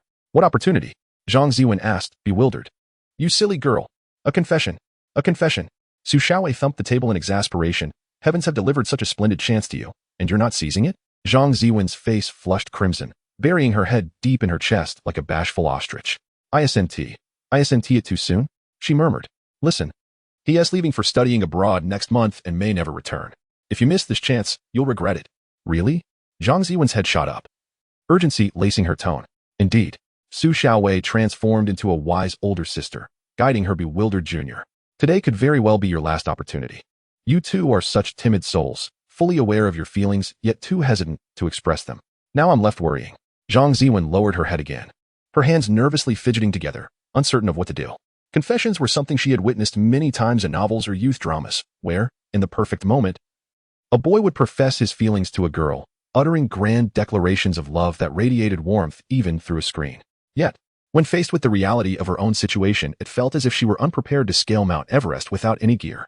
The words she longed to speak felt lodged in her throat, as if obstructed by an unseen force. The three hardest phrases to utter in the world are apologies, confessions, and farewells. When emotions run deep, every word seems inadequate, requiring consideration for both oneself and the other. Did she truly harbor feelings for this boy? The answer was a resounding yes. Affection could manifest in myriad forms, sometimes as a deep connection, sometimes as a fleeting attraction, and at other times, simply compatibility. Gathering her courage, she nodded. "What should I do?" Su Xiaowei pondered. "Are you going to the event tonight?" "I'm not keen on it," Zhang Ziwen replied softly. "I don't particularly enjoy mingling with strangers. That one do. Tonight is your chance." Su Xiaowei insisted. "That guy is definitely attending." "Then I'll go," she resolved firmly. "Dear, there's no need to rush." Su Xiaowei gently pinched her cheek. "Are you so eager to send yourself off?" Zhang Ziwen's complexion flushed a deep crimson. "You always tease me. This evening presents a splendid opportunity," Su Xiaowei continued. "I recall that the banquet hall at the St. Paul Hotel offers a breathtaking view. Adorned with champagne and flowers, shrouded in dim lighting, accompanied by the gentle caress of the sea breeze, allowing a glimpse of the charming town. How utterly romantic. Tonight, I shall provide you with cover. You must seize him. Do you understand? She nodded slightly, her face resembling a delicate hue of sweet red wine. Chapter 44. The Gift in Truth. Su Xiaowei herself was unsure why she felt compelled to act in such a manner. She did not particularly desire for Zhang Ziwen and Cheng Yuming to become a couple, as it stirred an uncomfortable feeling within her. Perhaps, from an observer's perspective, this was a misguided affection. One was a budding crush, while the other merely found a kindred spirit with whom to converse. Yet, she truly wished to spare her dear friend from enduring such heartache. She vividly recalled the anguish on Zhang Ziwen's face at the banquet when she saw herself with Cheng Yuming, the tears streaming down her cheeks. A sight that tore at her heart. Did she harbor feelings for Cheng Yuming? Recently, this question had plagued her thoughts incessantly. In her mind, a romantic relationship with Cheng Yuming was inconceivable, despite their childhood together, sharing toys and climbing trees, and their parents being eager to see them together. It was akin to an ancient tradition where two families, bound by friendship, would sit together and ponder, if you have a daughter and we have a son, why not arrange a betrothal? A joyous union, a deepened kinship. She and Cheng Yuming could only ever be siblings, classmates, or close friends, perhaps even confidants or best friends, but nothing more. She was a girl who yearned for freedom, always feeling that once she entered a relationship, she would be ensnared within the confines of home. Her dream was to become a dance performer, for she had no desire to inherit the family business. Her passion lay in sports, as her parents insisted she learn the arts of music, chess, calligraphy, and needlework. Her circle of friends was small, as she despised those who clung to her with insincere intentions, their eyes filled with ulterior motives masked by a facade of gentility. In truth, she had a rebellious streak, a trait that many adolescents possess to varying degrees, some more overtly than others. When she first heard Zhang Ziwen confess her feelings for Cheng Yuming, her initial reaction was disbelief, followed by an unsettling emptiness, as if something precious was slipping away. Before long, Cheng Yuming returned with a large tray of food. The short distance felt as if it spanned vast oceans and mountains. He had not opted for the summer special but had chosen the same dishes as the other two, for he felt it would be odd to indulge in preferential treatment. The atmosphere was peculiar. Zhang Ziwen remained silent, her eyes downcast, delicately licking the strawberry sauce off her ice cream cone like a docile cat. Meanwhile, Su Xiaowei rested her chin on her hand, gazing out the window, lost in thought, whether contemplating the distant trees or the passers-by below.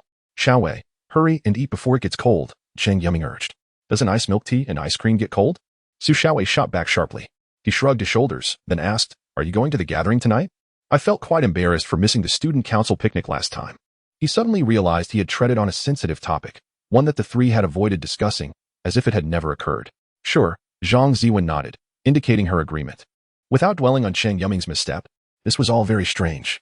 Cheng Yuming felt perplexed, acknowledging the truth in what Mr. Demon had said. His emotional intelligence was indeed lacking. He understood that such qualities could not be rectified merely by watching romantic dramas. If he attempted to mimic the cheesy lines and pose as a dashing figure while conversing with girls, the likely outcome would be a sharp rebuke. Time passed, and the trio remained absorbed in their phones, silence enveloping them. As the hour approached, the CAF became increasingly crowded. Su Xiaowei courteously invited Cheng Yuming to step out under the pretense of needing assistance with errands. He gazed at the closed glass door, observing the two busy figures inside. With his phone in hand, he reviewed the list Su Xiaowei had sent him: a bouquet of roses, a slice of black forest cake, wrapping paper, and ribbon, items reminiscent of romantic declarations. Yet it was clear to him that such a scenario was improbable. If Su Xiaowei were to have a boyfriend, he would be the first to raise his hand in welcome, symbolizing his liberation from servitude, joyfully greeting the unfortunate soul with a friendly exchange. He found wrapping paper and ribbons at a nearby gift shop, then headed to a dessert CAF at the school corner, convinced that their black forest cake was the finest. As no one could resist the allure of sweet confections, the flower shop was conveniently located across from the milk tea shop, where he casually picked a few white lilies, requesting the staff to wrap them separately. The lilies symbolized purity, complementing Zhang Ziwen perfectly. He pondered whether to seize the rare opportunity to surprise her later. Influenced by the shopkeeper's words that had stirred his restless heart, Zhang Ziwen had always shunned lively gatherings, and he never anticipated her willingness to attend. Perhaps it was Su Xiaowei's invitation, but regardless, it was an unmissable chance. He envisioned standing on a platform hundreds of meters in the air, feeling disconnected from the world, just the two of them facing the vibrant streets, their backs to the roaring sea. With a few stirring songs echoing in his mind, it would be a stage set for a confession, with the attendees as their invited guests, possibly showering them with blessings and applause. Having already missed a previous date location, he could not afford to let this opportunity slip away, lest he regret it profoundly. Was it possible that Su Xiaowei was aware of his intentions, prompting her to prepare flowers and gifts? When he returned to the milk tea shop, the two had changed back into casual clothes. Su Xiaowei donned her usual denim attire, showcasing her fair arms and long legs, while Zhang Ziwen remained in her school uniform, which suited her far better than any ostentatious designer clothing. Here, take your things, he said, handing the items to Su Xiaowei. You hold on to them for now, she replied, her gaze fixed on her phone. We can head over directly later. It's not far. Zhang Ziwen nodded in agreement, and Cheng Yuming felt no objection, cherishing this rare time spent with a girl he admired. He calculated that he had spoken more with Zhang Ziwen during this period than throughout their entire high school years. The evening sun still shone brightly. The streets bustling with traffic and pedestrians, all wearing hurried expressions. The three of them walked side by side, attracting the attention and envy of passers-by. Cheng Yuming puffed out his chest and held his head high, like a proud rooster. Come on, envy me a little more, he thought. What is it to you? I have two beautiful girls by my side, while you singletons can only watch. Couples? Are they truly that impressive? Is your girlfriend more beautiful than mine? He began to dream of the blissful life that awaited him after his confession. Chapter 45, The Banquet. The St. Paul Hotel, located in the bustling heart of the city, faces the largest central square and commercial district, while being backed by the gently extending Golden Coast and the boundless Azure Sea. As the tallest edifice in the city, it naturally stands as a landmark, its peculiar design resembling a sharp blade thrusting into the ground. Towering at 313 meters, this skyscraper ranks among the highest in the country, only slightly shorter than the Tokyo Tower. From the observation deck, one can gaze upon the entire townscape, the distant mountains, and the endless sea. Though daylight still lingers, the streetlights have already illuminated the surroundings, and the neon lights adorning the skyscraper shimmer like flowing rainbows, while large LED screens display scrolling advertisements. Truly, it is the only five-star hotel in the city, boasting magnificent decor, elegant music, and opulent furnishings, with even the air imbued with a faint scent of wealth. Upon entering the lobby, Cheng Yuming could not help but exclaim in admiration, "This is all money. Who would disdain wealth? For those who do, kindly let me have your money and spare you the anguish." Although it may not quite match the lavishness of the previous wealthy patron's private club, it certainly cannot hide its own grandeur, as that club was solely built upon a foundation of riches. The servers, wearing smiles, approached and courteously bowed to the trio. According to hotel policy, even if a beggar were to enter, the staff must maintain their smiles, as failing to do so would be disrespectful to the guests. Thus, the St. Paul Hotel has earned a commendable reputation nationally. "How may we assist you, esteemed guests?" one server inquired. "We are here for a class reunion," Su Xiaowei replied. "Oh, is it the esteemed students of Violet High School?" The server's expression shifted to one of mild surprise, becoming increasingly polite.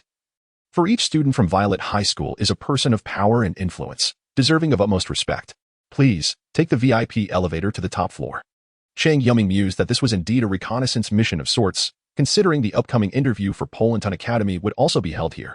Speaking of the interview, he suddenly felt puzzled. Surely not everyone would attend merely for his interview. Would there be a press conference as well? The elevator was adorned with a crimson wool carpet, and in one corner, two pots of blooming jasmine emitted a subtle fragrance, invigorating his senses. Cheng Yuming patted his slightly hollow stomach, having missed a warm meal at noon. He resolved to make up for it with the evening's offerings. The elevator ascended rapidly, a pressing sensation enveloping him as if an invisible wall were bearing down upon him. The St. Paul Hotel comprises 66 floors, and this VIP elevator ascends the towering structure in a mere 63 seconds. A considerable number of attendees had gathered.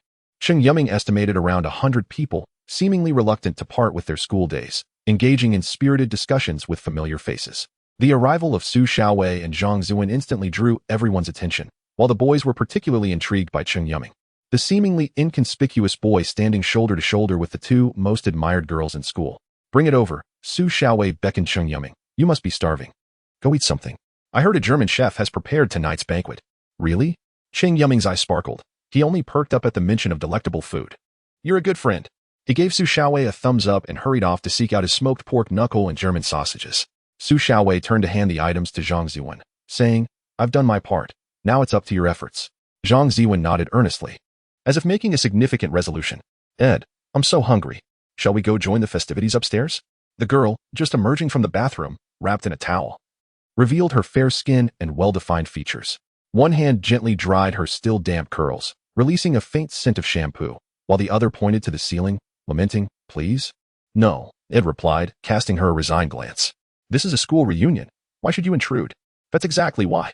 The girl suddenly leaped up, exclaiming, "Lights, dancing, music, champagne. Let me go, please." She tugged at Ed's arm, her face a portrait of desperation. "No means no." Ed pushed her hand away. He was not being cruel, rather, he was simply too soft-hearted. He could never refuse her requests, but this time it was not solely his decision. His teaching assistant and the executive were against it. "Humph," that Ed, Una pouted, crossing her arms defiantly. "When will you learn to control your excitement during gatherings?" "But it's a gathering," Una retorted. "Aren't you excited? There will be delicious food and handsome boys and beautiful girls to choose from." "Not at all," Ed replied, focusing intently on his computer screen, which displayed the purpose of their trip, a boy revered in the world of magic, yet cast down from grace. The mouse scroll wheel moved slowly as the information scrolled by. But the teacher and the executive are off having fun, leaving me all alone here. Isn't that too cruel? Una lamented. But I'm here with you, aren't I? Ed sighed, adjusting his frameless glasses. At least today, you're not going anywhere. Cheng's family is up there, and we cannot risk exposure. But he is just a useless person. Why should we care? Una grumbled. Both she and Ed were elite students from Poland Academy, accompanying their assistant and the executive to interview an Asian boy and enjoy a little vacation on the school's expense. They had heard that this individual had once been quite formidable, but that was of little consequence in the world of magicians. The weak are treated as worthless and accorded no respect. She could not fathom why the school placed such importance on this assignment, dispatching 2 elite students, 1 teaching assistant. And even the elusive executive. Some thoughts are best kept to oneself. Ed's tone suddenly turned icy, sending a shiver down his spine. Regardless of whether that individual was truly worthless, this was a directive from the board of directors, and we have no right to complain. Moreover, do not let the executive catch wind of your sentiments, he warned. Otherwise, you might meet a dire fate. At that moment, Una shivered involuntarily. Even her desire to join the revelry extinguished, for she sensed the chilling aura of death in Ed's voice, cold and bone-deep. As if she had already 1 foot in the gates of hell. Chapter 46. Intoxication. Dear classmates. Lu Ying ascended the stage adorned with a crimson carpet. Clad in a sea-blue dance gown embellished with sparkling ornaments, 2 delicate ribbons fluttered behind her, exuding an ethereal charm. The bold makeup on her face did not render her garish. Rather, the pronounced collarbone and her striking bosom captivated the attention of the boys, who were at the peak of their adolescence, their rampant hormones easily leading them into flights of fancy. Setting aside the exceptions of Zhang Ziwen and Su Xiaowei, Lu Ying undeniably stood as a quintessential beauty. With large, expressive eyes, lustrous black hair, and a finely sculpted face, she was the kind of girl who could grace billboards or endorse products. Perhaps it was precisely for this reason that she lacked the allure possessed by the other 2 campus flowers. Her overly open demeanor rendered her essence transparent, akin to a film that reveals its plot outline at the very beginning, devoid of mystery. People would merely acknowledge, a beauty, and nothing more, lacking the desire to delve deeper. In contrast, Su Xiaowei and Zhang Ziwen were like stunning blossoms shrouded in thick mists, inciting a curiosity to peel away the delicate veils that cloaked their true selves. Thank you all for gracing the gathering of the graduating class of 2020 from Violet High School. She held her head high, akin to a princess surveying a throng of lesser princes below. The audience erupted in enthusiastic applause, some boys whistling, prompting the nearby girls to cast sidelong glances. Each of you present here is destined to become an elite in your respective fields, and those unwilling to attend even a modest reunion are fated to become failures along life's journey. With a cold yet enchanting smile that paired beautifully with her visage, she indeed wielded considerable influence. Though her words were somewhat extreme, they resonated with many. They were all students of Violet High School, heirs to future magnates, destined to uphold the skies. It could be said that from birth, they were predestined for greatness, inherently proud, even if they currently lack the means to flaunt it. As this is a banquet, I shan't waste your time. Our celebration can continue until midnight, should you choose to remain. Lu Ying announced, tonight's feast is on me. Please, voice any desires you may have. Let us raise our glasses to a beautiful tomorrow and an even brighter future. With that, she lifted her glass of red wine, the crimson liquid swaying within the almost transparent glass, and truth be told, her eloquence was commendable. Her unwavering confidence was the hallmark of a successful orator. If one doubts their own words, how could they ignite the passions of their audience? Cheers. The youthful men and women erupted with fervent enthusiasm, unconcerned with the monetary expense, as it was merely a numerical abstraction for them. The banquet had officially commenced. The girls ventured into the dance floor, illuminated by spotlights, dancing provocatively to pulsating music, while the boys, emboldened by drink, engaged in playful antics with the girls nearby, howling like wolves if they encountered no resistance. Cheng Yuming sat in the dining area, where only a handful of individuals lingered, the rest paired off in couples, engaged in private matters under the dim lighting. He alone appeared somewhat out of place. Envy coursed through him. He sighed softly. Being single had its merits, yet also its sorrows, externally proclaiming the joys of solitude. He couldn't help but feel a twinge as he observed couples, embracing and sharing tender moments, passing by hand in hand. What is wrong with being a lemon? He reassured himself. In the entire venue, he recognized very few faces. Many classmates appeared familiar yet remained nameless, even if he knew their names. After 3 years of minimal interaction, striking up a conversation now would only invite awkwardness. Would you like a cocktail, sir? A waiter noticed the solitary youth in the corner and inquired politely. Cheng Yuming lifted his head in surprise, unsure how to respond. Do you have deep balm? The waiter, taken aback, nodded. Please wait a moment.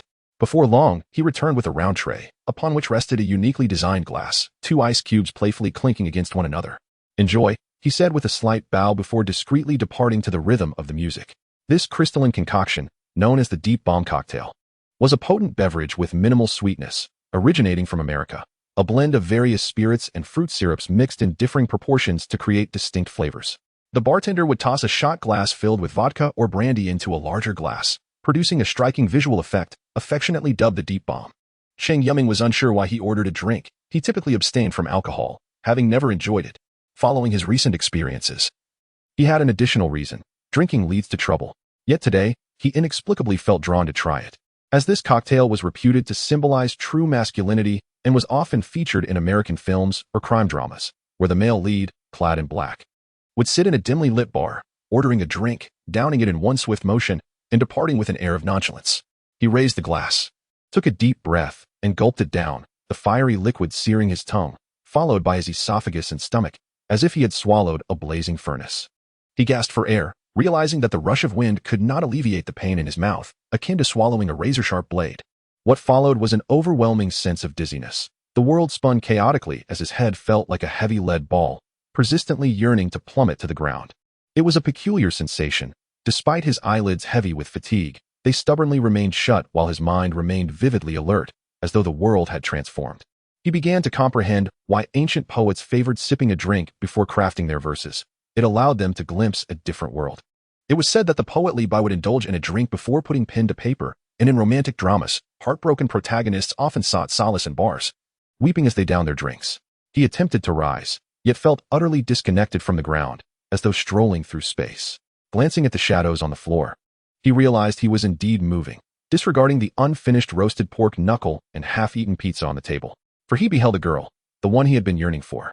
There she stood, solitary on the viewing platform outside the venue, gazing into the distance, her slender figure framed by the familiar school uniform, wrapped in a thin jacket. As the howling sea breeze tousled her hair, even from afar, he could hear the wind's relentless roar. He let out a drunken belch, realizing that perhaps he had wronged the girl named Wenwen. He truly couldn't handle alcohol. A mere sip would send him spiraling, yet no matter how much he drank, his mind remained clear. In his eyes, there existed solely that solitary silhouette. Suddenly, he found himself emboldened, yearning to undertake an endeavor he had contemplated for 3 years yet had never summoned the courage to pursue. It was as if an inner voice urged him, warning that failure to act would result in lifelong regret. Chapter 47. The Confession. What a splendid view, Cheng Yuming remarked. Beneath the silvery moonlight, the ocean shimmered with layers of silver waves, resembling a delicate sheet of tinfoil. Gazing along the coastline, rows of streetlights extended into the distant mountains, casting a warm, orange glow that enveloped the entire town. The tall buildings dwindled, giving way to the pitch-black waters and vast plains beyond. The dark mountains undulated like colossal beasts lying in wait, ready to devour this somewhat harmonious city. Occasionally, the distant sound of a train's horn would pierce the air, tracing a long, winding path through the mountains. Zhang Ziwen was evidently startled, and upon spotting Cheng Yuming leaning against the nearby railing, she felt a semblance of reassurance. Whenever her mind was in turmoil, she sought a quiet, desolate place to reflect, allowing her thoughts to settle into tranquility. Today was no different, as she was on the brink of making a decision that could alter the course of her life. Yet, despite Su Xiaowei's comforting words and her own attempts to reassure herself, the restless deer in her heart continued to dart about anxiously. She had meticulously prepared for this moment, a serene environment free from interruptions, a beautiful and somewhat romantic backdrop, a gift that he would cherish, and a rose symbolizing love. Su Xiaowei had arranged everything. All that remained was for her to muster the courage to utter those fateful words while overlooking the ants-like cars and crowds from a height of 313 meters. This was a place devoid of escape, as if designed for couples willing to gamble everything. With only a narrow VIP elevator available to return to the ground and gaze up at the stars, as if they could reach out and touch the twinkling celestial bodies. She responded softly, signifying her agreement with his words. The restless deer in her heart seemed to fall silent, leaving only her and Cheng Yuming in that moment. Bathed in moonlight, she discerned Cheng Yuming's face, slightly flushed, his gaze somewhat unfocused, a clear indication of intoxication. This could be an opportunity, she thought boldly. Even if her confession were to fail, she could feign it as drunken ramblings and continue their friendship without facing any significant embarrassment. She parted her lips, but refrained from speaking. Cheng Yuming, the usually carefree and somewhat disheveled boy, now exhibited a complex array of emotions, tinged with sadness and loneliness. This was not the expression one would expect from an 18-year-old boy. Rather, it resembled that of a middle-aged man or a solitary elder who had weathered the storms of life. A pang of sympathy surged within her, and she felt an urge to step forward and embrace him, offering warmth and hope. The atmosphere grew tense. Neither spoke, both gazing at the sky in their respective directions. Suddenly, Cheng Yuming turned his head, and their eyes met. "I have something to tell you," they spoke in unison, then quickly lowered their heads. Unable to see each other's faces clearly, Cheng Yuming felt his cheeks flush, undoubtedly due to the alcohol. Just moments ago, he had been so bold. Yet now he found himself tongue-tied. "You go first," they said together again. Some things seemed to align perfectly by chance. Cheng Yuming felt a deep connection with Zhang Ziwen. As if they were two halves of a whole, he instinctively touched his chest, where a small, neatly folded paper bag rested. His purchase of a few white flower bouquets from the florist, costing him 10 yuan. Initially, he had considered gathering some foxtail grass by the riverside, a free option that resonated with his frugal nature. However, he ultimately discarded that idea, realizing that anyone who knew his thoughts would deem him mad. Who would be so miserly when confessing their feelings to a girl? In truth, foxtail grass was one of Zhang Ziwen's favorite flowers, even if most found it hard to perceive its charm.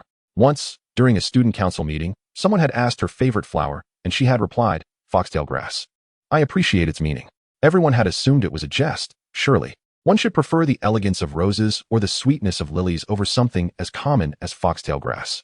Later, Cheng Yuming researched its meaning: resilience, enduring love, or deep, unspoken affection. He surmised that Zhang Ziwen favored difficult love stories, often depicted in novels as heart-wrenching and intricate. However, he was mistaken. Zhang Ziwen actually cherished unspoken affection, as she had recently found herself captivated by a boy, experiencing a profound sentiment that words could not express, one that she could not voice, only conceal deep within her heart.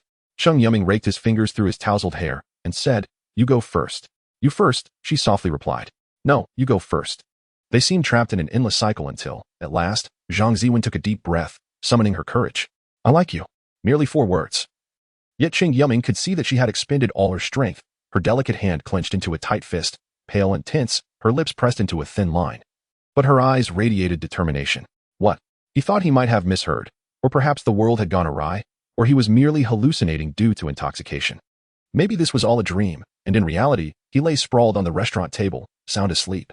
The luminous silver moon floated like a boat amidst the starry sea, casting a gentle glow upon the elevated platform that stood over 300 meters above the ground, illuminating both of them. The wind continued to howl, imbued with a chill, while the venue glowed brightly, echoing with the fervent strains of rock music and the exuberant shouts of classmates. No one noticed the two souls on the darkened platform outside, as if they had become isolated from the rest of the world. Before he could process her words, another item was presented before him. It was a meticulously wrapped package, folded with precision, devoid of any extraneous creases, adorned with a lovely ribbon tied in a bow, through which a bouquet of roses gracefully passed. This had been the very item he assisted Su Xiaowei in procuring earlier that day. He knew what lay inside, his favorite black forest cake. This was utterly absurd. It was supposed to be a boy presenting a carefully prepared gift to a beloved girl in such a romantically poetic setting, delivering a heartfelt confession that would resonate within her heart. Yet, it seemed the roles had reversed. He was now the damsel, while Zhang Ziwen had transformed into the romantic prince. He felt compelled to say or do something, accept or decline. Chapter 48, Refusal. Alas, what an exasperating lad he is. The waiter, who had just been serving, was now concealed behind a flower bed, peering through a night vision telescope at this awkward confession. Clad in his black and white striped uniform and a vest, he anxiously swung his clenched fist, reminiscent of a tense audience engrossed in a pivotal scene of a film. "Say yes. Just say it." "Utter I do." "What on earth is he doing?" Beside him, a girl reclined on a beach chair, basking in the moonlight, her deep gray robe enveloping her completely. From her voice, it was evident she was an exceptionally beautiful woman, albeit somewhat cold and devoid of emotion. "I am merely fulfilling my duties as a freshman mentor, madam," he asserted, still not lowering the telescope. With a pat on his chest, he declared with righteous fervor, "As an esteemed mentor and part-time professor of the academy, it is imperative for me to understand the actual circumstances of the freshmen before their enrollment to foster a harmonious teacher-student relationship." "You mean adjunct associate professor?" The girl corrected him. "I hardly believe any freshman would be pleased to see a mentor lurking like a lecher. An adjunct associate professor is still a professor. At least the board has shown me a glimmer of hope for promotion." The waiter's full name was Amaran Francis, a genuine Frenchman, only 28 years old, poised to assume the role of adjunct associate professor at Polanton Academy. "Well, adjunct associate professor in waiting, while others your age ponder further studies. You are solely focused on climbing the ranks? What is wrong with my age? Life demands continuous striving. Moreover, I am utterly sick of the faculty canteen. They only serve pig's trotter hot pot, sausage salad, and sauerkraut. My palate is nearly accustomed to the German flavor. It was a terrifying prospect to consume the same dish for 6 consecutive years, and now, the mere sight of sausage made Amarant feel nauseous. He had fought hard for this opportunity from the board. The principal had kindly patted his shoulder, saying, Amarant, if you can excel in your tasks, I might wield my authority as principal to elevate you to the rank of adjunct associate professor, thus enriching your menu with new culinary delights. He had no reason to refuse. After all, one could perish for wealth or even for food, and dignity pales in comparison to hunger. TSK. Those Eastern girls are truly unique, he mused, scrutinizing Zhang Ziwen. From his observations over the past few days, the girl named Su Xiaowei was also a rare beauty. He discreetly tilted his head to glance at the girl beside him, who was resting her chin on one hand. Amarant seldom witnessed this icy figure exhibit the expressions befitting a girl of her youth. The last time being in the principal's office at Polanton Academy when she referred to him as Your Excellency, the principal, as the youngest executive of the Magic Association. She possessed prideful capabilities and credentials. The executive serves as the public face of the Magic Association, characterized by exceptional talent and noble status. Each a prodigy of the new generation. They answer solely to the council, with even the high-ranking members of the 7 prominent families lacking the authority to command them directly. Their responsibilities are distinctly outlined, to eliminate threats to the association and safeguard its rights from infringement. This definition may seem nebulous, yet its implications are vast. Should the association deem one a threat, even a president of a nation or a high-ranking family member would not be spared. Essentially, they are the association's sentinels. Formidable instruments of power. Seeing the girl disregard him, he reluctantly turned back to observe the unfolding tragedy before him. Zhang Ziwen's complexion grew increasingly ashen, devoid of color. Finally, she uttered that long-hidden phrase, akin to a finely aged red wine, imbued with both richness and bitterness. Time ticked away, and she could distinctly hear the rhythmic thrum of her own heartbeat, reminiscent of the invigorating drums of battle, quickening and then gradually subsiding. Was this rejection? Indeed. Was it still not meant to be? She bit her lip, unable to meet Cheng Yuming's gaze, fearing that in his eyes, she had transformed into an oddity.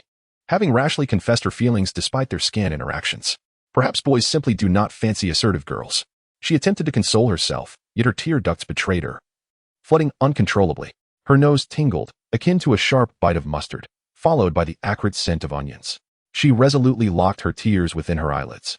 She was not a fragile girl, at least in certain matters. She possessed her own convictions. She wished to shield Cheng Yuming from witnessing her tears. Perhaps they would part on unfriendly terms. Perhaps they would become strangers. This is what a confession is, a gamble. With her most cherished emotions as stakes, victory brings happiness, while defeat leads to solitary suffering. Cheng Yuming was at a loss, his mind akin to a blank slate, bolstered by alcohol. He contemplated taking a step he had long hesitated to make. As the saying goes, alcohol emboldens the timid, and ancient wisdom often holds truth in that moment. He felt invincible, as if the girl who existed only in his fantasies was within reach. Yet unexpectedly, he found himself at a disadvantage. He was experiencing the most improbable event of his life, a girl confessing to him. As a self-proclaimed loser, such a scenario felt like a plot from a romantic drama. Utterly disconnected from his existence, and it was his ideal woman. He had no reason to refuse. Mutual affection, shared sentiments, he should have been elated to accept and ascend to the pinnacle of life. Yet, it happened without any forewarning. He felt bewildered, akin to a child asked by his parents whether he preferred a trip to the amusement park or the park. A voice urged him, accept her, accept her. Is this not what you desire? You fool. Another voice countered, do not accept, do not accept. You have missions and obligations to fulfill. Being with her will not bring happiness, but rather burden her. At this thought, the excited beast within him retreated. Indeed, he was the heir to a family of magicians. Destined for a perilous and winding journey, he had no justification to lead a girl he cherished into danger. He had yet to rescue his parents, had no leads on the puppet master, and did not even comprehend the nature of his own predicament. To put it plainly, he resembled a pawn on a chessboard, ever ready to sacrifice himself, uncertain of which day he might leave his life behind, perhaps to have a kind farmer erect a nameless grave from a scrap of wood. More often than not to lie lifeless in the wilderness. He recalled a particularly poignant line from Love Story. Love means you never have to say sorry. It sounds like an incredibly irresponsible statement, yet it conveys the hope that two individuals would never regret their shared journey, the trials they faced, or the choices they made, and would never utter apologies to one another. Cheng Yuming suddenly sighed, feeling as though fate was playing a cruel joke on him, orchestrating an extraordinarily heartfelt confession, only to require him to relinquish it. Sometimes, loving someone does not equate to being together. Perhaps a single act of retreat could unveil a more splendid future. He gazed at Zhang Ziwen, and he could discern that this delicate girl was on the brink of tears, still clinging to the faint hope that he might acquiesce. Cheng Yuming silently cursed the heavens as he approached her with a light step. towering half a head above Zhang Zaiwan. He could easily behold her exquisite face and finely sculpted neck, which resembled flawlessly carved jade, along with her well-developed figure. He extended his hand, gently accepting the modest gift, a mere slice of cake that felt as heavy as 1,000 burdens. Zhang Zaiwan's eyes sparkled anew. "Thank you for your gift," she said. Cheng Yuming offered a self-satisfied smile, striving to appear less lecherous and crude. However, Zhang Zaiwan's complexion suddenly turned pale, her lips seeming to lose all color. Yet, an unforeseen event abruptly interrupted Cheng Yuming's intended apology. Chapter 49. Provocation. What exactly do you wish to accomplish?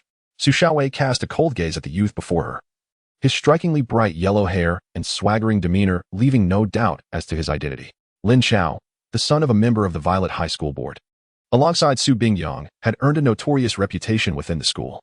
Known for his frequent brawls, he had once received a warning of probation, a leniency afforded to him due to his father's influence, while others lacking similar connections were expelled without hesitation. Consequently, he was placed in Class 5. Class 5 had always been an anomaly within the school, almost invisible to the rest of the student body. The school had relegated them to a remote building, equipped with a separate cafeteria and classrooms, which seemed like a privilege. However, the teachers held little regard for this group of wayward youth. Each educator was devoted to nurturing societal elites, unwilling to waste their time on those who showed no ambition. Even with powerful parents, they were inconsequential amongst a multitude of others with greater influence. As a result, there were weeks when teachers would not even glance in their direction, leaving them to indulge in revelry together, forming a camaraderie grounded in their shared disdain. Lin Xiao had remained dormant for a time until the school lifted his probationary status. Yet, instead of reflecting on his past misdeeds, he became even more audacious. The administration was incensed, realizing that such a brute would only tarnish the school's esteemed reputation. However, they were bound by protocol and thus, once again, Lin Xiao found himself on probation. Eventually, Lin Xiao became more cunning, uniting the unruly youths of Class 5 to share the blame among themselves, thus shielding each other from severe penalties. Perhaps after a stern lecture from his father, he tempered his behavior slightly, resorting instead to bullying classmates for amusement, a situation the school felt powerless to rectify. The other students feared becoming entangled with this uncontrollable troublemaker. For as the saying goes, it is easier to face the king of hell than to deal with a troublesome ghost. Lin Xiao was unpredictable and maddeningly. No one could best him in a fight. Had the school instituted a combat class, he would undoubtedly have emerged victorious. Lin Xiao was utterly indifferent to Su Xiaowei's fury. No need to be so agitated. After all, you belong to Yi Xiao. I'm merely here to serve as your bodyguard. Surely you should appreciate that? Not at all. Please leave. I have no connection to Yi. Su Xiaowei shot back, her glare unwavering. Yi again, she had nearly forgotten this matter. As tonight was supposed to be the day her best friend and childhood sweetheart confessed their feelings, an occasion that should have been joyous, yet only served to deepen her melancholy. She had settled into a secluded corner, relishing the cool sea breeze while sipping red wine to soothe her inexplicable sorrow. Logically, this should have been a celebratory event, for who wouldn't wish to see their dear friends find happiness? Yet, she could not muster even a semblance of joy. Nor could she force a smile, despite having orchestrated the romantic evening herself. Then Lin Xiao appeared, seating himself before her, lighting a cigarette, and resting his feet on the table, silently observing her. "Ah, as expected from Yi Xiao's chosen one. Even when angry, you possess an enchanting beauty." Lin Xiao grinned, unabashedly showering her with compliments. "It's no concern now, is it? In due time, everything will fall into place." Su Xiaowei fought to suppress her rising anger. Escalating the situation would serve no purpose, and Lin Xiao's intentions were all too apparent. He had come to provoke her. "Where is your boyfriend?" Lin Xiao feigned a casual glance around. "Has he wandered off to chase after another? Mind your own business. Look at you, getting worked up again." Women ought to manage their emotions. Anger only leads to wrinkles, which would ruin your beautiful face. What then if no man wanted you? Yi Xiao has no fondness for unattractive women. Su Xiaowei glared fiercely at Lin Xiao. "I don't care about your relationship with Yi. What do you truly want? But I warn you, keep your distance. Yi is not to be trifled with, and neither am I." Lin Xiao was taken aback by her tenacity. This ironclad rose bore thorns that pricked without hesitation, and she was clearly unafraid of confrontation. "How could I dare to lay a finger on you? You are the esteemed daughter of the Su family. I wouldn't dream of jeopardizing my standing by doing so. However," he added, "I cannot refuse the terms set forth by Yi Xiao." With a flick of his wrist, he sent the glowing ember of his cigarette soaring through the air, tracing a crimson arc before vanishing into the ink-black sea. He produced another cigarette from his pocket, placing it between his lips and exhaling a plume of smoke that quickly dissipated in the breeze. Su Xiaowei shot him a frigid glance before rising to leave. This man was a rogue, incapable of engaging in any meaningful dialogue. A powerful grip seized her arm, rendering her struggles futile. "Let go," Su Xiaowei shouted. I command you to release me. That is not an option, Lin Chao replied coolly. As a key participant in the upcoming spectacle, it would be remiss of me to exit prematurely and disappoint the audience. With a forceful pull, Su Xiaowei lost her balance and fell to the ground. Her wine glass shattered upon impact, the crimson liquid staining her attire and trickling down her fair skin. It stung. Su Xiaowei felt the sharp edges of the broken glass slice into her skin. Any movement exacerbated the pain. As the red wine flowed like a potent antiseptic over her wounds, sending waves of unbearable agony coursing through her, leaving her pale and weakened. See? Women are like this glass, a gentle nudge, and they shatter. Lin Chao crouched before her, picking up a shard and examining it with amusement before tossing it aside. He gently lifted her defiant yet beautiful face with his finger, grinning as he said, "My apologies, Miss Su. I had no intention of hurting you, but alas. This is a consequence of your stubbornness. Fierce as a bull, no wonder Yi Xiao finds you appealing." The commotion soon captured the attention of the revelers nearby, who recognized the confrontation between Lin Chao and Su Xiaowei. A wave of apprehension washed over them. Why was this notorious troublemaker present? Class 5 surely had no right to be invited. The music blared on, yet no one dared to dance. Okay, Lin Chao clapped his hands, feigning remorse for interrupting their revelry. Is Cheng Yuming present? I wish to have a word with him. Does anyone know him? Please relay my message. Su Xiaowei's face drained of color. Lin Chao intended to confront Cheng Yuming, signifying that he was poised to take action against him. Chapter 50. Stepping forward, how is it that you are unwilling to stand up upon witnessing your woman in such a state? Lin Chao shook his head, seemingly feeling that Su Xiaowei was not worth it. Look at this. This is the man you hold in high regard, and he has likely abandoned you. Scurrying away like a rat. Huh? No one present was unfamiliar with Cheng Yuming, even those who had once been unaware of such a figure existing within their school. He was a legend who swept through their vision with astonishing speed, akin to a storm ravaging the plains. The 2020 figure of merit at Violet High School. A musical prodigy, a turnaround from being an academic underachiever, a recipient of the Death Note Award, a perfect scorer, the object of envy for all male students. Monopolizing the affections of two school beauties, humiliating Yi to his face while claiming the woman he desired, with a mysterious background and astonishing lineage. A paragon of justice and a good Samaritan, or a psychopathic murderer. In the mere span of 2 weeks, this seemingly unremarkable boy had monopolized nearly all the sensational news at Violet High School, although much of it was sensationalized and fabricated.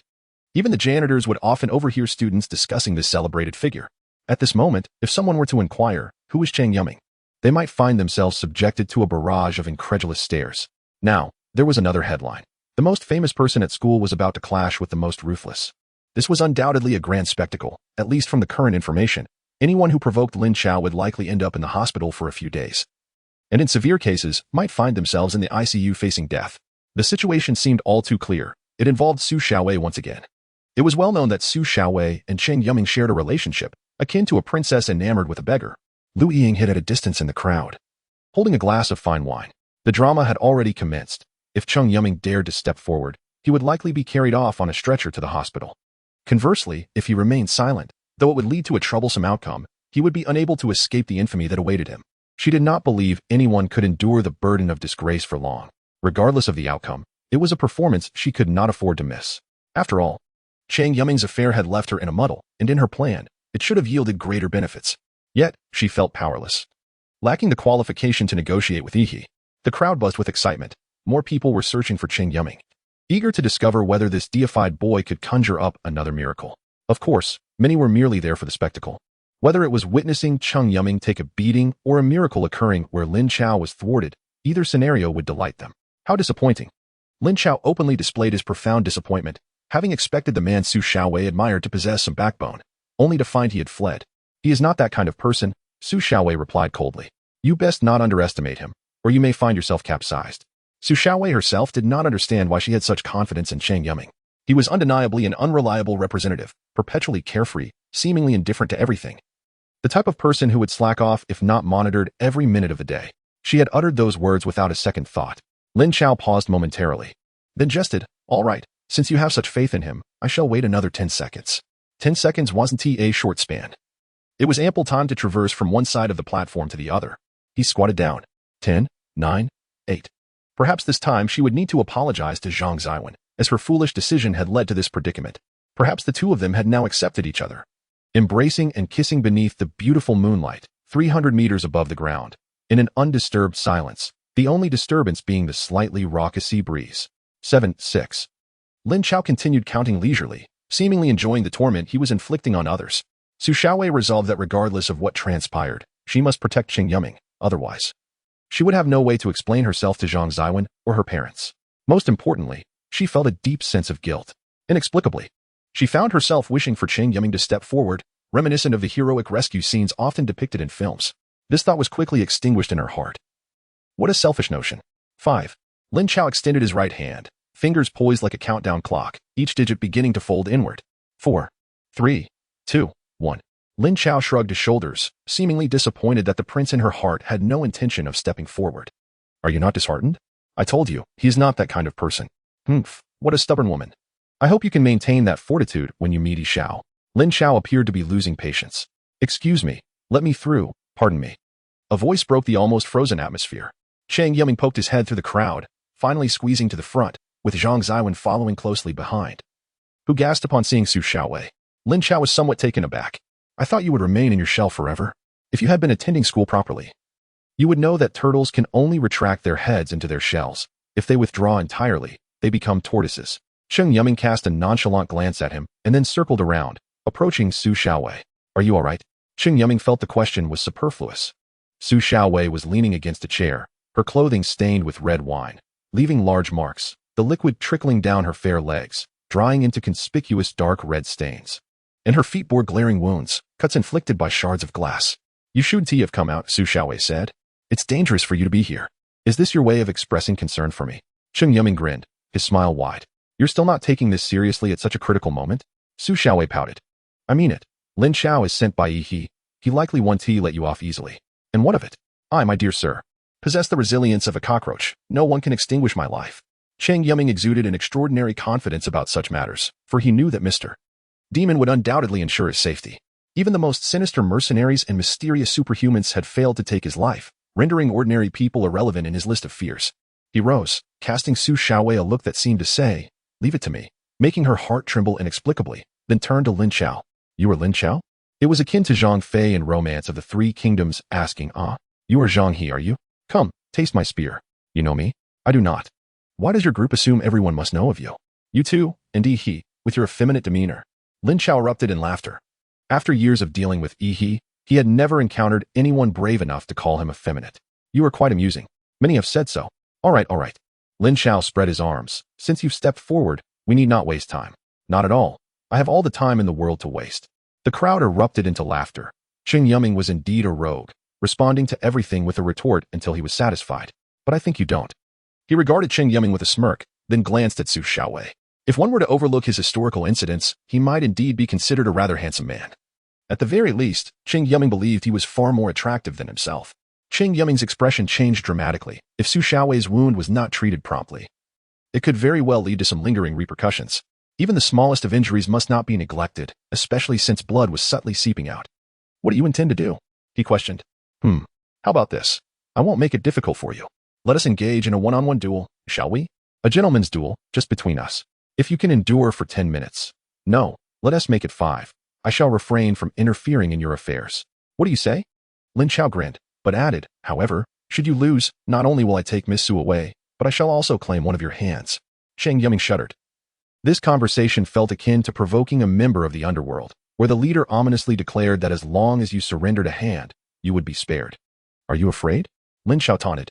If you are, then stand aside quietly. I wouldn't want to keep young mastery waiting. He pretended to glance at his watch before reaching for Su Xiaowei's hand, only to be firmly grasped by Cheng Yuming. Who was afraid? I fear that when the police come to apprehend you tomorrow, you might end up in tears. Surely, you cannot bear the guilt of abducting a lady, can you? Hey, I have committed no unlawful acts, Lin Chao retorted, so refrain from such accusations. I merely extend a cordial invitation for Miss Su to visit. Suddenly, he shifted his tone, leaning in to whisper, have you ever witnessed a police officer saving a victim while apprehending a murderer? Cheng Yuming fell silent, realizing he was being threatened. Perhaps Lin Chao might escape unscathed, but what about Su Xiaowei? Chapter 51. The duel. Lin Chao has truly chosen an excellent venue. Cheng Yuming gritted his teeth in admiration. At the rooftop of the St. Paul Hotel, 313, for meters above ground, adorned with peculiar plants imported from around the globe, one could gaze upon the bustling streets and the profound sea beneath the moon and stars. Indeed, this was the very spot where Cheng Yuming and Zhang Ziwen had recently endured an awkward confession. Just a moment ago, It was a romantic sanctuary for declarations of love, where young couples could find a cozy corner for intimate gestures. Now, however, it had transformed into a battleground, with the stakes being Su Xiaowei's freedom and a man's dignity. Cheng Yuming, of course, did not place much value on his own dignity. It was something he could discard at any moment. But for Su Xiaowei, it was different. He could not precisely define his feelings for her, yet seeing her pale face and the blood oozing from her injured ankle filled him with an inexplicable agitation. It was akin to the fierce protective instinct one feels for a brother. How dare you touch him? I will end you. He felt a surge of adrenaline. As if he might charge forward without a second thought. The two stood opposed, a distance of nearly 5 meters between them. For hand-to-hand combat. This was a relatively safe distance, neither too close to be caught off guard by a sudden attack, nor too far to miss the target. It was reminiscent of the old American West, where cowboys faced off in the dusty streets under the golden glow of the setting sun. The dim light made it difficult to discern each other's faces from afar. The venue's sound system still blared the Rolling Stones' Flowers, a piece released in 1967, which struck Cheng Yuming as somewhat out of place. Was no one going to turn off that cacophony? Classmates had gathered around, some holding glasses of wine, others clutching their phones, ready to record and share the spectacle on social media. This was the downside of the digital age. Perhaps you had just uttered a single misstep, and in the blink of an eye, the entire world was aware. Zhang Ziwen supported Su Xiaowei, her eyes filled with concern. Don't worry, we must have faith in him. He is someone who can create miracles, isn't he? Though perhaps a bit unorthodox. Su Xiaowei grasped Zhang Ziwen's somewhat cold hand in reassurance. Yes, Zhang Ziwen softly replied. You two share a wonderful bond. Why? Su Xiaowei was taken aback. If your relationship were not strong, why would you trust him unconditionally? After a long silence, she continued. If there were someone willing to stand by you during your darkest moments, I believe you would also trust him without hesitation, even knowing he might deceive you. Zhang Ziwen pondered this statement thoughtfully. By the way, you too. He rejected me. Su Xiaowei looked at Zhang Ziwen in surprise, unable to discern any expression on her cherubic face. Why? I don't know. Perhaps he already has someone he likes, or perhaps I am simply not his type. Su Xiaowei opened her mouth to protest, wanting to insist that this was impossible. Cheng Yuming had not hidden his affection for Zhang Ziwen at all. Even she felt a shiver run through her. Yet, despite their evident chemistry, in such a romantic setting, his confession had failed. She struggled to comprehend how he could be so blind. Was there truly anyone more suitable than Zhang Ziwen? She longed to tell Zhang Ziwen, Dear, stop pondering. Cheng Yuming's favorite person is you. Yet, she refrained, unsure if it was her own selfishness at play, perhaps believing this outcome to be a blessing in disguise. Lin Chao appeared relaxed, arms crossed behind his head, humming along to the music reverberating from the venue. He regarded Cheng Yuming with disdain, perceiving him as little more than an inexperienced novice, awkwardly poised and riddled with flaws, akin to an amateur attempting to mimic Bruce Lee in a film. Even going so far as to wipe his nose with the back of his hand, leaving behind a glistening trail of mucus. His mentor had told him he was a martial arts prodigy, possessing a ferocity unmatched by others. Humanity had long since extinguished its primal instincts. Preoccupied with flattering superiors and subjugating subordinates, willing to forsake family and dignity to survive. Even if it meant groveling at the feet of enemies holding the corpses of their loved ones. This was the first lesson his mentor had imparted, and it remained etched in his memory. What is martial arts? It is about fighting. Be ruthless to your enemies, and even more so to yourself. One must fight with the determination to go down with the opponent, and you possess that ferocity. Thus, Lin Chao had never lost a match against his peers. For others feared his relentless spirit. Once fear sets in, one has already lost. He beckoned to Cheng Yuming. Are you ready? Our time is limited. Cheng Yuming cursed his misfortune. Why did calamity always befall him? As if the god of poverty had taken residence in his life. Now even the deity of disaster was seeking refuge in his humble abode. His opponent was a taekwondo expert, while he had hardly attended any gym classes. Perhaps he could rely on his rudimentary skills in Tai Chi for a fair match? To last 5 minutes sounded easy. But to avoid being knocked out in a single blow, that would be a miracle. Wait, just hold on. Cheng Yuming shouted. I have no intention of waiting for you. Lin Chao replied, I will count to 1, and then we begin. 3. Brother, wait. Just a moment. 2. Just a second. 1. As the last word left his lips, Lin Chao lunged forward. Cheng Yuming felt a blur before his eyes. The wind from the punch grazing his face painfully. Having endured enough fights, he had developed some instincts. He tilted his head just as a massive fist barreled toward him. He stumbled backward, rolling and scrambling to retreat. Laughter erupted among the onlookers, the scene resembling a comical brawl on a boxing ring. Your skills are no match for your bravado, Lin Chao taunted. Cheng Yuming, however, was unfazed, evading like a chicken dodging a hawk. You only said I had to survive 5 minutes, not that I couldn't run. Lin Chao squinted, feigning a move to distract Cheng Yuming, then charged from another direction. Right fist raised, left hand poised to grab. Is that the Black Tiger heart-piercing fist? Cheng Yuming's heart raced in terror, but it was too late to react. Lin Chao seized one of his shoulders, delivering a heavy blow to his abdomen. Darkness clouded Cheng Yuming's vision, a wave of dizziness and nausea washing over him. He could not fathom why fighters always targeted the stomach or the face. Another punch landed in the same spot, and Cheng Yuming felt a crushing sensation. A third punch followed. This technique, known as inch power in martial arts, involved delivering rapid and forceful strikes at close range, exerting force the moment contact was made. A rancid mixture of blood and bile surged forth, and Cheng Yuming coughed violently, catching glimpses of crimson in his vomit. Should we call the police? Zhang Ziwen, struggling to suppress her inner dread and fear, asked. Dear, you must understand one thing. The police are not omnipotent. More often than not, we must learn to protect ourselves. Su Xiaowei reassured her, managing a faint smile. To whom should she turn for assistance? This predicament arose from her actions, and it is only fitting that she should resolve it. Yet, what recourse does she have? Would sacrificing her beauty and body deter ire? Certainly not. Ire, a potentate who has held sway for too long, would never forgive those who dared to slight him. Morality and law are constraints for the common folk, never truly governing those who dwell above. She yearned to seek aid immediately, but to what avail? A clash between magnates could even escalate into a war between nations. They simply lack the standing to contend with ire commerce. Her sole recourse now is to silently implore a miracle or to choose to sacrifice herself to safeguard Cheng Yuming's life. The young women shrieked in terror, for such a sanguinary spectacle was beyond the ken of these debutantes, who spend their days flitting through boutiques, indulging in melodramatic television. The young men, too, were clamoring, but theirs were cries of exhilaration, like a pack of ravenous wolves beholding their quarry. Naught is more viscerally stimulating than the sight of carnage. It is a primal instinct ingrained in the human genome. They, too, crave to witness the clash of combatants, content to cheer from afar, provided they remained uninvolved. Cheng Yuming gasped for air, barely regaining his senses. In that fleeting moment, he imagined himself adrift in the abyss, beset by grim specters brandishing scythes and chains. To ordinary eyes, it might have seemed a phantasm born of terror, but Cheng Yuming knew it to be real. Just moments ago, he had nearly met the legendary. Bizarrely, the specters circled him, emitting shrill, eerie laughter before departing. Sweat soaked his garments, as though he had been plucked from the depths. Lin Chao was toying with him. Had he followed through with a single additional blow, Cheng Yuming would have surely perished. Lin Chao now clutched his hair, suspending him in midair. The excruciating pain in his abdomen and the vertigo rendered him oblivious to the tugging of his hair. How irksome, he muttered, lamenting his continued consciousness, as though he were merely an observer in a cinematic tragedy. To succumb to unconsciousness would be a boon, sparing him the agony and sorrow of his demise. Blood trickled from the corner of his mouth, cooling rapidly in the frigid air before splattering on the ground like a desolate blossom. His calculations had gone awry. Mr. Devil had not appeared, regardless of his fervent pleas. Never before had this occurred. A sudden dread gripped his heart, the inevitable emotion when confronted with the unforeseen. He recalled Mr. Devil's words. You ought to acquire some survival skills, for I cannot perpetually stand guard at your side. Damn it, why did he not heed Mr. Devil's counsel? After all, the latter was an ancient being, practically an elder, disregarding the wisdom of elders yet. The fact that he had survived such profuse bleeding was a medical marvel. He felt lighter, a consequence of the significant blood loss. Humans typically succumb upon losing more than a third of their blood. Cheng Yuming sensed that he was nearing that critical threshold.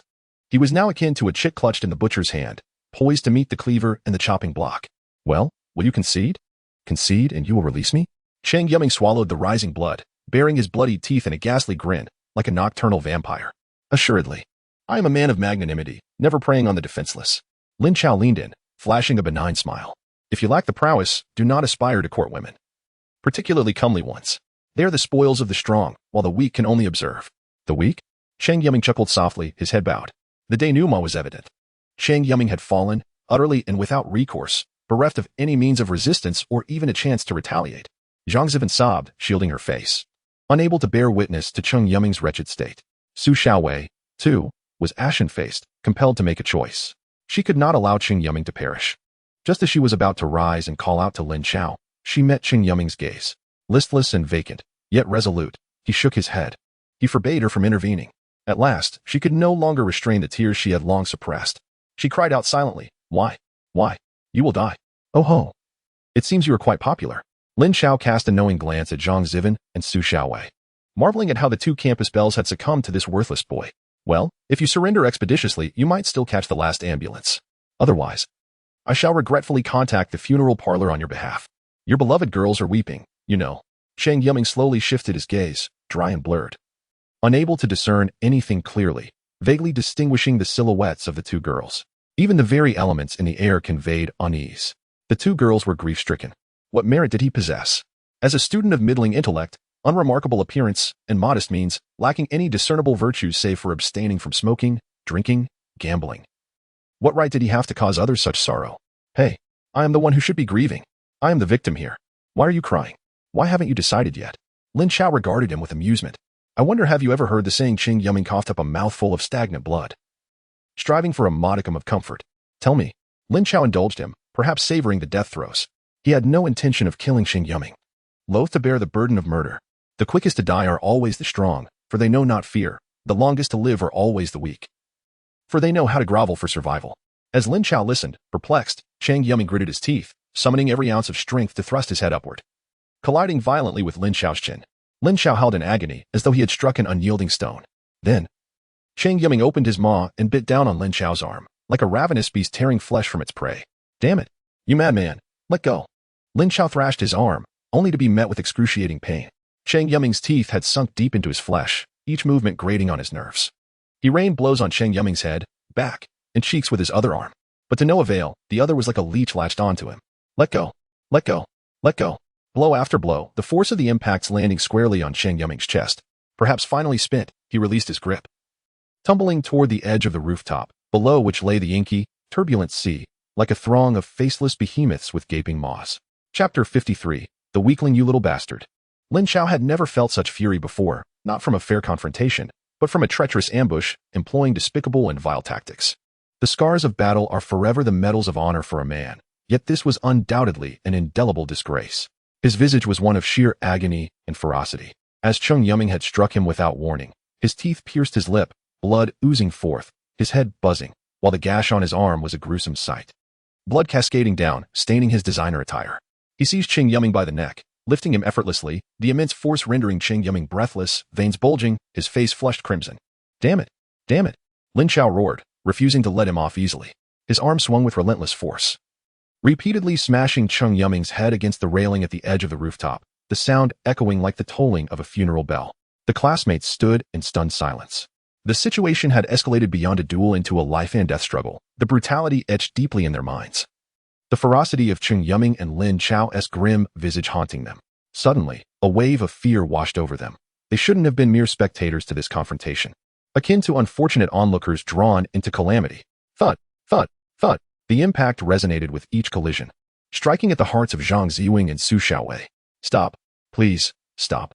Zhang Ziwing rushed forward to grasp Lin Chao's arm, her eyes filled with desperation. Get lost. Under different circumstances, Lin Chao might have entertained the thought of teasing this beautiful lily, but now, consumed by rage, he could think of nothing but crushing the wretched insect in his grasp. He forcefully shook off Zhang Ziwing. Su Xiaowei quickly supported her. Lin Chao was beyond reason, resembling a cornered mad dog. Stop. Lin Chao. Su Xiaowei shouted. I'll go with you. Let him go. Please, just this once. Lin Chao turned, his bloodshot eyes glinting with predatory malice. Su Xiaowei's heart trembled. He laughed. Stop? And who the hell are you? If it weren't for the fact that a certain someone has taken notice of your looks, do you think I would waste my time with you? He pivoted to Zhang Ziwing. And you self-righteous harlot? I was going to show you some leniency, yet here you are pleading for this bastard? Stop. Lin Chao.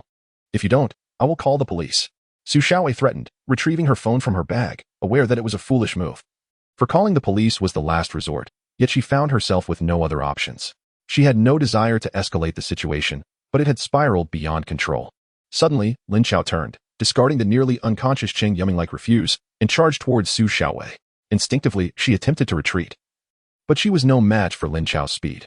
He raised his hand and struck her, pain shooting through her wrist as her phone flew from her grasp and plummeted into the abyss of the sea below. Another swift motion, and a resounding slap landed on her face, sending her sprawling several meters away. Zhang Ziwing was frozen in shock, regaining her senses just as she reached out to assist Su Xiaowei, only to have her hair yanked back, revealing Lin Chao's fierce countenance. Thinking of calling the police? Let us see who dares. He drew a handgun from his waist, aiming it at Su Xiaowei, then at Zhang Ziwing, and finally at the crowd. Gasps of horror erupted among the students. Lin Chao had truly lost his mind, and everyone feared that the dark muzzle would be turned upon them. They scrambled in panic, all rushing toward the elevator, the sole escape from this aerial prison. Yet the narrow confines could hardly accommodate so many, as they jostled for space. No one willing to linger. It was terrifying. Their lives were precious. Why would they choose to stay and take risks? As for calling the police, surely someone would. But it was not their responsibility. What had begun as a pleasant gathering had morphed into a scene from a crime drama. Lu Ying pushed through the throng, forcing her way past the crowd, her teeth clenched. Lin Xiao, this unreliable fool, if he truly fired that weapon and harmed someone, it would escalate into a severe public safety issue, and she too could find herself ensnared. Most critically, Lin Xiao had gone mad. Remaining here could easily lead to a bullet finding her face.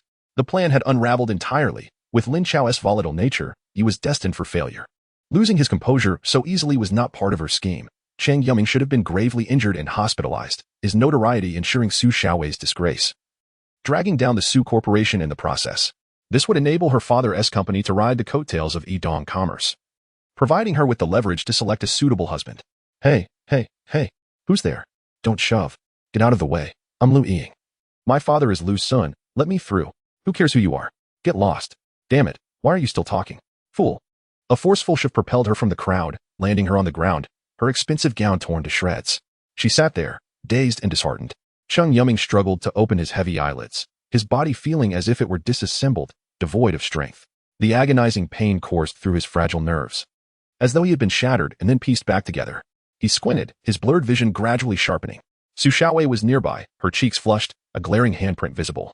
Her arms and legs marred with deep abrasions from the ground, blood trickling from the corner of her mouth. Yet her eyes remained steadfast and composed. She was the kind of girl who could always maintain her calm to find the best solutions. Yet, the current predicament seemed to exceed her capabilities. Zhang Zuing wept like a broken doll. Cheng Yuming was taken aback, for he had never witnessed a girl cry so sorrowfully. Perhaps he was being overly sentimental. Yet it seemed she wept for him.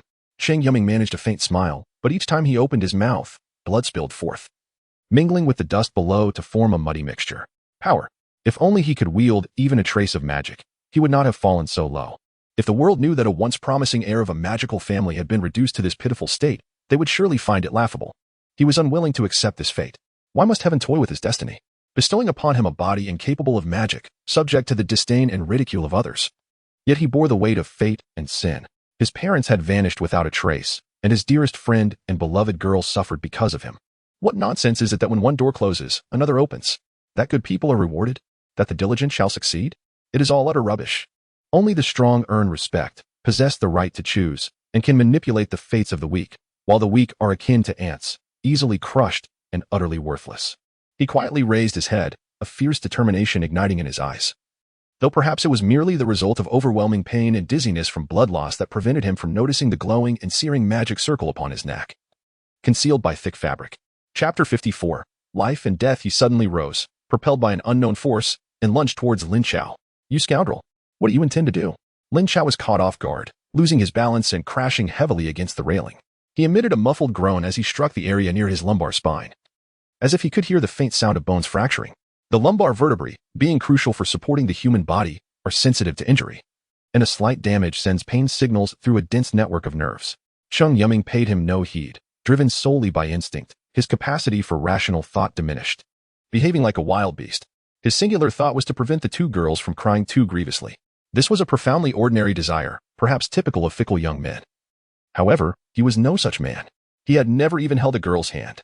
Lin Xiao, being a martial artist, quickly regained his composure and reacted instinctively, sweeping his right foot to trip Cheng Yuming, who fell to the ground. Lin Xiao then forcefully drove his knee into Cheng Yuming's chest, causing him to curl up like a cooked shrimp before hastily rising. What a terrible day! Lin Xiao finally regained some sense. Meanwhile, the surrounding classmates remained huddled in a corner, too terrified to acknowledge the unfolding tragedy.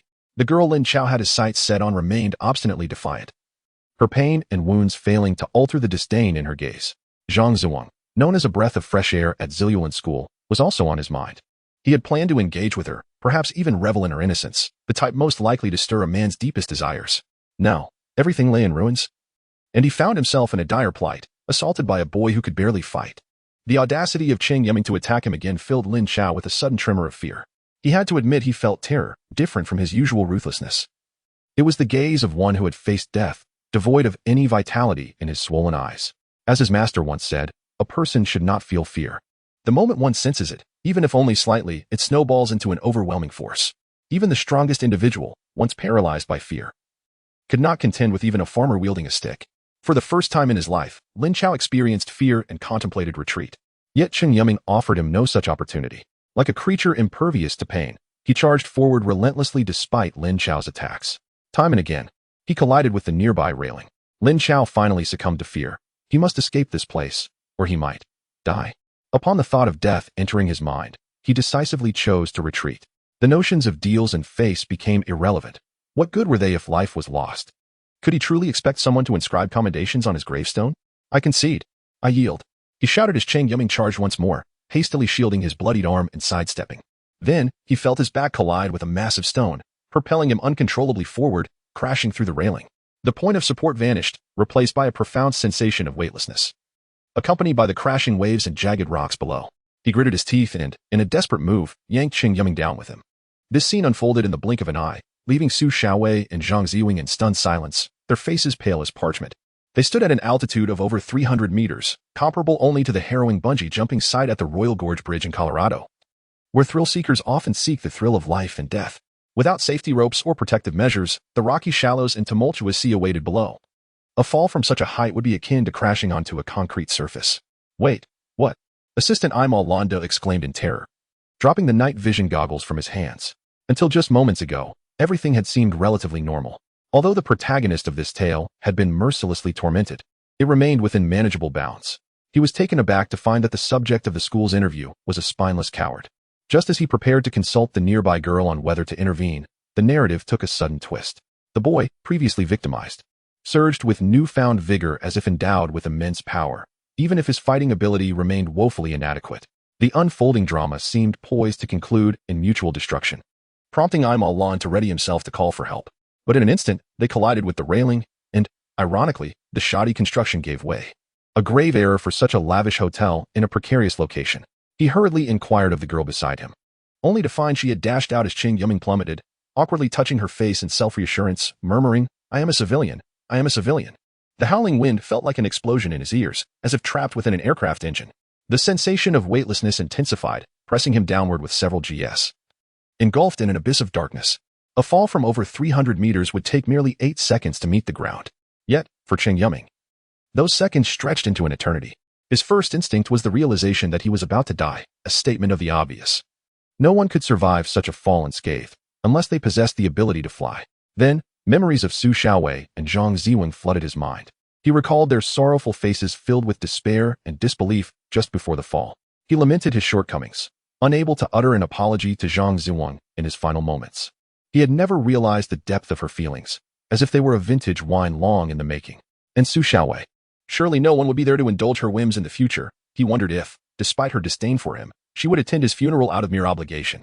As for Mr. Demon, with such a formidable advantage, he hadn't even had the chance to flaunt his prowess at the Magic Association before it all came crashing down. Would he return to his original world after death? Lastly, thoughts of his parents emerged. How tragic it was that he had never even met them. Where were they? Were they well? Regrettably, time was no longer on his side, and he could only hope that the stubborn old man would notice and come to their aid. At the very least, he wished to perform a heroic act, even if he felt more like a bear than a hero. He hoped he hadn't brought shame to his parents. He closed his eyes, the sound of crashing waves growing louder in the wind. Knowing his life was drawing to a close, he wished the pain upon impact would not accompany him to the underworld. I remember. You are not one to easily give up. Cheng Yuming abruptly opened his eyes to find an extraordinarily beautiful foreign girl falling alongside him, mirroring his pose and speed. He couldn't help but admire that he still had the presence of mind to observe her appearance even as his life hung in the balance. Just a few meters above the surface of the sea, their bodies suddenly halted, as if the play button had been pressed to pause.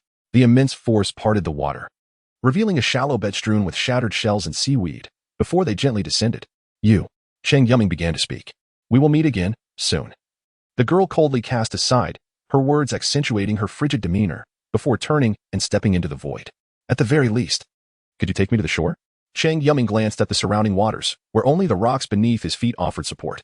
The shore lay nearly several dozen meters away, and most importantly, he could not swim. Chapter 55. After the catastrophe. Nice catch. Assistant Imal Rand clapped his hands in praise, as though celebrating the return of a hero. Oh, how I wish I could possess your strength, he exclaimed. If only you could channel your insatiable desires into the art of magic, you would have been a professor by now. The girl plopped down onto a beach chair, basking in the moonlight, and added with formality, "Oh dear." Imal Rand awkwardly replied, "You know my magical glyphs are insufficient to support my studies in magic. Otherwise, I might have already risen to the rank of professor." he grumbled, adopting a tone that suggested he blamed the heavens for his predicament. The girl, unimpressed by his self-importance, chose to disregard his pretentious demeanor. Isn't this a tad against the rules? Rand said, his discomfort evident. For little Chingzi had yet to officially pass the interview and tests, thus not qualifying as a formal student of their institution. So, the girl tilted her head, displaying a hint of indifference, her dark golden curls cascading like a waterfall. So we've exposed ourselves.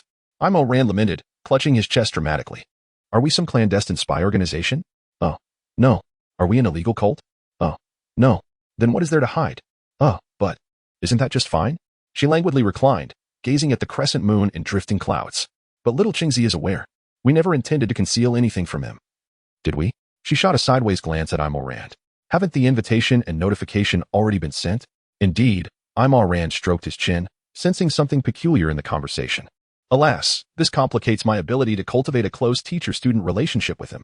Trust me. No one wishes to befriend someone whose face is a mask of lewdness while pretending to be a life mentor, she retorted, donning a round-brimmed sun hat from the nearby table. Since you have so much leisure, perhaps you should address the consequences of earlier events. I'm tired. I'll take a nap. With that, she disregarded him entirely. This girl was as sharp as ever, her words and actions devoid of any superfluous embellishments. Rand hesitated for a long while, contemplating why she was so eager to rescue Cheng Yuming.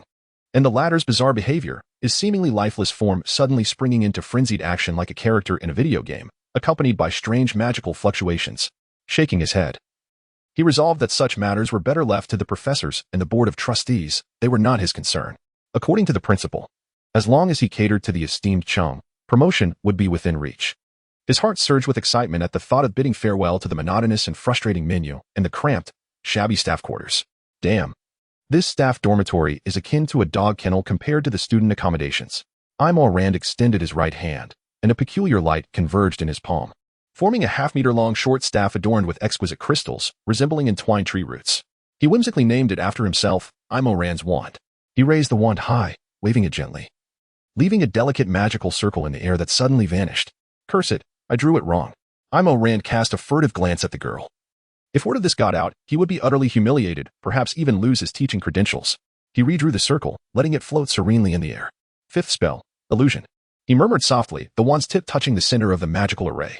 A splendid beam of light shot skyward, bursting into a dazzling display akin to fireworks, with sparks cascading down before disappearing into the night. Time to wrap it up, Rand complained. The life of a worker. When will I ever break free? He staggered away from the scene. As Cheng Yuming entered the hall, he found Zhang Ziwen weeping profusely, while Su Xiaowei comforted her. As he pondered how to explain his presence to the two, Su Xiaowei suddenly spotted him. Are you all right? She asked, visibly relieved. Thank goodness. You're fine. Cheng Yuming was taken aback. Something felt amiss. After all, he had fallen from the 66th floor. His demeanor should not be so placid. I'm fine, he stammered. And Lin Xiao? Didn't you just chase him out? He ran away. Cheng Yuming finally understood, in their recollection. It seemed he had been the one to pursue Lin. Magic was indeed convenient, sparing him considerable trouble. You really are something, Su Xiaowei said, grabbing Cheng Yuming's ear. You can't pretend to be some kind of expert and leave us worrying sick. He stumbled, every injury on his body protesting the movement. I'm sorry. I forgot you were hurt. Su Xiaowei quickly withdrew her hand. Shouldn't we go to the hospital? No, I dread those places. He gritted his teeth, inhaling sharply as he gently sat on a nearby sofa. It was astonishing that despite his severe injuries, he had not only survived but felt increasingly invigorated. If not for the tearing pain, he would hardly believe he had been hurt. He glanced at Zhang Ziwen, who had ceased her tears. Yet her swollen eyes and the remnants of tears betrayed her exhaustion. She lowered her head, arms crossed over her chest. Are you all right? I'm fine, she replied softly, nodding in a manner so reminiscent of her usual self, as if nothing had transpired. Cheng Yuming felt awkward, scratching his face. They had just endured one of life's most embarrassing moments. Her confession had been met with his rejection. Let us just pretend tonight never happened, shall we? She lifted her head, her eyes brimming with determination and hope. How could that be? Cheng Yuming sighed, nodding reluctantly. We're still friends, right? She asked again. Yes, he responded, this time nodding emphatically. I may have had a bit too much to drink tonight. Some things are a bit hazy. She suddenly broke into a smile. That's enough for me. What a resilient girl she was, even now considering his feelings, wishing to avoid any discomfort between them due to the incident. All right. This is getting mushy. The car has arrived. Su Xiaowei interjected, pulling Zhang Ziwen's hand. You wait here. I'll see Ziwen off. Okay. Cheng Yuming could only reply with a subdued acknowledgement. Before long, Su Xiaowei returned. I'm sorry, she said, bowing deeply, startling Cheng Yuming. What are you doing? Apologizing, she stated earnestly for once. This entire situation stemmed from me. I'm sorry. I told you, it's fine. You don't need to apologize. Cheng Yuming reassured her. But it really doesn't matter. Cheng Yuming sighed. If you keep this up, I'm leaving. Su Xiaowei lowered her head, feeling defeated. Without Cheng Yuming's forgiveness, a barrier lingered in her heart.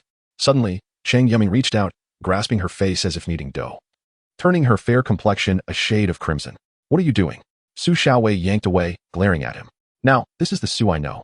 Cheng Yuming gently patted her shoulder, urging her to refrain from incessantly apologizing. In the context of their relationship, such gestures were futile. Su Xiaowei was taken aback, a sudden tremor coursing through a hidden corner of her heart. She turned away, not wishing for Cheng Yuming to behold her expression, exasperated, thinking to herself that she didn't even need to apologize to him. How annoying. The next time he got into trouble, he shouldn't come complaining to her. Cheng Yuming chuckled softly. The hall was now deserted, save for the two of them. Their classmates had departed one after another, each wearing peculiar expressions, hastily avoiding Cheng Yuming, leaving him with the impression of being a villain. Why did you reject Wenwen? Su Xiaowei inquired suddenly. Reject? Why? You clearly have feelings for her. Now that she has confessed, you refuse her? Aren't you being foolish? Because I like you, he replied. Su Xiaowei raised an eyebrow, dismissing his words as jest. Just kidding, Cheng Yuming said, gazing at the ornate chandelier, the dim yellow light inducing a sense of drowsiness. I would love to accept her proposal. What boy would turn down a good girl as confession? That would be sheer folly. But you, however, I lack the qualifications, he continued, sounding like a despondent poet from a bygone era. Love, he mused, could be both complicated and simple, akin to the basic acts of eating and drinking. Yet, he lamented, he could not offer her a life of peace and happiness. Su Xiaowei suddenly found herself lost in thought, gazing at him. This boy, so familiar to her, seemed to have transformed into a figure of profound mystery, as if something relentlessly pursued him from behind, threatening to plunge him into an unfathomable abyss the moment he paused.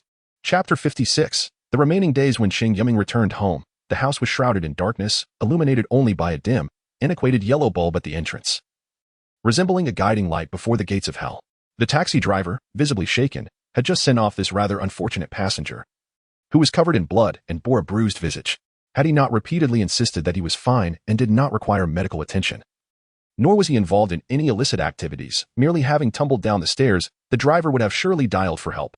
Cheng Yuming declined Su Xiaowei's offer to accompany him home. He felt both needed time to cool off after the tumultuous events of the evening. So much had transpired. Zhang Ziwen's confession, Su Xiaowei's apology, Lin Xiao's assault, the near brush with death after plummeting from the rooftop. He vowed never to engage in bungee jumping again. And then there was that girl. The Magic Association had been covertly monitoring him, which left him feeling quite irked, akin to a prisoner with a tracker and listening devices, despite possessing the illusion of freedom. And that girl. Cheng Yuming's gaze flickered with a hint of turmoil. So she has finally come knocking, he murmured to himself. He rummaged through his pockets, only to realize his keys were nowhere to be found. The keys to this antiquated residence were uniquely crafted for security, rendering it impossible to obtain a duplicate. He scratched his head, pondering where they might have fallen, or perhaps they had even sunk into the sea. Sitting on the steps, the searing pain in his body gradually subsided, a rather peculiar sensation. Such grave injuries would typically necessitate a hospital stay of at least a month or two. Now, he merely felt a slight discomfort, a lightheadedness likely due to excessive blood loss. After all, having consumed such potent cocktails and then vomiting so much blood, it was almost miraculous that he was still alive. He hesitated to knock on the door, uncertain how to face Mr. Demon. Should he unleash a tirade of anger? Given Mr. Demon's temperament, he would undoubtedly accept it placidly, yet it would resolve nothing at its core. Should they engage in a cold war? Truth be told, Mr. Demon had no obligation to do anything for him. Everything had begun with a misguided contract. The Demon's primary interest lay in transactions, and he had nothing to offer, merely a penniless wretch clinging to an ATM. Even the pretense of being a steward or sweetly addressing him as master was merely Mr. Demon's cruel amusement. He represented one of the noblest species in history, akin to deities in the eyes of mortals. Who knows what fervent devotees of demons might be lurking in dilapidated buildings, praying before their idols. Suddenly, the door creaked open. Cheng Yuming turned to find Mr. Demon's face awaiting him. Oh, you're back? Claire remarked, greeting him as an old friend would. It's quite chilly on the floor, come inside. With that, he stepped in, leaving Cheng Yuming to grimace in frustration. Here he was, on the brink of death, and not only did Claire fail to assist him, but he couldn't even muster a simple greeting. He pushed the door open and followed Claire inside. The darkness enveloped them once more. Are you hungry? Would you like something to eat? Unbeknownst to him, they had arrived in the kitchen. Claire opened the refrigerator, and in the faint light, Cheng Yuming caught sight of Claire's pallid face, serene as a still lake, devoid of any ripple. He was naturally not one to lose his temper, and the complaints that had been on the tip of his tongue evaporated into silence. It's late. You should eat less. It's not good for your stomach. Claire retrieved several plates wrapped in plastic from the refrigerator, unwrapped them, and placed them in the microwave, demonstrating his complete adaptation to modern technology. The sounds of the gas stove igniting filled the air, casting an eerie blue glow reminiscent of a scene from a horror film. Why don't you turn on the lights? Cheng Yuming complained. Because I'm a demon, Claire replied, not bothering to look back as he poured milk into a pot, gently warming it over low heat, while the coffee machine hummed softly. Don't demons prefer dark environments? Before long, he conjured a sumptuous meal, albeit merely reheated in the microwave. Did you prepare all this? Cheng Yuming inquired, his expression betraying his surprise. Boredom led me to search online, Claire replied, taking a seat across from him, resting his chin on his clasped hands. Would you care to try? I assumed you only knew how to cook Western cuisine. Cheng Yuming's stomach grumbled. He had scarcely eaten that evening, feeling inexplicably devoid of appetite, and after his scuffle with the lunatic Lin, he even questioned whether his dizziness stemmed from low blood sugar due to hunger. There is nothing I cannot accomplish. It merely depends on the desire to do so, Claire answered. The meal was modest, one meat dish, one vegetable, and a soup, reminiscent of a company cafeteria, yet surprisingly delightful.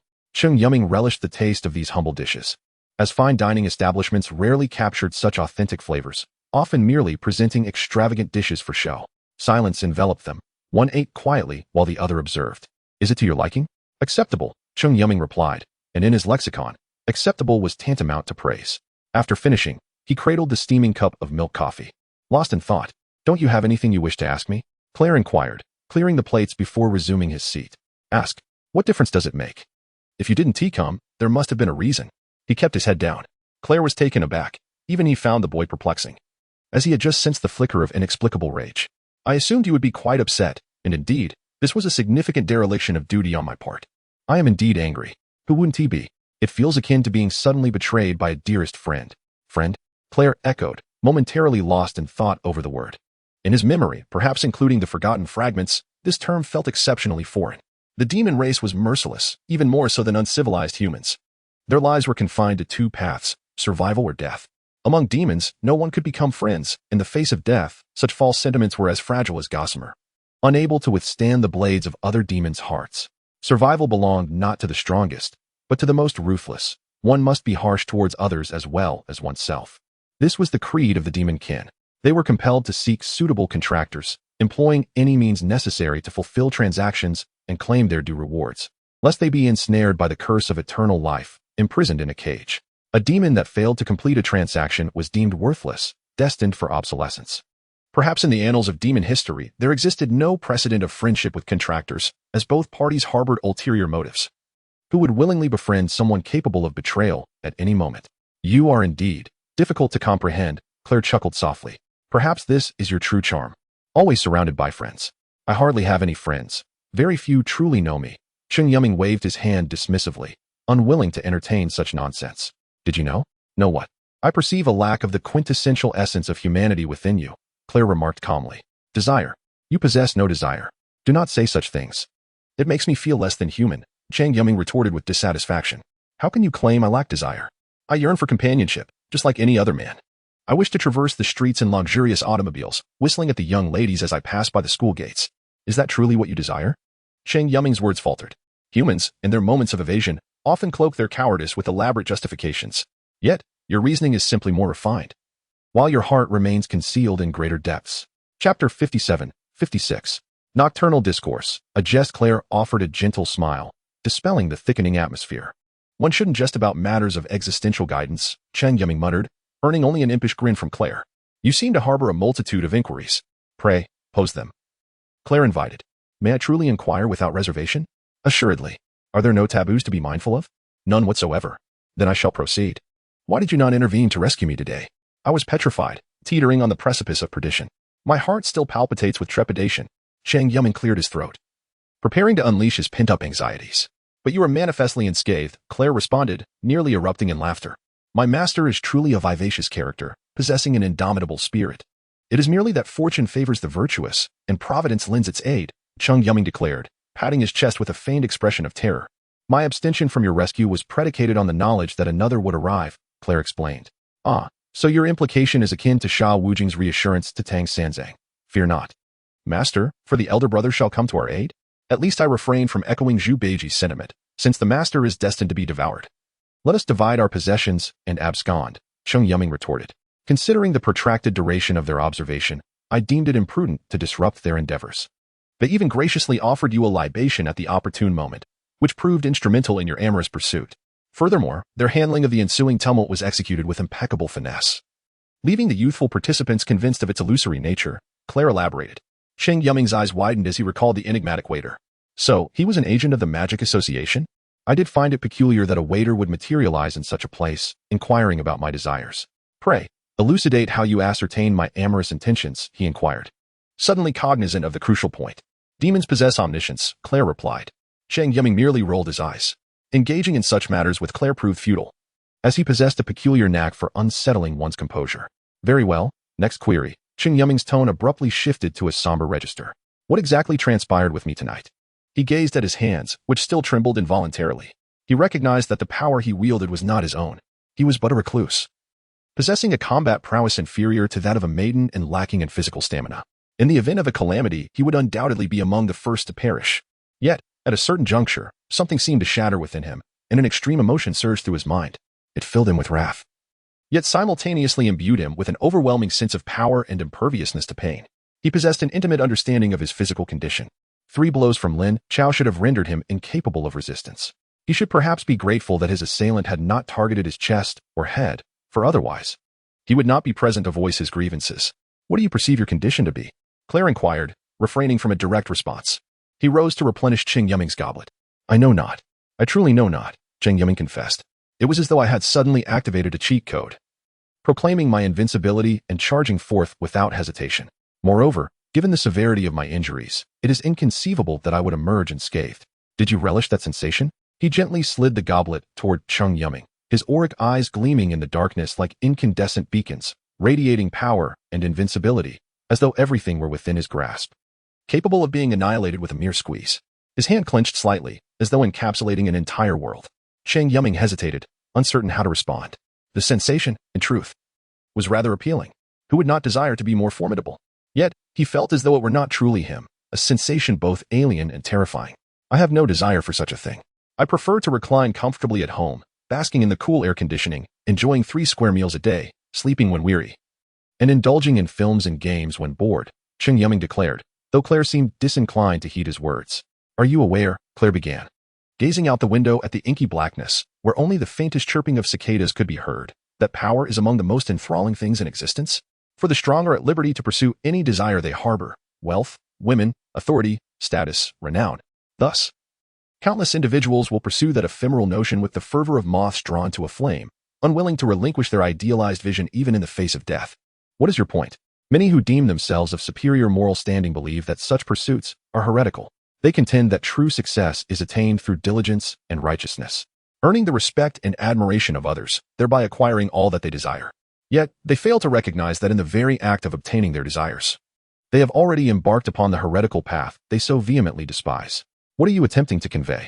Cheng Yuming inquired, growing increasingly agitated. The demon seemed to be uttering cryptic pronouncements that, like a malevolent incantation, were eroding his very being. Claire turned, his golden gaze fixated upon him, utterly placid, yet evoking a sense of trepidation. Suddenly, a smile broke across his face. My meaning is this. The moment you first wielded power, you were already ensnared. It is akin to an addictive poison, compelling you to press onward despite the knowledge that the path ahead leads only to an inexorable abyss.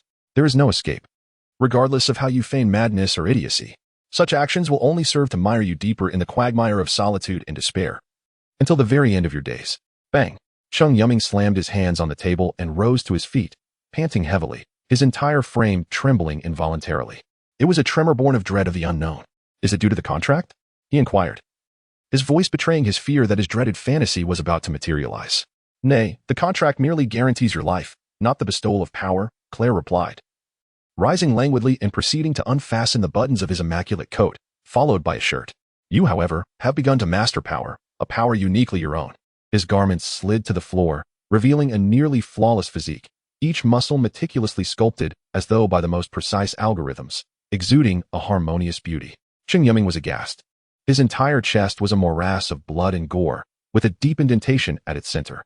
Yet, the demon appeared unfazed, calmly redonning his attire and reverting to his impeccably dressed persona, without so much as a flicker of emotion on his face. Is this the contract? This is the contract you have entered into, Claire declared, the most sacred and most terrifying life contract. Cheng Yuming could scarcely believe it. All of his injuries and pain were being borne by the demon. Such injuries would have been fatal to an ordinary mortal, or at best, would have necessitated immediate and intensive care. Yet, the demon had greeted him as though nothing were amiss, and had even provided him with a hearty dinner, while he, in his folly, had been acting out. Why? Why would you enter into such a contract with me? Individuals like myself, anyone may encounter moments of indecision, be it humanity, demons, or even deities. Claire spoke softly, asserting that all we can do is confront rather than evade. Cheng Yuming lowered his gaze, expressing his fatigue. I'm tired. I shall take a brief respite. With that, he retreated to his chamber, burying his head beneath the covers. Alas, what a perplexing child he is. Claire tapped her head, reflecting that during times of evasion, one often weaves an exquisitely beautiful illusion, deceiving oneself for far too long, so long that the line between reality and falsehood becomes indistinguishable. Even when wrongfully accused, witnessing loved ones suffer before one's eyes, and feeling as though one is on the brink of demise, one remains reluctant to relinquish that foolish lie. Loneliness is a dreadful poison, tormenting the spirit and shattering resolve. Yet it continues to offer a faint glimmer of hope. You have endured solitude for far too long. It is merely your unwillingness to acknowledge it. Chapter 58. The Game Fools. A bunch of fools. The luxurious suite at the top of the Daiweir Club reverberated with the furious shouts of Yi, Lin Xiao, Lu Ying, and the secretary did not dare to breathe. This young master of Yidong trading was not merely a hot-tempered heir. He had achieved commendable rankings in numerous internationally recognized fighting competitions. When he truly engaged, the consequences could be dire. In truth, Yi had never divulged this matter to anyone, not even to his secretary, who had been with him for many years. He was an extraordinary being, a secret known only to his father and his master. Born with innate abilities, he was destined to be exceptional, gazing at a sky unreachable by mere mortals. Which is why few dared to defy him. Those who did were silenced forever. He had met Lin Xiao during a fighting competition. Although Lin Xiao lost, he earned Yi's admiration for his fearless spirit and tenacity. Such young men typically face two fates, an early demise or a legacy of formidable reputation. Lin Xiao clearly belonged to the latter, hailing from a well-off family in a socialist nation that valued peace and development. Most importantly, he was exceptionally gifted. Had he not crossed paths with Yi, he would undoubtedly have achieved great success. His master had repeatedly cautioned him that while extraordinary beings were favored by the heavens, they were not invincible and must never abuse their powers. Naturally, Yi had no interest in using his abilities against ordinary people, as he felt it would diminish his stature. He possessed his own pride, having taken over the operations of a subsidiary of Yidong Trading since the age of 12, and had done remarkably well. Yet now, in a dilapidated city he would never visit again, he found himself repeatedly humiliated. He recognized Lin Xiao as formidable martial arts prowess, capable of defeating 10 ordinary people single-handedly. He was the president of the Taekwondo Club at Ziluan High School, an internationally renowned prestigious institution. Even he had to weigh the significance of such an opponent. Yet, he had been forced to flee in disgrace from Cheng Yuming, a sight that struck fear into the hearts of onlookers. Despite understanding that the opponent was fighting for his life, Yi found himself re-evaluating that scoundrel. The most terrifying individuals in the world are those who are reckless, for the higher one stands, the more one fears death. Young Master Yi, grant me another chance. I assure you I will not fail this time. Lin Xiao stepped forward, his voice laced with desperation. This was a humiliation he could not forget. In the eyes of a martial artist, this was a manifestation of inner demons. If he could not conquer it, he would never progress again. Yi regarded him deeply. No need. I shall enlist a more professional team to handle this matter. Lin Xiao clenched his teeth, but forget it. Had it not been for your impulsive actions yesterday, we would not be in this predicament, Lu Ying interjected with biting sarcasm. She had not forgotten Lin Xiao's earlier humiliation. She was naturally vengeful and seized the opportunity to retaliate. Silence, Yi commanded. Lu Ying pouted, not daring to contradict him. She needed to cling to this powerful figure to ascend. I know you two feel aggrieved, yet every event has its unforeseen circumstances. Yi leaned closer to Lu Ying and whispered, You are a clever girl. You should grasp my meaning. The warm breath enveloped her, rendering her weak, and she nodded. Blushing. Good child, Yi smiled. You two may return. I will resolve this matter. He settled onto the sofa by the window, and his secretary promptly poured him a glass of red wine. He relished this position, enjoying a panoramic view of the city, akin to a king surveying his realm. With the wine glass symbolizing power, its rich flavor intoxicating. If you wish, you may accompany them later. If possible, I can arrange for you to take his life. Yi remarked suddenly. Lin Chao stiffened momentarily, then nodded and exited, followed by Lu Yiying.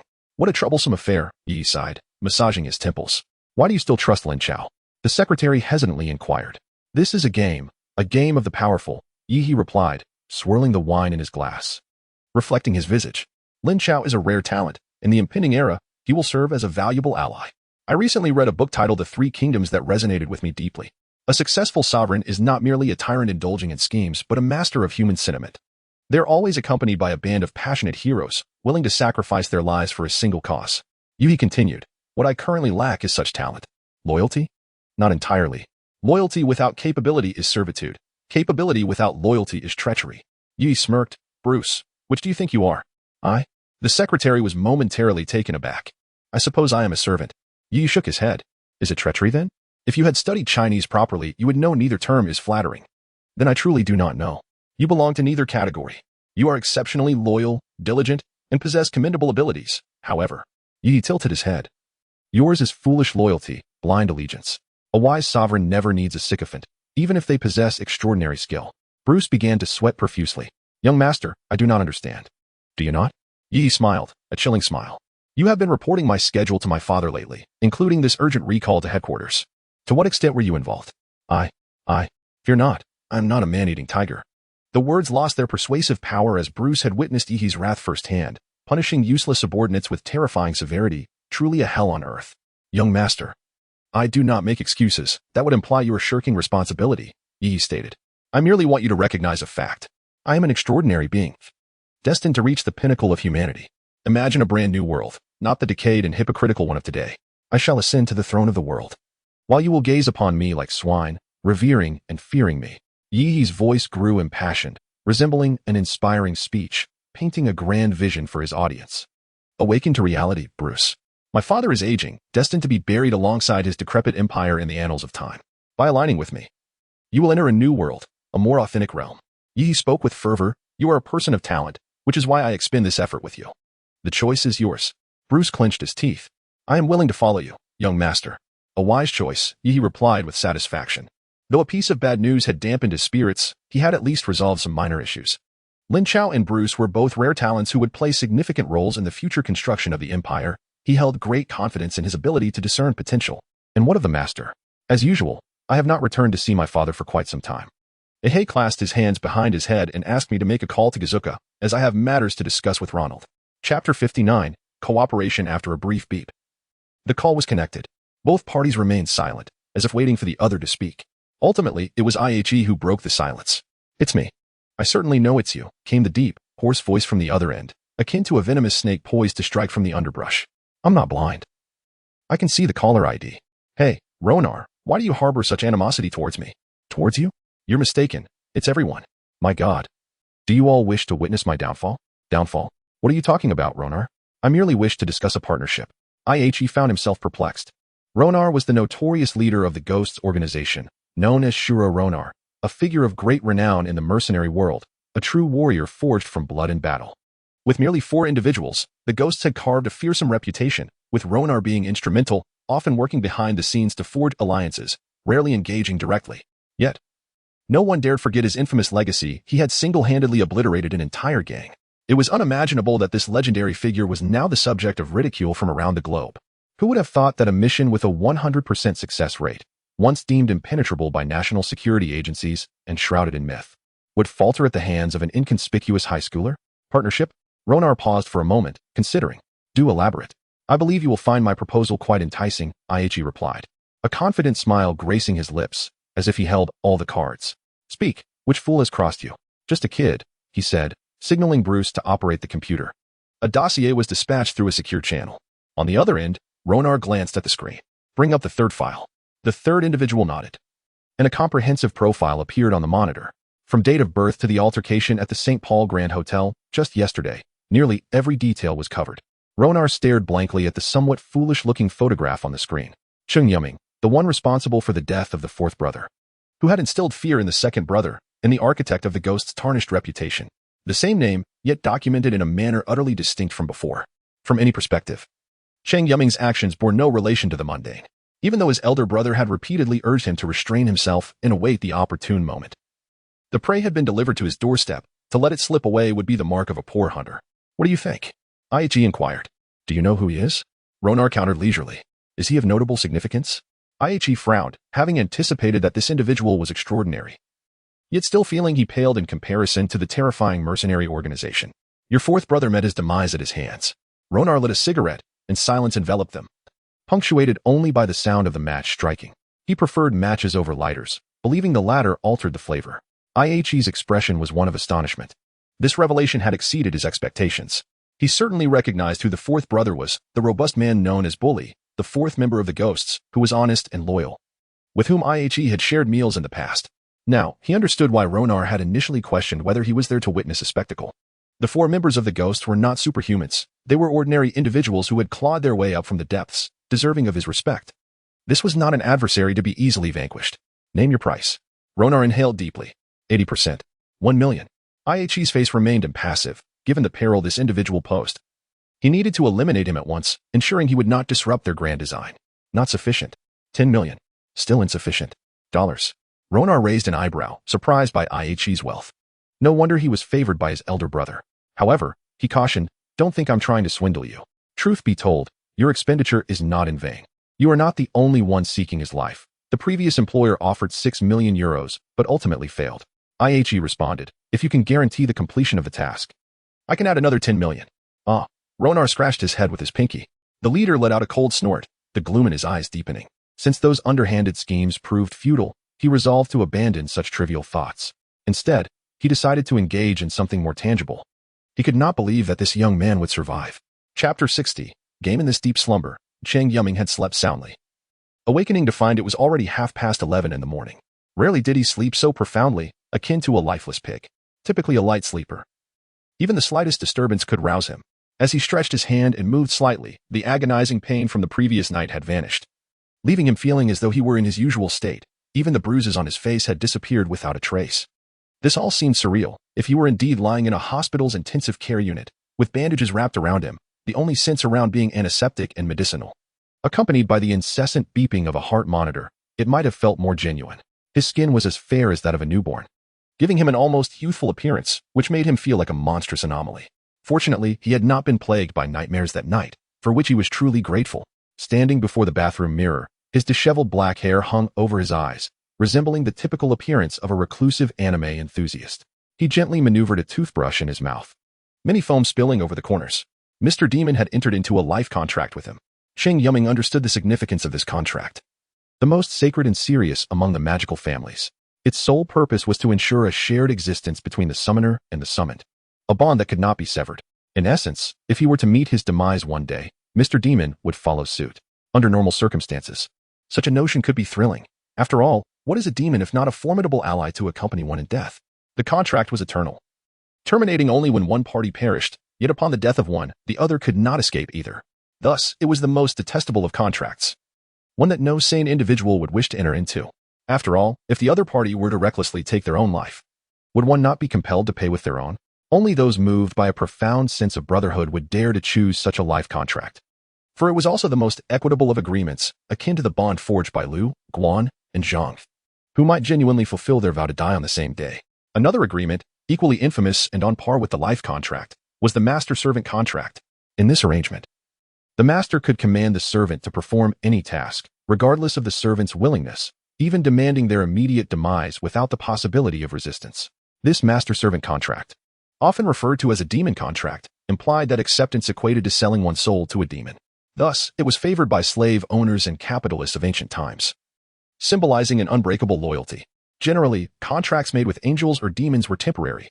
The contractor would make a wish, and the summoned being would strive to fulfill it, dissolving the contract upon the wish's realization, allowing the summoned to return to their realm in anticipation of the next summoning. Mr. Demon was now bound to him in the shared fate, which left Cheng Yuming feeling quite displeased, though he could not articulate why. It simply felt like an unwarranted burden. Should he suddenly pass away, Mr. Demon would be dragged down with him. He had never been fond of owing debts to others. Dressed and ready, he descended to the first floor, finding the dining room deserted, save for a single meal covered by a cloche. As always, it consisted of an extravagant feast, fried ice cream, and a medium-rare steak. accompanied by fried donuts and black pepper mashed potatoes. Beneath it lay a note, its elegant handwriting causing Cheng Yuming to feel a pang of despair at his own penmanship, which paled in comparison to that of a foreigner. Please buy some ingredients from the supermarket. Lunch is prepared for you. The drink is watermelon slush, located in the first layer of the freezer. Avoid cold beverages, as they may lead to gastrointestinal ailments. Cheng Yuming scoffed. Was this somewhat flirtatious note not something one would expect a capable boyfriend to leave for his naive girlfriend? Thanks to Su Xiaowei, he had read enough romance novels to consider himself somewhat of a connoisseur, despite lacking practical experience. He devoured his lunch with the swiftness of a whirlwind, leaving the dishes piled on the counter, knowing that Mr. Demon would tidy up upon his return. Since Mr. Demon had arrived, he seemed to have grown increasingly lazy. He once took care of cleaning and cooking instant noodles, but now, aside from eating, sleeping, and using the restroom, he seemed to have relinquished all responsibilities. Mr. Demon was an individual worthy of trust. This young spirit always kept their living space immaculate, akin to the British Museum, with every object meticulously organized. The clean floor gleamed as though polished, making him hesitant to tread upon it. He retrieved the bowl of watermelon slush from the refrigerator, adorned with a bright cherry and a slice of lemon, showcasing an attention to detail that was nothing short of impeccable. The more Mr. Demon excelled, the more Cheng Yuming felt the weight of his own shortcomings. Not overthinking it, he returned to his room, slumping in front of his computer. The hum of the fan beckoned him towards slumber, reminiscent of a dull cinema or a barbershop playing soft love songs. His computer housed an impressive collection of games: Steam, WeGame, Uplay, Blizzard Battle, Net, and more, yet he had never played most of them. Occasionally, he would notice a new release and, seeing his wallet still somewhat full, purchase it, only to never open it again. The few games he truly enjoyed were Minecraft, Plants vs. Zombies, and Age of Empires 2. In his words, the more healthful the game, the more enjoyable it became. Those that initially seemed entertaining eventually left him feeling unfulfilled. Suddenly, the penguin icon below sprang to life. Cheng Yuming clicked on it, discovering a message from Zhang Ziwen, though it wasn't directly from her but rather a notification from a special concern setting. The post was from the previous noon, precisely before he had headed to the CAF. Accompanying the text was an image. The text read, another step closer to my goal of turning 20, hee. Let's make a wish. I hope to be with the one I love. The image was taken in a small storage area behind a milk tea shop. Its exaggerated style unmistakably the work of Su Xiaowei. In the photo, Zhang Ziwen donned a fitted work uniform, her hair tied back in a ponytail. Swaying as she carried a box of fruit, her expression a blend of exasperation and endearing charm, perfectly capturing her essence without an ounce of pretense. Cheng Yuming's mind buzzed. Yesterday had been Zhang Ziwen's birthday, and he had rejected her heartfelt confession on the very day she celebrated, failing even to utter "I'm sorry" or "Happy birthday." Was this the cruel hand of fate? He managed a bitter smile. Truly, the heavens had a knack for being unkind. His QQ chimed again, this time from Guosheng, the recluse, daring to reach out to him on QQ. He opened the chat window, and the first message read, "Old chum, I logged in. I've been thrashed." Cheng Yuming chuckled, replying, "You finally met your match?" Doge. He added a mischievous emoji. Wow, this guy is a pro. Come on, let's take him down together. What game? Red Alert 2. Room number 19851. Hurry. Cheng Yuming scratched his head. It had been ages since he last played that game, and he was uncertain if he still remembered how. He typed, logging in now. How did you just wake up? I found myself in a lively discussion with a group of friends, and somehow our conversation veered towards Red Alert. I boasted about my prowess, but they remained skeptical. To prove my skill, I sought out an opponent online, only to discover I was up against a true master. As I endeavored to build advanced units, he swiftly obliterated my forces. How astonishing. If I hadn't watched the replay, I might have suspected he was cheating. In any case, I leave this challenge to you. Defeat him decisively. But wait, it's been years since I played, and I've nearly forgotten everything. Allow me a moment to glance at the strategy guide first. Chapter 61, The Protracted Battle Command Conquer, Red Alert 2, released by Westwood Studios in 2000, is a real-time strategy game. While predating Cheng Yuming by a couple of years, it stands as a classic of its time, rivaling StarCraft and Age of Empires in sophistication. With intuitive controls and a streamlined menu, the game unfolds a whimsical narrative. Einstein invents a time machine, assassinating Hitler before the war, thus preventing Germany from embracing a path of aggression. However, the Soviet Union's power swells, and World War II still erupts. The game's logic is simple. You start with a mobile construction vehicle, which you can deploy anywhere suitable to establish a base. Then, you embark on a cycle of resource gathering, population management, and technological advancement, with the ultimate goal of obliterating all enemy forces. Cheng Yuming rubbed his hands together, facing the familiar interface. He considered himself skilled in strategy games and felt a growing itch to play, thanks to Guosheng's encouragement.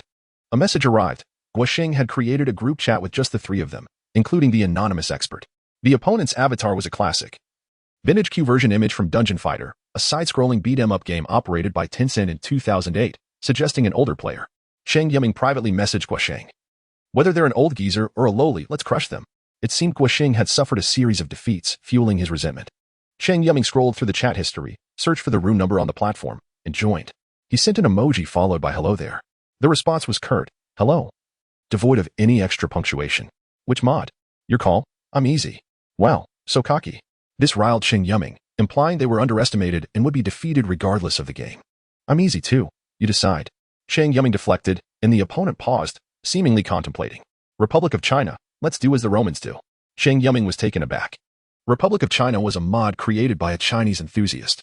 Though unofficial, it was popular in China, sparking a red alert craze.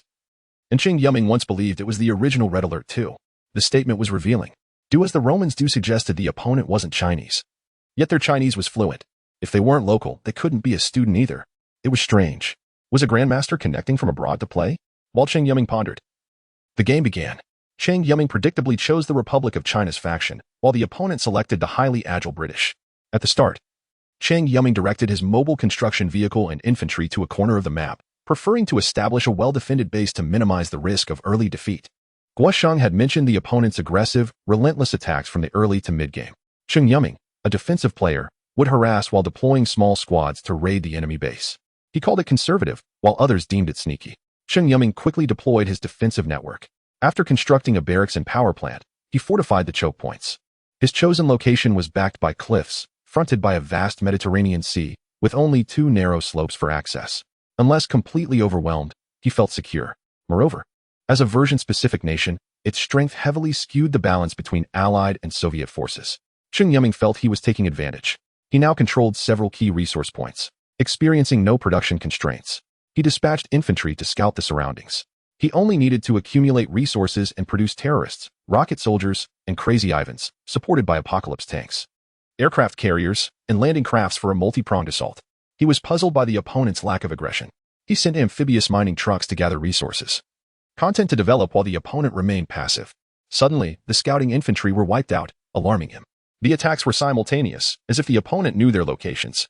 He became serious, his hands sweating. The opponent's skill was evident, and the map went dark, depriving him of the defensive initiative. He reinforced his base's defenses, maintaining maximum visibility, watching the mini-app for any red dots, ready to dispatch troops. Finally, a cluster of red dots appeared on the screen, resembling hives. Cheng Yuming remained composed, adjusting his formation, feigning a retreat to lure the enemy into his defensive network. The opponent cleverly positioned tanks in the front, providing vision and protecting the snipers behind them. This versatile unit composition was effective for both harassment and direct assaults. Few casual players would independently control and adjust their troops, requiring high APM, adaptability, and constant strategic thinking. Such micromanagement was usually reserved for expert players. Amidst the gunfire and explosions, both sides suffered losses. The opponent's attack was thwarted, and they retreated with their remaining forces, leaving behind a pile of bodies. This minor victory brought no joy, for Cheng Yuming knew it was a probe. The true battle was just beginning. The opponent launched 4 or 5 more probes, small and large, frustrating Cheng Yuming. They would attack and retreat, denying him the chance to counterattack. While his location was defensible, his troop deployment was hampered by buildings and the terrain. Cheng Yuming began to sweat. Gaming was often psychological warfare, and those who played strategically were cunning. Facing a cunning opponent, one had to be even more so. He felt disgusted, like he'd swallowed a fly. He had intended to mock the opponent, but it had backfired. The game reached a critical stage. The two sides were fiercely engaged. Cheng Yuming had never been so focused. His hands ached, but he believed the opponent felt the same. It was a battle of endurance. With all production lines active, the final battle was imminent. He needed to divide his forces to divert the opponent's attention while sneaking troops to the enemy base. If these transports reached their destination safely, he could declare victory, as the opponent couldn't breach his defenses in time. Finally, the adversary's main force arrived, prompting Cheng Yuming to inhale sharply. The sheer number was unnerving, and he swiftly dispatched his troops to intercept them along various routes. Subsequently, a few small vessels silently traversed the Mediterranean's expanse, heading towards the opposite shore. Trying to sneak into my base, eh? The opponent typed in the public chat. Cheng Yuming was taken aback. How did you know? The adversary disregarded his query and continued. A commendable idea, but you've already lost.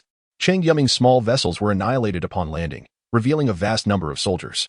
These inexpensive and rapidly produced units nearly overwhelmed his vision, resembling a dense swarm of ants. If the opponent were to deploy this massive force, the situation would undoubtedly become a swift and utter rout, leaving him feeling like a caged bird with no escape. He had indeed lost. Cheng Yuming promptly raised the white flag in surrender. A true master, he conceded. Another round, perhaps? No, I'm occupied. Perhaps another time, came the concise reply, followed by the platform and group being closed. You couldn't even defeat him? Guosheng asked, astonished. I'm not some omnipotent deity. Why would I necessarily triumph? The individual possesses skill, Cheng Yuming responded nonchalantly. I thought you were quite formidable. That's merely because you're less skilled, Cheng Yuming retorted. Deriving satisfaction from his merciless mockery before ending the chat, Cheng Yuming indulged in a refreshing afternoon nap. Such a siesta should be neither too lengthy nor too brief. An extended slumber would result in a muddled afternoon, potentially leading to insomnia. Conversely, abstaining from a nap would leave one feeling listless and drowsy throughout the afternoon. Regardless of the morning's wake-up time, an afternoon nap was essential. He descended the stairs to pour himself a glass of water. He had initially considered a soda, but Mr. Devil rarely stocked such items at home, deeming them detrimental to one's health. Just as he reached the ground floor, Mr. Devil and Su Xiaowei entered. Ah, you've arrived? He took a sip of water. Yes. Su Xiaowei offered a gentle smile before quietly entering and settling on the sofa. Cheng Yuming touched his forehead. His temperature seemed normal. So it couldn't be a hallucination. The girl had undergone a transformation. Not just today, but Su Xiaowei had been acting strangely lately. I happened to encounter Miss Xiaowei at the entrance, Claire said with a slight smile. Please, continue your conversation. I'll prepare some refreshments. Cheng Yuming plopped down on the sofa next to her, crossing his legs. What's wrong? Why so glum? Did someone dare to offend you? I'll help you pummel them. He swung his arm in the air, tracing a few arcs. Who could you possibly defeat? Su Xiaowei glanced at Cheng Yuming with disdain, a subtle smile playing on her lips. Regardless of whether I can defeat them, I'll charge in head first, Cheng Yuming declared flippantly. Spare me. With your limited combat prowess. Su Xiaowei raised her elegant eyebrows. Speaking of which, your injuries. She widened her eyes, as if witnessing a miracle, and seized Cheng Yuming's hand, examining it as if it were a rare specimen. Then, she exclaimed in disbelief, They've healed? I suppose they have, Cheng Yuming replied, lacking conviction.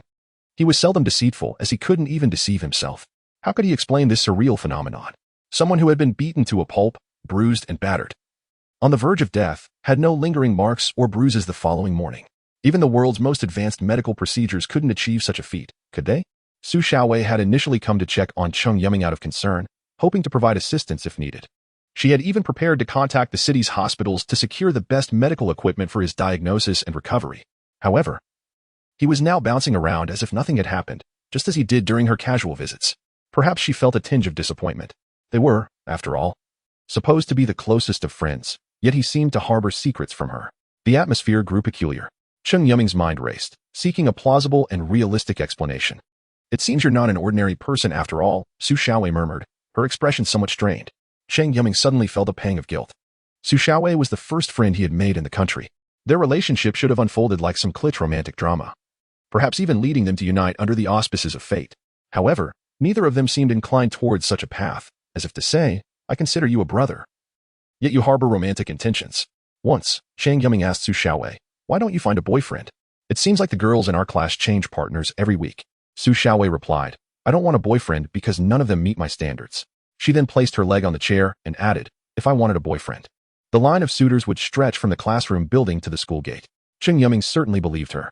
A girl with a wealthy and influential family, beauty, and academic excellence was bound to attract admirers. Su Xiaowei then retorted, what about you? Why don't you find a girl? The school is full of heiresses. If you snag one, you'll be set for life. Cheng Yuming nonchalantly responded, I'd like to, but who would have me? They exchanged pleasantries, but avoided broaching the underlying issue, as they knew it was a boundary they dared not cross. Their relationship had persisted for nearly a decade. The tomboyish girl had matured into an imposing figure, radiating an irresistible aura, while the taciturn boy who had always trailed behind her had become more normal, albeit with a touch of silliness in his words and actions. Lately, Su Xiaowei's feelings for Cheng Yuming had become increasingly ambiguous, as if a clear pane of glass had suddenly been replaced with frosted glass. Parental matchmaking, the housekeeper's suggestions, Zhang Ziwen's confession, and her own conflicted heart had all contributed to her confusion. What were her true feelings for Cheng Yuming? Childhood playmate, close classmate, affectionate sibling, or? Cheng Yuming didn't want to deceive her, but he couldn't conjure a suitable explanation. Seeing Cheng Yuming's lack of response, she smiled and said, you too. And mom and dad as well. It's like everyone is keeping secrets from me. as if I'm the only fool in the world, and everyone else is in the know. That's not true. Cheng Yuming attempted to interject, but Su Xiaowei cut him off. Do you think I'm being unreasonable? Even though these matters have nothing to do with me? Su Xiaowei said slowly. Don't worry, I don't blame you. I just needed someone to vent to. Her beautiful eyes blinked, conveying no anger. However, the more she acted this way, the more guilty Cheng Yuming felt. Perhaps Mr. Devil was right. He was too indecisive. Always dwelling on seemingly insignificant matters, leading to unfortunate situations and preventing him from accomplishing anything due to excessive worry. Cheng Yuming's tongue seemed to be tied in a knot, rendering him speechless. He could only listen silently to Su Xiaowei's grievances. Hey, don't look at me with that constipated expression, okay? Su Xiaowei stuck out her tongue. I'm fine. Really? Actually, A finger was placed on his lips, meeting Su Xiaowei's mischievous gaze. I told you, you don't need to tell me. I don't want to know. What a stubborn girl. Cheng Yuming, feeling a sense of helplessness, scratched her lips and pondered for a considerable time before earnestly stating, If you wish to know something, feel free to ask me, and I shall tell you. She nodded in acknowledgement. Just then, Claire appeared at the opportune moment, shattering the awkward silence. The aroma of perfectly roasted pastries enveloped them, generously drizzled with rich jam, accompanied by refreshing handshake and milk tea, with several black pearls resembling precious gemstones sinking beneath the surface. Thank you, Su Xiaowei said as she accepted the offerings, having not savored Mr. Claire's culinary skills for quite some time. She always felt somewhat restrained in Claire's presence. Could this be a case of the irresistible allure of a handsome man overpowering all infatuated women? If you wish to come by, feel free anytime. I believe the host would be more than delighted, Claire remarked with a knowing gaze directed at Cheng Yuming. Cheng Yuming's expression immediately soured. Delighted? What nonsense! Although she thought this inwardly, she could only muster a smile and respond, Yes, you are always welcome. That was more like it. Su Xiaowei's triumphant demeanor made Cheng Yuming feel as though she had swallowed something bitter. Was this not akin to the late Qing dynasty government conceding land and reparations without even a fight? You didn't come to discuss such trivial matters, did you? Cheng Yuming regarded her with a sidelong glance. Certainly not. I have serious business, Su Xiaowei replied, retrieving an envelope from her bag. Here, take a look for yourself. What on earth is this? Cheng Yuming queried, bemused by the air of mystery. As she opened the envelope, her eyes widened in disbelief. What the? A declaration of war? Not only that, but they also specified their objectives and time frame, akin to a premeditated act of terror. What is this? A formal declaration of war against me? Phantom thief kid? Cheng Yuming scoffed, having broadened her horizons. Organizations like Goetu were inconsequential to Mr. Demon. What did she have to fear? Su Xiaowei tossed her hair lightly. I initially considered seeking assistance from the police and military, but judging by your demeanor, it seems that will not be necessary. Cheng Yuming opened her mouth, managing to utter a mere 2 words. Thank you. Don't mention it, she replied, rising and heading towards the door. It is merely a gesture of friendship. And I owe you for that. Chapter 63. Preparation. Claire respectfully bid farewell to Su Xiaowei, yet in her eyes, every word and gesture of his seemed to embody an artistic beauty that was utterly captivating. In truth, Su Xiaowei, much like Cheng Yuming, was profoundly naive, unwilling to confront the harsh realities she wished to evade. However, Cheng Yuming deliberately exacerbated his own foolishness. They both acknowledged their feelings for one another, yet preferred to frame it as familial or platonic affection rather than admit to the deeper sentiments that lay beneath. No one possesses a definitive understanding of love. Perhaps 2 strangers might unite solely through parental introductions, or perhaps classmates who shared 3 years together could part without ever confessing their true feelings, thereby missing their destined counterparts. Indeed, Cheng Yuming was correct. As long as one harbors affection, that suffices, regardless of how others perceive their beloved. This explains why he had forsaken the opportunity to spy on girls emerging from gym class, opting instead to feign the role of a brooding romantic poet enamored with Zhang Ziwen. Miss Xiaowei seems rather peculiar, Claire remarked. Of course. Being the only one kept in the dark, she must harbor some dissatisfaction. Cheng Yuming interlaced his fingers behind his head, staring vacantly at the wooden ceiling. But why did she not express her frustrations? There were neither tears nor sorrow, because that was simply her nature. Stubborn as a mule, she would charge headlong into a wall rather than turn back. Su Xiaowei was that kind of girl, regardless of the world deeming her actions erroneous. She would pursue them relentlessly, and even if someone lashed out at her, she would not yield. At times, Cheng Yuming jested. You remind me of the character John from Doraemon, unable to feel at ease unless you're bullying me.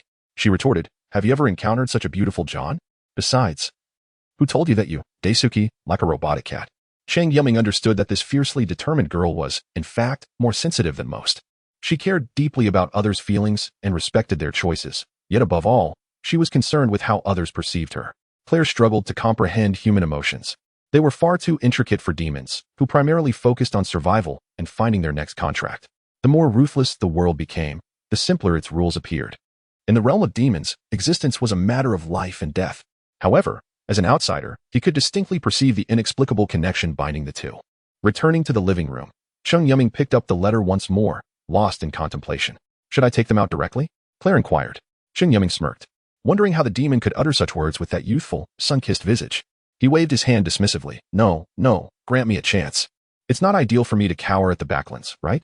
In truth, he longed to experiment. The sensation triggered when Lin Chao nearly bested him had vanished. As if it had never existed at all. It was an unsettling experience, an extreme calm that dismantled the world into countless visible particles and data, leaving only a relentless desire to obliterate the person before him.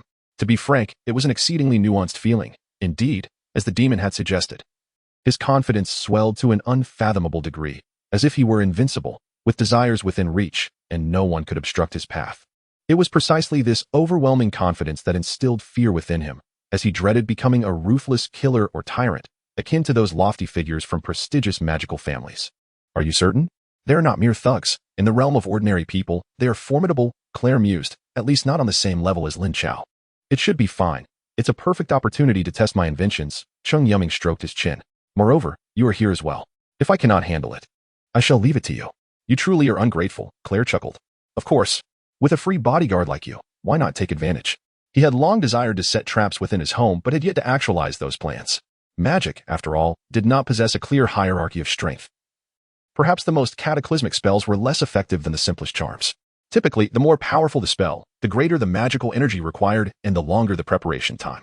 Limited by magical runes, few would willingly employ spells ill-suited to them, rendering them akin to a chicken rib. Cheng Yuming held a different perspective. He believed that anything useful was valuable. The potency of magic lay not in its strength but in its application.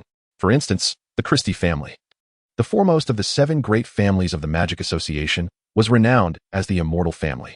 This title did not imply genuine immortality, but rather stemmed from their runes, which bestowed them with vitality far surpassing ordinary beings. They could convert magical elements into life force, making it exceedingly rare for anyone to defeat them amidst their terrifying recovery speed. To truly vanquish them required either extraordinary prowess or the slow, inexorable passage of time. Nonetheless, the Christie family did not exhibit arrogance due to their remarkable resilience. They developed a unique magical system tailored to their strengths, necessitating that each awakened family member master close combat techniques. They pursued extreme offensive capabilities, capable of enveloping their bodies in magical energy, unleashing immense force that could easily shatter stone. They required no defense. As long as their onslaught persisted, no one dared confront them head-on. They were akin to unyielding cockroaches, willing to sacrifice themselves to eliminate foes. Thus, no one within the Magic Association dared to provoke these lunatics, uncertain when a deranged elder might storm in, accompanied by a throng of wild youngsters, leaving the association utterly defenseless. Cheng Yuming felt quite adept at employing these minor spells, for as a timid individual, he prioritized survival. The letter from the Gazuka faction was indeed audacious. They announced their intent to assault Cheng Yuming's residence precisely at 11 hours, 29 minutes, and 33 seconds the following night. This time was clearly intended to vex him, who would concern themselves with a mere 30 seconds. They had even outlined their route, stating, "We shall board the final line 118 bus from the city center to the southern suburbs for our visit. We hope you will not shut your door against us." If one disregarded the lingering ominous and bloody threat in the letter, Cheng Yuming could almost perceive it as a postcard from an old friend, akin to saying, "Hey, I've arrived at the Taklamakan Desert. It's an endless golden sea here. I shall traverse the Darim Basin to visit the beautiful Kunlun Mountains." He admitted that this mercenary organization had indeed vexed him. From the onset of the first assassination, they had incessantly contrived trouble for him, even causing his parents to go missing. Each time he managed to relax, they would swarm him like mosquitoes after rain, leaving him with painful welts and buzzing in his ears. He resolved to extend a warm welcome to these guests, ensuring they understood that he was not to be trifled with. After all, he was the sole individual in the world who had forged a life contract with a demon. However, before that, he required a modicum of preparation. Chapter 64. The onslaught. The night fell silently today, enveloping the world in a shroud of gloom.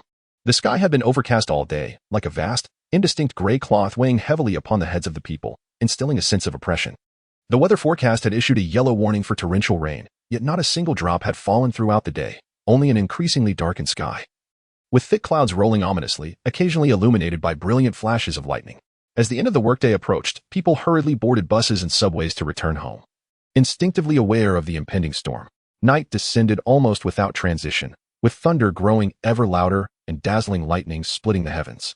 Finally, the rain began to fall with a cacophony, the drops intensifying and driven by the wind to create curtains of water that slammed against the bus windows like a fierce gunfight. Lao San sat on the bus, gazing at the tempestuous sky, feeling a sense of release after a day of pent-up frustration. He had never imagined that as part of the world-renowned organization, Ghost Shrine, he would be engaged in such a ludicrous manner of execution. To put it simply, it felt rather novel. They resembled the infamous thieves of the last century, sending out a preemptive notice to the police and the media, daring them to witness the spectacle, before brazenly stealing highly guarded treasures under the cover of darkness, leaving behind only those fuming with indignation. Glancing at his watch, he noted it was around 11:12 at night. The bus contained only 3 passengers, the driver, an elderly man humming old love songs from the 70s and 80s, navigating the darkened road. Lauda occupied the last row of seats, propping his feet on the back of the front row, fiddling with his limited edition Zippo lighter, the crisp sound of its click resonating within the vehicle, though it had never ignited a single cigarette. For a seasoned hunter who often traverses the elite society and the chaotic underworld, true sophistication was not represented by expensive clothing or fashionable accessories, but rather by champagne, cigars, and lighters, elements that epitomized masculine charm and stimulated the allure of mature women.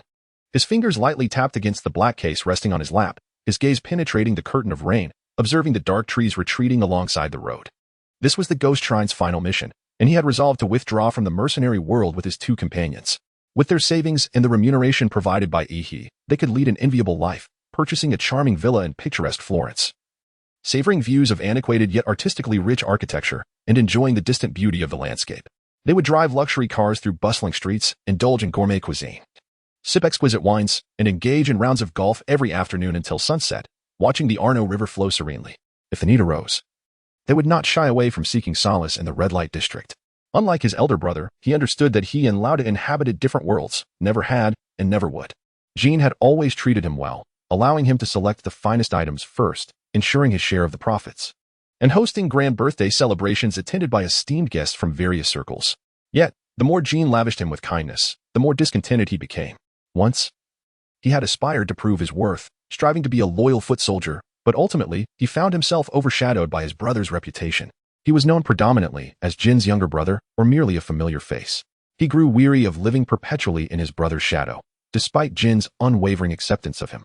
An argument prompted his departure from home, an act that might have been a devastating blow to Jin, as their parents had long since succumbed to silence beneath the earth. The 2 brothers had supported each other to this day. Their bond was not easily severed. He continually pushed his limits, carving out a new path alongside a few close brothers, taking on taboo missions that others dared not touch, venturing into the realms of death, becoming a figure akin to a warrior returning from the depths of hell, all to prove that he was not merely Jin's brother, but rather Shura Ronar. Nonetheless, youthful exuberance fades with time. Over the years, Ronar matured, realizing that his rebellious spirit had led him down this path, yet he bore no regrets. For he had 4 brothers who stood by him through thick and thin. He had long harbored thoughts of retirement. No one could sustain a life perpetually dancing on the edge of a blade. Mercenary organizations often attracted those who were disillusioned or oppressed, longing for a tranquil life and a happy family, unless, of course, they were madmen. But then, Lao Si died. This signified a fracture in their brotherhood, akin to a finely crafted clock suddenly losing its pendulum. Even in the face of failure, he bore no resentment towards Lao Er, for he wished to spare him the same fate as Lao Si. Such was the nature of camaraderie among men void of complex expressions or fervent oaths, yet capable of selfless sacrifice. Thus, to honor their bond and commemorate Lao Si, it was imperative that they did not allow Cheng Yuming to escape. Regardless of their odds against this almost mythical high school student, even under the weight of Lao Da's stern warnings, life is meant for a few mad escapades. Regardless of the outcome, one must not live in regret. Lao Er sat alone at the front by the door, still clad in his black robe, concealing himself within an isolated world. Apart from Lao Da or Lao San calling out to him, he had little interaction with the outside world. Lao San found it incomprehensible how one could endure such a solitary existence. A world devoid of interests or hobbies, save for staring blankly at the inexplicable for entire days. While he recognized Lao Er's profound distress, he mused that it should not have come to this. Lao Er did not reject the mission, for it was Lao Da's request. He never turned down Lao Da's wishes.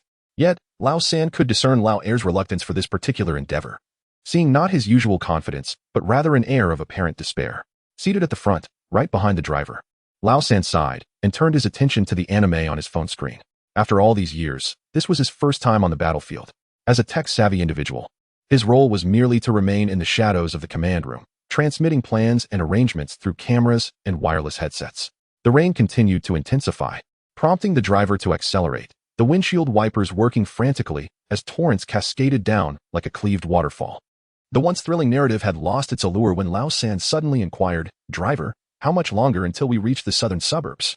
"Not long now. Only a few more stops," replied the driver, glancing in the rearview mirror. "Ah, foreign friends, your Mandarin is quite impressive." "Thank you," Lao San responded modestly. "I can speak a few foreign phrases too. Like welcome and sorry, haha." "Alas, I missed the right time to learn. Now I struggle to remember anything." "Learning knows no age," the driver declared. "Hey, your words echo those of my spouse. She tells me the same, and that's why I enrolled in a senior university. Knowledge is infinite." Lao San chuckled, appreciating the driver's exuberance. "By the way, you all are together, right?" the driver asked, casting a sidelong glance at him. "Yes. I observe that you all originated from the same station, yet you're seated so dispersely." Refraining from engaging in conversation, the driver remarked with a chuckle. I momentarily entertained the notion that I was piloting a hearse. A sudden tremor coursed through the third sibling, an icy sensation ascending from his feet to the crown of his head. Perish the thought. My two companions are merely disinclined to loquacity. This space is quite commodious. So we opted not to congregate haphazardly. Indeed, the driver assented, resuming his rendition of a time-worn ballad. Presently, the bus decelerated to a gentle halt by the roadside. The driver draped his arm over the seat back and addressed the third sibling. "Here we are. Exercise caution upon disembarking. The rain renders the path treacherous. Return home promptly and prioritize your safety." "My gratitude, sir. May your journey be equally safe," the third sibling responded, unfurling a black umbrella, its ample canopy accommodating his portly frame. He offered a subtle wave towards the receding bus. "You, on the other hand, are quite the conversationalist," the eldest sibling commented, casting a sidelong glance. "Oh, not particularly. I simply found the driver to be amiable and engaged in a brief exchange," the third sibling replied meekly, shrinking slightly. He then traversed the rain-swept expanse, where a somber edifice loomed across the street, an obsidian specter against the nocturnal backdrop. Chapter 65. The intrusion. Rona and his companions stood at the entrance of Cheng Yuming's residence, braving the tempest like three wandering specters. Their extensive experience in the field warned them that the abode was steeped in an eerie atmosphere. The house was devoid of electric lights, and as the gate swung open, a shroud of darkness enveloped the yard, where torrential rain cascaded down, rendering the cobblestone path a quagmire. What a detestable little imp. Rona glanced at his mud-splattered boots, which, despite being a luxury purchase worth over $2,000, now seemed no better than rags from a roadside stall. It was evident that their adversary was toying with them in a game of cat and mouse. Unfortunately, they were not the lethargic Garfield types. "Let us proceed," Rona declared, raising an umbrella as he stepped forward. Uncertain of the little trickster's intentions, he remained resolute. In the face of overwhelming power, all schemes were mere wisps of smoke. He had little faith that this cunning mouse could elude the grasp of three seasoned cats. The trio advanced along the narrow path leading to the door, flanked by flourishing flowers that seemed to thirst for attention. Even Rona had to commend the gardener for maintaining such a pristine garden, devoid of unnecessary branches or leaves, resilient against the savage storm, swaying wildly in the rain. The door stood ajar, and inside lay an equally oppressive darkness. Rona exchanged a glance with the third member, who nodded in response. He retrieved a monocular from his black leather case, scrutinizing the interior closely. Finding no anomalies, he signaled an okay to Rona. Yet this only deepened Rona's concerns. Had that wretched little rascal fled in fear? It was indeed a rational choice. To remain and await death would be the height of folly. Nevertheless, they had to venture inside. Rona absent-mindedly pinched his earlobe, a habit he indulged in when deep in thought. The second member stepped inside first, tasked with leading the charge into enemy territory, possessing the strongest crisis management skills. He could not allow Rona to take the lead. Yet, anxiety gnawed at him. Though time had passed, the visage of that young face lingered vividly in his memory, evoking a shudder that resonated from his very soul. Rona dismissed his claims. Such mythical beings could not exist. Even a powerful ability wielder like his elder brother could not instill such paralyzing fear in the second member. Wielders of extraordinary powers were merely individuals possessing unique abilities. No matter how formidable, they remained human. Thus, he was convinced that Cheng Yuming was adept in psychological manipulation, employing illusions or hypnosis to instill terror. While such abilities were notably effective, their greatest flaw lay in their susceptibility to those with unwavering resolve or appropriate external stimuli. Their preparations had been thorough. Prior to their arrival, they had equipped themselves with miniature electrical devices at their fingertips, capable of stimulating their nerves without causing harm. Rona recalled a strategy from the Romance of the Three Kingdoms, feigning vulnerability to instill doubt in a suspicious adversary. Yet, he was no Semite. He would dare to traverse mountains of blades and seas of fire. The very ground he now stood upon was the site of his fourth brother's demise, and an inexplicable agitation took root in his heart. After 2 decades of brotherhood, they could not even locate the remains of their fourth sibling. A man of unwavering diligence who had never uttered a word of complaint, always the first to charge into danger when his brothers were in peril. Upon crossing the threshold, Rona detected an inexplicable fragrance that soon clouded his mind. Instinctively, his sharp senses kicked in. He bit down on his tongue, covering his mouth and nose to shield the second and third members outside. "Stay back. It's toxic," he warned. He then took a filtration mask from the third member, discerning that the sweet aroma permeating the air was likely a hallucinogenic or somnolent gas. Fortunately, the indoor ventilation rendered its effect significantly diminished. He smirked. The youth was indeed audacious, attempting to weaken their strength from the outset. Had they been slightly less vigilant, they might have fallen prey to the trap. Yet, he was now certain that Cheng Yuming was hiding somewhere within this wooden structure, having declared war upon them. He had no reason to decline.